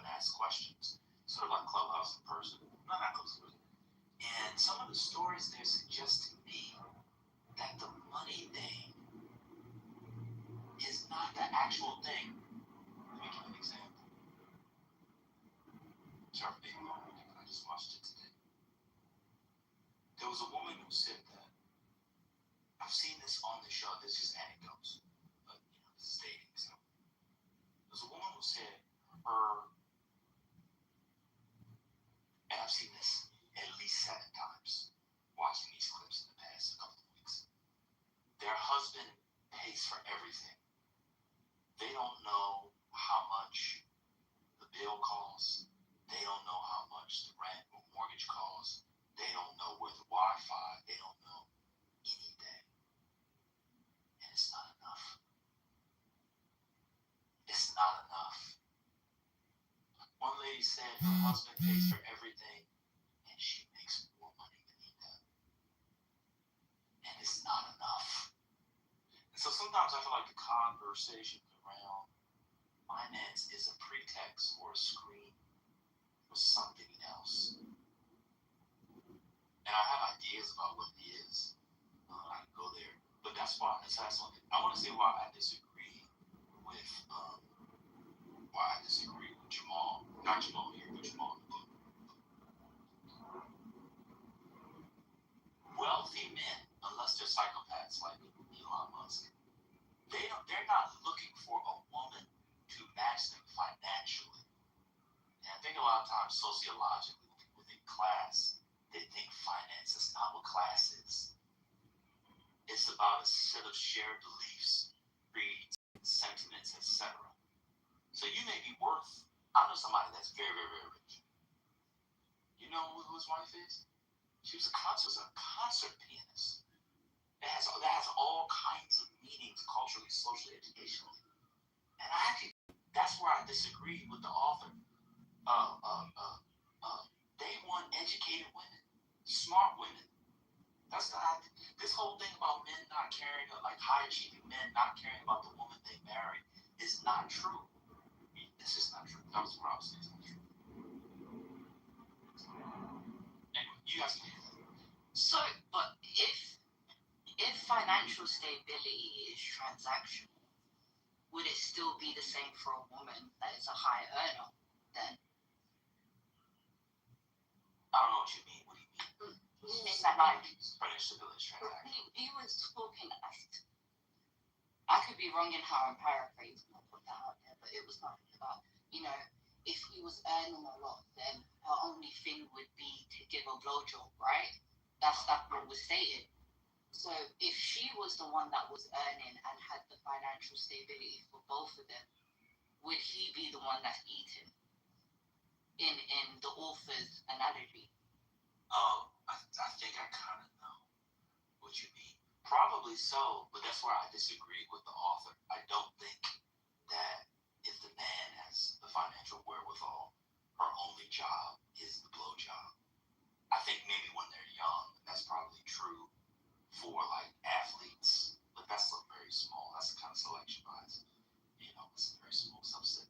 But I think, quote unquote, whether Kevin Samuels on high value men, I think Kevin Samuels, using him as an example, and I'm sure he's going to call me nuts or call me misogynist for citing. I think he was totally wrong. He was totally wrong. One of the first crashes I had on this app, that lady they called Miss Nicole and her crew before they broke up, were trying to tell people about what high value blacks did. And they were like, oh, high value blacks go to the cigar bar or they hang out this also. I was like, no, they don't.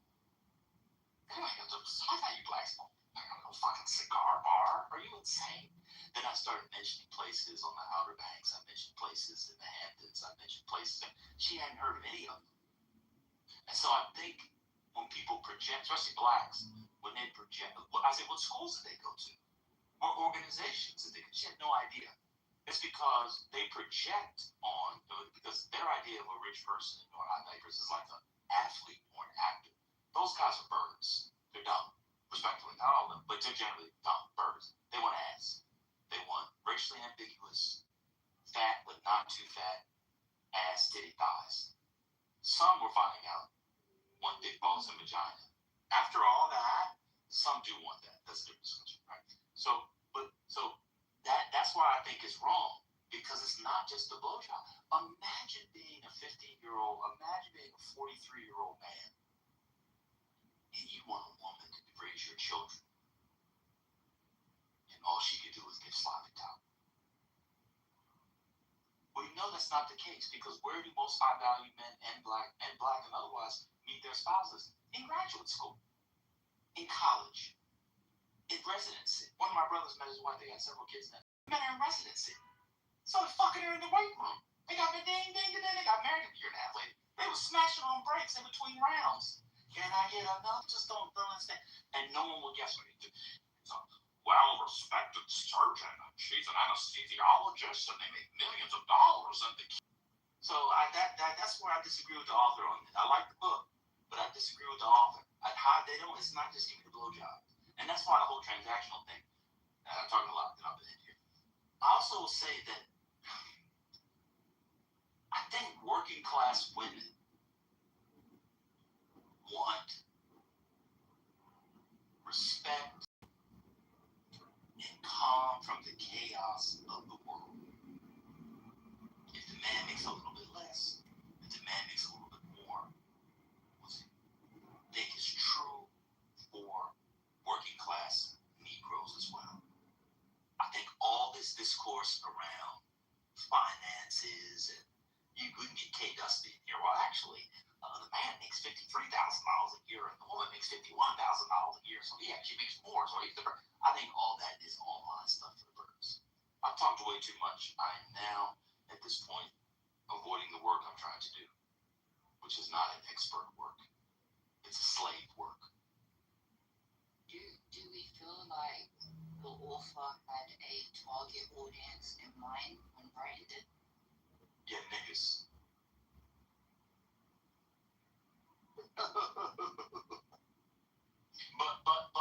but actually, let me refine that. But of a certain age, though, I don't think it's for 23, 24. I think it's for early 30s through 50. I think that's the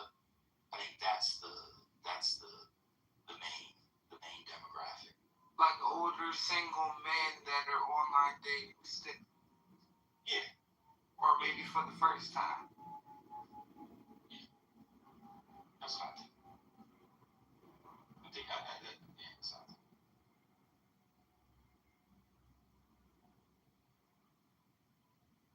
Anybody else from book club that has questions? I missed most of the reading, Auntie. You didn't ping me, but. Oh, I'm sorry. It didn't sound like this had anything on chapter.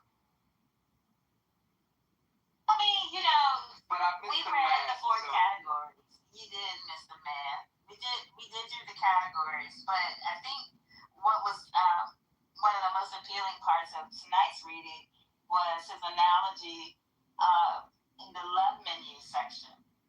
We got to the love menu section, and he good examples of how women should value themselves and compare it to the different types of restaurants and whether you're an appetizer, an entree, a dessert. So I can really appreciate that. I'm sorry you missed it. Ironically enough, I think my favorite section was the love score part. Even though, you know, the silly moment of it being 40, I do think that having the categories that you value, being able to rate how you value them and evaluate how you value them, and then in looking at a potential partner, especially for a long-term partnership, being able to evaluate where they sit at and see if there's alignment there, I think that is very important. So that was a very nice section.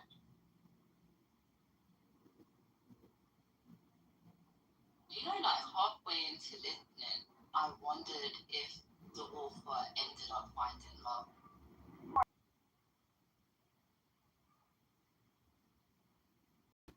That's a good question. Don't know. That's a good question. Don't know. Can I please come off mute? The discussion is that, man, you don't know how. I've never had this experience with the book.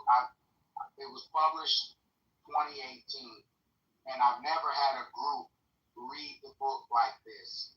And it is insightful in a lot of ways on how the ladies have taken it.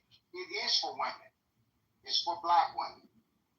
And Ben, you have been right on point with a lot of things that you've said. And I think that the love number for me, the personal grading system, and that's why I was saying that you really have to be honest with yourself, because you're really kind of assessing self first. So you know if you're just a 25, and then because of it being 40, the 40 really doesn't matter, because if you're a 25 or a 30 or whatever you are, you're not going to be all 10s, or you're not being honest with yourself. But whatever your number works out to be, you want to find somebody that goes out to about that number. We're not all 40s across the board. I think I was like a 25 or 27. I don't know. It wasn't 10 straight across the board. And then when you evaluate yourself, then it's a fun time for you, or you can do it secretly. Evaluate your partner, because your potential partner you want them to be kind of equal. That's where you're getting to the equally yoked part of it, because you're using the actual formula to figure out if you're equally yoked. Somebody said something about spirituality. The spirituality, there again, it's all based on you. And then when you give it to your potential partner, see where they rank and the importance of it for themselves. And then you start to line it up that way. How that works. I've never heard a group assess it, and it really makes me feel really good. I'm so happy that you all are enjoying it the way that you are, because it was written. We've been doing it for about a week or so. It's nice. I've enjoyed it. Spinoza put a thing in the chat. It'd be interesting if you Miss Asia. Is she still living, Miss Asia? She is living. I was thinking about calling her. Yes. Asia's married. I think she might be married now. She got married. Oh, that'd be nice. It'd be interesting if you guys updated it, because post-pandemic, post-manosphere, a lot of it feels ancient. But because it feels ancient, but watch this, because it feels ancient, it feels new. So it feels real. Because the manosphere stuff is so not real. But it's nice. It's in that post-Steve Harvey Hayes, pre-COVID. It's nice. I just think that a lot of this, whether it's the manosphere stuff, that tonight's conversation and everything else, I think a lot of it is anywhere from a red cultural moment to something that has fueled people in the Negro division of the CIA and life. Because I swear, because when I watched this tonight's conversation, I watched one tonight where a woman got up and said she was a young woman, and she was maybe 20. I said, married. Oh my God, it was like 1995 again. I was back in Baltimore.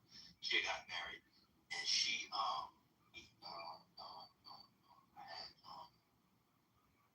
had brain cancer, and she was now 24, so she was married young, but she had brain cancer, and her husband was also a young man. These are all Negroes. He was there every day. He took care of her. He nursed her. He was in convalescence. He wiped her ass. He wiped her ass and did all the things that they say black men would not do. Only a white man who reads so many more simple. He did all the things. Her question was, when was he going to plan more romantic dates so she could feel like he thought she was valuable? I picked my computer up, I threw it out the window, and then I took my gun and shot myself. There's no way you can tell me that that is not a government agent that is putting that in the atmosphere. You don't think that you're valued because he doesn't plan spontaneous beach dates, but he wiped your funky ass while you were going? Like, what are we doing here? She didn't work, or he paid all the. So all this is to say, it'd be interesting if you updated this through to the moment. But I think that illnesses causes insecurities in people, though, like their ill health and them being weaker and their independence. Not that I'm saying that he's right on everything in him not planning spontaneous dates, but maybe she lost her sense of self, her individuality outside of her illness. Look, I want to just say this.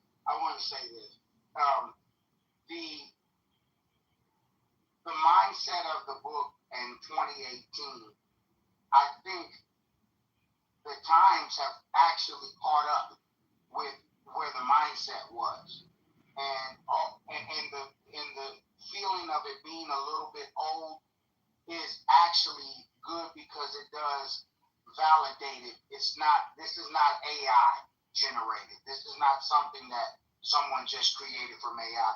This was created from 8, maybe 10 hours of interviews that were live recorded interviews that were given me. And after we did the interviews, then we just transcribed it into the book. And so I hear Black women discussing it and getting something out of it because it was for them. If you look at that book cover, the book cover says a lot too, and I had that put together the way that I did because I saw that in my mind. Whereas you see the educated business Black woman with the briefcase, and you see the hood dude with the condoms and the Tim boots and the wife beater. And so, yes, and so if you look at the cover of the book, I'm saying a lot with that cover. I'm telling you, this was for professional Black women, and it was written with Black women in mind. And so to see you guys really kind of feel what I was putting out there, it just really makes me feel good. And I just thank you guys. I'm so humbled by it. Can I ask you a question? Yes. Was the book inspired prior to you being married or post divorcee? I was divorced. This book came to me. I have, like I said, my experience is I've been a millionaire.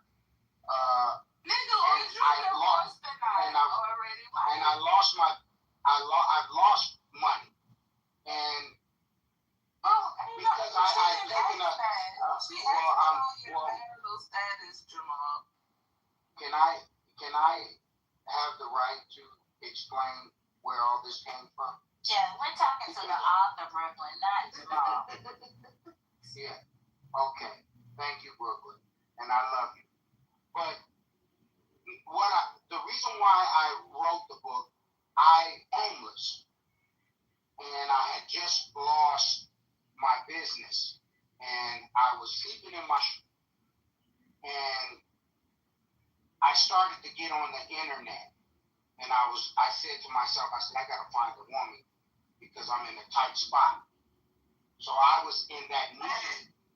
I was the dude in that need position that I talk about in the book. And so as I started to talk to women online, I started to come to my mind. I was like, man, I gotta write a book. These women don't. And then I just had a list of things that I've seen a lot of women responding in a real negative way with online. And so when I met Asia,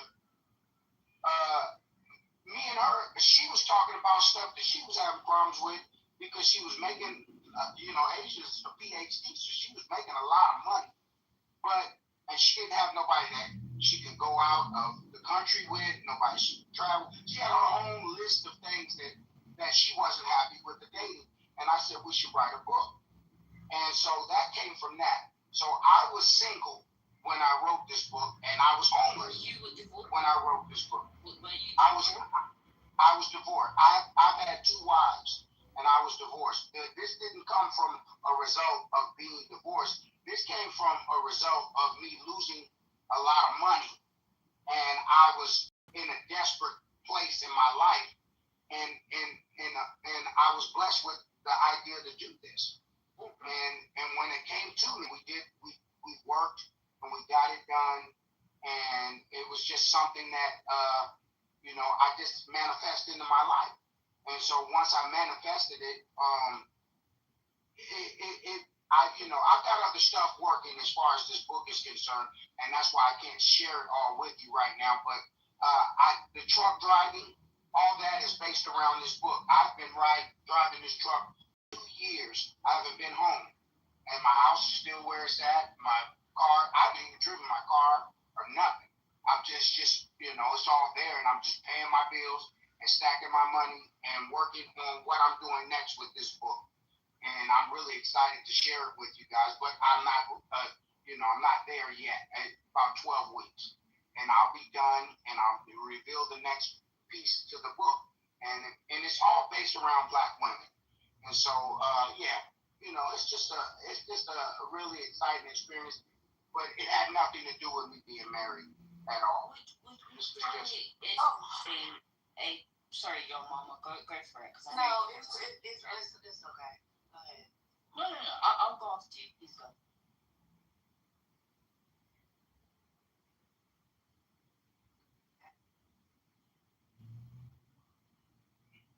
I was going to say, sorry, I'm stuttering. It seems like a paradox, right? Because the book is very inspirational in encouraging women to have standards.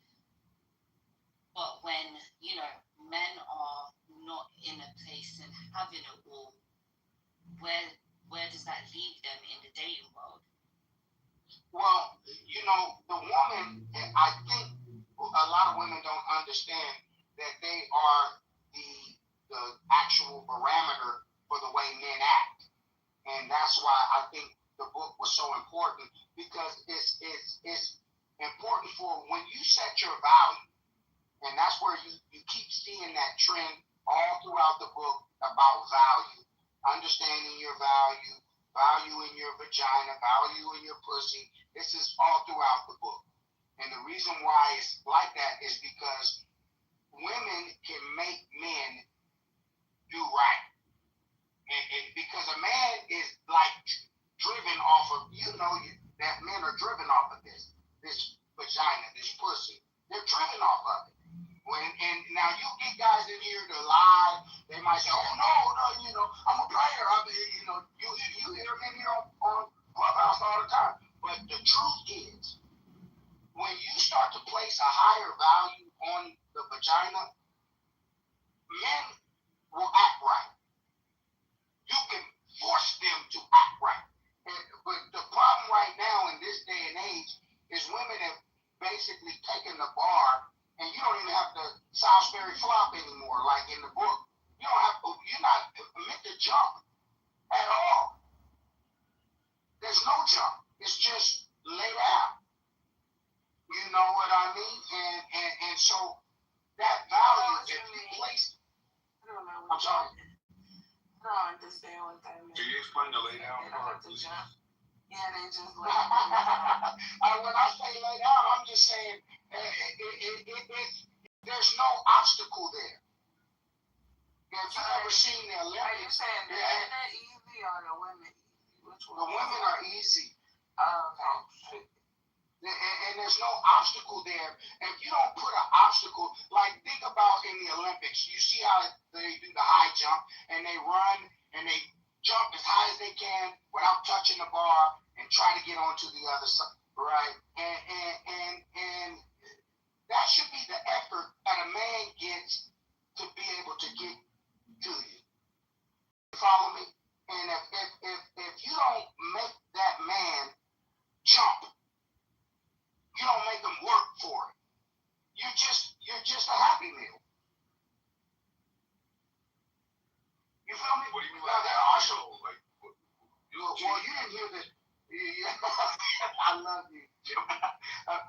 didn't hear the reading of the love menu.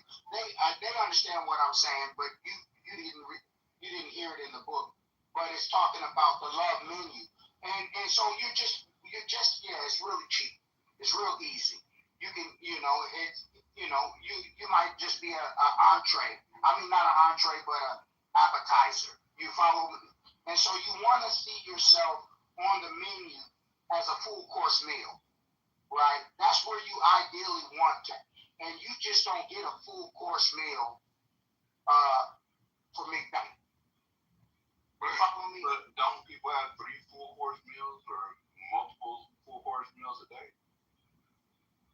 I mean, that's not where this analogy is. You didn't hear it. So I don't. Okay, yeah, I'm late to class. You're right, bro. You're late because you're kind of not on it. But yeah, that's the point of what I'm saying to the women is that there is a value inherent, and when you move like men shape the hell up, and they shape up fast because think about the 20s.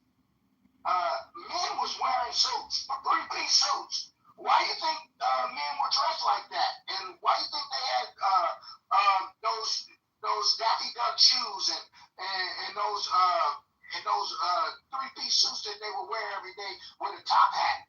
They weren't doing that because they wanted to look like that. That was what the women required. That's what your great-great-grandmother required. He had to be clean. He had to be sharp. His shoes had to be shined. He had to come at a woman at a certain level to even get anywhere. She held up a standard. It was a high bar. He had to do it. If he didn't do it, then he couldn't get close to it. And that's the most important thing out of this book that I keep pushing. And as you guys read it, you see it. You see what I'm saying. I know you are because you said it. I said it a couple of times. Can I ask a question, Jamal? So you're pushing the line of a woman needs to establish her value via the difficulty or the expectations that she establishes before being willing to be physical with men, correct? That's right. Okay, so how does that align with your thoughts that if a woman comes to party with me, she has to party, right? So that means she doesn't have money. Not today. I'm not going there with you. Because this is something. Hold on. This is something that has nothing to do with. I don't want to answer. Can you accept that answer? Well, I'm trying to understand how that aligns with. I don't want to answer it. This is not about my clubhouse. But the point of the book is what it is.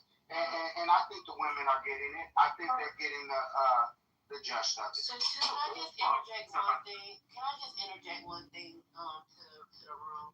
Johnny, when I did my rooms and we read books, people who weren't there for the reading did not get to engage in the Q&A. That's a fact. That's a fact. That's true. That should be right. Because you don't know what you're talking about. Yeah, you don't know what we're talking about. But see, let me explain where that doesn't apply. That's a valid attempt. It wasn't just you. It wasn't just you. It wasn't just me. I did it. You're not the only one. There's a few of them that haven't. You didn't hear the book. You didn't hear the reading. Jamal. You didn't hear the reading. Jamal. Have you been drinking? Please remember, sir, we heard a great portion of the book in the woods, so I am familiar with the book. You forgot? I don't know what you heard. I really don't. So I am familiar with it. I wasn't present. I don't think I was present. We heard the love menu. We heard about the bro. When did you guys read it? I know. You were there. Ask me, you were there. I don't think I was. Am I out of my mind? I was never there. I never heard who was reading it. I forget who was reading. I think Penny. Okay, so even if it was there, the angle and lens that we are evaluating and processing this book is probably different from what y'all did in the wood. Well, that's We the was having assumption. a I very can't good, go along with that assumption. we were having a very good conversation. I really hate this. I'm sorry. I really hate it. I mean, Jamal, I don't really know you like that. I don't really engage, but it takes a lot to. I write all the time, and the fact that you were able to do this, no matter what the content and people think the content is, and they could disagree with the content, like I'm like really impressed that you were able to do that. Thank you. And I hope that when you do the second part of it, that you actually think about the whole process, not just the writing of the book and posting it, but you think about how to really get it in front of the right people and have these conversations with people who are actually reading the book in the wild. Right. Well, I really appreciate you saying that, and I appreciate all of you ladies tonight, and the listeners too that have listened, because it means a lot to me. And this is not just me from a house perspective speaking to you, but this is me from like I have a persona on Clubhouse, and Gemini knows me from my persona, and a lot of you know me from my persona, but who I am as a real person, that's in this book, and I'm really a serious businessman too, and like I said, I've suffered my losses, and as you know me, you're seeing me, you're witnessing me rebuild myself, and I have that within myself, that moxie, and I'm able to do that, and so you guys are pleasure of knowing me from dearly who I am, and I did this for Black women, and because I love Black women, and because I love Black love, and I want Black people to be at their best, and that's really what it's all about. And so, yeah, any question that you have on anything that you read, I'm willing to answer if you have a question. If not, I really appreciate you, and I just thank you. I'm so humbled. You don't know how humbled. First Lady, Yes, sir. Patty, Janice, I love you. Wow, you have made this sound like gold. And I just want to thank you so much, Janice, because you have read this thing and made it sound so beautiful in the way that you read it. And First Lady, and Ben, they told me that you came up with the idea to do it. And I just want to say thank you to Ben, Ambassador. Ambassador, you have been pushing this book more than anybody on the app. And I just want to thank you. You've actually bought the book for one of your girlfriends, I think, Ambassador, and I appreciate you. We've had conversations, quiet ones, and I just appreciate the ones Real who quick, have supported me. I I hate to cut you off, but I gotta run. I'm good. First, let me know what time you want to do it. I know tomorrow's game night, and I got something to go to as well. But maybe Saturday or Sunday, we do another pages. Just let me know. Sounds good. Okay. Thank you. Good night. Okay, you're going. Okay. All right. Good night. Well, yeah, this has just been very real, and I love you guys. I really appreciate you. I can't wait to introduce y'all to what my next level that I take this to, because it's going to be really big. And so, I've invested money for 2 years into what I'm doing, and I'm weeks away from being done with it and bringing everything to the public. And it's all built around the book. And so, this book has meant a lot to me. Like I said, I started to do this when I was homeless in my car. And I was really broken, but I was blessed because I got an idea, and not I get an idea, I acted on it. And I brought it to life and manifested it. And I'm doing the same thing as we speak now. And so I just thank you. I really thank you so much. I really do. Thank you, guys. I guess I can save my question for later this week. I mean, or weekend, Saturday or Sunday. But I just wanted to go back to a couple chapters in regards to, this virtuous woman who kept her cell phone so nice and clean and waited. How did you end up letting it go? But, think about it. Don't answer it tonight. Wow. Oh man, wow. We'll save that one. But that, hey, yeah, that's what I said. Think about it. You guys, you know what? People really took to that first chapter. I've gotten a lot of really positive responses from this on some other interviews, and people have said different things about it, and I really am so glad that it resonates with you, and it all makes sense too, And ladies, you do need to put face protector plates on it. Put a protector plate on. Don't just be a community phone. If you know, you know. I'll land right there.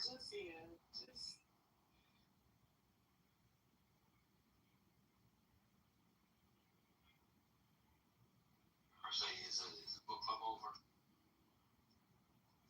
Yes, sir. Okay. So, and this follows up, but it comes up with a bit. So, it's 8:45 my time. So,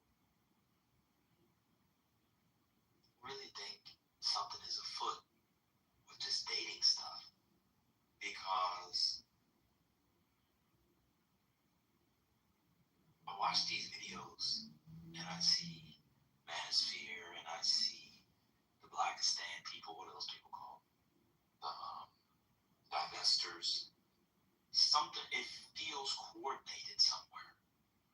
And I can't believe a person said she didn't feel valued because her husband didn't do spontaneous dates when he nursed her back from brain cancer and wiped her shitty ass constantly. I can't believe that it's not coordinated. When somebody makes more money than her husband, she doesn't pay a bill. I can't believe it's not coordinated when a woman says she's wondering if her husband still loves her because her boyfriend certainly does. I watched all of this just today. People should watch that show, Tonight's Conversation. People should watch that show. I just can't believe that somebody at the CIA is paying for the extra tickets. I now believe that these movements are, in fact, part of some sort of coordinated effort with the weed stores, a kind of MK Ultra for the 21st century. You cannot tell me that there are black women who honestly believe that their husband doesn't care for them because all he does is take care of everything and only plans 60% of the spontaneous dates. I literally saw it. She was really concerned. She asked them, should she get a divorce? She asked them, should she get a divorce? Random niggas online who fucked 3 of the women at the show that night. Why are you asking them? Because he has a moist beard and a skull cap, and he's wearing loose pants, and he's light-skinned with thin-rimmed glasses? Why are you asking him? And nobody can tell me this stuff is not coordinated, because I think what they realize, not with the welfare and the home family, I think they realize that at this point, you can't use the law anymore like you used to be able to use it. You can't use lynching anymore like you used to be able to use it. You can't do any of that stuff. But what you can do is you can get the people to hate each other. There's a man here, not his name, but he's a half-breather. He hates black women for no reason. A Christian, but he blames women. How can you be a Christian and not blame them?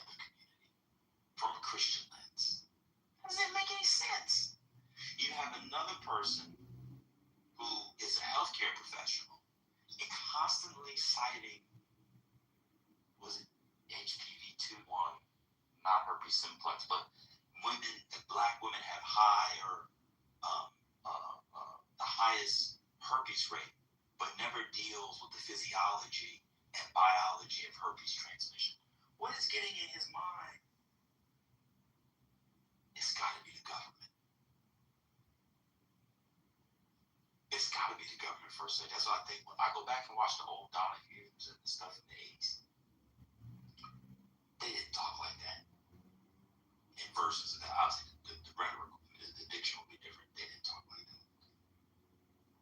Something's got to be off. Everybody knows that it is much harder for a man to contract herpes through intercourse than it is for a woman. Who's spreading it around? It's not men. You think you're spreading herpes around from scissoring? Huh? Come on, man. Something is going on. It's the government. I really do. I know this sounds conspiratorial. Have you seen that show, First Lady? Tonight's Conversation? Have you seen that show? She might not be here. Who? Have you guys seen that show? Tonight's Conversation? I have. It's with Ace Metaphor. Trip Fontaine, Kitty Rose, Cheyenne Bryan is on there sometimes. Yeah. You can't tell me that it is not the men, the U.S. government, the Russian government, or some government, or government-adjacent entities that boost people like Cheyenne Bryan. Now, all of a sudden, we're supposed to care about Cheyenne Bryan with them plump titties and peanut butter skin? Oh, sorry, that's Joy Taylor. I apologize. All of a sudden, she comes out of nowhere. All of a sudden, her fight with Tor from 5 years ago is trending again. It's a coincidence. It's just an algorithm. And I should play some of these clips. The tickets for tonight's conversation, I said it before, they run on. Anybody can interrupt me at this point. They range from $64 to $599.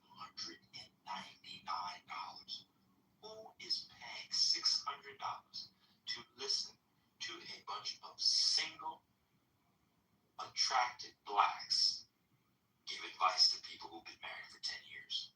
And the closest they got to marriage is when they stumbled upon a ceremony while they were trying to get to the bar at a hotel.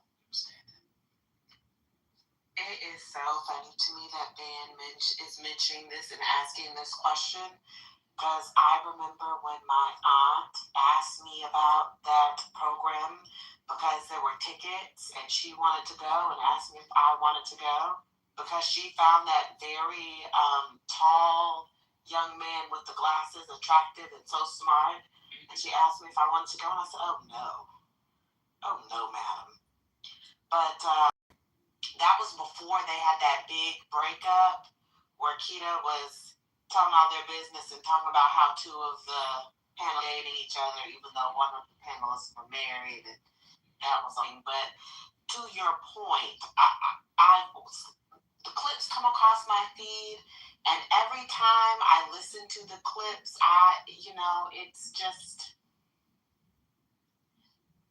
I don't really know how to describe it outside of I see why people like that content. It's not anything new, and I do not know who in their mind would spend $600 to sit in a cheap seat in an auditorium to listen to listener letters, shout out the read, for what, an hour, 2 hours? That's crazy. Yeah, I feel like the way it works, well, a couple things. People on the panel in the audience, let me say this. If you want to have sex and you want a person to be really attractive, you go there. You've never seen anybody in there not attractive. Like super duper. They are all there, everybody. Like it is a real meat market. I'll give it that. But it seems to me that what happens is now, instead of the CIA or FBI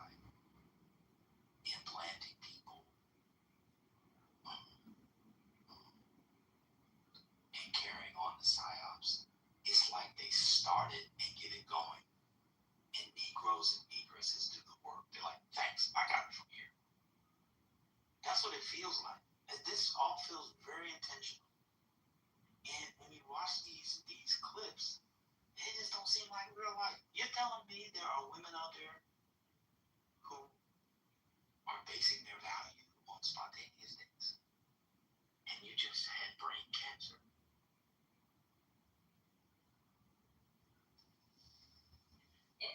Is it just that clip, or like in general, like a patient and their spouse? Because it is quite common for people with chronic illnesses to have like severe depression and lost sense of identity, to where it causes a strain in a relationship.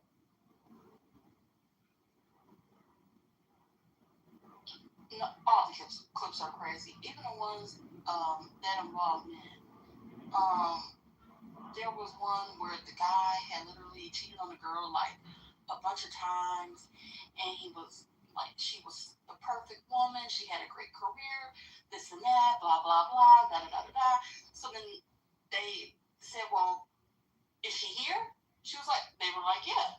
She came up, and then somebody else came up to date her. So it's like literally all clips. Let me find one.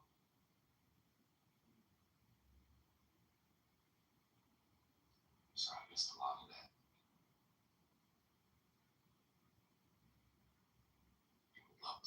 You would love. Were you still talking about the show, TT? Yes. Oh, Telling you another person. Oh, there was a guy who was cheating on the woman he was dating. She had a great career, made a lot of money, was faithful, and just kind of kept taking him back. Well, in the middle of all this, she ended up getting a date and leaving with a whole different relationship. So it is a consistent thing. Like, either people complain about good relationships or have bad relationships, and then get into relationships within the span of the show.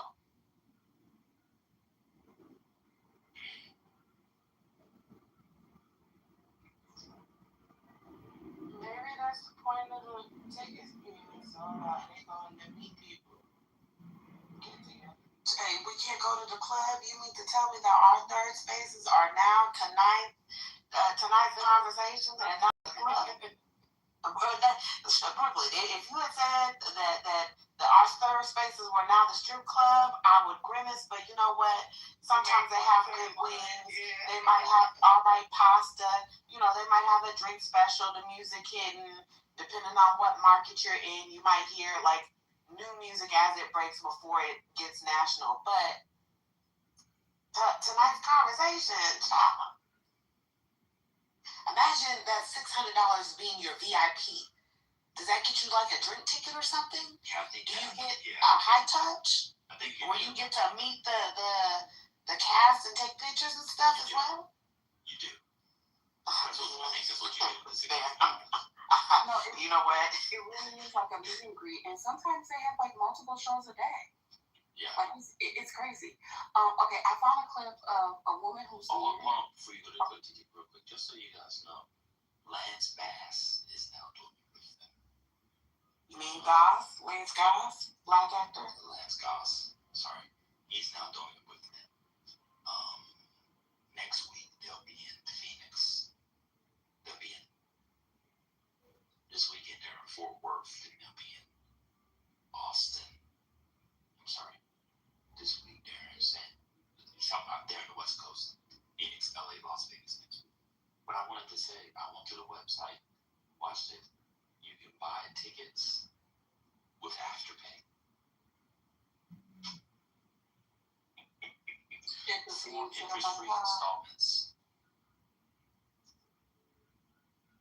I don't think you have to be Horkheimer in Adorno to see what's going on here.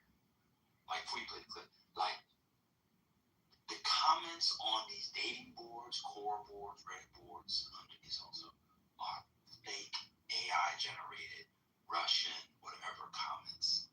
And then people respond to them, and they get worked up on them. So for a super VIP ticket, the VIP uncut experience, you get, I don't know, I just want to say it was a free play because I pulled it up there. You get ticket types comparison. Okay. For the VIP uncut front row seating, this is what you get for $600. a backstage meet and greet, a stage photo opportunity. You can take a photo on the stage. Priority group photo access for your group. Priority selfie. Priority merchandise access. Those not to get the merchandise, you get priority merchandise. You get a swag bag and a concierge service to help you through your seat and throughout your experience. That's what you get. All right, T. Okay. So let me go back. When you have fell out of love with your husband for not providing and have fallen back in love with your ex, who is currently having a baby, but is willing to risk it all. I'm gonna be quick. Because you had the wrong podcast. I would absolutely hate to be your husband. That's all work to me. Like, you're willing to leave your husband for another that got a baby on the way. That is crazy work. No, let me correct it. That is not why I'm leaving my husband. What I left him for was because he was not able to provide for me. This was something that has been going on for a year and a half. Was he ever able to provide? Yeah, that's a secret. So yes, I married him because he was able to provide. He was there to secure. He was able. Out of here. Okay. You said a year and a half. That's a season. You ain't even giving him a chance to overcome whatever he was going through. You supposed to put him through that. You know what I'm saying? How long? Okay, I understand that. Till death do you part. Till death do you part. Till death do you part. Okay. Okay. I think you would be doing him a huge service by leaving him because you're horrible to have even married him. Not as a person, I don't know you as a person, but to have even married somebody out of convenience and out of obligation because you probably just wanted to be married. I think you guys should both go your separate ways so that you can find people who love you and who you love. Let me just add this point. If you love someone based on conditions, when they do not meet those conditions, you are going to try to find a way out. If God loved us based on conditions, you have to make a decision to love someone. You may have moments to where you fall out of love, but you gotta make that decision every day. We talk about it may be some situational stuff. What if she go through menopause and then he just say, I don't love her no more, and I'm gonna deal with my ex and stuff like that? We'll be beating him down. So before people choose to get married, make sure that you're not a conditional lover because it is doomed to fail. That's the wrong foundation to create to begin with. My biggest concern is not necessarily her, but it's that ripple effect their relationship can make happen. Because if she decides to go back to the ex, she's affecting her husband, she's affecting her ex, she's affecting her ex's baby mom who was pregnant with this guy's kid, and she's affecting that child. So your poor decision making is going to affect 5 other lives. Okay, that was the end of the clip. It reminds me of Clubhouse so much. I think that's also part of the reason why I was never very interested in that shit on TikTok. Because after, if you were on season 1 relationship rooms, even season 2, the hot era, season 2 of this app, I think, was by far one of the best seasons. Best time by far none. But if you were on, season 2 of this app with the relationship rooms, like, you've heard these conversations. You've heard the conviction and the Christ and the this and the that. Like, in 2026, y'all all sound crazy. She sound crazy for offering that situation up, and y'all all sound crazy to entertain that shit. My God. Did you have another clip? Yes. I have one of the guys. Hold on, let me go back. We gotta keep it equal. God bless. God bless. When your wife, she here, and all the people I'm talking about, respects and appreciates her friends more than she does her husband who pays the bills for her. Please define for me respect. room with one of those friends that's back there.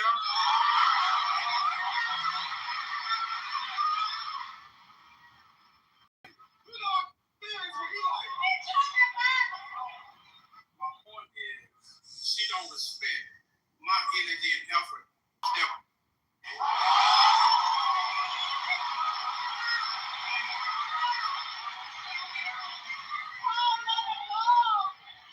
Paying attention to how you're even referring to your wife right now. Like I'm paying attention to the fact that you wanted to humiliate about thousands of people also.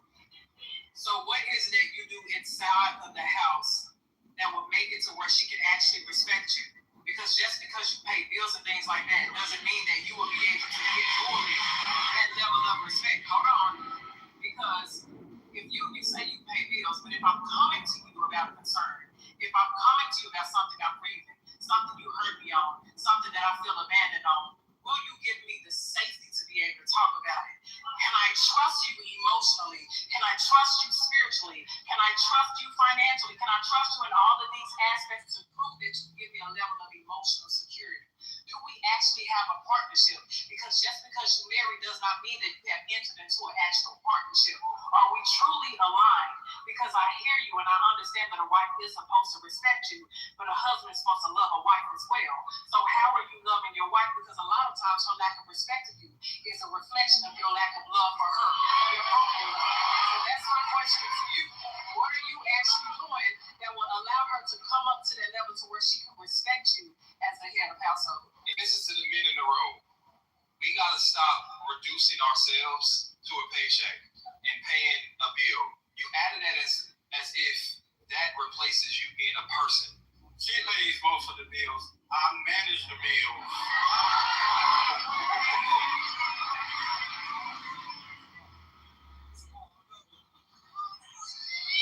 We gonna quit while we're ahead, Mr. Paul. Can we talk after the show, Mr. Paul? All right, let's talk after the show. That was insane. That was literally insanity. I cannot. What?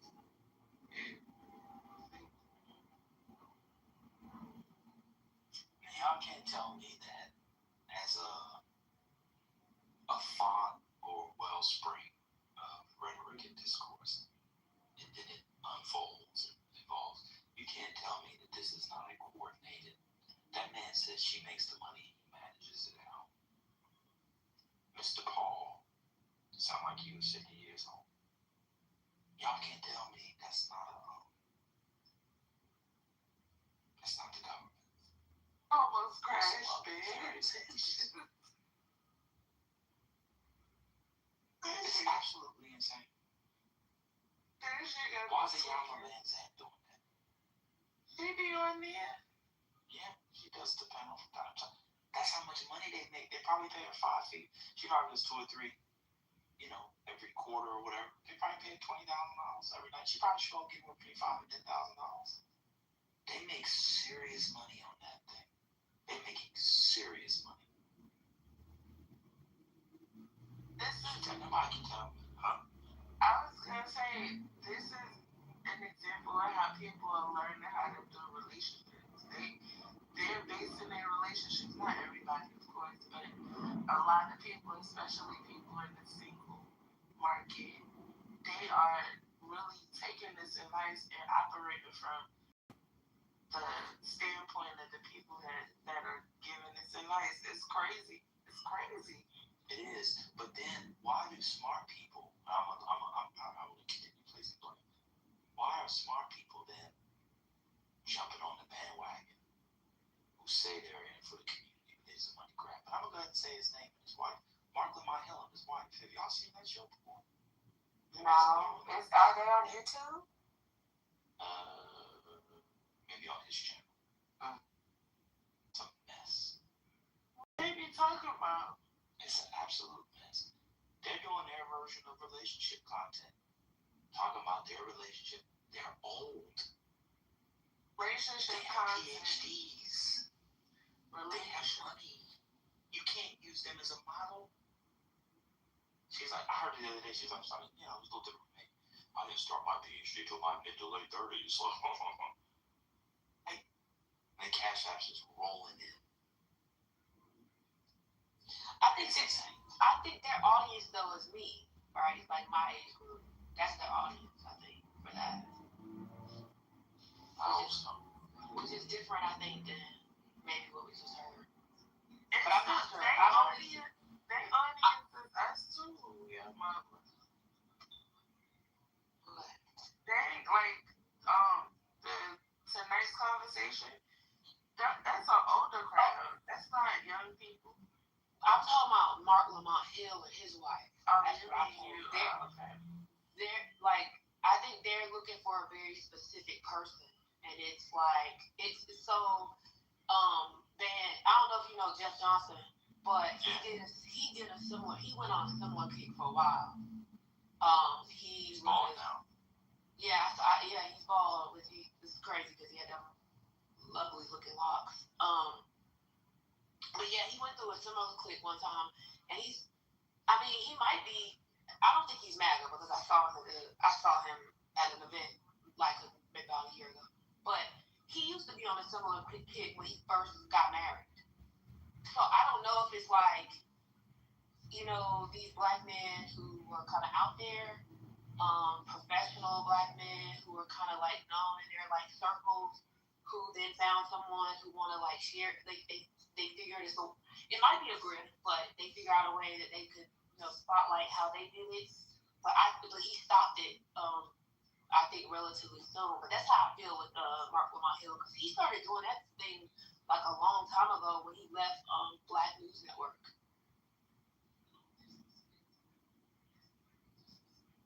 Seen the one with the wife. He did the new version with her. I forget her name. I forget when he started. I'm watching one now. This is tonight's conversation. She wants advice because her partner gets upset when she asks her baby daddy for help and not with the kids for her personally. This can't be real life. Relationship. What do I do? She said, what do I do? Hold on, I'll tell you what she said. She said, my partner gets upset. I would say my current partner gets upset when I call my kids help with certain things. And they said, just for the kids. And she said, no. And now she's saying that the new dad, the old has significant more money than the other. So not only is she calling on the dad for help, the baby's dad for help, behind his back, he knows about it. And then my question becomes on the other end, why is the new partner okay with that and staying there? You wanna know why? He ain't got nowhere else to go. And this is the sad part. The baby dad's in. And that's what he's upset about. Where's the self-respect? Why are black relationship combos constantly about resources for basic human survival? It just sounds like people need roommates and sex. Just use your roommates and having sex. Don't call them your partner or your boyfriend. Imagine being a man living in a house like this, and the baby's daddy is paying the rent where you're in, and you fall asleep at every night. These men have no self-respect. I've never lived in a house that somebody else is paying rent or mortgage on. Ever. I would kill myself.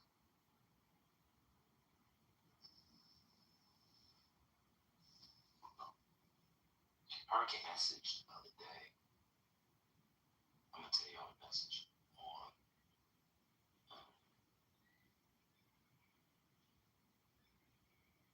hold on a second. It's not to blame black parents. The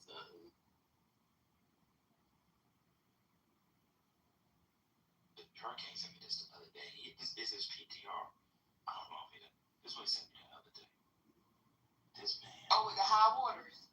Yeah. He said he worked at a plant and he was a personal trainer. 5 of the 8 women popped right after him. He also shared that he doesn't want a lady who doesn't smoke weed and is fitness-minded. Is that popped the balloon? Yeah. I mean, that's a silly one, but it's part of the same style. I'm sorry,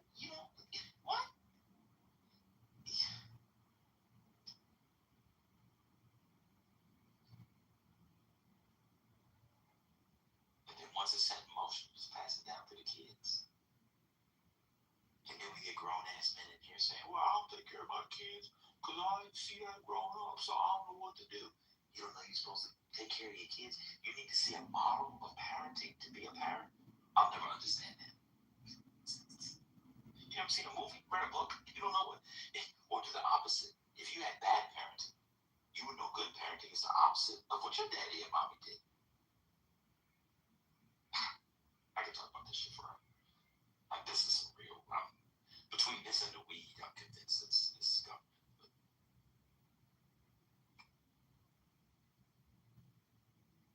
Wait, what about the weed? Oh, I think that black people who, for 300 and some years in British North America turned United States, believe that all of a sudden the government is allowing them to smoke weed through their regulations, and they're doing it and not realizing that the government is putting something in that fucking weed is insane to me. So one day, I'm getting arrested. I'll tell you a story. I was in Denver. I went to a dispensary. There was a brother in there from New York. In the middle of his transaction, he flipped out. He flipped out because he thought it was entrapment. He couldn't believe that he was being treated like it was Starbucks. Because he'd been jacked up for so long for having a little bit of weed. Now there was a white boy in skinny jeans and a Hawaiian shirt with a man bun and wire rim glasses asking him if he wanted the sativa indica blend. That's actually a real person in Denver selling weed. True. Yeah. The guy, all of a sudden, he was like, what? Who's in here? What's up? So you moved into conspiracy theories. Oof. I mean, we MK Ultra, that's been declassified, where they poisoned, LSD, tortured, kidnapped, raped others for 20 years. CIA. Paul Robeson's family believed they did it to him. Why? All of a sudden, the U.S. government got benevolent for the Negro after the 1970s. Reagan came in and said, you know what? We've been too hard. Nancy and I have been talking. We believe that the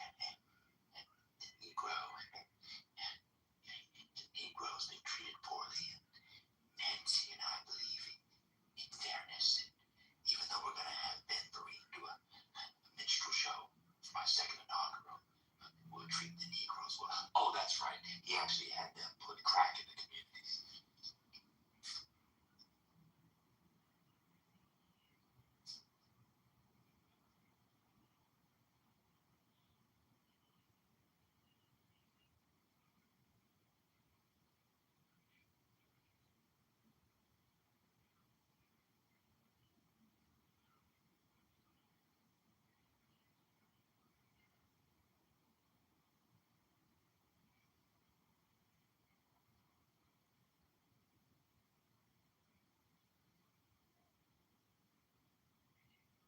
None of that stuff seems weird to people. And when we was kids, you turned the TV, you saw theologians, black preachers on TV, and black thinkers. And now you turn on the TV, you see Carlos King interviewing Lisa Ray. Nobody thinks that's people think that's just normal. People think Carlos King is normal, loving all the love hands. Y'all think that's normal?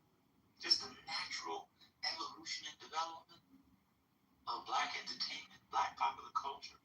We went from George Jefferson's brother-in-law explaining to Lionel what an Uncle Tom was and how Uncle Tom's strategic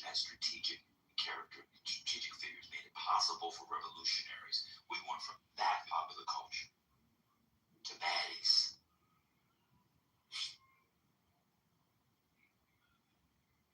I don't seem peculiar to nobody. It seems like the natural evolution, the natural development of popular cultural productions. We went from James. Why does this all stuff on Detroit? We went from James getting a trade, or Florida getting his job because they wanted to double up on affirmative action. Double up. We went from that to popular cultural productions now, which include Rashida and Kurt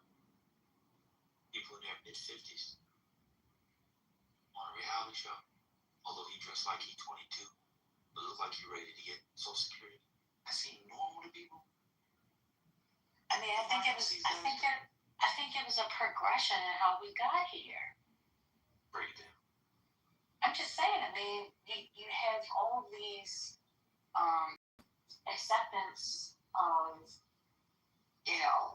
bad behavior continuously growing and growing, and now we're here. For instance, when it came down to the whole cheating thing, people started remember lemonade, we had that, but then if we go back, we had Jodeci. It's been a continuous progression that got us here. And then when it comes down to how many people want to be popular, how social media has developed, everybody wants to be seen. So all of that is a part of that. You know what I mean? At least that's how I 100% agree. But don't you believe that there are actors somewhere, government, U.S. government, Russian government, Turkish government, whatever,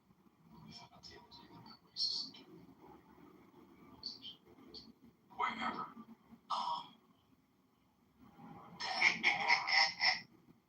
that we found, that a lot of this stuff is being bankrolled somewhere as direct assaults on black unity, black community, black families, etc. Let me give you an example. It seems to me that Carlos King somewhere has a set of funders that he either knows about or doesn't know about, whose intent is to destroy black brains. Remember when we were growing up, the United Negro College Fund? They had that United Negro College Fund. It was a brain, is a terrible thing. This is your brain. This is your brain on drugs. I replaced drugs and just put popular culture in it. Have you ever seen Zeus Network? Yeah. No, I have not. But I've heard about it. That man is terrible. That man is terrible. He could allegedly be engaged himself personally in sex trafficking. Yeah, I heard that. Yeah, or I read it somewhere. Yeah. But just like with McDonald's, when they first came up with fast food, their vision wasn't what it is today. And a lot of times people get into this, stardom business or whatever you want to call it, influencing, and like I don't know if you watched Tyra Banks, Top Model, little documentary kind of thing. Yeah. So what her vision was became what their vision was, and they kind of collaborated, and then it got completely out of control. I don't think what actually happened at the end was her thoughts in the beginning. So when you say that possibly, a Russian or whoever is behind it, absolutely. Because they're the ones that's behind the scenes pulling the strings and saying what they want to produce or how they want to produce it. Carlos King is just the plug. He's yeah. Mm-hmm. I mean, nobody thinks that this Cheyenne, nobody has thought, like, she just popped up on my thing. She looks like, in this picture right here that popped up, a Reese's peanut butter. What do you mean? She looks just like a Reese's peanut butter. Like you want to eat that thing? What's going on? Hello? Oh, I thought she was brown and light. I don't know. That's exactly what it is. You want to eat it. If I had a peanut allergy, it looks so good. You want to have an EpiPen.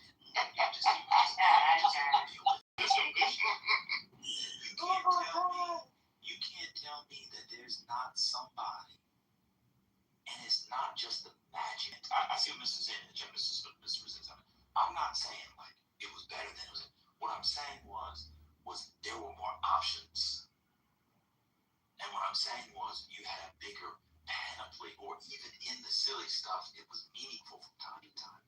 People don't, I know I'm going to go to my thing, I hate to do it, but y'all don't think that it's peculiar that Shonda Rhimes and Kenya Burris are the two most successful black TV makers of the last 25 years? What?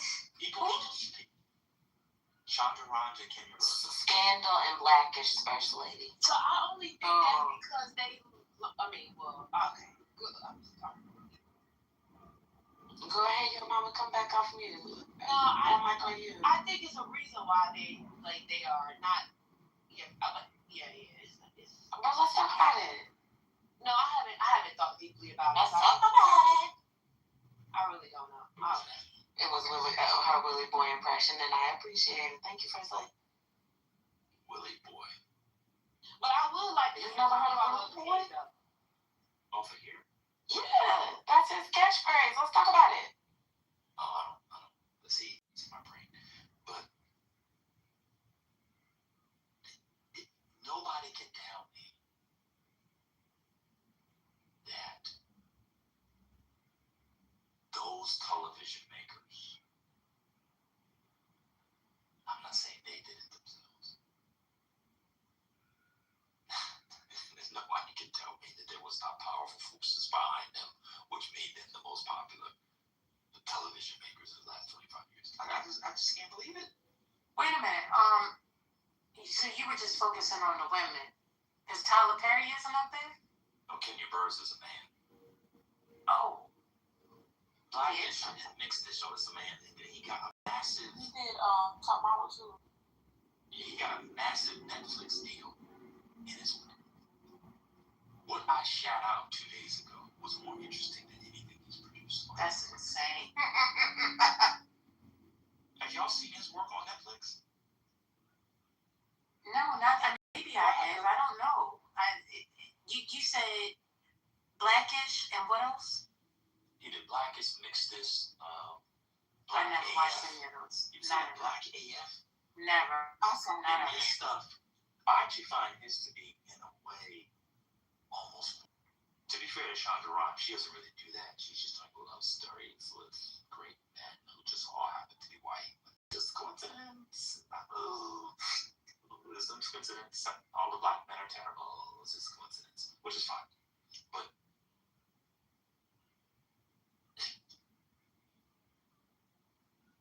I don't know, man. You would think it's a coincidence that the top talent is Kevin Hart, and now Kevin Hart is doing y'all are too woke, and I'm not black, but I'm rich shtick in the era of Donald Trump. That's just a coincidence. What? That's what he said in that. Seen his responses to the roast. First Lady playing for us. I don't remember him saying that in the clip. Oh no, he didn't. No. That's the tenor. That's the. He did. That's basically the argument he's making. Yeah. I get that. Yeah, you remember on the part where he talked about this kind of not directly, but he kind of hinted at it at first. Yeah. Oh, what y'all don't want people to speak. Who says that people shouldn't be allowed to speak? Well, he's been hanging out with Republicans now, conservatives. Kevin Hart's going to turn into the Bill Maher of Negroes. Well, the funny part was he said he went and handpicked the people, the racists. Yeah. Hey boy, what's going on down there? Hey, come in, man. They about to lynch so and so. Don't worry about it, y'all. Y'all okay? I picked my lynchers. As long as I get to pick people who's gonna lynch me, it's okay. Oh, okay. Go ahead, Tom. So are you saying that Kevin is a sellout? I'm saying he's clearly some sort of plan from somebody. Now, when the weirdo guy said it on Club Shay Shay a couple years ago, people thought he was hating. And here we are. He's like the Honorable Elijah Muhammad. Everything that Cat Williams said was going to come to pass has come to pass. He's just like that. Maybe you have to be a weird sounding 4'11" nigga to see the future.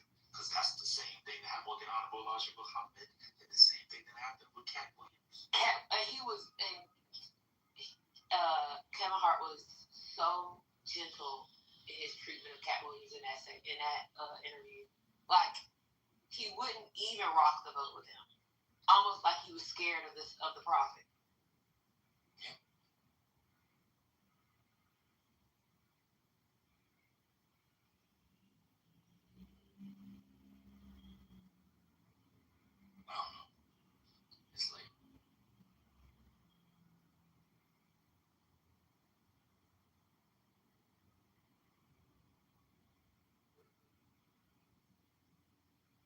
Wait, but Gave me something to think about.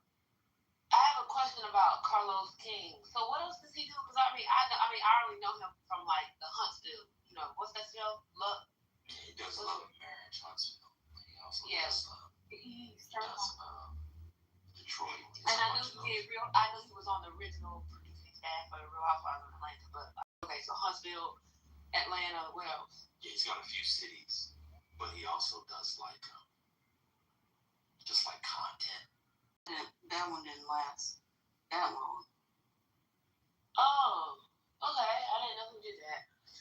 Who does the Zeus Network? Who did the Pastors of LA?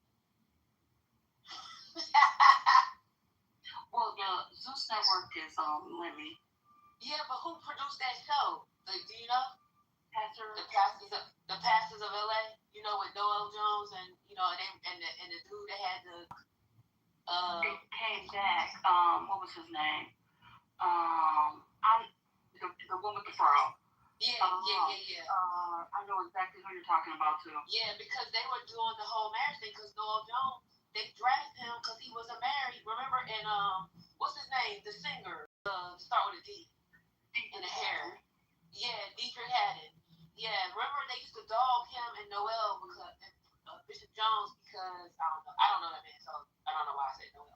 Bishop Jones because Bishop Jones was not married and he had a girlfriend, Loretta, but he wouldn't marry her. They dragged him for filth on the show. The little man with the afro, and then they did the same thing to Dietrich Haddon because he was like you know. He was like, I don't know, kind of worldly. I don't know. Ron. His name was Ron. Oh, yeah. Yeah. Anyway, that show was kind of crazy. And kind of like, I don't know, the relationship stuff kind of fits that. You know what? Lemmy did that show. Oh, Lemmy did it? Lemmy did it. Which makes sense because his dad is a bishop. Oh. Because remember, it was the couple, the young couple who broke up and they divorced. And when they did the reunion, the woman had, like, he was, I don't know if the man was remarried, but he had, like, the shame. Well, Bishop Jones, he ended up marrying Loretta. I know. And that became the spinoff. It was after they dragged him. Yeah. Make an honest woman out of her. Yes, exactly. That's what it was. They changed him into marrying her. Not saying that he shouldn't marry her. I'm just saying that one. And remember, okay, I wish I could remember their name. I'm gonna go Google it in a second. But we reported that house. People have reported that house, but no one has done anything. That other politically correct, and it keeps showing up. Anyway, the little guy with the afro, the short bishop who was like a gang member or a drug dealer back in the day, and he came on a reunion with his gun, and he said that he would not fly in coach, and that if there was one seat left, that his wife would have to sit in coach so he could be in first class. I was like, what the?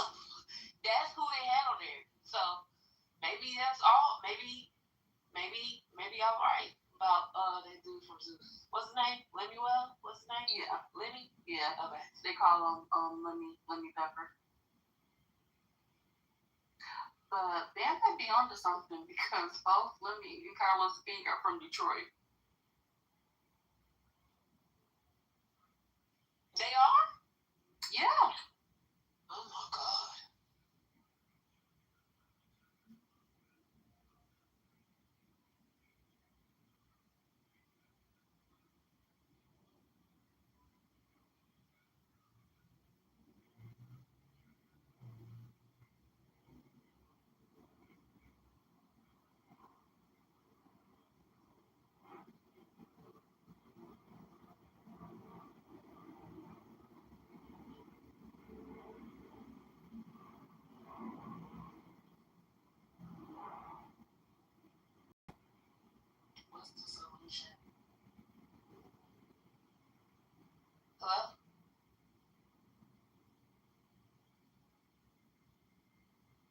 you saying hello to the room? Yeah, y'all didn't hear me? I heard you say hello. I was just saying, the when they did the reunion for the Real Housewives, the Real Pastors of LA, or the Pastors of LA, or whatever the show was called, Lemuel out, and he looked very geeky, and he came out at the end to kind of promote the Zeus Network. And now when you look at his pictures, he's very like, I felt like at the time when he was doing that interview at the reunion that he kind of had cross eyes a little bit. No offense to anybody who has cross eyes, but now if you look at his pictures, he's been like, someone is fixing him up. He's got a different look. Oh, he's had a total makeover. Absolutely. A total makeover.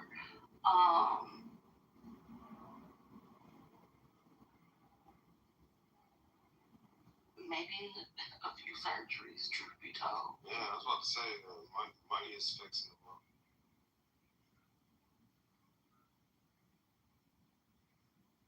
It's a damn shame. Y'all can see the whole reunion episode of what I'm talking about on the Pastors of LA online. Let me look up to see what that man's name was. They did that other church, because it was another church reality show that came on so late this season, and they were out of Detroit. You know what I'm talking about, TC? It was like, I don't know the name of it. It was like about the church families, and is it the murder? One of the girls come from like the church family that be singing with the singing sisters. Oh, the Cheers. They had their own. Yeah, the Cheers. No, it wasn't with. No, because I remember this distinctly because I actually watched this reality show. They said Real Pastors of Detroit. This is what it was. Was that it? That might have been it. Because I remember one of the girls, she come from the family with the sisters sing together, but she was married to a nigga in jail. I remember that distinctly. That's what made me watch it. This was a series that was focused on. It's called Preachers of Detroit. Preachers of Detroit. And it's with Charles H. Ellis III, Bishop Ellis.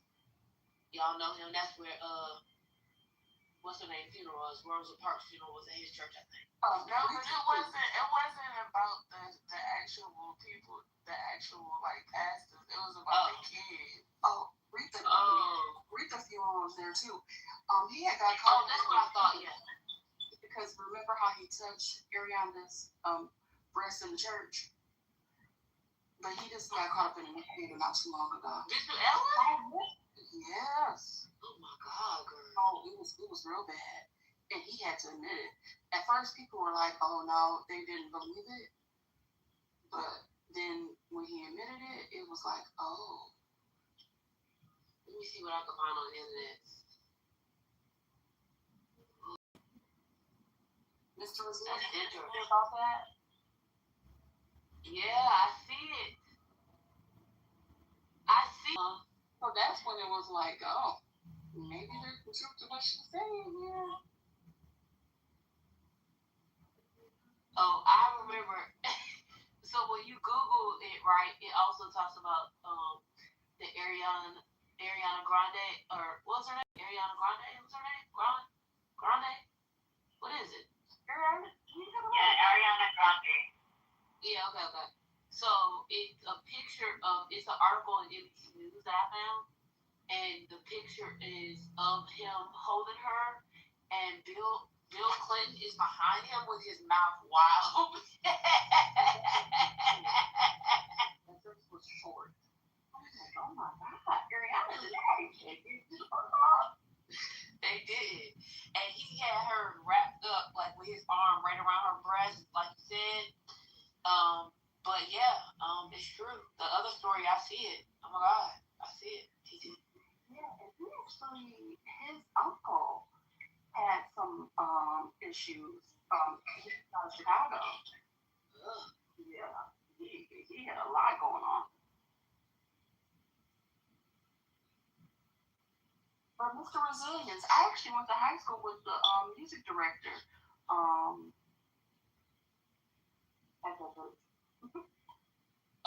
One more thing. It was his name is Ron Gibson, the pastor in LA that I was thinking about. Ron Gibson.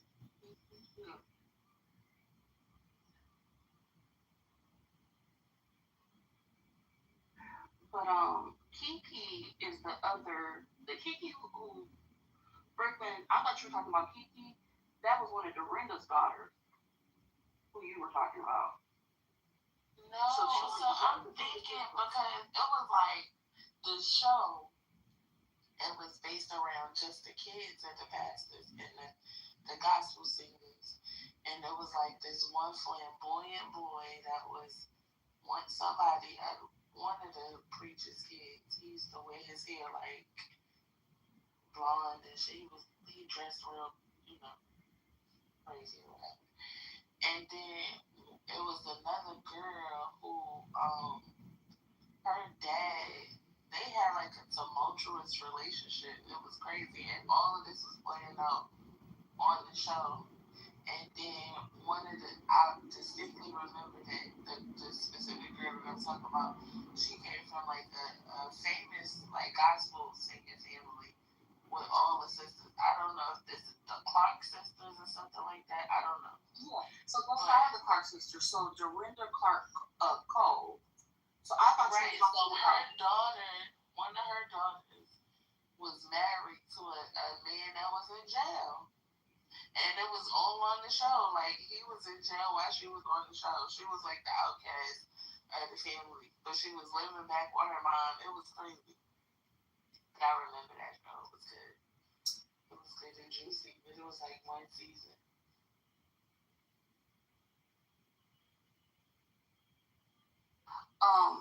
But so they had an aunt that actually got kicked out of the group. She ain't got nothing on her.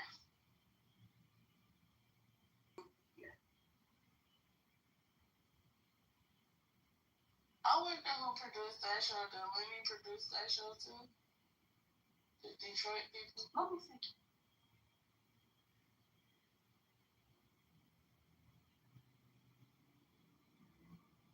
I thought that Lenny just came out of nowhere. I didn't know he started off. And he was a Detroit pastor kid. I didn't know nothing about him until the Zeus Network and all his drama, because he had a lot of drama too.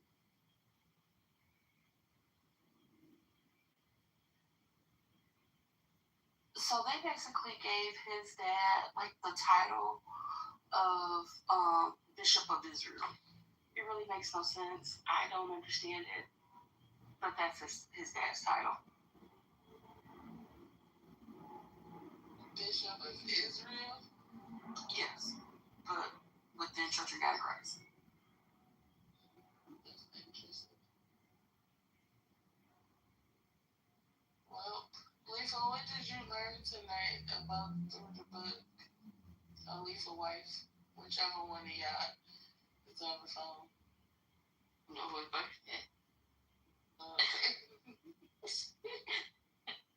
what did you learn, Lisa Wife? Spend that shit. Spend that shit. Spend that shit, right? That's what I'm saying. You know what? What is the word that you came up with, Lisa? You a band? Oh, it's that. Huh? Sesh. A sesh. Yeah. When I tell you I literally threw my phone across the room, I went to go grab it, I flipped it, tumbled it upside down. It was gone. I had to go pick it up. I said, I can't believe that man just said that. That's like a thread that him and Ben got is good. It's the craziest thing in the world, but that's the funniest inside joke on Clubhouse right now. I swear it is.